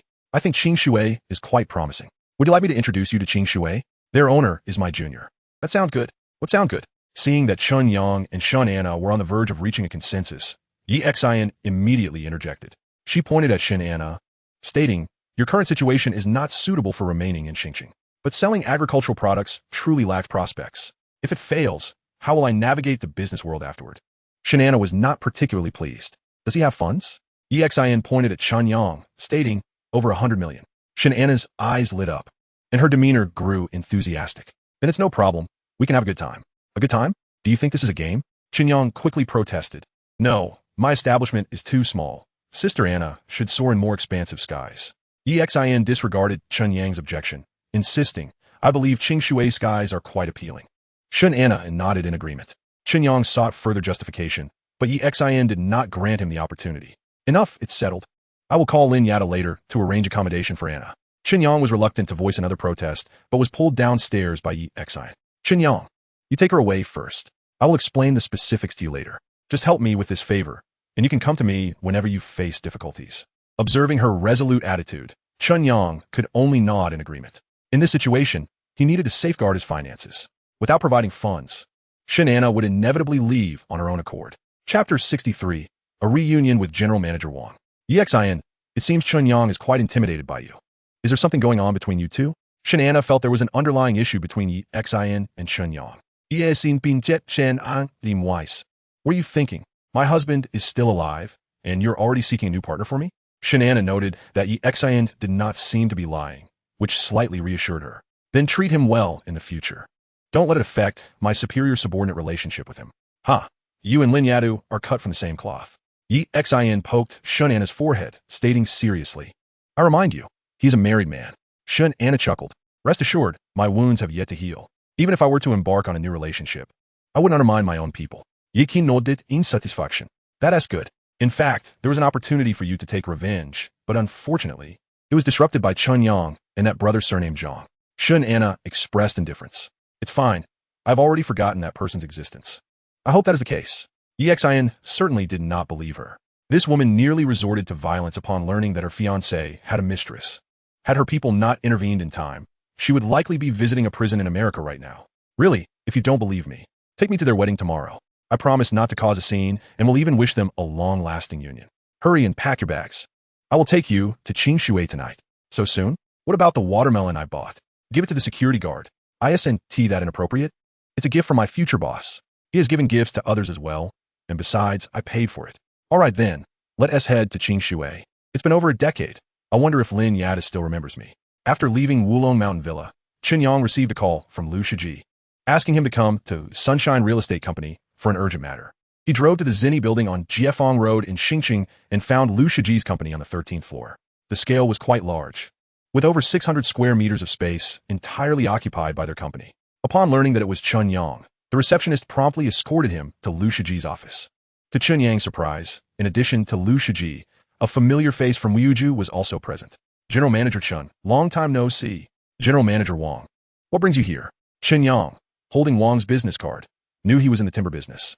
Due to a lack of business interaction, he had no intention of contacting him until today, when they unexpectedly met at Lu Shiji's company.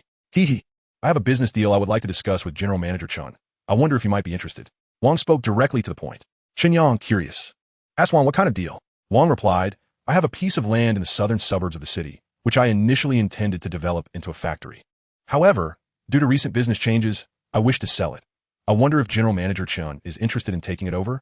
Chen Yang looked at him, puzzled. Wang, you should discuss selling the land with Lu. He is the one in real estate. Before Wang could respond, Lu Shiji interjected. The location of that land is too remote. Developing commercial housing there poses too great a risk at this stage. Chen Yang still did not understand Lu Shiji's implication. So if I buy it, there will be no risk? Lu Shiji explained, you could establish a transfer station. It's south quite close to the new southern train station under construction. Is it really close? Chen Yang felt a flicker of interest. Lu Shiji extended a finger, stating, it's a straight distance of 1 kilometer. What do you think? Only a kilometer? That location must be quite good. Chen Yang no longer hesitated. Wang, how large is that piece of land? What is the price? Wang replied, 10 acres. I purchased it for 10 million. I'll transfer it to you at the original price. Xingqing's urban development will soon expand to the suburbs, and land prices will rise accordingly. Upon hearing it was being offered at the original price, Chen Yang decided not to haggle. All right, my funds are still in the stock market. Will it be acceptable if I pay you a few days later? No problem. General Manager Chen, you have helped me tremendously. Wang excitedly shook Chen Yang's hand, feeling that Chen Yang was his benefactor. Gentlemen, tonight I'll treat you. Feel free to suggest any place you desire. It ultimately depends on President Chen's inclination. I remain indifferent. You all may proceed. I must return home to report to my wife. Chen Yang, aware of their destination, politely declined. Very well, I shall take you to see President Wang's property tomorrow. Lu Shiji, understanding that Chen Yang's interests diverged from his own, did not press further. After bidding farewell to Lu Shiji and President Wang, Chen Yang called Xin. Sister Xin, is Sister Anna there? She is beside me. What is the matter? I've just acquired a plot of land near the south station of Xingqing High-Speed Railway. Could you please ask her to expedite the process of getting into work mode and handle the subsequent paperwork? Did President Wang sell you that piece of land? Indeed, Sister Xin is aware. He is a member of Wuju. Such a significant matter would surely prompt him to reach out to me for assistance in connecting with buyers. However, the buyers I contacted find the price of 20 million too steep. No wonder he only demands 10 million. We are en route to Qingshui. You can manage the paperwork on your own. All right. My company's materials and official seal are in Qingshui. Please remember to bring them back when you return. Understood. After hanging up, Yi Exan, incensed, remarked to the front seat passenger, Shun Anna, how is it that Chen Yang's luck seems to be boundless? Winning the lottery, always victorious in sports betting and stocks surging. It's as if all the good fortune in the world is his. Shun Anna, resting her chin on her hand, speculated. If he isn't the reincarnation of a fortune god, then his ancestors must be experiencing some extraordinary luck. Impossible. Yi Xian shook her head, dismissing Shun Anna's conjecture. I secretly took a feng shui master to inspect their ancestral grave. It appeared quite ordinary, as if merely a random plot of land was chosen for burial. Shun Anna, astonished, gazed at Yi Xian. Goodness, I knew there was something amiss between you two. You even had your eye on his ancestral grave. Yi Xian shot her a look. I merely took a glance. I didn't do anything. Shun Anna remained skeptical, knowing Yi Xian too well. With your temperament, how could you possibly refrain from action? Yi Xian swore, I genuinely harbor no grievances against Chen Yang. I am merely curious about his extraordinary fortune. Shun Anna remained unconvinced. As darkness fell, she suddenly felt as though something outside was watching her. Yi Xian, perhaps we should postpone our departure until daylight. I sense something is off. Those who conduct themselves righteously have nothing to fear from the dark. We are upright in our actions, so what is there to dread? Yi Xian was unperturbed when suddenly, a black dog leapt out from the bushes by the roadside. Bam!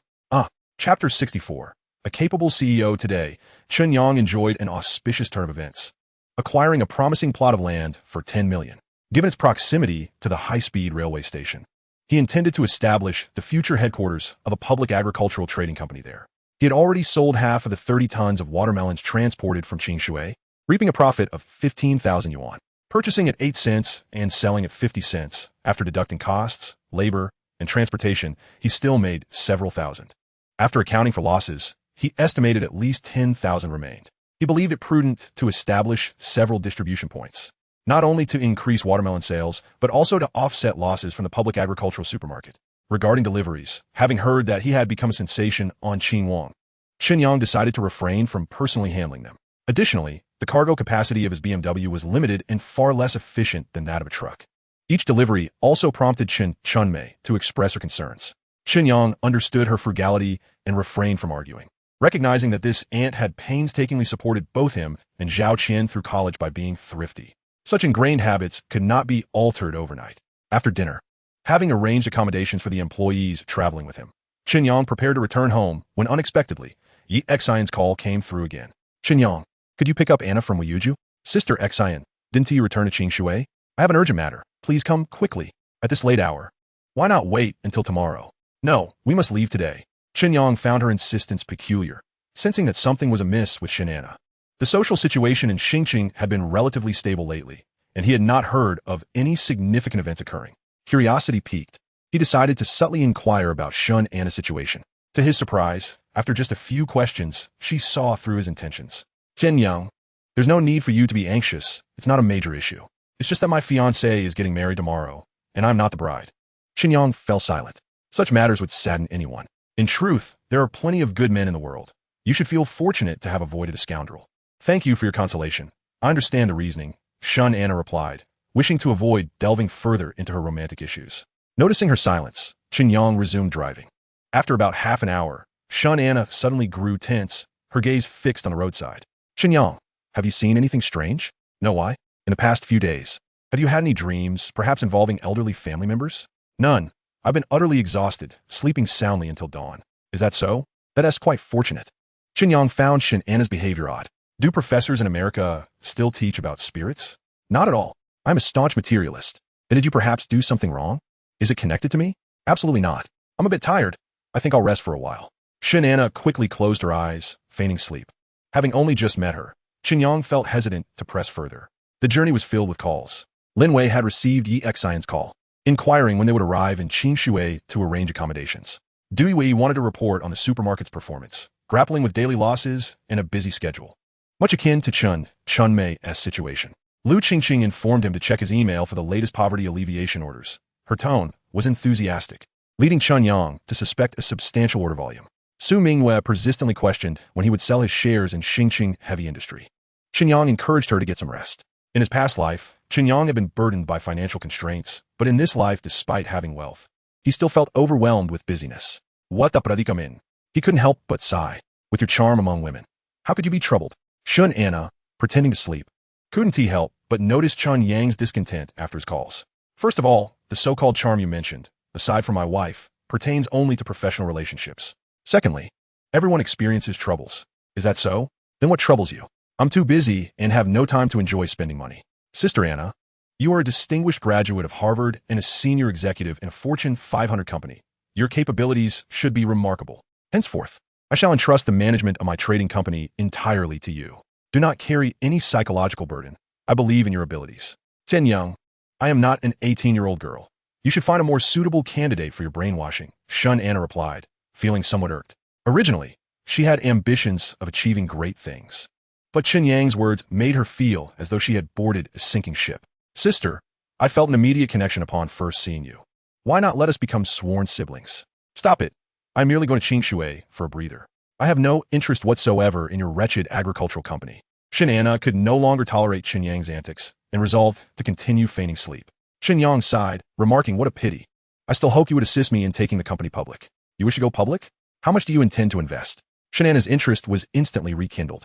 Chen Yang extended a finger, stating 100 million. What do you think? Chen Anna was elated. No problem. As long as you are willing to spend money, I shall accompany you for a bit of amusement. Money is certainly not an issue. However, Chen Yang, wary of her not taking her career seriously, added, you must discuss your plans with me first. After all, good steel should be used wisely, should it not? Chen Anna let out a cold laugh, realizing that Chen Yang was rather astute. While he professed brotherhood, when it came to financial matters, he was all business. Do not worry, sister. I've seen grander spectacles. A mere 100 million is hardly of concern to me. Cheers to a fruitful collaboration. Chen Yang attempted to shake hands with Shun Anna once more, but she rebuffed him. Drive safely and pay attention. As you command, my esteemed CO. Shun Anna felt a chill of discomfort wash over her. Observing Chen Yang's smug smile, she suddenly questioned whether this trip to Qingshui was truly a fortuitous venture. At midnight, the two finally arrived in Qingshui. Lin Wei had already booked a room for Shun Anna at the municipal government's guest house. However, Shun Anna insisted on staying in Lin Wei and Chen Yang's rented apartment, claiming it had been ages since they last met, and she wished to converse with Lin Wei at length. And so, they indeed spent the entire night reminiscing, from the joyful days of their childhood to the quirky experiences they had encountered since their separation. Remarkably, by dawn, both women were quite invigorated. After breakfast, one spiritedly headed to the government office, while the other diligently sat in Chen Yang's makeshift office, scrutinizing various documents and seals related to the agricultural products company. This state of affairs left Chen Yang feeling both anxious and elated. His concerns stemmed from the fear that Shun Anna might be held accountable by EXIN if she overexerted herself, while his happiness arose from finally having a capable CEO to share the burdens of the new company. Chapter 65. Confirmation of the headquarters address. Organizing the necessary documents and seals, Chen Yang prepared to set off once more to Xingqing to handle the land transfer with General Manager Wang. He suggested that Shun Anna explore Qingshui City to familiarize herself with the surroundings. Shun Anna, however, disagreed, insisting on accompanying Chen Yang to Xingqing, stating that she wished to promptly enter work mode. As the employer, Chen Yang certainly hoped Shun Anna would quickly step up to share the workload. Yet, he did not forget EXIN's instructions. At the very least, Shun Anna should not remain in Xingqing today. However, before Chen Yang could find a reason to refuse her, she had already fallen asleep in the passenger seat. With no other recourse, he called EXIN to discuss the matter. She advised him to drive slowly, attempting to delay their arrival until the scoundrel's wedding reception had concluded. Chen Yang struggled to comprehend EXIN's reasoning. Why should Shun Anna avoid the situation when the fault lay entirely with that scoundrel? Yet, a warning rang through the phone. Chen Yang, if you wish to avert tragedy, you must diligently keep an eye on Anna. A tragedy? Was the other party part of the underworld, intent on silencing them? I would actually prefer if that scoundrel were involved with the mafia. That would simplify matters greatly. What is there to fear? My concern lies with Anna. She is genuinely capable of violence. Very well. I shall do my utmost to arrive late. As Chen Yang gazed at the slumbering Shun Anna, her delicate features appeared serene and tranquil, with long eyelashes gently resting upon her closed eyes, resembling two crescent moons. The slight upturn of her lips seemed to carry an almost imperceptible smile, evoking a sense of affection. Could such a gentle soul possess violent tendencies? Chen Yang was reluctant to believe it. Yet, given EXIN's caution, he felt the need to remain vigilant. With 10 kilometers remaining to Xingqing, he parked by the roadside, locked the passenger door, and began to rest his eyes. However, it was not long before Shun Anna awoke. urging him to hurry and sign the contract with General Manager Wang, lest he have a change of heart. Chen Yang, of course, doubted that the man seeking development in the South would retract his offer. He suspected that Shun Anna was merely seeking an excuse to disrupt the scoundrel's wedding. In principle, he supported her desire for destruction, provided she did not take it to extremes. To mitigate any potential fallout, Chen Yang called Liu Shiji, requesting him to arrange for General Manager Wang to sign the contract at Weiju. With 3 strong men present, surely Shun Anna could not cause any trouble. Chen Yang drove to Weiju. Although Yi Xian was absent, she had already informed her subordinates to allow Chen Yang entry. Unable to contain himself, Chen Yang began to complain to Shun Anna. Sister Anna, you need to speak with Sister Xian. We are all business people here. Why can everyone else come? Yet I am barred? Is it that I cannot afford the membership fee? Shun Anna replied with a smile. Yi Xian must have her reasons for not allowing you. If you truly face difficulties, even if you do not come here, she can assist you. Chen Yang insisted. There are many people doing business here. I simply wish to make more acquaintances and expand my network. Is such a modest request too much to fulfill? Shun Anna disagreed with Chen Yang's viewpoint, stating, based on my experience abroad, you need not concern yourself with such matters. Those with true capability will naturally seek your friendship. Conversely, no matter your efforts, you will not gain recognition if lacking substance. Chen Yang countered, the circumstances in our country differ from those abroad. Without leveraging personal connections, many matters simply cannot be accomplished. I cannot rely on Sister Xian for everything, can I? Shun Anna inquired, shall I speak with her on your behalf to facilitate your entry? Chen Yang nodded eagerly. Ultimately, however, Yi Xian remained unyielding, stating that any matters could be addressed by Shun Anna as the CEO. Chen Yang felt a twinge of disappointment. Fortunately, Liu Shiji and General Manager Wang arrived promptly, and after sharing a meal, they inspected the site. Upon confirming that all aspects were satisfactory, Chen Yang formally signed the land transfer contract. Shun Anna suggested that Chen Yang establish the headquarters of the Agricultural Products Trading Company on this land. Her reasoning was simple. As the capital city, Xingqing possessed a superior brand image compared to Qingshui and offered a broader array of available resources and comprehensive supporting services. Liu Shiji concurred with her assessment and willingly took on the construction of the headquarters. Chen Yang had initially set up the Agricultural Products Trading Company and supermarket merely to resolve the marital discord between his brother-in-law, Lin Feng, and his wife, without any intention of expanding. Unexpectedly, through a series of unforeseen circumstances, he found himself not only aiming for a public listing, but also tasked with establishing a headquarters. It was quite a revelation.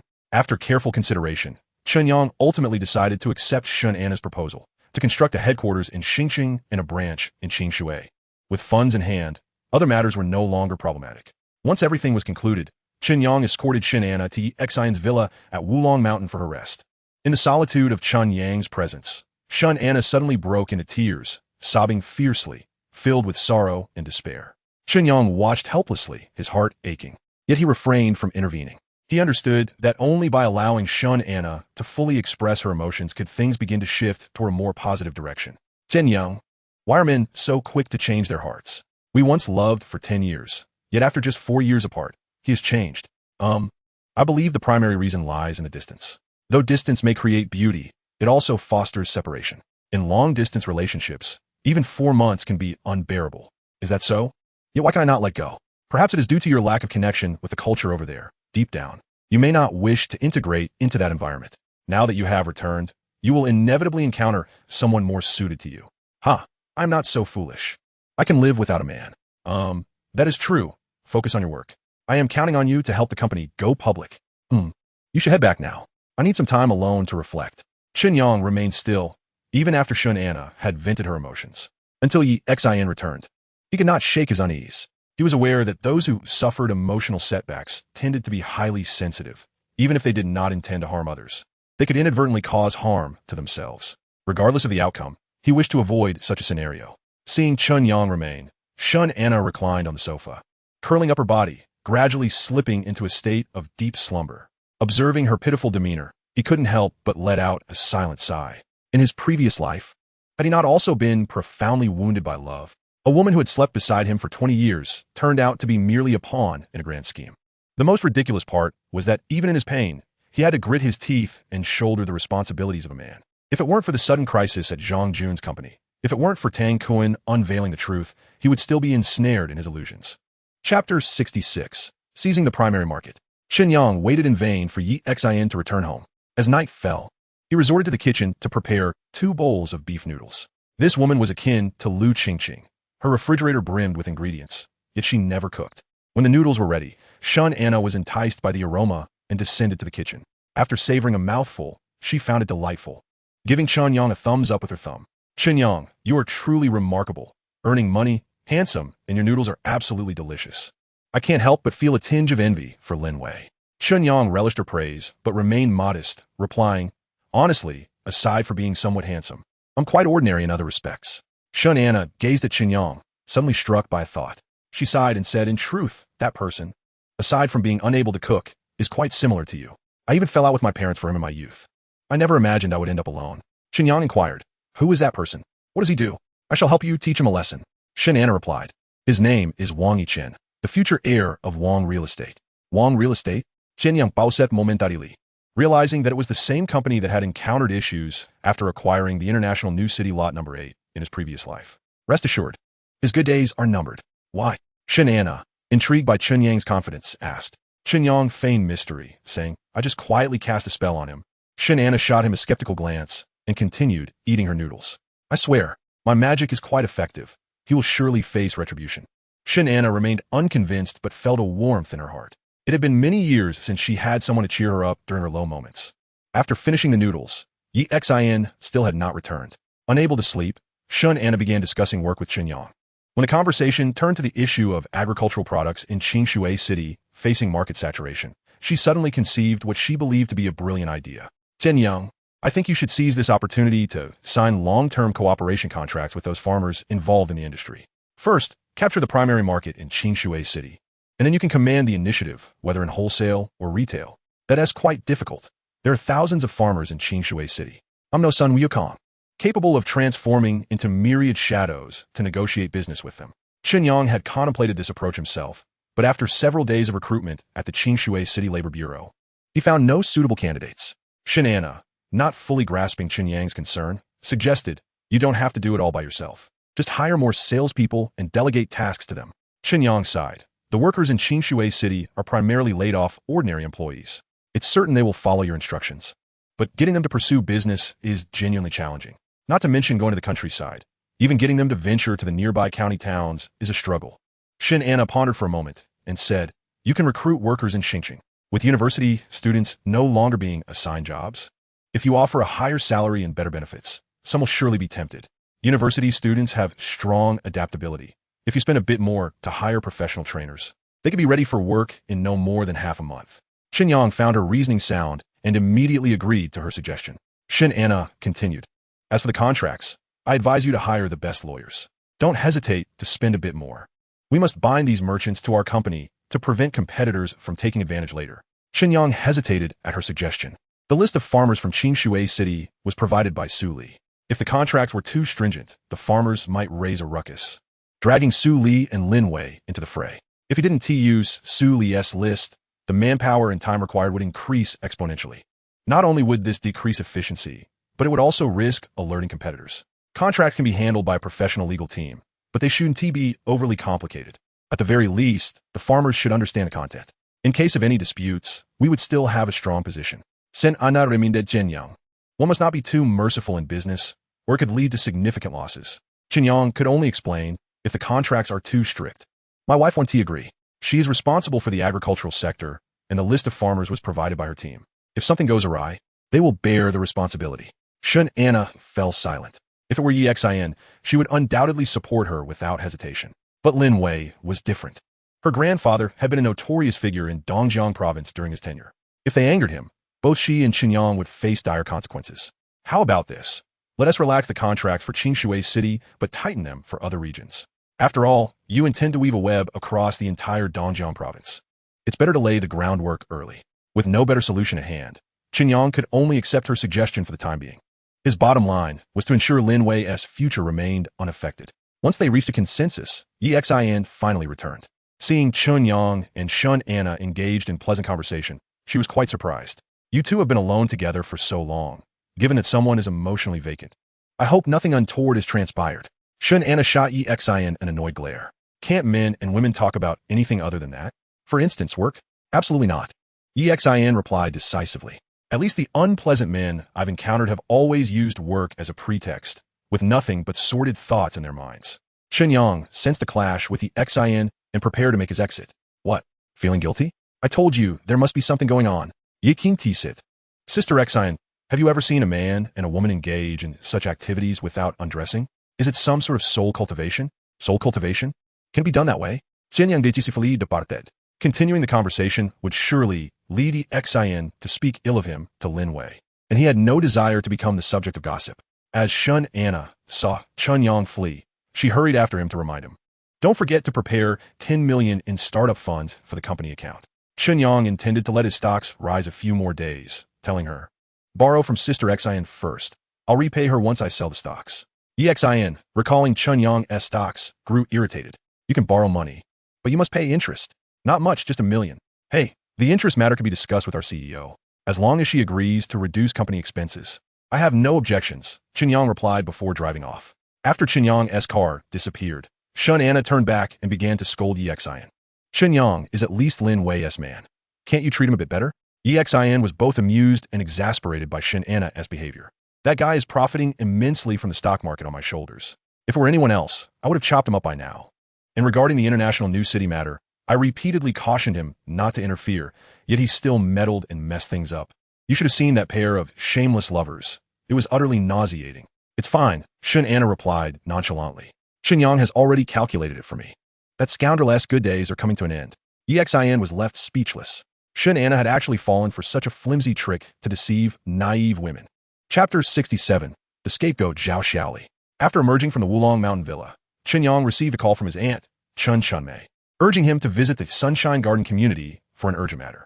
Upon arriving at the entrance of the community, he was met with a throng of people surrounding the sales office, their murmurs echoing in the air, even attracting the attention of a police vehicle from the local precinct. Chen Chunmei stood by the roadside at the entrance, hastening towards him as soon as she spotted his car. Chen Yang, just now a few women assaulted Xiao Zhao and berated her as a mistress. You must go check on her, she informed him. Chen Yang immediately grasped the gravity of the situation. He instructed Chen Chunmei to return to the supermarket first, and then dialed Lu Shiji's number. Brother Jia, your wife has caused quite a scene at the sales office. What is the situation with Manager Zhao? Oh, what could possibly be the matter? It's merely my wife feeling restless at home, letting her imagination run wild, Lu replied dismissively. Are you certain there is nothing amiss? Chen Yang said, I'm with you every day. Would I conceal something? Besides, I have no inclination to indulge in workplace dalliances. So, there's indeed someone else? Men are merely playful by nature.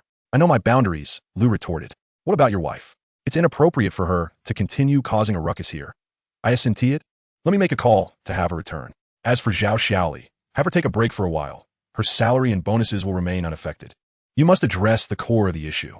If your wife frequently stirs trouble, it will adversely affect the entire community. Fine, help me calm Zhao Xiaoli down, and I'll treat you to a meal later. After hanging up, Chen Yang waited in his car for a few moments. Shortly thereafter, 5 women emerged from the sales office.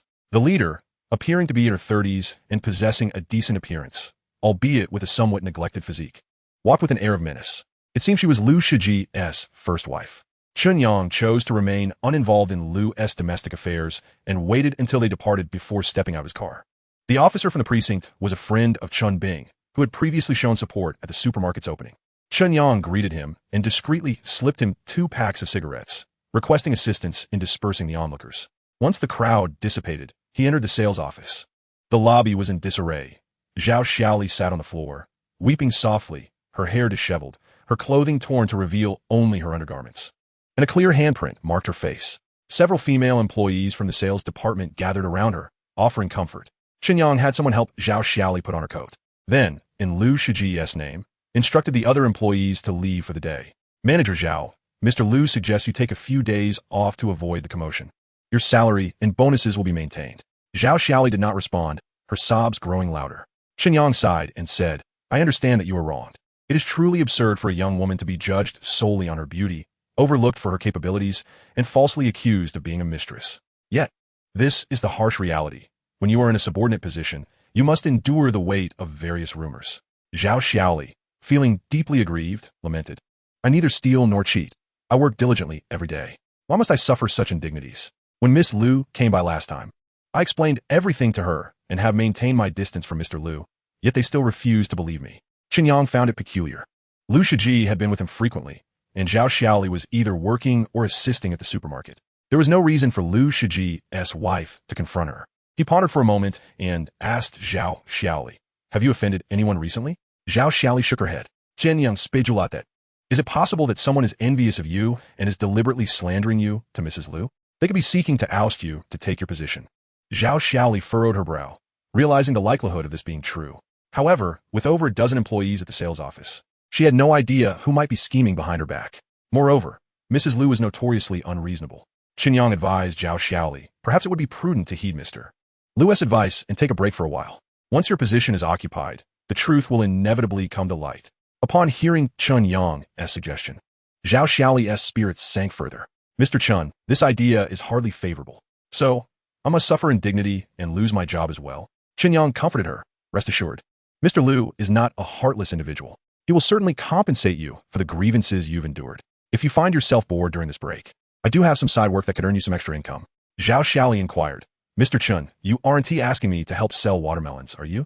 Chen Yang chuckled. Selling watermelons can indeed be quite profitable, though it does involve enduring the elements, unlike the comfort of selling houses. Of course, I do prefer to leverage your strengths. Selling watermelons would be a bit of a waste of your talents. Zhao Xiaoli pressed. Please, tell me what you have in mind. Chen Yang elaborated. My agricultural products company is looking to expand its operations, aiming to open numerous outlets in Xinjiang and surrounding cities. As someone with experience in real estate sales, you must have a considerable network. Would you be interested in taking on the task of finding storefronts? I will offer you 2,000 yuan for each storefront you secure. Zhao Xiaoli's interest peaked immediately. Selling houses involves courting customers, whereas buying them positions you in a position of demand. Mr. Chen, what specific types of storefronts are you looking to acquire? Chen Yang considered.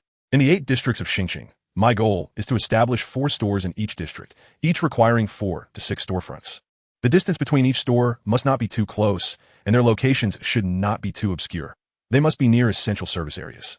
Zhao Xiaoli calculated in her mind. Upon successful completion of the task, she could earn at least 265,000 yuan in bonuses, enough to purchase a decent apartment in Xinjiang or even start her own business. Mr. Chen, are you certain you're not jesting? Chen Yang reassured her. You possess both capability and kindness. I have always appreciated your efforts at my aunt's supermarket, and this task serves as a means of repaying your kindness. Mr. Chen, I've merely contributed in small ways. This is quite a significant favor you're offering. Zhao Xiaoli felt a twinge of embarrassment, as her monthly salary and bonuses barely exceeded 2,000 yuan. Chen Yang's offer could save her a decade of hard work. Chen Yang affirmed, a favor is a favor, and work is work. If the storefronts you find do not meet my standards, you will not receive the compensation. Zhao Xiaoli nodded in assurance. Rest assured, Mr. Chen, I will give it my all. Chen Yang was pleased with her attitude. Noticing she was still seated on the floor, he teased. I presume you no longer have time to lounge on the floor? Zhao Xiaoli awkwardly stood up, brushing off the dust from her clothing. All right, I will speak with Mr. Lu and request he arrange a vehicle for your use. Thank you, Mr. Chen. Chen Yang waved goodbye to Zhao Xiaoli before returning to the supermarket to report to Chen Chunmei. His aunt held a favorable impression of Zhao Xiaoli. Chapter 68. A fortune exceeding 100 million. A truckload of 30 tons of watermelons, sold below market price, still yielded a profit exceeding 20,000. Chen Yang was astonished by the remarkable return on investment in the primary agricultural market. Of course, he was also aware that such a lucrative period would not last indefinitely. The innate tendency of domestic businessmen is to follow trends. As soon as the agricultural product supermarkets thrived, a multitude of competitors would emerge, leading to a vicious cycle of cutthroat competition. Thus, Chen Yang wholeheartedly agreed with Shun Anna's perspective to seize the opportunity and establish a foothold in the primary market before the majority caught on. He did not aspire to monopolize the entire Dongjiang province. Securing a few quality resources would suffice. As for having Zhao Xiaoli procure storefronts, it was not only about establishing a presence in Xinjiang, but also about reducing operational costs for the stores. The future of the physical economy may succumb to the onslaught of the digital economy, with exorbitant rent being a critical factor. Chen Yang wished to avoid being choked by rental costs. By purchasing the storefronts and subsequently leasing them to the local agricultural product supermarket for operation, he could secure a stable rental income while also flexibly adjusting rental strategies based on the supermarket's profitability. If the supermarket operates smoothly, flourishing in business and yielding substantial profits, Chen Yang will be able to reap greater rental income from it. Even in the event of financial losses, he need not be overly concerned about suffering significant detriment. He can judiciously adjust the rent in accordance with the actual circumstances, thereby assisting the supermarket in reducing operational costs, alleviating pressures, and enhancing the likelihood of weathering the storm. In essence, as long as the shop remains his, regardless of the supermarket's fluctuating operational status, Chen Yang can adeptly navigate the challenges, ensuring his position remains unassailable. In conjunction with the Poverty Alleviation Initiative of Chen Yang intends to incorporate a selection of locally distinctive agricultural products. Compared to the conventional vegetables available in the market, these specialty items, particularly the rare mountain goods, are far more enticing to potential buyers. After conferring with Lu Qingqing, Chen Yang initiated a month-long essay contest on the Qingyuan Forum, themed exploring the beauty of mountain goods and savoring nature's gifts. To encourage participation, he established a first prize of 5,000 yuan, a second prize of 3,000 yuan for 3 winners, a third prize of 1,000 yuan for 10 winners, and a special participation award of 100 yuan for 50 participants. Additionally, he reached out to Lin Wei, inquiring if she could enlist Su Li's assistance in securing a few renowned senior editors and writers from Dongjiang province to serve as judges for the event. Lin Wei promptly responded, confirming Su Li's willingness to help coordinate and provide photographs of distinctive agricultural products from Qingshui City. Chen Yang then incorporated these images into the contest details, offering creators clearer inspiration and direction for their submissions. Following the announcement of the contest, many netizens from other cities and counties in Dongjiang province, drawn to Xingqing for development, eagerly participated, thereby infusing Qingyuan with a surge of new traffic. After a modest financial outlay, Chen Yang also began contemplating the sale of shares in Xingqing heavy industry, as he now found himself in need of substantial funds. Mr. Wang's land required 10 million yuan, while the startup capital for the Common People's Agricultural Trade Company Limited demanded another 10 million. Zhao Xiaoli's acquisition of a shop would conservatively exceed 30 million. With the company officially operational, not only did he need to find a suitable office location, but he also had to purchase vehicles. Beyond the commuting vehicle for him and Shun Anna, a fleet of small delivery trucks was also necessary. These expenses would likely amount to several million. Moreover, the costs associated with long-distance product transportation, storage fees for goods, and worker wages would constitute a substantial financial burden. Nevertheless, despite his cash flow constraints, Chen Yang remained resolute in instructing Su Mingyue to sell the stocks at no less than 18 yuan. Understanding that this price did not represent the upper limit of Xingqing Heavy Industries' post-restructuring value, which he anticipated would exceed 20. For several days, Su Mingyue struggled with her appetite and sleep, plagued by dreams of Xingqing Heavy Industries' stocks turning green. Meanwhile, Chen Yang maintained a calm demeanor, even offering her words of comfort. Once he finally relented, she felt a wave of relief wash over her and immediately relayed the news to the company's executives. The higher-ups at Xingqing Securities were also awaiting Chen Yang's updates, harboring suspicions that he was privy to insider information and had discreetly acquired some shares of Xingqing Heavy Industry. Although most believed that Xingqing Heavy Industry had further potential for growth, after a collective meeting, they decided to align their actions with Chen Yang's. The substantial sell-off by Xingqing Securities quickly caught the attention of investors, given that they had been instrumental in the resurrection of Xingqing Heavy Industry. What on earth? Is Xingqing Heavy Industry in trouble again? I don't know, but I placed a 10-limit order at the Jiangting price with a mindset of just trying my luck, and it executed instantly. Upstairs, I placed an order for 50 at 18 yuan, and it executed just as quickly. I wanted to ride the wave, but it seems I'm going to be left holding the bag. Don't panic. Institutional selling doesn't necessarily indicate bad news. It might just mean they've made their profits and are cashing out. If there were truly bad news, we'd see a drastic drop. Everyone, rest assured, I've checked with insiders, and there are no issues with Xingqing Heavy Industry. The market buzzed with excitement. Despite the fluctuations stirred by Xingqing Securities, they could not quell the fervor of the investors, and Xingqing Heavy Industry ultimately closed at its Jiangting price. For Chen Yang, the subsequent trajectory of Xingqing Heavy Industry became less significant. This transaction netted him a staggering 120 million yuan, solidifying his status as a bona fide billionaire. Chen Yang, which stock do you plan to buy next? Su Mingyue asked, her spirits high after selling the stocks belonging to Chen Yang and Lu Shiji, earning herself a commission of 42,000 yuan. Moreover, her position had been elevated from an ordinary employee at Xingqing Securities to that of a business manager. This question should be directed at me, Chen Yang reminded her. Wasn't Xingqing Heavy Industry your recommendation? Su Mingyue posed astonished. She had always believed Chen Yang held insider knowledge, as the company's executives had consistently conveyed the same message. To her surprise, Chen Yang had merely acted on her recommendation and invested his funds accordingly. I'll take some time to do my research. Su Mingyue felt the weight of expectation upon her shoulders. Having made a promising start, she was determined not to tarnish her reputation. After ending the call with Su Mingyue, Chen Yang received another call, this time from Lu Shiji. Chen Yang, which stock should I buy next? I'm planning to invest a bit more this time. I'm not sure. I'm waiting for Su Mingwei's recommendation too. However, I must caution you that the stock market carries risks, and not every investment guarantees returns. And how much are you planning to invest? 20 million. And you? I think I'll hold back 10 million for now. Chapter 69. Wealth in the mountains brings distant kin since the opening of the common people's agricultural supermarket. Chen Yang had been shuttling between Xingqing and Qingshui, feeling somewhat fatigued. With over 100 million in his account and a total net worth nearing 200 million, he resolved to take a temporary respite and recharge his body. Chen Yang called his cousin Zhao Qian, intending to take her to the Xingqing International Shopping Center for a leisurely outing, as she was soon to embark on her university journey. He wished to broaden her horizons and ensure she wouldn't fall prey to unscrupulous individuals. In his past life, Zhao Qian had a tumultuous romantic history, encountering a dubious character in her freshman year and later suffering at the hands of a scoundrel, only to find her true happiness at the age of 30. Now that Chen Yang had been reborn, he was determined to prevent her from repeating such missteps. However, while driving to the Sunshine Garden Community Supermarket to pick up Zhao Qian, he encountered two visitors from Qinjia Village, one male and one female. The male, Chen Dazai, had been Chen Yang's classmate in elementary school. They had played together as children. He stood around 5 feet 7 inches tall, with a sun-kissed complexion and a sturdy physique, suggesting he had engaged in considerable physical labor. The female was Chen Dazai's mother, Ma Xiaoyun, in her 40s, one of the few women in Qinjia Village with whom Chen Chunmei could converse meaningfully. Perhaps due to their overnight train journey, they carried an unpleasant odor. Chen Yang, having experienced the days of traveling on green-skin trains, was not bothered by their scent.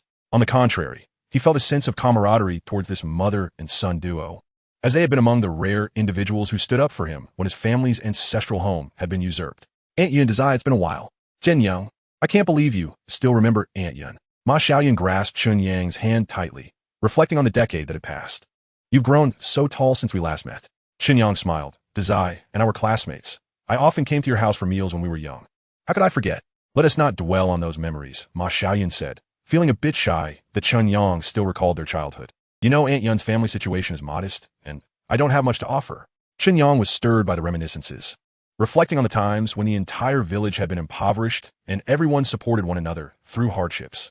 Instead, it is after certain individuals suddenly acquire wealth that the complexities of human nature begin to unfold.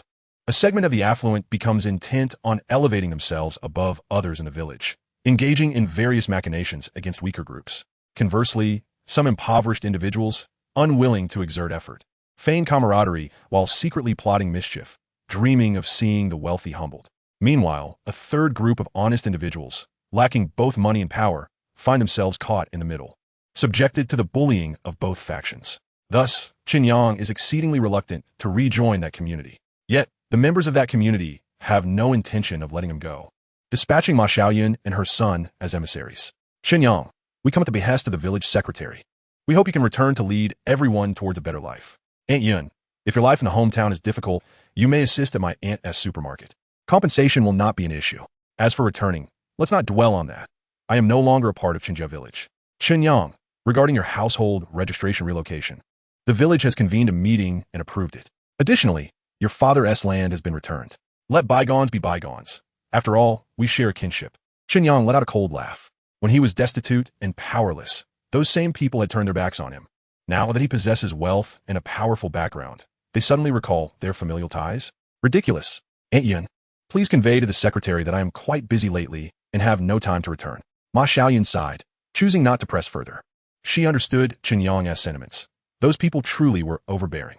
Had it not been for her exasperation, she would not have taken on this thankless role of a negotiator. To alleviate the awkward atmosphere, Chen Yang turned to Chen Dali and asked, Dali, what are your thoughts? Will you stay here to help or return to the hometown to develop? Chen Dali genuinely wished to remain, yet reality dictated otherwise. Chen Yang, my father is immobile, and I have grandparents to care for. If I leave, my mother will be overwhelmed. Chen Yang was aware of his family's circumstances. His father had sustained an injury while working with a small construction team due to inadequate safety measures, which left him with lasting disabilities. Why not venture into some small business in town? I can assist you with the funding. Chen Dali scratched his head awkwardly. I've never done business. I know nothing about it. Chen Yang replied. Lack of knowledge can be remedied through learning. I've heard about your family's situation. Relying solely on farming is not sustainable. How about this? You open a produce purchasing store, and after acquiring goods, sell them to my trading company. You won't even need to deliver. I will arrange for pickups regularly. Chen Dali, overwhelmed with excitement, grasped Chen Yang's hand, tears of gratitude brimming in his eyes. Brother, you truly are a wonderful person. If you ever need anything, I, Chen Dali, will go through fire and water for you. Chen Yang chuckled. I am merely extending a helping hand due to our shared past as classmates. Whether you succeed depends on your own efforts. Chen Dali nodded vigorously, while Ma Xiaoyan moved. Couldn't he help but sing Chen Yang's praises in front of Chen Chunmei? Though Chen Chunmei exchanged polite words with Ma Xiaoyan, her heart was brimming with joy. Chen Yang's current success meant she had not disappointed her brother and sister-in-law, nor would she let down the ancestors of the Chen family. Subsequently, Chen Yang patiently explained the detailed operational procedures and considerations for opening a produce-purchasing store to Chen Dali. Unbeknownst to them, they chatted away the entire morning. After lunch, Chen Yang took Chen Dali and her son on a tour of Star City, purchasing essential items and local specialties not available in Xinjia village. Afterward, he escorted them to the train station. This flurry of activity meant that their plan to visit the international shopping center was postponed. Zhao Qian was not pleased and insisted on compensation from Chen Yang. Unable to refuse her, he suggested she enroll in a driving school. Once she obtained her license, he would buy her a car. With a vehicle, she could go wherever she pleased and even take Chen Chunmei and her husband on trips. Zhao Qian, delighted by this notion, finally forgave Chen Yang. Chen Chunmei observed from the side, unable to refrain from her usual nagging. She lamented that their new house was still unrenovated and lacked furniture, questioning how they would manage their finances if they continued to spend recklessly. Chen Yang smiled, choosing not to engage in argument. The mindset of the older generation was inherently different, making communication challenging. Even if he disclosed his true worth to Chen Chunmei, it would not alter much. Of course, he dared not reveal that he possessed 200 million, for the knowledge would only deprive her of sleep. Chapter 70 reported.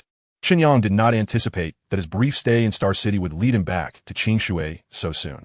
Early one morning, Dewey called him, informing him that the People's Agricultural Products Supermarket had been formally reported by a group of merchants, accusing Chen Yang of abusing his connections with his father-in-law, Lin Wei, to engage in monopolistic practices. To mitigate the situation, Lin Wei had already agreed over the phone to Dewey's suggestion of temporarily ceasing operations. Upon hanging up, Chen Yang sensed something was amiss. The legal representative of the People's Agricultural Products Supermarket was Dewey, and he had always operated behind the scenes, having not even made an appearance at the opening ceremony. How did these accusers uncover his existence? Chen Yang was not particularly worried about the supermarket facing repercussions. After all operational procedures were legitimate, and the promotional pricing was intended to alleviate the issue of unsold agricultural products in Qingshui City, receiving support from Su Li, the deputy mayor in charge of agriculture. Lin Wei had not invoked any privileges during this process.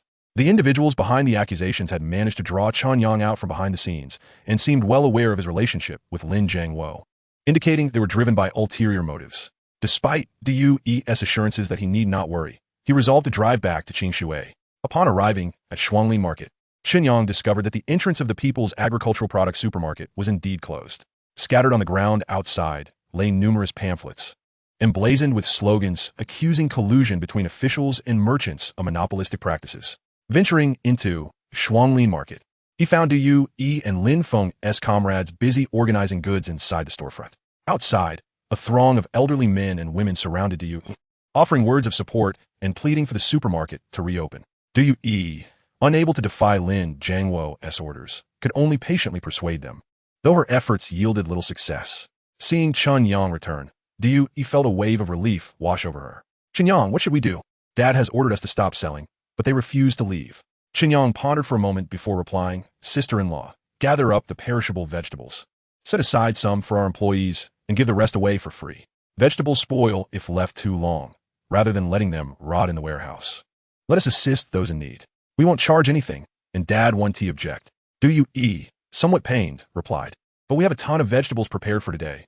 Are we really giving them all away? Let us give them all away, Chen Yang decided, then added.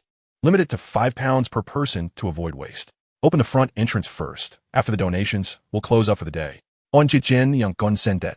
Dewey instructed everyone to move the vegetables into the supermarket. The elderly, hearing of the free vegetables, hurried to queue up at the front. When everyone had departed, Dewey finally breathed a sigh of relief. Chen Yang, you really didn't need to come back. Your brother has already sent someone to investigate who is behind this mischief. The truth will come to light soon. Chen Yang chuckled bitterly. Clearly, they are targeting me. If I were to hide away like a turtle, it would only complicate matters. Du Yue acknowledged the validity of Chen Yang's reasoning, but still cautioned, Chen Yang, Mom is back, and the old man will be here tonight. You should prepare yourself mentally. The elder of the Lin family had explicitly opposed Chen Yang's relationship with Lin Wei, and Chen Yang had long since lost hope of winning him over. He was far more concerned about his mother-in-law, Hu Qingwan's attitude. Sister-in-law, what does our mother think of me? Neither particularly favorable nor unfavorable, Du Yue replied. She mentioned that you have many female friends in Xingqing, and that your relationships with them are rather ambiguous. Chen Yang was taken aback to learn that his mother-in-law had secretly investigated him, and he exclaimed in protest, Sister-in-law, those are merely colleagues. I assure you, I've done nothing wrong. Du Yue chuckled. What I say holds little weight. You should confess to her at home. However, from the tone of our mother's words, it seems she hasn't uncovered anything scandalous. Chen Yang asserted, not only no major issues, but no minor ones either. He had heard that there was a free vegetable giveaway, and a long queue had formed outside the supermarket, attracting both traffic police and urban management officials. To avoid wasting public resources, Chen Yang organized everyone into 3 groups to distribute the vegetables, swiftly emptying the inventory. Once that was done, he decisively announced the closing of the store. During this period, everyone had been exceedingly busy. To reward his diligent employees, Chen Yang took it upon himself to purchase 2 packs of Furong Wang cigarettes and 2 bottles of Wulianya liquor, along with 300 yuan for them to enjoy a hearty meal at the Laobing restaurant. Du Yue was at a loss for words regarding Chen Yang's actions. She remarked, living like this, no amount of money will suffice for your indulgences. Chen Yang smiled and replied, Sister-in-law, rewards come from investments. If I treat them well, they will work harder, and the supermarket will earn more. Du Yue reminded him, where are we making money? We've been at a loss. Chen Yang responded, though we are in the red, we have already won the hearts of our customers. Have you not noticed how they have become dependent on us? Du Yue pondered for a moment and conceded, you're right. If you hadn't returned today, I truly wouldn't know how to manage that group of elderly people. Chen Yang declared, Sister-in-law, I plan to open 3 more stores, 1 in each of the 4 districts. Du Yue was somewhat astonished. Isn't that a bit hasty? Our current store isn't even profitable yet. Chen Yang replied, I would prefer to be low-key, but these people insist otherwise, so I must acquiesce to their wishes. Du Yue cautioned, with our current staff, we may not be able to handle the workload. We'll need to hire more people. Chen Yang said, hire away. For people per store, and the rest can handle logistics. Additionally, I intend to buy 4 delivery trucks for transporting goods across the districts and between branches. You can coordinate the drivers and accompanying staff. Du Yue felt a headache coming on. This would require a significant outlay of funds. Curiously, she asked Chen Yang, just how much money do you have to spend?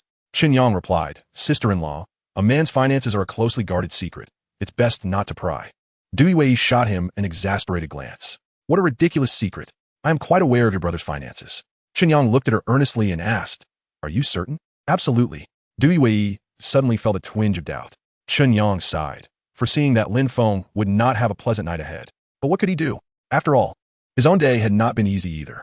Better to share the burdens than to bear them alone. Naturally, Chen Yang did not return to the Lin family with Du Yue. Instead, he headed back to the rental apartment he shared with Lin Wei. This strategy primarily helped him avoid an early encounter with the Lin family patriarch, thereby evading the risk of being interrogated alone. Moreover, returning with Lin Wei would provide them mutual cover in case of any unexpected circumstances. As the saying goes, when a husband and wife are united, their strength can cleave through metal. Chapter 71. The Accountability from Old Master Lin. This was not Chen Yang's first visit to the Lin family home. Yet today, he felt an unusual tension. The closer they approached the door, the tighter his grip on Lin Wei's hand became. Sensing his unease, Lin Wei softly reassured her husband, don't worry, I'll protect you. Hearing her words, Chen Yang relaxed a little, although this ease was fleeting. Upon entering the Lin household, Chen Yang immediately felt the weight of several piercing gazes upon him, as if he were targeted by a sniper, rendering him momentarily immobile. In the living room, old Master Lin sat in the center, flanked by Lin Jiangwo and his wife, with Lin Feng and his wife respectfully at their sides. As Chen Yang and Lin Wei entered, all eyes turned to him. Despite his white hair, old Master Lin's gaze remained sharp as a blade, scrutinizing Chen Yang as if attempting to dissect him into a multitude of fragments. Lin Jiangwo held a cigarette between his lips, his expression grim, clearly in a foul mood. Hu Qingwan also examined Chen Yang closely, occasionally nodding or shaking her head, leaving her initial impression of her new son-in-law ambiguous. In contrast, Lin Feng and his wife cast the friendliest looks. Du Yue discreetly gave Chen Yang a thumbs up for encouragement. Lin Wei squeezed Chen Yang's palm, signaling him to speak. Chen Yang finally shook off his tension and greeted grandfather, dad, mom, hello. Come here. I have some questions for you. Old Master Lin beckoned with a finger, signaling Chen Yang to approach. Unsure of the old man's intentions, Chen Yang nervously walked forward, his right hand still gripping Lin Wei's as if it were his last lifeline, pulling her along beside him. Grandfather, dad, mom, what is this about? I haven't done anything wrong, so why does it feel like a trial? Lin Wei, since the atmosphere was off from the moment, they entered and protested. Mind your manners. This is all your father's fault. Old Master Lin shot Lin Wei a glare and coldly remarked, I'm merely asking Chen Yang a few questions. Why are you so anxious? Lin Wei pouted. You can ask him whatever you want. Why this serious demeanor? Ignoring Lin Wei, Old Master Lin turned to Chen Yang and inquired, in your supermarket, are you conducting any illicit activities under your father's name? No, Chen Yang shook his head. All procedures are legal, even if I leverage some connections. It was merely to expedite the process. Old Master Lin pressed further. And what about Vice Mayor Su?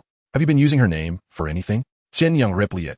When I was procuring goods in Qingshui County, I did mention Vice Mayor Su to the Secretary of Panlong Town. But it was Vice Mayor Su who directed me to do so. Lin Wei immediately chimed in. I can vouch for this. The entire list of unsold agricultural product from Qingshui City was personally provided to Chen Yang by Vice Mayor Su. She hoped he could help alleviate some of the government's burdens. Old Master Lin regarded Lin Wei with skepticism, scoffing. What can a rural lad like him possibly contribute to Vice Mayor Su? Don't fabricate stories just to protect him in our presence. Lin Wei pulled out her phone and said, Grandfather, I can call Vice Mayor Su right now for you to verify. Old Master Lin waved his hand. Since Lin Wei was willing to confront the issue directly, he figured there was no harm. After a brief pause, he asked Chen Yang, I heard from you that the supermarket has been operating at a loss since its opening. Now a multitude of merchants are accusing you of maliciously disrupting the market.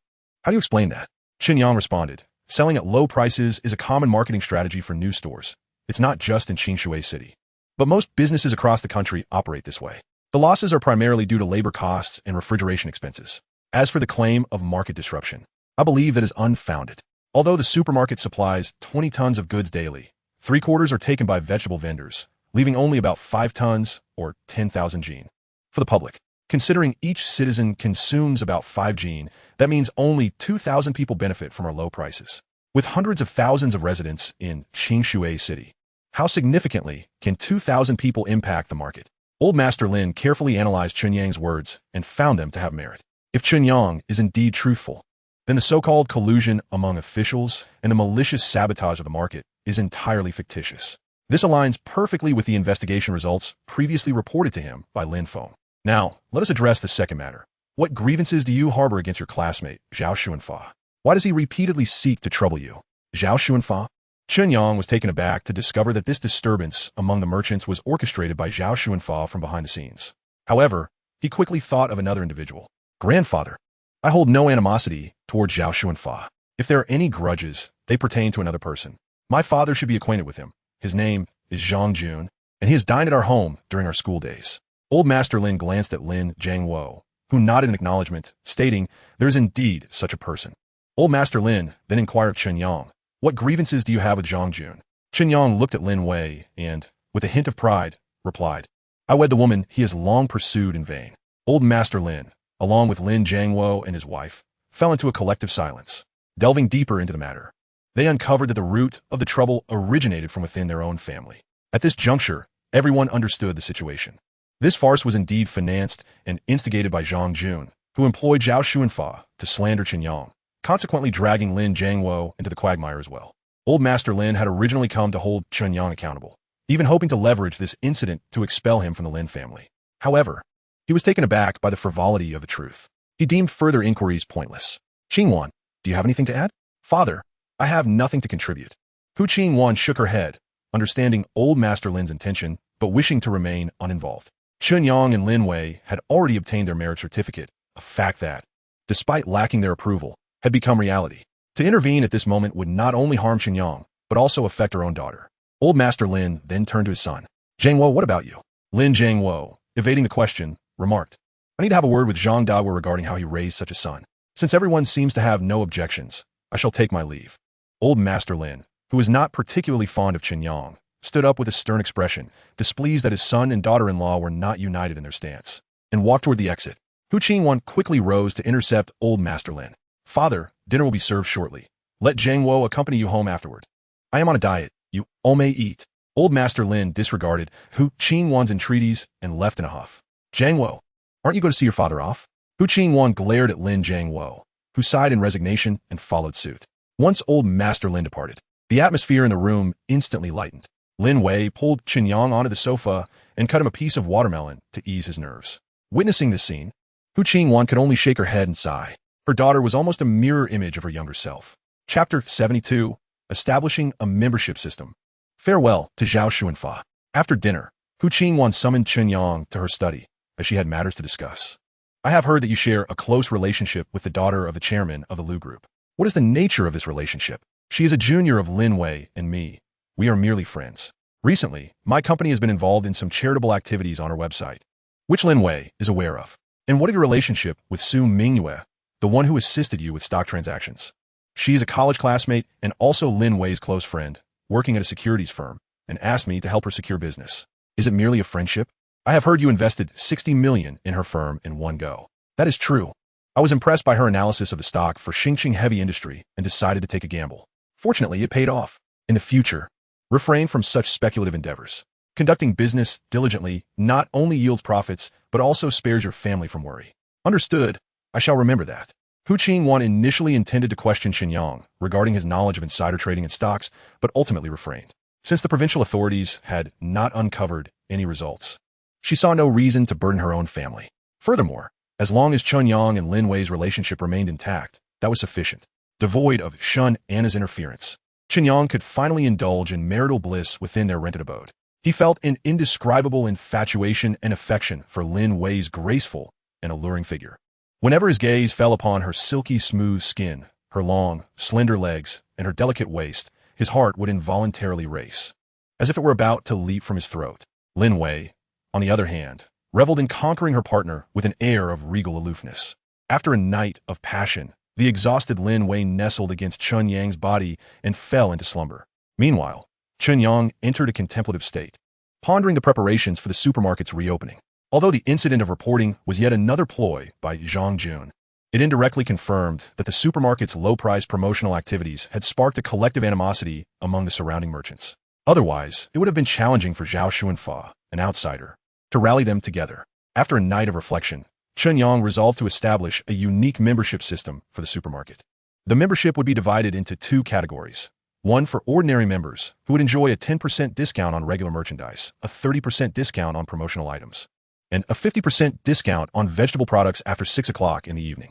The other would be a VIP membership, granting a 50% discount on all items.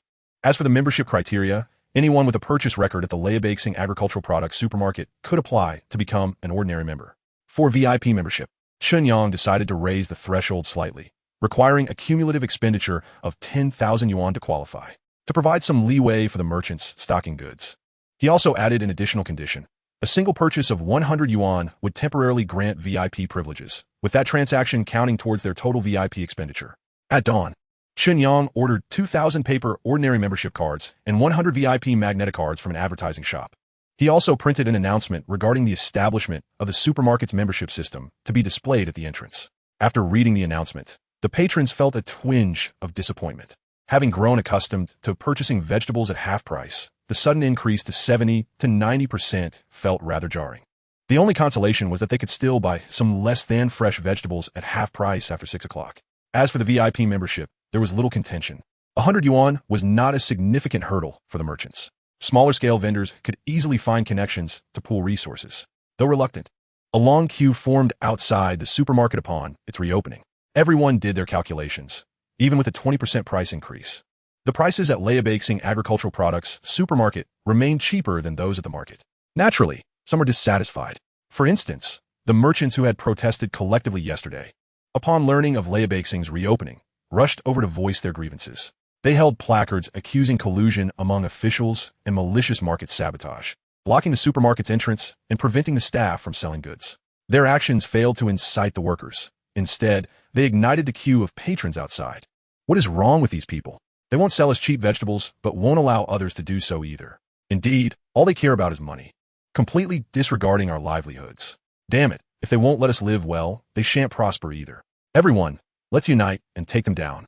A middle-aged man clad in black led the charge towards the merchants blocking the entrance, quickly rallying a throng behind him. The merchants blocking the door had never encountered such a scene and fled in terror.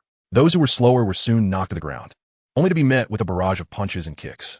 Lin Wei, concerned that someone might get seriously injured, hurriedly summoned the store staff to intervene. After considerable effort, and with the timely arrival of the local police to mediate, the agitated crowd was eventually calmed. Lin Wei once again called for an ambulance, ensuring that the injured vendor was transported to the hospital. Naturally, she would not bear the medical expenses. These individuals had sinister intentions, seeking to wreak havoc. It was already a display of mercy that she refrained from having her staff retaliate against them. Meanwhile, Chen Yang had identified the mastermind lurking in the shadows from the opposite corner of the street. Zhao Xuanfa, considering our past as classmates, I once afforded you clemency. Yet, it seems you have failed to learn from your mistakes. Zhao Xuanfa appeared visibly flustered. He had believed himself to be well concealed, only to find his duplicity exposed. I don't comprehend what you are saying. I was merely passing by, he stammered. Chen Yang replied with a cold smirk. Passing by? Would you like me to summon those individuals to confront you? Zhao Xuanfa hung his head in defeat. Noticing his silence, Chen Yang pressed on. I fail to understand. Having been deceived by Zhang Jun once, why have you not yet awakened to reality? Zhao Xuanfa sighed. Chen Yang, you are fortunate. You cannot grasp my plight. Chen Yang countered. No matter how dire your circumstances, they do not justify your treachery. We shared 4 years of camaraderie as university classmates. Even if our bond was not profound, there was no animosity. Yet, you have repeatedly stabbed me in the back. Where has your conscience gone? Zhao Xuanfa sighed again. Remaining silent, Chen Yang threatened. If you do not provide me with a valid explanation, I will ensure you find yourself imprisoned once more. This is Qing Shui, my territory. I possess ample means to send you back. Upon hearing this, Zhao Xuanfa, with a pained expression, replied, My mother has been hospitalized due to a heart attack after learning that my academic credentials were revoked. The surgery costs 100,000 yuan. My family is impoverished, and I cannot secure a loan. I had no choice but to seek Zhang Jun's assistance. You could have approached me for help. Why resort to colluding with him to betray me? I had thought better of you. You dismissed me without even attempting to understand, Zhao Xuanfa lamented, indicating that your tragedy elicits no sympathy. Chen Yang, unwilling to engage further, turned to leave for the supermarket. Chen Yang, I have answered your question. You will uphold your promise, will you not? When did I ever make a promise to you? However, perhaps you should contemplate the vendetta of those vendors you have wronged once they recover. Chapter 73. Zhao Xuanfa is apprehended again. Dad, do not worry. I will transfer the money tomorrow. Outside the Hongleman bar in Qing Shui City, Zhao Xuanfa hung up the phone with a heavy heart. Although Zhang Jun had agreed to lend him 100,000 yuan for his mother's surgery, it came with conditions. He must sabotage Chen Yang's agricultural supermarket. Currently, Chen Yang's supermarket was operating normally. Without completing his task, would Zhang Jun truly provide him with the funds? Zhao Xuanfa felt a profound lack of confidence. However, the hospital was pressing him for the money, and his father had called multiple times today. If he did not obtain the funds soon, his mother's health would deteriorate beyond repair. Regret washed over him. Had he not heeded Zhang Jun's advice to become a go-between for a hired thug, he could have graduated smoothly and returned home to secure a fulfilling job. Now, with his degree revoked, job prospects bleak, and his mother suffering a heart attack due to his actions, he felt immense guilt. The most infuriating part was that after confiding in Zhang Jun about his mother's dire need for surgery funds, instead of compassion, he was coerced into further immoral actions. With the job unaccomplished and now exposed by Chen Yang, obtaining the money for his mother's treatment seemed increasingly impossible. Yet for her sake, he was compelled to swallow his pride and seek Zhang Jun's help once more. Zhao Xuanfa trudged into the Hongleman bar, weaving through the crowded throng to reach a private room on the second floor. Inside, the scene was quite unsightly. Zhang Jun and Tang Kuan were each entwined with 2 flamboyantly dressed women, dancing wildly to the rhythm of the music. Both appeared highly agitated, likely under the influence of illicit substances. Brother Jun, my mother's surgery cannot be delayed any longer. Could you possibly transfer that 100,000 yuan to me? What does your mother's surgery have to do with me? If you want money, you must first accomplish the task. Brother Jun, if you could provide the funds now, I would be willing to work tirelessly for you after my mother's surgery. Zhang Jun dismissed him, continuing to sway with the woman beside him, seemingly lost in a drug-induced haze. Zhao Xuanfa's fists clenched in anger, wishing he could confront Zhang Jun and deliver a severe beating. However, he ultimately lacked the courage. This was Zhang Jun's territory, surrounded by dozens of bodyguards. The moment he acted, his survival would be uncertain. Young Master Jun, trouble is brewing. A multitude of police officers is outside. A man in a black suit abruptly burst into the private room, shouting at the oblivious Zhang Jun. Seeing that Zhang Jun was unresponsive, he forcefully pushed aside the woman next to him and fled towards the bar's emergency exit with Zhang Jun in tow. Zhao Xuanfa's heart raced with fear as he desperately followed. He had just emerged from detention and wished to avoid re-entering.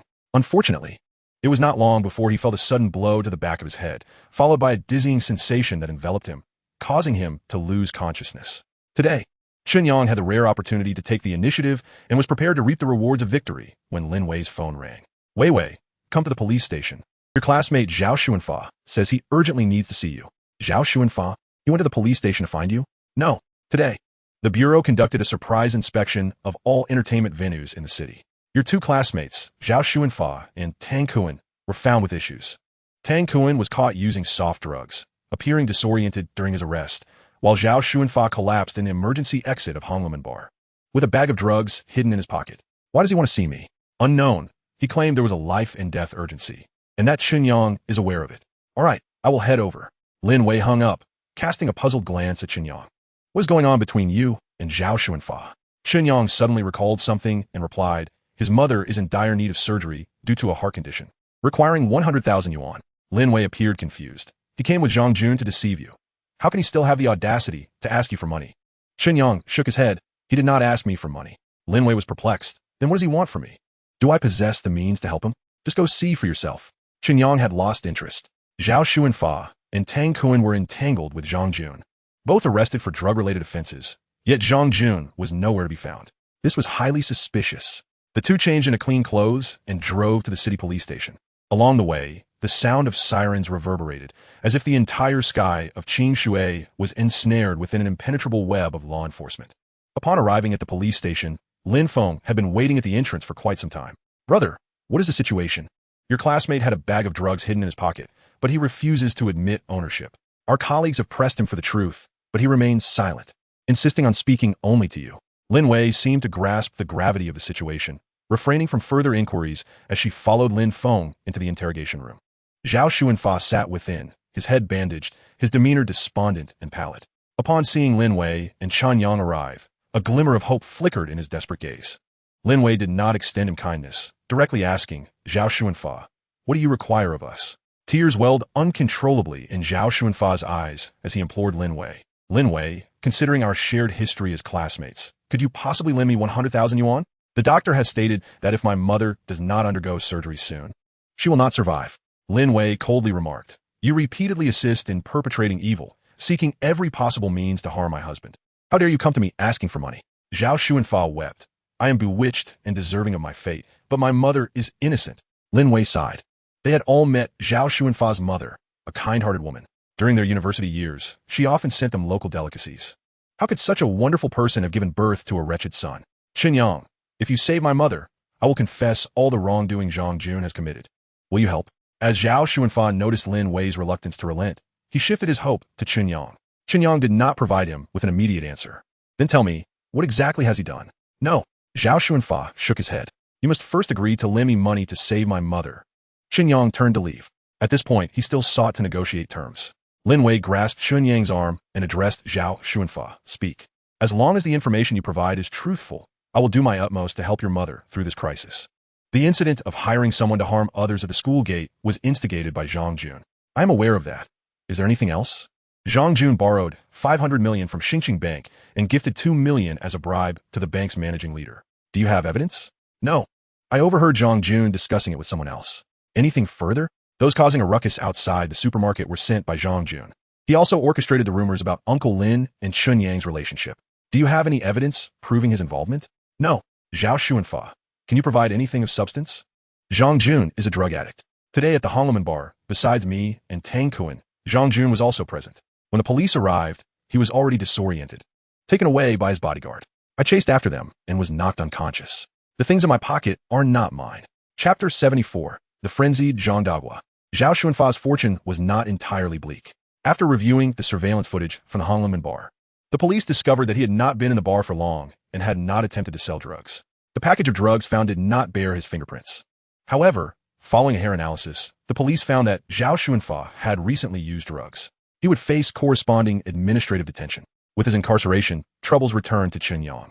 Should he lend the 100,000 for Zhao Xuanfa's mother's surgery or not? If he followed his heart, Chen Yang would prefer not to lend it. Zhao Xuanfa's recent actions had consistently driven Chen Yang toward the dead end. Such a person, Chen Yang wished would remain in prison until death. Yet, as Lin Wei pointed out, Zhao Xuanfa's mother was also pitiable. After raising her son with great difficulty, he had been expelled from school, ruining his future, while she suffered from heart disease. Chen Yang, having been a father in his past life, understood the challenges of raising a child. Once upon a time, he had often been infuriated by his children's rebellious behavior. From a parent's perspective, he felt immense sympathy for Zhao Xuanfa's mother. Seeing Chen Yang's indecision, Lin Wei proposed an idea. She pulled a 1 yuan coin from her pocket and said, "Let us decide by coin toss. If it lands on heads, we will help his mother. If it lands on tails, we shall pretend nothing happened tonight and return to sleep." Chen Yang found this acceptable. He took the coin and tossed it into the air, but as he reached to catch it, Lin Wei snatched it first. Chen Yang get suddenly filled with a premonition. "I bet it will be heads." Lin Wei smiled, opened her palm, and indeed it was heads. "Darling, are you not afraid he will remain unrepentant and return to deceive me again?" "Fear not. I will protect you." Chen Yang shot Lin Wei a glance, bemused by the innate confidence she possessed. However, since marrying Lin Wei, Chen Yang's fortune had indeed improved considerably. Compared to Zhao Xuanfa, Chen Yang was more concerned about Zhang Jun's feelings after being betrayed. The matter Zhao Xuanfa disclosed might be difficult to substantiate, but drug use could certainly be verified, unless he hid away in a mouse hole indefinitely. Naturally, Chen Yang was not idle. Upon returning home, he immediately messaged Liu Shiji, asking him to spread the word about Zhang Jun bribing the senior executives of Xingqing Bank in Wuju to vex the Zhang family. Liu Shiji outright refused, stating that such financial undercurrents, even with evidence, should not be made public, lest they be ostracized by the entire financial circle of Xingqing. If the opposing party had a powerful background, retaliation was a possibility. In business, few were entirely clean. Chen Yang pondered for a moment, and then relayed the news of the Zhang family's assets being seized in Qingshui. This time, Liu Shiji agreed, believing they could utilize this information to irritate his adversary, Zhang Peng. In the office of the International New City Project Development Department of the Zhang Group, Chairman Zhang Dagua was nearing madness. He had expelled everyone from the office and smashed everything within it in a fit of rage. Still unsatisfied, he called home to vent his frustrations. "I told you to keep an eye on that rebellious son of mine. What are you thinking? Letting him provoke Lin Jiangwo. Do you want to make my life even more miserable?" "Dear, I only just heard from those below that this is the case. Moreover, this was not Xiaojun's idea. It was instigated by Director Huang. That Huang fellow wants to climb over others to elevate himself. That is his business.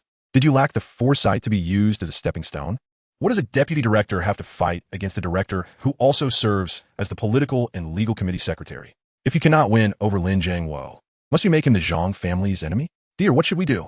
The police just arrived, saying they suspect Xiaojun of drug use and want to take him in for investigation. "What? He is using drugs too? I do not know. I have been unable to reach him." "Then send someone to find him. Once located, he must immediately turn himself in and then take him to a rehabilitation center. If he cannot kick the habit, you can leave the Zhang family with this rebellious son." After taking a blood pressure pill, Zhang Dagua calmed for a moment before promptly calling Lin Jiangwo. Lin Jiangwo did not answer. He dialed another number. "Director Huang, is it convenient to talk?" "Old Zhang, I sincerely apologize for today's events. I did not anticipate Secretary Lin's sudden raid, sweeping through all the entertainment venues in Qingshui City." "No problem. I just want to inquire if this matter is serious." "It is hard to say. Your bar was found to have a significant number of drug users, and your son participated. Additionally, 2 wanted criminals were apprehended. I suspect your venue will have to undergo a shutdown for rectification. Director Huang, we have years of friendship. You must not stand idly by. Rest assured, I will do my utmost to prevent the situation from escalating. However, as you know, some relationships require nurturing."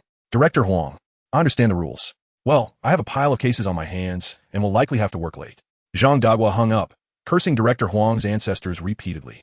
It was one thing to use his son as a pawn, but now he had to spend money to smooth things over. Could there be anyone worse than this? Reflecting on the myriad of troubles at home, Zhang Dagua felt an overwhelming urge to return immediately. Yet, he was truly unable to leave. The complexity of the International New City project surpassed anything Zhang Dagua could have imagined. To ensure the smooth progress of his project, he had exerted every effort, running about, humbling himself before everyone. Various social gatherings and business negotiations had become the norm in his life lately, and even in his dreams. He found himself contemplating how to deal with those influential officials. However, it is disheartening that, despite having expended millions on public relations efforts, the elusive threshold to success remains undiscovered. Each time he seems to draw near to his goals, it ultimately reveals itself as nothing more than a hollow triumph. This incessant disappointment weighs heavily upon him, exacerbating his stress and melancholy. Worse still, Zhang Dagua harbors an unsettling suspicion that a mysterious force is deliberately targeting the Zhang group. Whenever a semblance of progress is achieved, inexplicable obstacles and issues arise, as if someone is orchestrating events from the shadows. Yet, no matter how diligently he investigates or searches for clues, he remains unable to uncover any concrete evidence to substantiate this theory. This feeling of helplessness is driving him to the brink of madness. He suddenly realizes that the project Zhang Jun acquired at a high price from others could very well become the noose around the neck of the Zhang group's decline. If not handled with care this time, the business empire he painstakingly built may come crashing down. That wretched son, upon returning to Qingshui City, shall certainly have his legs broken. Chapter 75. Installing the cash register system. After transferring 100,000 yuan to Zhao Xuanfa's father, Chen Yang requested Zhao Xuanfa to write an IOU, stipulating that the debt must be repaid within 5 years. Given Zhao Xuanfa's criminal record in Dongjiang and his enmity with Zhang Jun, the only way for him to quickly repay the debt was to seek opportunities in other provinces. Chen Yang's intention was to distance him from his own sphere of life, preferring to keep his distance. He found solace in the fact that both Zhang Jun and Tang Kuan had also been taken into custody alongside Zhao Xuanfa. Tang Kuan was arrested for drug use on site, while Zhang Jun, after initially fleeing, returned to turn himself in. Although Zhao Xuanfa was not caught using drugs at the time of his arrest, he had previously consumed drugs with Zhang Jun and the others, and thus faced punishment as well. 3 addicts, indeed, are not of the same family. They do not enter the same door. Chen Yang felt a flicker of curiosity about what the scene would be like when these 3 reunited in the detention center. Would they clash with fists, engaging in fierce brawls, or would they embrace in tears, lamenting their past decisions? Yet, what perplexed Chen Yang the most was who had advised Zhang Jun to drag Lin Jiangwo into their feud. To provoke the highest authority of local law enforcement is akin to digging one's own grave. Zhang Jun, who had lived a life of luxury, was arrogant and ignorant, easily swayed by others. How could Zhang Dagua, a seasoned businessman with connections in both the underworld and legitimate spheres, remain indifferent? Last night's police operation was clearly a warning from Chen Yang's father-in-law, intended to intimidate Lin Jiangwo. Having angered him, the Zhang group would likely face turbulent times in Qingshui. This was precisely what Chen Yang had hoped to see. The Zhang group had borrowed 500 million from Xinjiang Bank, with 200 million earmarked for kickbacks and 400 million for land acquisition. Only 80 million remained. If this stronghold in Qingshui could not sustain its lifeblood, it would be exceedingly unrealistic to expect that dwindling funds would suffice to realize the international New City project.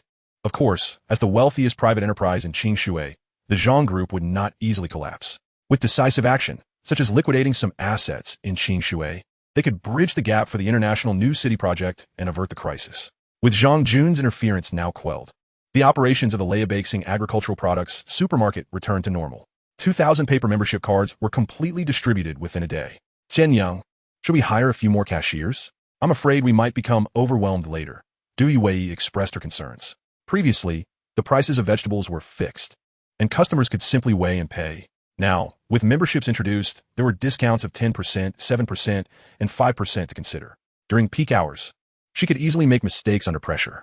Chen Yang disagreed with her suggestion, believing that their current staff in Qingshui was sufficient. We are not a large shopping mall. Our foot traffic is limited. If you're worried about being overwhelmed, I can arrange for a dedicated cash register system that utilizes computers to assist in transactions. Computers can handle payments?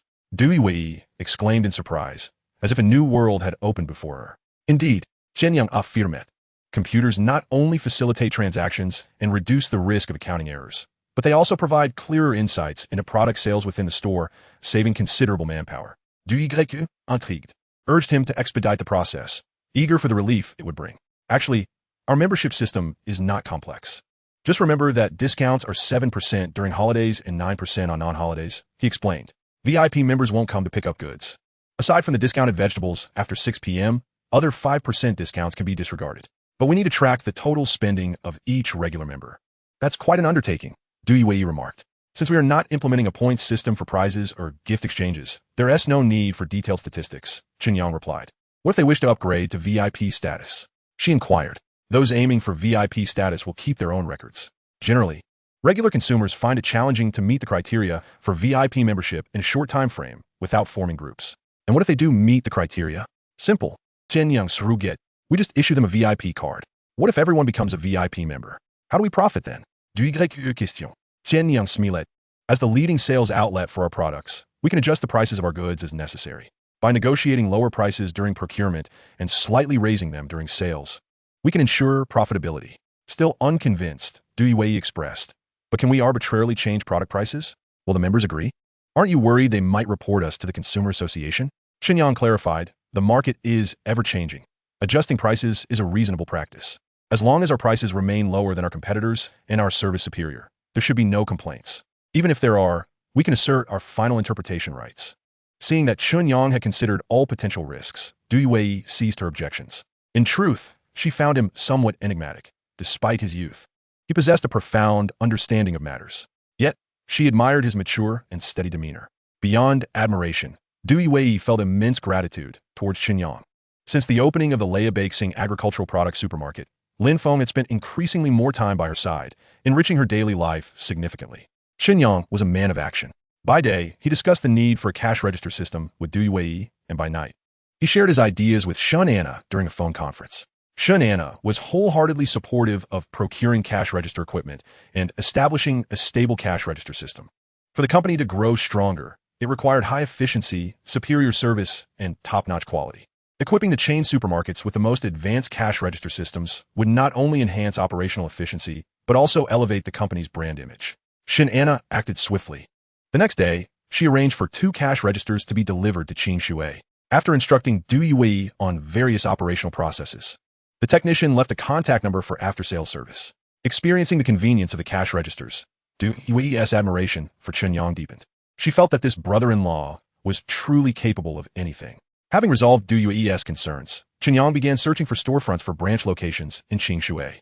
If the company headquarters were established in Xingqing, the staffing in Qingshui would become somewhat unwieldy. Following the promotional activities, there would undoubtedly be a surplus of idle personnel. Opening several more stores would not only alleviate the labor surplus, but also expand the customer base significantly. Armed with the successful experience of the first store, Chen Yang felt confident about the expansion of branches. He believed that even in his absence from Qingshui, as long as there was financial backing, Lin Wei would be more than capable of managing it. Moreover, Chen Yang's performance expectations for the Qingshui branch were not particularly high. As long as the store did not incur losses after accounting for labor costs and various expenses, he would consider it a success. As long as the store attracted foot traffic and boosted the company's visibility, he deemed it a profit. The focus of the chain's supermarkets, after all, remained on the provincial capital city of Xingqing. In Chen Yang's heart, Suwa City serves as a pivotal hub for agricultural products. Here, the produce from various counties is centralized before being dispatched to Star City or other urban locales.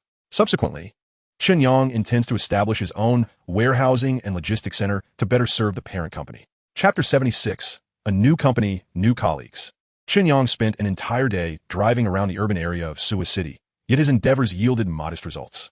The locations he had his eye on were either not for sale by the homeowners or were priced exorbitantly, with little potential for appreciation. Having rarely returned to Suwa City since his graduation in his previous life, he was not well acquainted with its future urban planning. He only recalled that most new developments were situated away from the city center, while the old urban areas largely retained their original appearance. Chen Yang was more inclined to invest in the facades of new developments, not only for their substantial appreciation potential, but also for the opportunity to purchase several units at once. In contrast, the older facades, aside from those in the commercial districts of the city center, held little investment value and required tedious negotiations with each homeowner, which was quite cumbersome. Lin Wei had to juggle between the supermarket and the Lin family, leaving her unable to assist. After some contemplation, Chen Yang reached out to Zhang Linlin, who was still employed at the Shuangli Marketing Center, asking her to keep an eye out for suitable properties. Given her expertise in the field, Chen Yang generously offered her a reward of 1,000 yuan as a token of appreciation for securing a property. With matters in Suwa City addressed, Chen Yang prepared to return to Star City, where his colleague Chen Yang was currently managing various affairs alone. As the owner, he felt remiss for being so hands-off. In recent days, EXIN had incessantly called Chen Yang, berating him for being unfeeling and exploiting a woman recovering from heartbreak. Chen Yang argued that work could help fill emotional voids, suggesting that Chen Yang's current state might not be detrimental. This only provoked EXIN to scold him more vehemently. To avoid further harassment from that troublesome woman, Chen Yang resolved to head back to Star City. Chen Yang had also rented an entire floor above Liu Shiji's company in the Xinhui building as a temporary headquarters for the agricultural product trading company. With an annual rent of 300,000, When Chen Yang arrived, he found that the office had been beautifully decorated and that most of the necessary office supplies were in place. He was not surprised to see that Yi Xian and Lu Shiji had lent a helping hand. What did surprise him, however, was that Shun Anna's office as CEO was larger than his own as chairman, complete with a private lounge. From Yi Xian's incessant complaints, it seemed Shun Anna had been living in the office these past few days. It appeared she was genuinely intent on using her busy work schedule to fill her emotional void. Sister Anna, I believe there are some issues with your current work approach. Immersing yourself in relentless toil without respite will not yield optimal results. One must understand that only by judiciously allocating time for rest and achieving a balance between work and leisure can one truly enhance work efficiency. Much like a vehicle that, if driven continuously without maintenance or brakes, may easily malfunction or break down. We too, if we remain in a state of heightened stress for extended periods, will inevitably suffer both physically and mentally, thereby affecting our performance. You ought to take a break. Chen Yang, my current work habits are quite normal in the beautiful country. You needn't worry. I'm not worried. Someone else is. He chuckled. Do not heed Yi Xian. She has had it easy since birth and knows not the struggles of entrepreneurship. We have a means to hire additional help. Are you instructing me on how to conduct my business? Should I let you take over as CEO instead? Very well. Consider it as if I never spoke. Seeing that he could not sway Shanana, Chen Yang resigned himself to the situation. As he toured his temporary company, he noted that Shun Anna had indeed prepared meticulously. In addition to their offices, departments for human resources, finance, procurement, sales, legal affairs, warehousing and logistics, quality control, market research, and cybersecurity had all been established. Once the relevant personnel were hired, a complete company structure would be in place. Chen Yang was thoroughly impressed with Shun Anna's efficiency. Sister Anna, when do you plan to start hiring? No rush. First, take me to the airport to pick someone up. Who is it? A former colleague of mine. I've invited her to manage the human resources department. What is her capability? Quite adequate. She will suffice for our company's scale. Chen Yang was at a loss for words, having anticipated investing $1 billion, yet Shun Anna still deemed the scale insufficient. To satisfy his curiosity, he drove to Star City International Airport to pick up the guest. However, to his surprise, Shun Anna fell asleep in the passenger seat just minutes into the drive. To allow her more rest, Chen Yang refrained from waking her upon arrival, opting instead to hold the welcome sign prepared in advance at the arrival gate. After waiting for half an hour, he finally spotted a woman in a black suit slowly approaching, pushing a large suitcase. In her 30s, her gaze was as cold and deep as a frozen pond, dissuading anyone from looking too long, as if one more glance would result in frostbite. The black suit clung to her tall figure, resembling a frigid armor that shielded her from the warmth and enthusiasm of the outside world. With each determined step, she exuded an undeniable indifference, as though the chaos and splendor of the world held no relevance for her. Are you Chen Yang? Hello, I am Chen Yang. You must be Luo Shui. Hello, boss, that's me. You seem different from what Anna described. Oh, am I better or worse? She mentioned you were quite the charmer. I find you just handsome, nothing extraordinary. Indeed, you are correct. I am merely an ordinary person. I've just been fortunate enough to acquire wealth that perhaps I didn't rightfully deserve, and now I find myself as your employer. And where is Anna? Wasn't she supposed to personally pick me up? She is resting in the car. I've been away from Star City these past few days. She has been handling everything alone and must be exhausted. Let me clarify. I am not Anna, and I do not work overtime. Understood. I hope you can persuade her to take it easy. Health is the foundation of all endeavors. If one's health deteriorates, what good is earning a fortune? One must possess the fortune to enjoy it. Luo Shui fell silent. This new boss was unlike any she had encountered in publicly traded companies. He did not conform to the norm. While others thrived on maximizing the exploitation of labor, he appeared utterly indifferent. Such a boss might be easy to get along with, but whether he could lead them to greatness remained uncertain. At that moment, Shun Anna rushed over from behind Chen Yang, looking flustered. Shui, my sincerest apologies for not personally picking you up. I fell asleep. Luo Shui smiled. It's quite all right. Having the boss pick me up is just as good. Shun Anna nodded, gesturing to Luo Shui. She introduced Chen Yang. Allow me to formally present our new colleague, Luo Shui. Luo Shui, this is our future employer, Chen Yang. Chapter 77. Business is business. Personal is personal.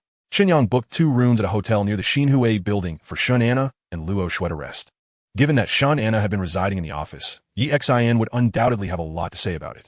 Since she was unwilling to return to Yi Xian's villa, Chen Yang arranged accommodations at a nearby hotel. With Shun Anna's old colleague Luo Shui keeping an eye on her, there should be no major issues.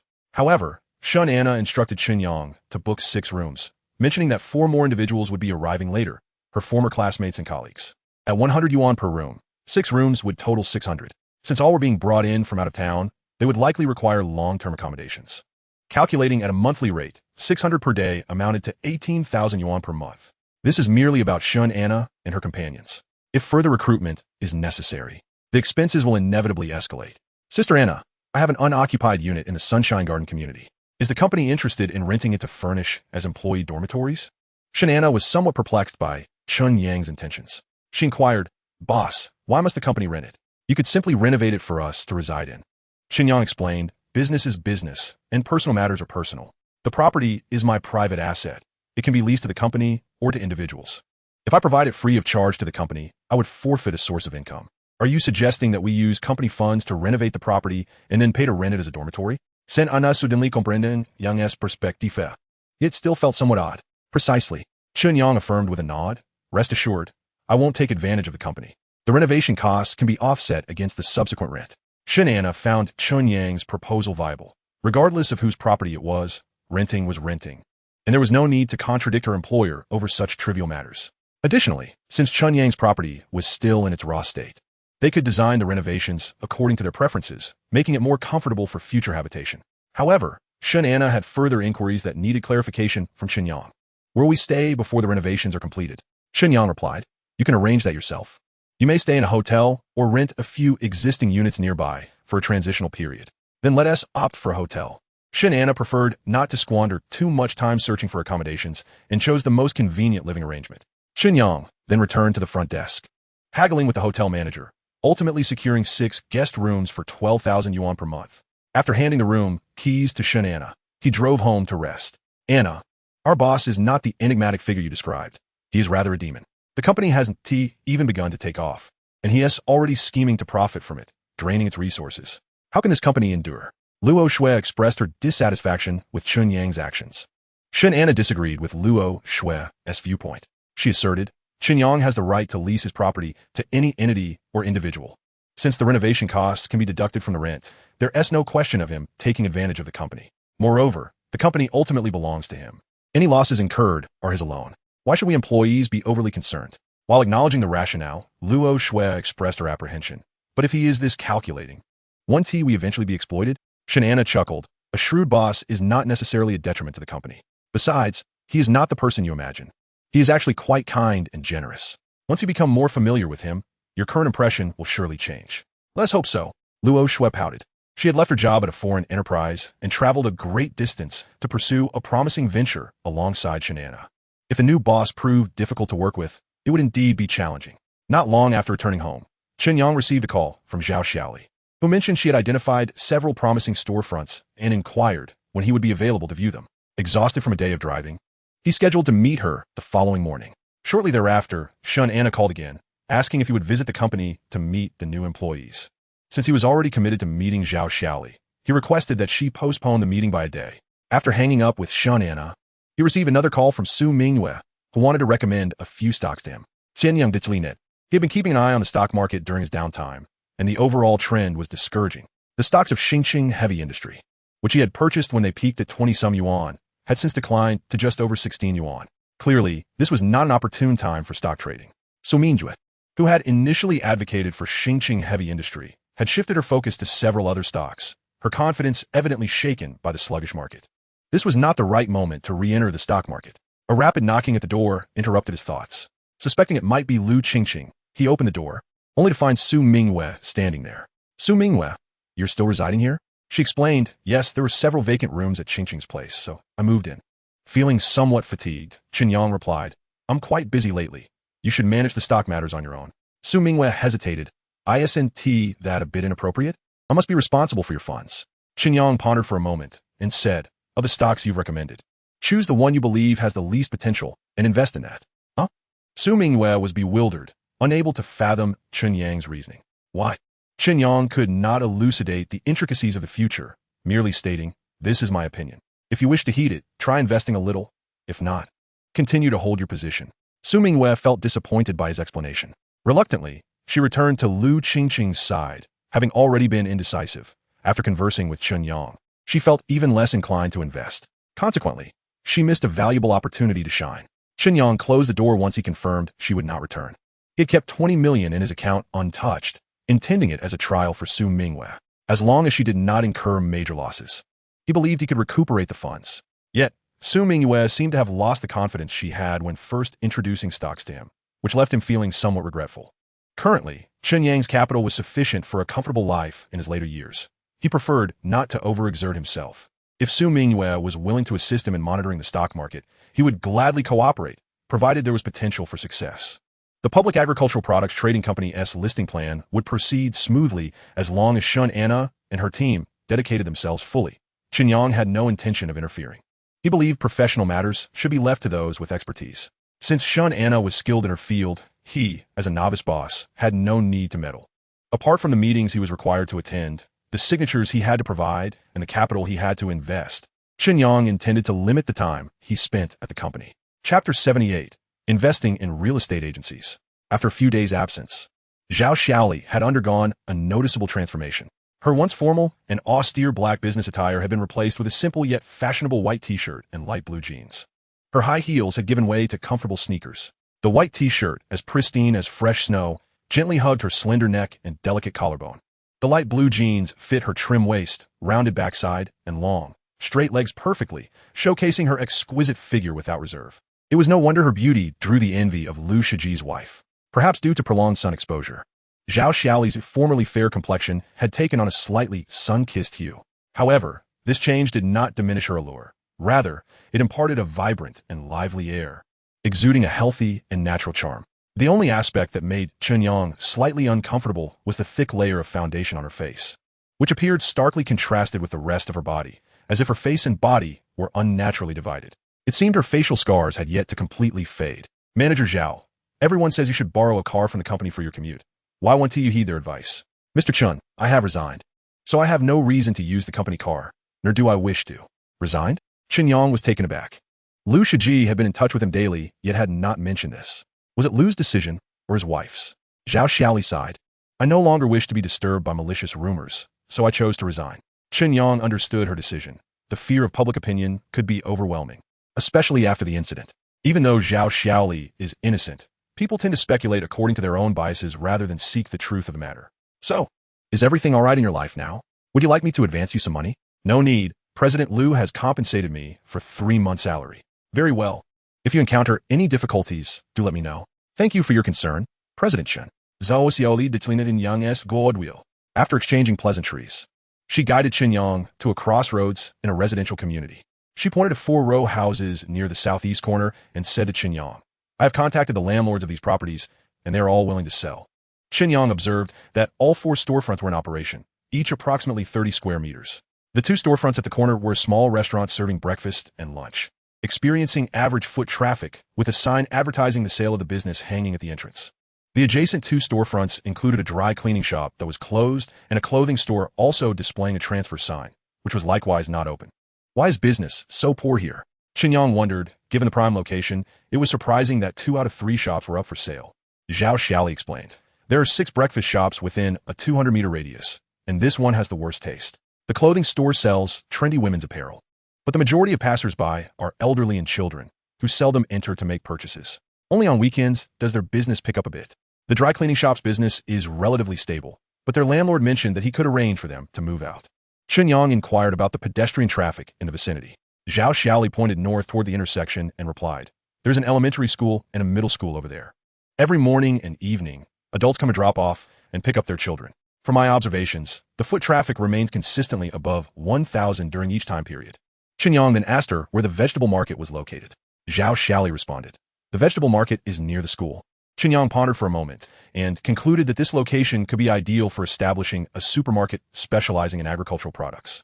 Firstly, there are stable customer sources from 3 directions. If Zhao Xiaoli's statistics are accurate, there are at least 1,000 potential customers.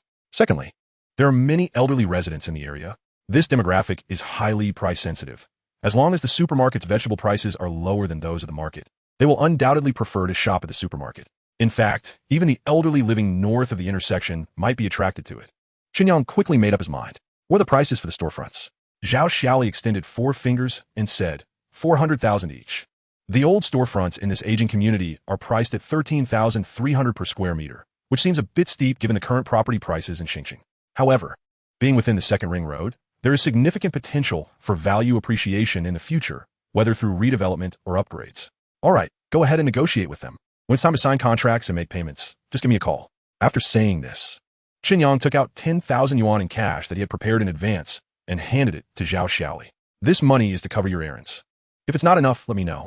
This time, Zhao Xiaoli did not refuse, expressing her gratitude as she placed the money into her wallet. Chen Yang thought for a moment and added, if there are other storefronts with similar conditions, even if they aren't row houses, feel free to negotiate. Zhao Xiaoli asked, President Chen, are you planning to make a long-term investment in commercial properties? Chen Yang nodded. The return on investment for commercial properties is higher than that of residential ones, and there is substantial room for appreciation. I am indeed interested in this area. Zhao Xiaoli continued, President Chen, would you be interested in starting a real estate agency? Chen Yang shook his head.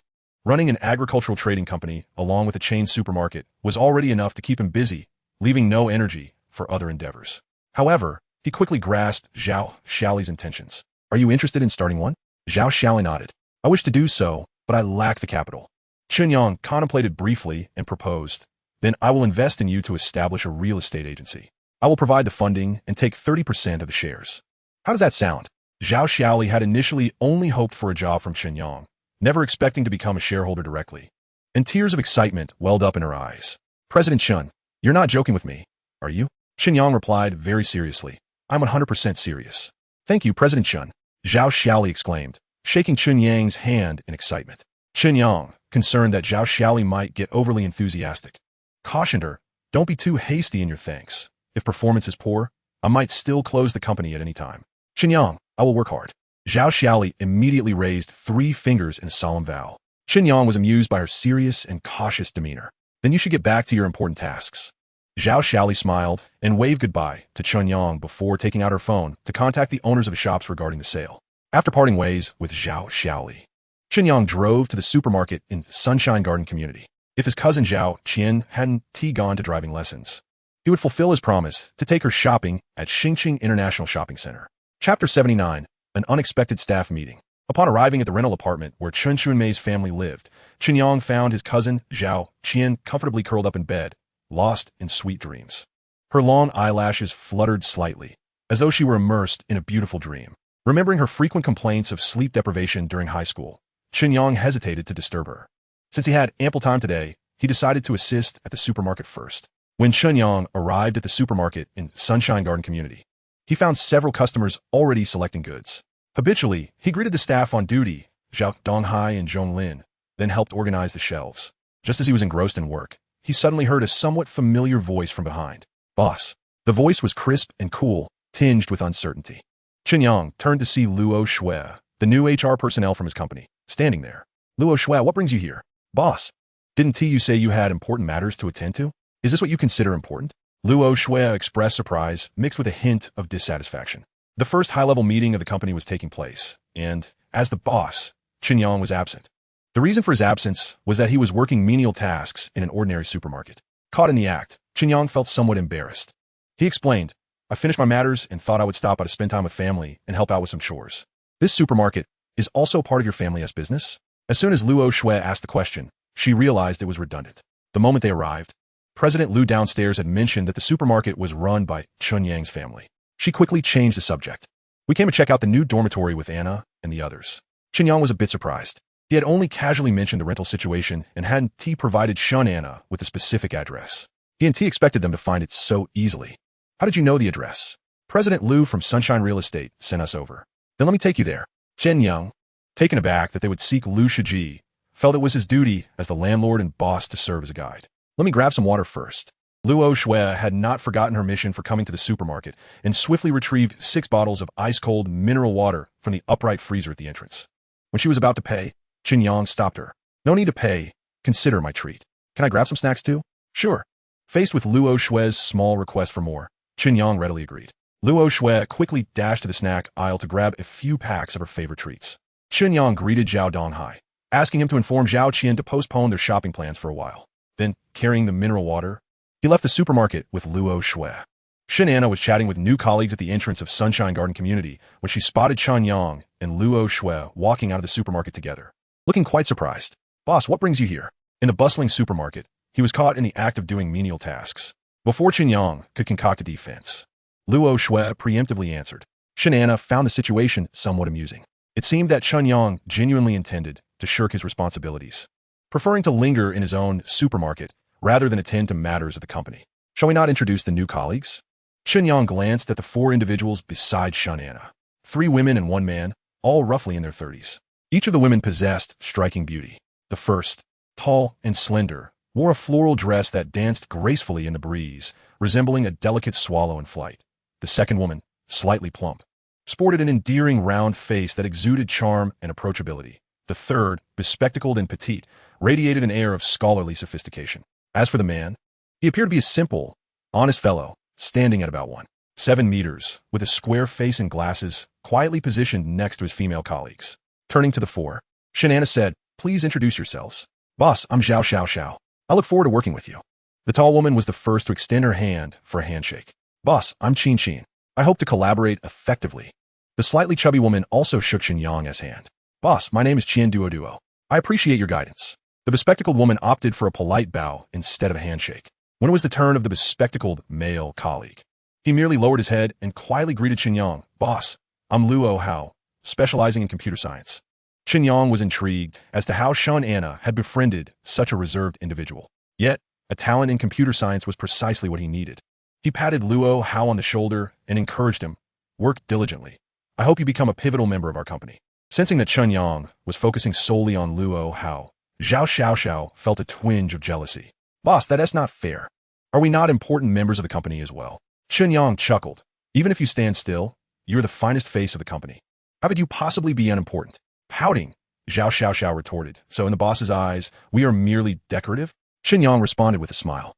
"I sincerely hope you all possess remarkable talents, so together we can expand and strengthen our company." Hearing that she too would be valued, Zhao Xiao finally broke into a satisfied smile. As Chen Anna noted that everyone had introduced themselves, she urged Chen Yang to show them the accommodations. Chen Yang had left his keys at home, but the apartment on the 12th floor, occupied by Chun Chunmei and others, was undergoing renovations and the entire floor was unlocked. Thus, he led everyone to the 12th floor. The 3-bedroom unit belonging to Chun Chunmei had its plumbing and electrical work completed, with workers busy laying tiles. Chen Yang then showed them his own 2-bedroom apartment. After a brief tour, Chen Anna expressed her satisfaction with the layout. "The lighting is excellent, the air circulation is good, and the view outside is pleasant. It should be quite comfortable to live in. Let us rent this for the dormitory." Chen Yang shot her a glance, reminding her with a hint of annoyance, "Sister Anna, what are you thinking? This is the new home I plan to share with Lin Wei. If you wish to stay, you can either go upstairs or downstairs. The layout on each floor is essentially the same." After some contemplation, Chen Anna suggested, "Then let us rent the 11th floor. What do you all think?" She looked towards Luo Shui and the others for their opinions. "I have no objections. Having a place to stay is sufficient for me." Luo Shui said nonchalantly, not demanding much from the accommodation. "I have no objections either." Yet, Zhao Xiao whispered to Chen Anna, "Could I possibly have a room of my own?" Chen Anna hesitated. "I can't decide that. You'll have to ask the boss." Zhao Xiao immediately turned to Chen Yang. "Boss, what's your stance on this?" Seeing the eager expressions directed at him, Chen Yang readily nodded in agreement. "No problem. Let us rent the entire 11th floor, assigning each person their own room." "Yay, thank you, boss," they chorused. After viewing the apartments, Chen Anna proposed a staff gathering, suggesting that Chen Yang share the development plan for the agricultural product trading company with everyone. Initially inclined to avoid the spotlight, Chen Yang had no choice but to accompany them back to the office. On the way, Chen Anna briefed Chen Yang on the work arrangements for the 4 newcomers. Zhao Xiao would handle market research, Qin would oversee legal affairs, Qian Duo would manage finances, and Luo Hao would be in charge of cybersecurity. Chen Yang inquired if there were any additional recruits for procurement, sales, warehousing, or quality inspection, to which she shook her head. "I've already contacted a trainer for procurement and sales. We just need to wait for the new hires to come for training. As for warehousing and quality inspection, there's no immediate urgency. We can consider that after securing the procurement contracts." Seeing that she was well prepared, Chen Yang refrained from pressing further. He parked the car at the foot of the Xinhui building just as Zhao Xiao and the others arrived by taxi. The group deliberated and decided to head to the 3rd floor of the Xinhui building for a buffet. Upon reaching the 3rd floor, an enticing aroma of food wafted through the air, tantalizing their senses. Chen Yang scanned the restaurant, which displayed an array of delectable dishes, fresh seafood, exquisite sushi, aromatic grilled meats, and delightful desserts, leaving one in awe. After settling the bill, Everyone set off to select their favorite dishes, except for Luo Shui, who insisted on dieting. The others piled their plates high with food. Once sated, they returned upstairs for a meeting. Chen Yang delivered a brief opening statement before inviting Chen Yang to speak. He had previously shared his vision for the company with Chen Yang, who had likely related to the others. Thus, he chose to supplement his remarks with additional suggestions. Dear colleagues, first and foremost, I extend a warm welcome to each of you. My motivation for establishing this agricultural product company is to address the issue of unsold rural products. If conditions permit, we aim to expand, strengthen, and eventually go public. My aspirations for the company encompass not only excelling in traditional storefront sales, but also establishing a robust online sales platform. Given the rapid advancement of internet technology and the ongoing global digitalization, online sales are poised to become the prevailing trend in the future. I hope everyone will prioritize this aspect. Our sales targets should not be confined to Dongjiang province, but should extend nationwide. Having spent time in the United States, Chen Yang was quite familiar with online sales. Boss, the domestic online sales services are still in their infancy. If we wish to pursue this, our budget may need to be quite substantial. Chen Yang replied, as long as it can be executed well, spending a bit more money is inconsequential. For the company to flourish, we must adopt a broader vision. Chen Yang turned her gaze toward Luo Hao. Lao Luo, do you have confidence in this? Luo Hao hesitated before asking Chen Yang, may I invite a few more individuals to join us? Chen Yang remained silent but turned to Chen Yang. He assured Luo Hao, no problem. As long as you're dedicated, I will provide whatever resources you need. Luo Hao promptly agreed to take on the challenge. With today's discussion centered on online sales, Chen Yang felt it was time to depart. However, Chen Yang stopped him. Boss, haven't you noticed what else our company lacks? What is that? A means of transportation. Surely you can't expect us to take taxis or buses to work every day. But the hotel where you're staying is less than 500 meters from the company. Do you really need a taxi for that? Just joking. You're the CEO. Purchasing a vehicle is a minor matter that doesn't require my input. Chen Yang felt an overwhelming urge to give Chen Yang a swift kick. What type of vehicle would be appropriate? One BMW, one Mercedes, one Audi, plus a business vehicle and a few small trucks. If there are any additional needs, you can manage that as you see fit. Chen Yang also felt that it was not appropriate for him to keep driving Lu Shiji's car. He decided to seize the opportunity presented by Chen Yang's intention to purchase a vehicle and resolve this matter in one fell swoop. Once the issue of the car was resolved, Chen Yang inquired about the timeline for the headquarters construction project. Chen Yang suggested that she consult Lu Shiji. Having failed to secure land for the International Film City project, currently had no ongoing projects, but had expressed interest in assisting Chen Yang with the headquarters development. Trusting someone familiar would provide him with peace of mind. After leaving the company, Chen Yang received a call from Zhao Xiaoli, who informed him that she had successfully negotiated contracts with 4 shop landlords, and the documents were ready, awaiting Chen Yang's signature and payment. Without hesitation, Chen Yang hung up and drove to meet Zhao Xiaoli. In the temporary CEO office of the People's Agricultural Products Trading Company, Luo Shui complained to Chen Yang, Anna, our boss may be small in stature, but his ambitions are anything but modest. He hasn't even started developing offline sales platforms. Yet he's already looking to expand into online platforms. Isn't he concerned that he might spread himself too thin and achieve nothing on either front? Chen Yang smiled and replied, how do you know he hasn't been working on offline sales platforms? They just aren't in Star City. Luo Shui, intrigued, asked, is our company involved in business in other cities? Chen Yang explained, we have a thriving agricultural products supermarket in Qingshui City, where customers line up in the thousands daily. Luo Shui was skeptical. Anna, are you trying to pull my leg? How can an agricultural product draw a queue of 1,000 people? Is he selling gold? Chen Yang clarified, he's not selling gold. It is indeed agricultural products. However, everything is sold at half price to attract customers. Luo Shui instantly comprehended the strategy. She refrained from criticizing Chen Yang, recognizing that promotional sales for a new store were indeed the best form of advertisement. Although Chen Yang's marketing approach was somewhat extravagant, he had the financial means to absorb the losses. So, shall we agree to let Luo Hao establish the online sales platform? Of course, the boss has spoken. We cannot oppose that. Luo Shui conceded, realizing that they were merely employees. She promptly sought out Luo Hao, requesting that he provide the contact numbers of the individuals he needed to reach for preliminary arrangements. Meanwhile, Chen Yang drove to the Star City Real Estate Bureau to meet Zhao Xiaoli. Under her guidance, he met with the landlords of the 4 shops. After briefly reviewing the shop transfer contracts and finding no issues, he signed and made the payments. By the time all procedures were completed, the sun was nearly setting. Chen Yang drove Zhao Xiaoli back to her residence. Upon arrival, he handed her 8,000 yuan, the previously agreed bonus for the shop purchase. Zhao Xiaoli, having just received 10,000 yuan from Chen Yang that morning, adamantly refused the additional money. Chen Yang, unable to persuade her, chose to abandon the matter for the time being. As they parted ways, he reminded Zhao Xiaoli not to rush into starting a real estate agency. His primary goal at this stage remained finding suitable shops for the people's agricultural supermarket. Establishing a solid sales network in Star City was essential for the company to get on the right track. Chapter 81. A proper personal assistant.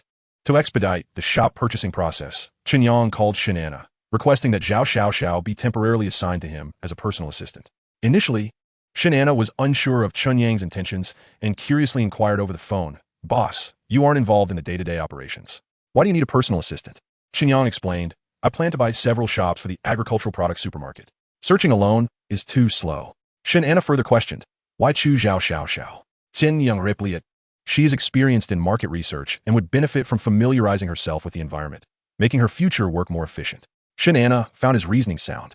After contemplating for a moment, she said, "Boss, I think it's more prudent for the company to rent shops rather than buy, especially if the market conditions are unfavorable, allowing us to mitigate losses." Chen Yang affirmed, "Exactly, my plan is to purchase the shops and then lease them to the company, enabling it to operate more lightly." Shen Anna felt a bit perplexed, having just arranged for the company to rent dormitories. Now Chen Yang was considering renting shops. "Boss, is it appropriate to engage in both renting dormitories and shops simultaneously?" Chen Yang responded nonchalantly, "Why not? The company will need to rent shops regardless. Renting from whom is inconsequential." Shen Anna appeared troubled. "Boss, your approach might cause discontent among the staff." Chen Yang shrugged off her concerns, stating, "That's fine. If they have objections, they can opt not to rent. I am quite democratic and would never force anyone into actions detrimental to the company's interests." After some deliberation, Shen Anna conceded, "Renting is acceptable, but I must conduct on-site inspections. If the location is poor, the company reserves the right to refuse." Chen Yang assured her, "Rest assured, I won't invest in locations that are unsuitable." Shen Anna finally understood why Chen Yang wanted Zhao Xiao to serve as a personal assistant. Familiarizing herself with the environment was merely a pretext. The real intention was to handle his private affairs. No wonder he had proactively consulted her. Shen Anna instructed Chen Yang to wait for Zhao Xiao at the hotel where she was staying. After approximately half an hour, Zhao Xiao emerged from the hotel, donning a white low-cut tank top that revealed ample fair skin and a deep neckline, capturing attention effortlessly. Her lower half was clad in a black form-fitting miniskirt, the hem barely covering the top of her thighs, swaying gently with her movements, exuding endless charm. Upon spotting Chen Yang's car, Zhao Xiao's lips curled into a subtle smile as she deliberately swayed her hips towards him. Chen Yang found himself momentarily mesmerized by her appearance. Wasn't he just going to look at a shop? Why did she dress as if attending a ball? "Boss, do I look beautiful?" she asked. "Indeed. So, are you trying to pursue me?" Chen Yang replied, "Sister, are you aware of your age? Are you hoping for an old cow to eat tender grass? Aren't you the one who asked me to be your personal assistant?" Zhao Xiao felt embarrassed, wishing she could disappear into the ground. When Shen Anna called her, she had thought Chen Yang was interested in her. The personal assistant role was merely an excuse. Chen Yang sighed, "I meant for you to be a proper personal assistant. In what way am I not proper?" Zhao Xiao's face flushed, and she turned to flee back into the hotel. Chen Yang quickly called out to her, "Let us consider that a slip of the tongue. I apologize." "No need. I just want to change into something more appropriate," Zhao Xiao awkwardly replied. Not wanting to waste time, Chen Yang hastily complimented her. "You look great. If you stand on the street, you'll attract a crowd." "Really? Are you sure you're not just trying to comfort me?" Zhao Xiao's spirits lifted instantly. "Absolutely, positively certain." Chen Yang urged Zhao Xiao to get into the car, and this time she complied.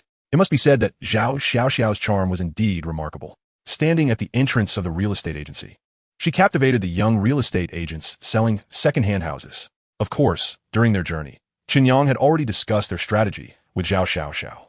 She was to play the role of a wealthy lady secretly investing in shops while keeping her husband in the dark, helping her idle brother, Chen Yang, pursue a career. This tactic proved remarkably effective. Zhao Xiao's unique allure ignited a fervent enthusiasm among the previously mundane real estate agents. They not only diligently guided Chen Yang and Zhao Xiao to inspect the shops, but also patiently answered all of Zhao Xiao's inquiries.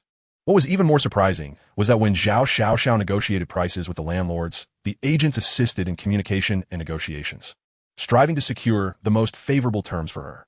This enthusiasm even left Zhao Xiao feeling a bit embarrassed. By the end of the day, Chen Yang successfully acquired 8 well-located shops. Although only 4 of them were contiguous, their appreciation potential was considerable. In the following days, Chen Yang and Zhao Xiaoxiao employed the same method to acquire 40 commercial properties in several districts of Xinjiang. Meanwhile, Zhao Xiaoli successfully secured 4 row houses. Chen Yang calculated that during this period, he had purchased a total of 64 properties, with an average expenditure of 400,000 yuan per property, culminating in a total outlay of 25.6 million yuan. Although only half of these properties could be utilized for the establishment of a supermarket for everyday agricultural products, Chen Yang felt quite satisfied. He planned to inaugurate 8 supermarkets initially, and once their reputation blossomed, he would expand with additional branches in the vicinity, thereby minimizing risk. To reward Zhao Xiaoxiao for her tireless efforts over the past few days, Chen Yang resolved to present her with a gift. Once Zhao Xiaoxiao confirmed that Chen Yang was not jesting, she cautiously and eagerly expressed her desire for a Nikon DSLR camera, which she had long wished to purchase. However, the prices of new models on the market were prohibitively high, preventing her from making the purchase. Chen Yang promptly drove to the Nikon camera specialty store at the Xinjiang International Shopping Center, allowing Zhao Xiaoxiao to select her desired camera. And he also acquired one for himself, totaling an expense of 20,000 yuan. Chen Yang's intention behind purchasing a DSLR camera was primarily for the purpose of capturing photographs for online sales. At that stage, the only smartphone capable of taking photos was the Nokia 7650, which retailed domestically for over 6,000 yuan and possessed a mere 300,000 pixels. In terms of photography, its cost-effectiveness paled in comparison to that of a DSLR. Upon receiving her coveted camera, Zhao Xiaoxiao was overwhelmed with excitement. On their way back to the dormitory, she exuberantly threw herself onto Chen Yang, embracing him passionately and bestowing a warm kiss. Once she exited the vehicle, Chen Yang hastily wiped the lipstick from his face, reflecting on the boundless allure of wealth. Since his financial ascent, he had been inundated with the affections of beautiful women. For a fleeting moment, Chen Yang found himself regretting the premature end of his bachelorhood. For Lin Wei, he had forsaken a veritable forest for a solitary tree. Yet, he was also aware that without Lin Wei, he would have faced numerous covert adversities. For instance, had it not been for Lin Wei's initiative to investigate Zhang Jun's plot to hire an assailant, he would have remained oblivious to the danger. Chapter 82. A New Land Rover.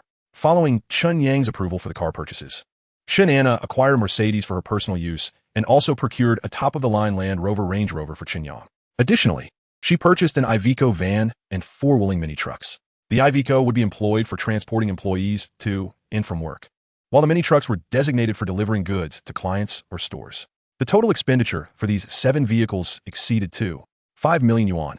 Shen Anna had initially hoped that Chen Yang would purchase these vehicles in his personal capacity, but after discussions with the finance department's Qian Duo, she ultimately opted to utilize the company account. After Chen Yang announced that the location for the new store had been finalized, Shen Anna took Zhao Xiaoxiao along to personally visit the site. Overall, she was quite pleased with the assessment. Despite some of Chen Yang's actions being difficult to comprehend, he proved to be a reliable employer. Upon returning to the company, she convened a meeting with all management personnel in her capacity as CEO. When Chen Yang attended as an observer, he noticed the presence of 2 new male supervisors. Upon Shen Anna's introduction, he learned that one was responsible for marketing and the other for warehousing. Zhao Xiaoxiao appeared somewhat flustered, immediately lowering her head to pretend to be engrossed in documents upon Chen Yang's arrival. Chen Yang paid little heed to Zhao Xiaoxiao's reaction. Although she was indeed an attractive woman, he did not have a penchant for mature women, especially those a decade older than himself. Moreover, in terms of both looks and figure, Zhao Xiaoxiao could not hold a candle to Lin Wei. Chen Yang's gift of the camera to Zhao Xiaoxiao was simply a token of appreciation for her running errands for him a few days prior. By the standards he had set for rewarding Zhao Xiaoli, a digital camera was a rather modest compensation. The focal point of Shen Anna's meeting was to deliberate on the opening strategy for the new store. Should they gradually enter the market one by one, or launch all at once? The marketing supervisor, Wang Ziqiang, was the first to voice his opinion. The new sales staff we have recently recruited are still in training and have not yet been assigned to various regions for official business operations. If we attempt to supply goods in bulk to both Xinjiang and Qingshui simultaneously at this juncture, I am concerned that we may encounter supply shortages. The warehouse supervisor, He Fei, echoed his sentiments. Our company has yet to secure a suitable warehouse, and the new employees are still undergoing training. Opening stores at this time seems rather hasty. Zhao Xiaoxiao, as a participant in the new store's development, also shared her perspective. Many of the properties purchased by the boss are still operational, and related compensations are still under negotiation. If we rush, the cost could escalate significantly. After listening to their comments, Shen Anna turned to Chen Yang. Boss, what is your view? Naturally, Chen Yang supported a gradual approach. A reckless strategy could jeopardize the company, and the losses would ultimately be his to bear. With consensus established, Chen Yang began delegating tasks. She instructed Wang Ziqiang to expedite the deployment of his team to Qingshui for business negotiations. With the list provided by Su Li, the deputy mayor of Qingshui, the difficulty of the transactions was expected to be manageable. She also tasked Yi Fei with securing a rental warehouse within a week, as the absence of a warehouse would complicate the storage and sorting of goods. After the meeting concluded, Chen Yang broached the topic of accommodation with Chen Yang. She mentioned that Luo Hao had made promises to his former team regarding single-occupancy dormitories for the newcomers and inquired whether Chen Yang could fulfill that commitment. Chen Yang, in need of talent in the field of computing, readily agreed. In fact, he would not hesitate to offer single dormitory arrangements, provided that Luo Hao's team could establish an online sales platform for him prior to the emergence of a certain e-commerce giant. Upon leaving the company, Chen Yang returned to Liu Shiji's office to return the keys to the BMW. Liu Shiji was delighted by Chen Yang's visit. "Boozy man, when will you take me to the stock market for a profitable venture? My funds in Qingqing's account are on the verge of stagnation. You should consult Su Mingyue for stock trading." Chen Yang suggested. She is not reliable. Whenever I ask her if she can make a profit, she always gives vague answers, lacking any confidence. The stock market is inherently unpredictable. Who can guarantee 100% profit? If you seek stable returns, you might as well focus on real estate. Chen Yang retorted. Liu Shiji immediately perked up. "Are you optimistic about the real estate market, Chen Yang? Isn't that obvious?" Chen Yang replied. "If I weren't optimistic, how could I possibly purchase a unit from you? My money doesn't come from thin air." Liu Shiji reflected on this and agreed. Since Chen Yang's arrival, properties in Sunshine Garden had seen a significant uptick in sales. Suddenly, he recalled something and inquired, "Is Zhao Xiaoli working for you?" Chen Yang did not deny it. "She has been assisting me in finding commercial properties." "Why? Are you regretting letting her go?" Liu Shiji sighed. He felt a pang of reluctance for Zhao Xiaoli, but had to sacrifice for the sake of familial harmony. Chen Yang then asked, "Do you have a new manager in the sales department?" Liu Shiji looked at Chen Yang with curiosity. "Is there a problem? Is the new manager someone your sister-in-law recommended?" Chen Yang probed. Liu Shiji's expression darkened as he immediately grasped Chen Yang's implication. He had thought he maintained firm control over the company, only to discover he had been under constant surveillance by his wife. This was quite unsettling. Chen Yang's aim was to give Zhao Xiaoli a sense of vindication. Noticing Liu Shiji's emotional shift, he realized his objective had been achieved. However, being an outsider, he felt it inappropriate to offer advice on Liu Shiji's internal matters. After chatting for a while longer, Chen Yang took his leave, striding with a light yet resolute pace into the spacious, somewhat dimly lit underground parking garage of the Xinhui building. The air was permeated with a faint scent of gasoline and the earthy aroma left behind by passing vehicles. Chen Yang's gaze darted around with urgency as he searched for the customized Range Rover that Chen Anna had procured for him. At last, in a secluded corner, I spotted it. The vehicle stood still, resembling a slumbering behemoth, exuding an aura of dignity and nobility. Its sleek lines flowed naturally, as if crafted by the hands of nature itself. The paint glimmered with a radiant sheen, akin to the most brilliant stars in the night sky. Upon closer inspection, I was astounded by its top-tier configurations. The oversized wheels, paired with high-performance tires, seemed poised to unleash astonishing power at any moment. The exquisite interior, adorned with the finest leather, offered a touch so delicate and soft that one could hardly resist. The seats not only boasted electric adjustment capabilities, but also featured massage and heating functions, delivering an unparalleled comfort experience. The central console was equipped with the latest smart system, displaying clear visuals and allowing for effortless operation. The sound system was nothing short of exceptional, producing melodies that resonated like celestial harmonies. This high-end Range Rover was undoubtedly the king among automobiles, with every detail reflecting luxury and quality. Driving such a vehicle back to the countryside would not only be a statement of style, but also a remarkable comfort. Chapter 6 Angry Yakin. Anna, I truly regret my decision. How could I have been so foolish as to introduce you to that scoundrel? Chen Yang. Yakin remarked, Herr Bro Furowit. Gazing at Shun Anna with concern. Shun Anna instinctively touched her cheek and then rummaged through her handbag to retrieve a small, exquisite makeup mirror. She scrutinized her reflection, noting the slight dark circles and fatigued appearance, though it hardly seemed as severe as the Xian claimed. Is it really that bad? I can't see it, she replied.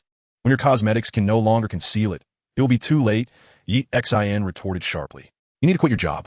If you're too shy to say it, I'll speak to Chen Yang myself. Shun Anna frowned, a flicker of displeasure in her beautiful eyes as she shot Yi Xin a glare. Oof. Do you have any idea how much effort I've invested during this time? I've worked day and night, toiling like a beast, and finally managed to get the company on the right track for formal operations. To withdraw now is not akin to playing house. EXIN was taken aback. In such a short time, your company is already operational? You must be joking. Broken company? Chen Yang retorted, clearly offended by EXIN's words. From what I know, there are fewer than 50 enterprises in Star City that have invested over 10 million. Even if our conditions are modest, we rank among the top 50 in the city. Do you call that broken? All right, you're a big company, I get it. EXIN was not inclined to engage in a meaningless argument with Chen Yang. Her primary concern was how Chen Yang's company could become operational so swiftly. After all, just over a week ago, she had personally participated in the operations of the temporary office for the Common People's Agricultural Product Trading Company. At that time, the entire office building had been desolate, with only Chen Yang as the solitary commander. Have you gathered all your employees? Are the goods, storefronts, and warehouses ready? Chen Yang nodded and replied, the management team is basically in place. As for the goods, Chen Yang has fixed production bases in Qingshui City, which are temporarily sufficient. In the past few days, Chen Yang has purchased several storefronts within the third ring of Star City, allowing us to operate 8 stores. Currently, the most pressing issue is finding a suitable cold storage facility. I came to see if you have any recommendations. EXIN snorted with displeasure. I knew you wouldn't come to me without a reason.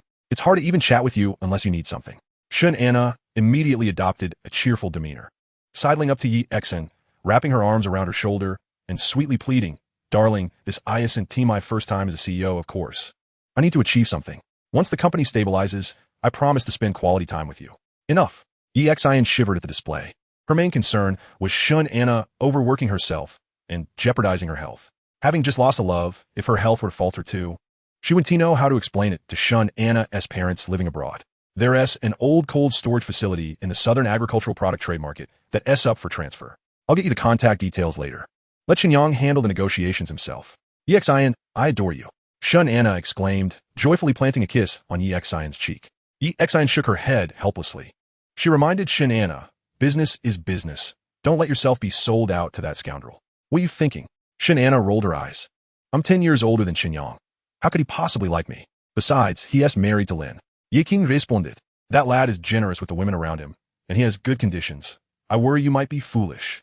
Chen Yang immediately vowed. Rest assured, Chen Yang, would never fall for a married man. EXIN felt satisfied with that assurance. She continued, Wang Yichen has been secretly plotting something, trying to make a move on the Zhang Group's land in the international new city. You'll soon have a good show to watch. That land has already been notarized. How could there be any changes? Chen Yang's mood soured at the mention of an annoying name. It's been notarized, but the project's approval procedures have yet to be completed. EXIN suddenly recalled a handsome yet irritating figure, exclaiming, speaking of which, we must thank Chen Yang. That guy's been spreading rumors about the Zhang Group's backyard being on fire, thanks to Liu Shiji. Not only did he trap the Zhang Group, but he also lured out Wang. Chen Yang curiously asked, so, how do you plan to deal with him? EXIN replied, in commercial competition, there are always unsavory dealings behind the scenes. As long as Wang gets on the ship, I have ways to overturn him. Chen Yang seemed to be touched by some hidden emotions, suddenly lowering her head in silence. EXIN, noticing this, reminded her, you must not be soft-hearted. If I find out you've been secretly tipping him off, we'll no longer be sisters. Chen Yang forced a smile, don't worry. I'm not foolish enough to be beyond saving. EXIN finally breathed a sigh of relief. Chen Yang had already thwarted her once. If Chen Yang did the same, her composure would completely shatter. Chen Yang recalled another matter and inquired, when will the paperwork for our land be completed? Yiking replied, Li Susuri. You really don't need to worry about that land. If it weren't for the necessary procedures, the local government would be eager for you to start construction right away. Chen Yang nodded, merely seeking reassurance. Since EXIN said there was no problem, it should indeed be fine. She dialed Chen Yang's number, relaying the cold storage address and contact information provided by EXIN. EXIN watched, slightly irked. Anna, you need to tell Chen Yang to come here and get a membership. Chen Yang looked at her, puzzled. Darling, didn't you actively prevent him from coming here? EXIN replied, if he doesn't come, the money doesn't come either. I can't keep giving information for free. Chen Yang, now sensitive to finances, immediately shook her head in refusal. Our company has just begun. We can't afford the exorbitant membership fee at Wiyuju. You should target other wealthy patrons. Yiking Skolfut, your company may be broke, but Chen Yang is rich. That guy made over 100 million in the stock market. Why not let him contribute a little? Chen Yang considered this and smiled. Should I call him again? EXIN vigorously nodded, adding, make sure he gets the highest tier. Chen Anna dialed Chen Yang's number. Boss, EXIN said you should come to Yuju for a membership. What? No signal? Where are you? Chen Anna dialed Chen Yang's number once more, only to find it switched off this time. EXIN, incensed, gritted her teeth and cursed into the air. Chun, I hope I never see you at Yuju again. Chapter 84. Acquiring Yun City Bio. Upon receiving Chen Anna's call, Chen Yang proceeded to the cold storage facility behind the agricultural wholesale market in the southern district, accompanied by He Yifei and 2 newly hired employees. The cold storage was vast, sprawling over an impressive area of 10,000 square meters. After establishing contact with the facilities manager, Chen Yang instructed He Yifei and his team to conduct an inspection. The feedback was overwhelmingly positive. The cold storage was equipped with a comprehensive array of facilities. From the state-of-the-art refrigeration system to the efficient ventilation apparatus, every component was meticulously chosen and installed. The storage space was spacious and well-lit, divided into numerous sections to accommodate various storage needs. Additionally, the cold storage boasted a sophisticated surveillance system, fire safety measures, and convenient transportation routes, among other amenities. Chen Yang found himself puzzled. The cold storage had been constructed not long ago and was fully equipped, so why was the owner looking to sell? He attempted to call EXIN to inquire further, but his calls went unanswered. He surmised that she was still upset over his refusal to purchase a membership. Thus, he resorted to calling Chen Anna. Boss, what can I do for you? Anna, could you find out why the owner of this cold storage wants to transfer it? Is there a problem? Not exactly, which makes it all the more curious. After hanging up, Chen Anna took approximately 10 minutes before providing a response.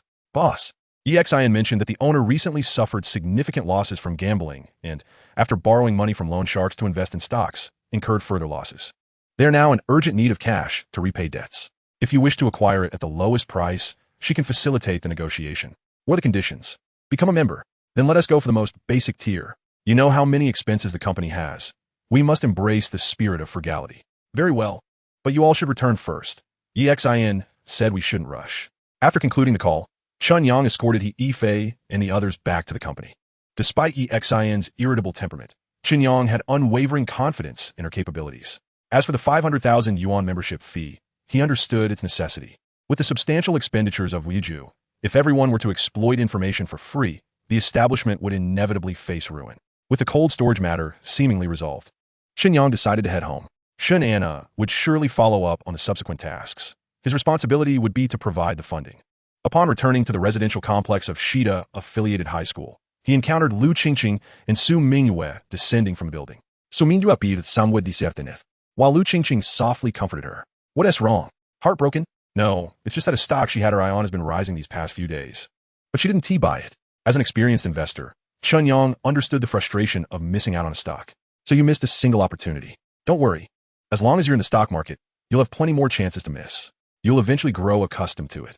Lu Qingqing shot Chen Yang an annoyed glance. Playfully chiding, Senior, you're hardly comforting. Chen Yang chuckled, offering platitudes 1T alter the outcome. The key lies in her learning from experience and seizing the moment. Lu Qingqing pouted. It's easy for you to say, what if it drops? Won't you and my brother blame her? Chen Yang replied, if that is your mindset, then your brother and I would have to retract our investments. An unconfident stockbroker is one no one dares to invest in. Su Mingyue, hearing this, grew anxious and grasped Chen Yang's hand, pleading, Chen Yang, please don't withdraw yet. I promise I'll improve. Lu Qingqing chimed in, Senior, you're at least classmates. Su has helped you earn so much money. Can't you show a bit of sympathy? Chen Yang gently freed himself from Su Mingyue's grasp, stating, investment is a business. It cannot be driven by emotions. If it were merely about camaraderie, I could treat you to a delightful meal or a trip to unwind. Su Mingyue implored, Chen Yang, grant me just one more night. I promise to give you a satisfactory response. This time, Chen Yang did not refuse. Seeing his acquiescence, Su Mingyue hurried back to Lu Qingqing's apartment to analyze stocks. Senior, you've changed. Lu Qingqing expressed her dissatisfaction with Chen Yang's indifferent demeanor.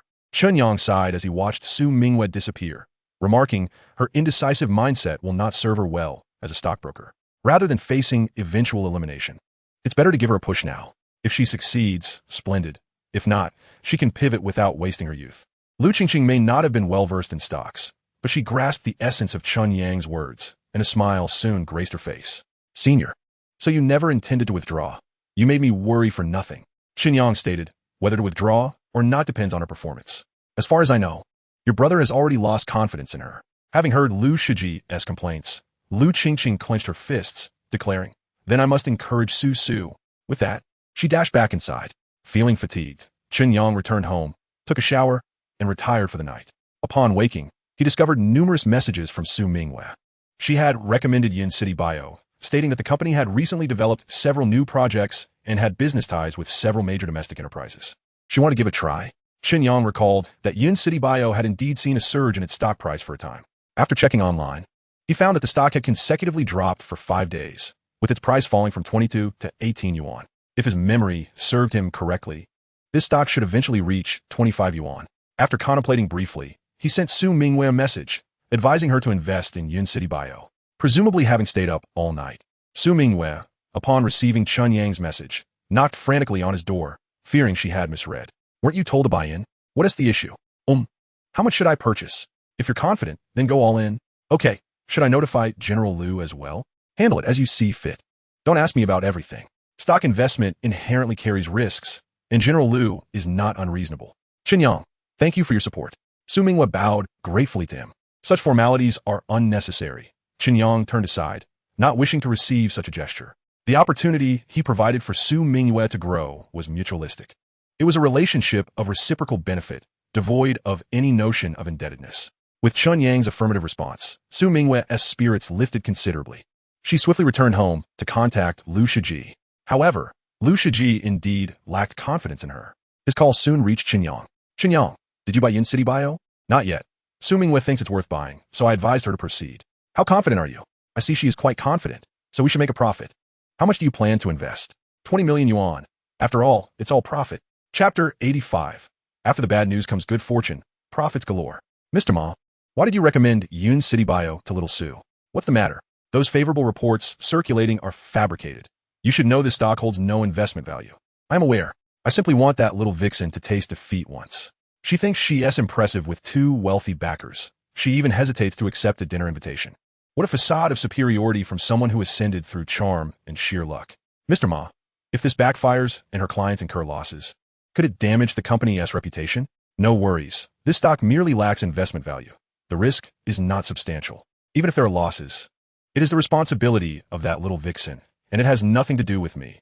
I am not the one managing the trades. Teacher Ma, something feels off. How could Yinqing Bio stock rise so swiftly? Damn, this little vixen's clients are truly bizarre. Either they hold back, when they do invest, they go all in. With such a strategy, any worthless stock can turn red. Should we perhaps join in and reap some benefits? No ruse. This time, there are no favorable restructuring news to fuel her speculation. Look at the enthusiasm of our competitors. It is rather tepid, likely just watching the spectacle. Who knows? Those 2 gullible investors might be aiding the retail traders in recovering their losses. Let's hope so. In Liu Qingqing's boudoir, Su Mingwei, witnessing the meteoric rise of Yin Cheng Bio stock, excitedly embraced Liu Qingqing, singing and dancing. The stock opened with a 5% drop, yet she had purchased 1,715,000 shares at an average price of 17.50. She invested all of Chen Yang and Liu Shiji's 30 million, alongside her own modest investment of 12,500 yuan. Now, the stock price had surged to 19.70, perilously close to the limit up. If the closing results held, her profits would reach an astonishing 3,773,000 yuan. In that moment, Su Mingwei's heart overflowed with an indescribable exhilaration. It felt akin to standing atop a majestic mountain, gazing down at the breathtaking scenery below, or akin to witnessing a resplendent rainbow emerge after a tempest. Everything so delightful and intoxicating. Su, please stop. You're going to shake my bones apart. Liu Qingqing clutched Su Mingwei, who was still swaying with excitement. She perceived that stock traders were indeed mad, their emotions swinging wildly. Just the day before, they lamented and complained, and in the blink of an eye, they were as jubilant as if celebrating the new year. Qingqing, I am so happy. Do you know? In just half an hour, I've made 3,773,000 yuan. This is money that many people Wunti earn in a lifetime. And so what? Senior brother made over 100 million not long ago, yet he is not nearly as excited as you. Liu Qing Maindi Su Mingjue. The money you've made will eventually flow back into senior brother and my brother's accounts. You want to keep much for yourself. You don't understand. Beyond the monetary return, there is a sense of honor as a stock investor, Su Mingwei declared proudly after the success. Certain individuals at the company will no longer dare to claim I rose through connections. All right, our Su is the most formidable stockbroker in Xingqing. Liu Qingqing patted Su Mingwei's shoulder, cheering her on. Formidable is an overstatement. Su Mingwei felt a bit embarrassed by Lu Qingqing's praise and confessed, "Actually, this stock was recommended to me by a senior from the company." Lu Qingqing chuckled, "Your senior is indeed a good person. We must treat him to a meal to express our gratitude." Su Mingwei nodded, feeling that there are still good people in Qingqing Securities, such as that senior surnamed Ma. Yincheng Bio ultimately closed at 1980, and Su Mingwei's stocks gained a remarkable 15 points. She immediately called Chen Yang to report the joyous news and inquire whether to hold or take profits. Chen Yang estimated and advised her to sell when Yincheng Bio reached 21 yuan. If it did not reach that price, she could continue holding. Su Mingwei was quite obedient to Chen Yang's advice. She never believed he was a naive rookie in stock trading. Since she started in this field, she had never heard of a novice waiting until a stock tripled before selling. As Chen Yang predicted, the next day, Yincheng Bio opened and continued to hit the limit up. Su Mingwei's stocks listed at 21 yuan were entirely bought up. After deducting various fees, she earned 5,954,000 yuan from this transaction. Ecstatic, Su Mingwei embraced Lu Qingqing and celebrated wildly for nearly half an hour. Then, she noticed that Yincheng Bio's stock had plummeted. Checking the news, she found that the official announcement clarified there was no potential collaboration with a major company. At this moment, Su Mingwei felt that Chen Yang was akin to a deity of stocks. Not only did he profit immensely with each trade, but he also managed to extricate himself at critical moments. Eagerly, she called Chen Yang. "Chen Yang, do you have insider information?" "No, what insider information?"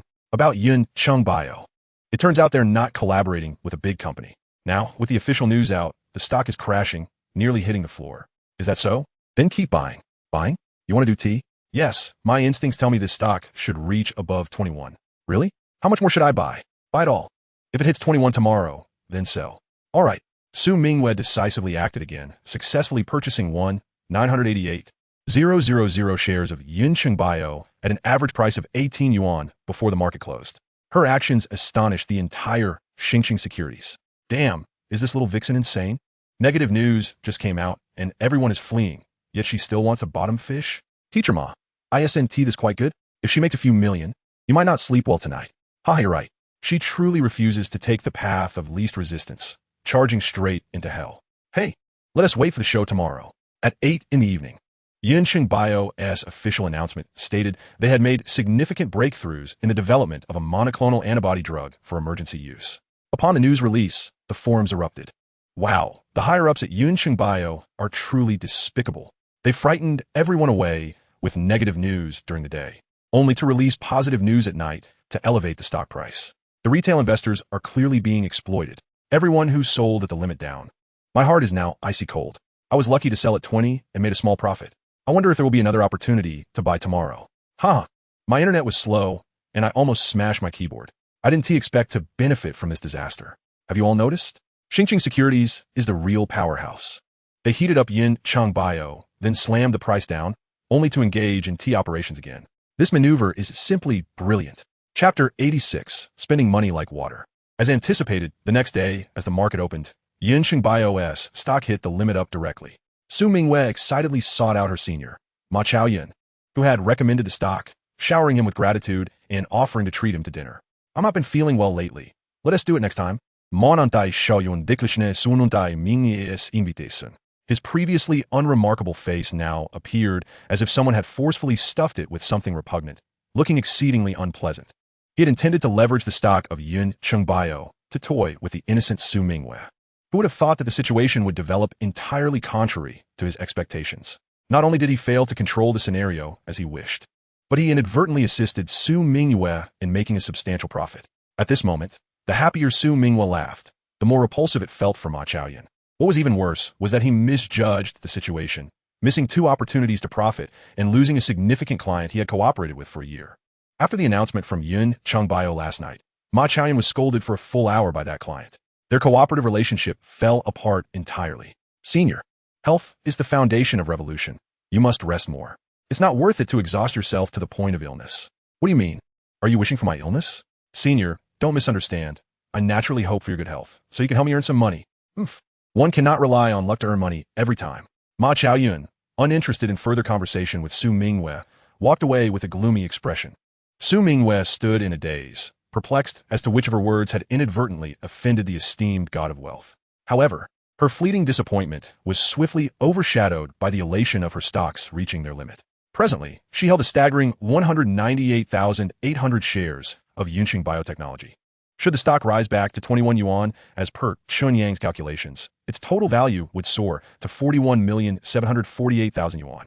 After deducting costs, her profit would exceed 11 million. Despite the temptation to reap even greater rewards, Su Mingwei demonstrated prudence by swiftly selling her shares at 21 yuan each, even as Yunqing Biotechnology's stock opened to a further surge the following day. With her professional training, she understood that no matter how promising the market appeared, securing her gains was the only true assurance of success.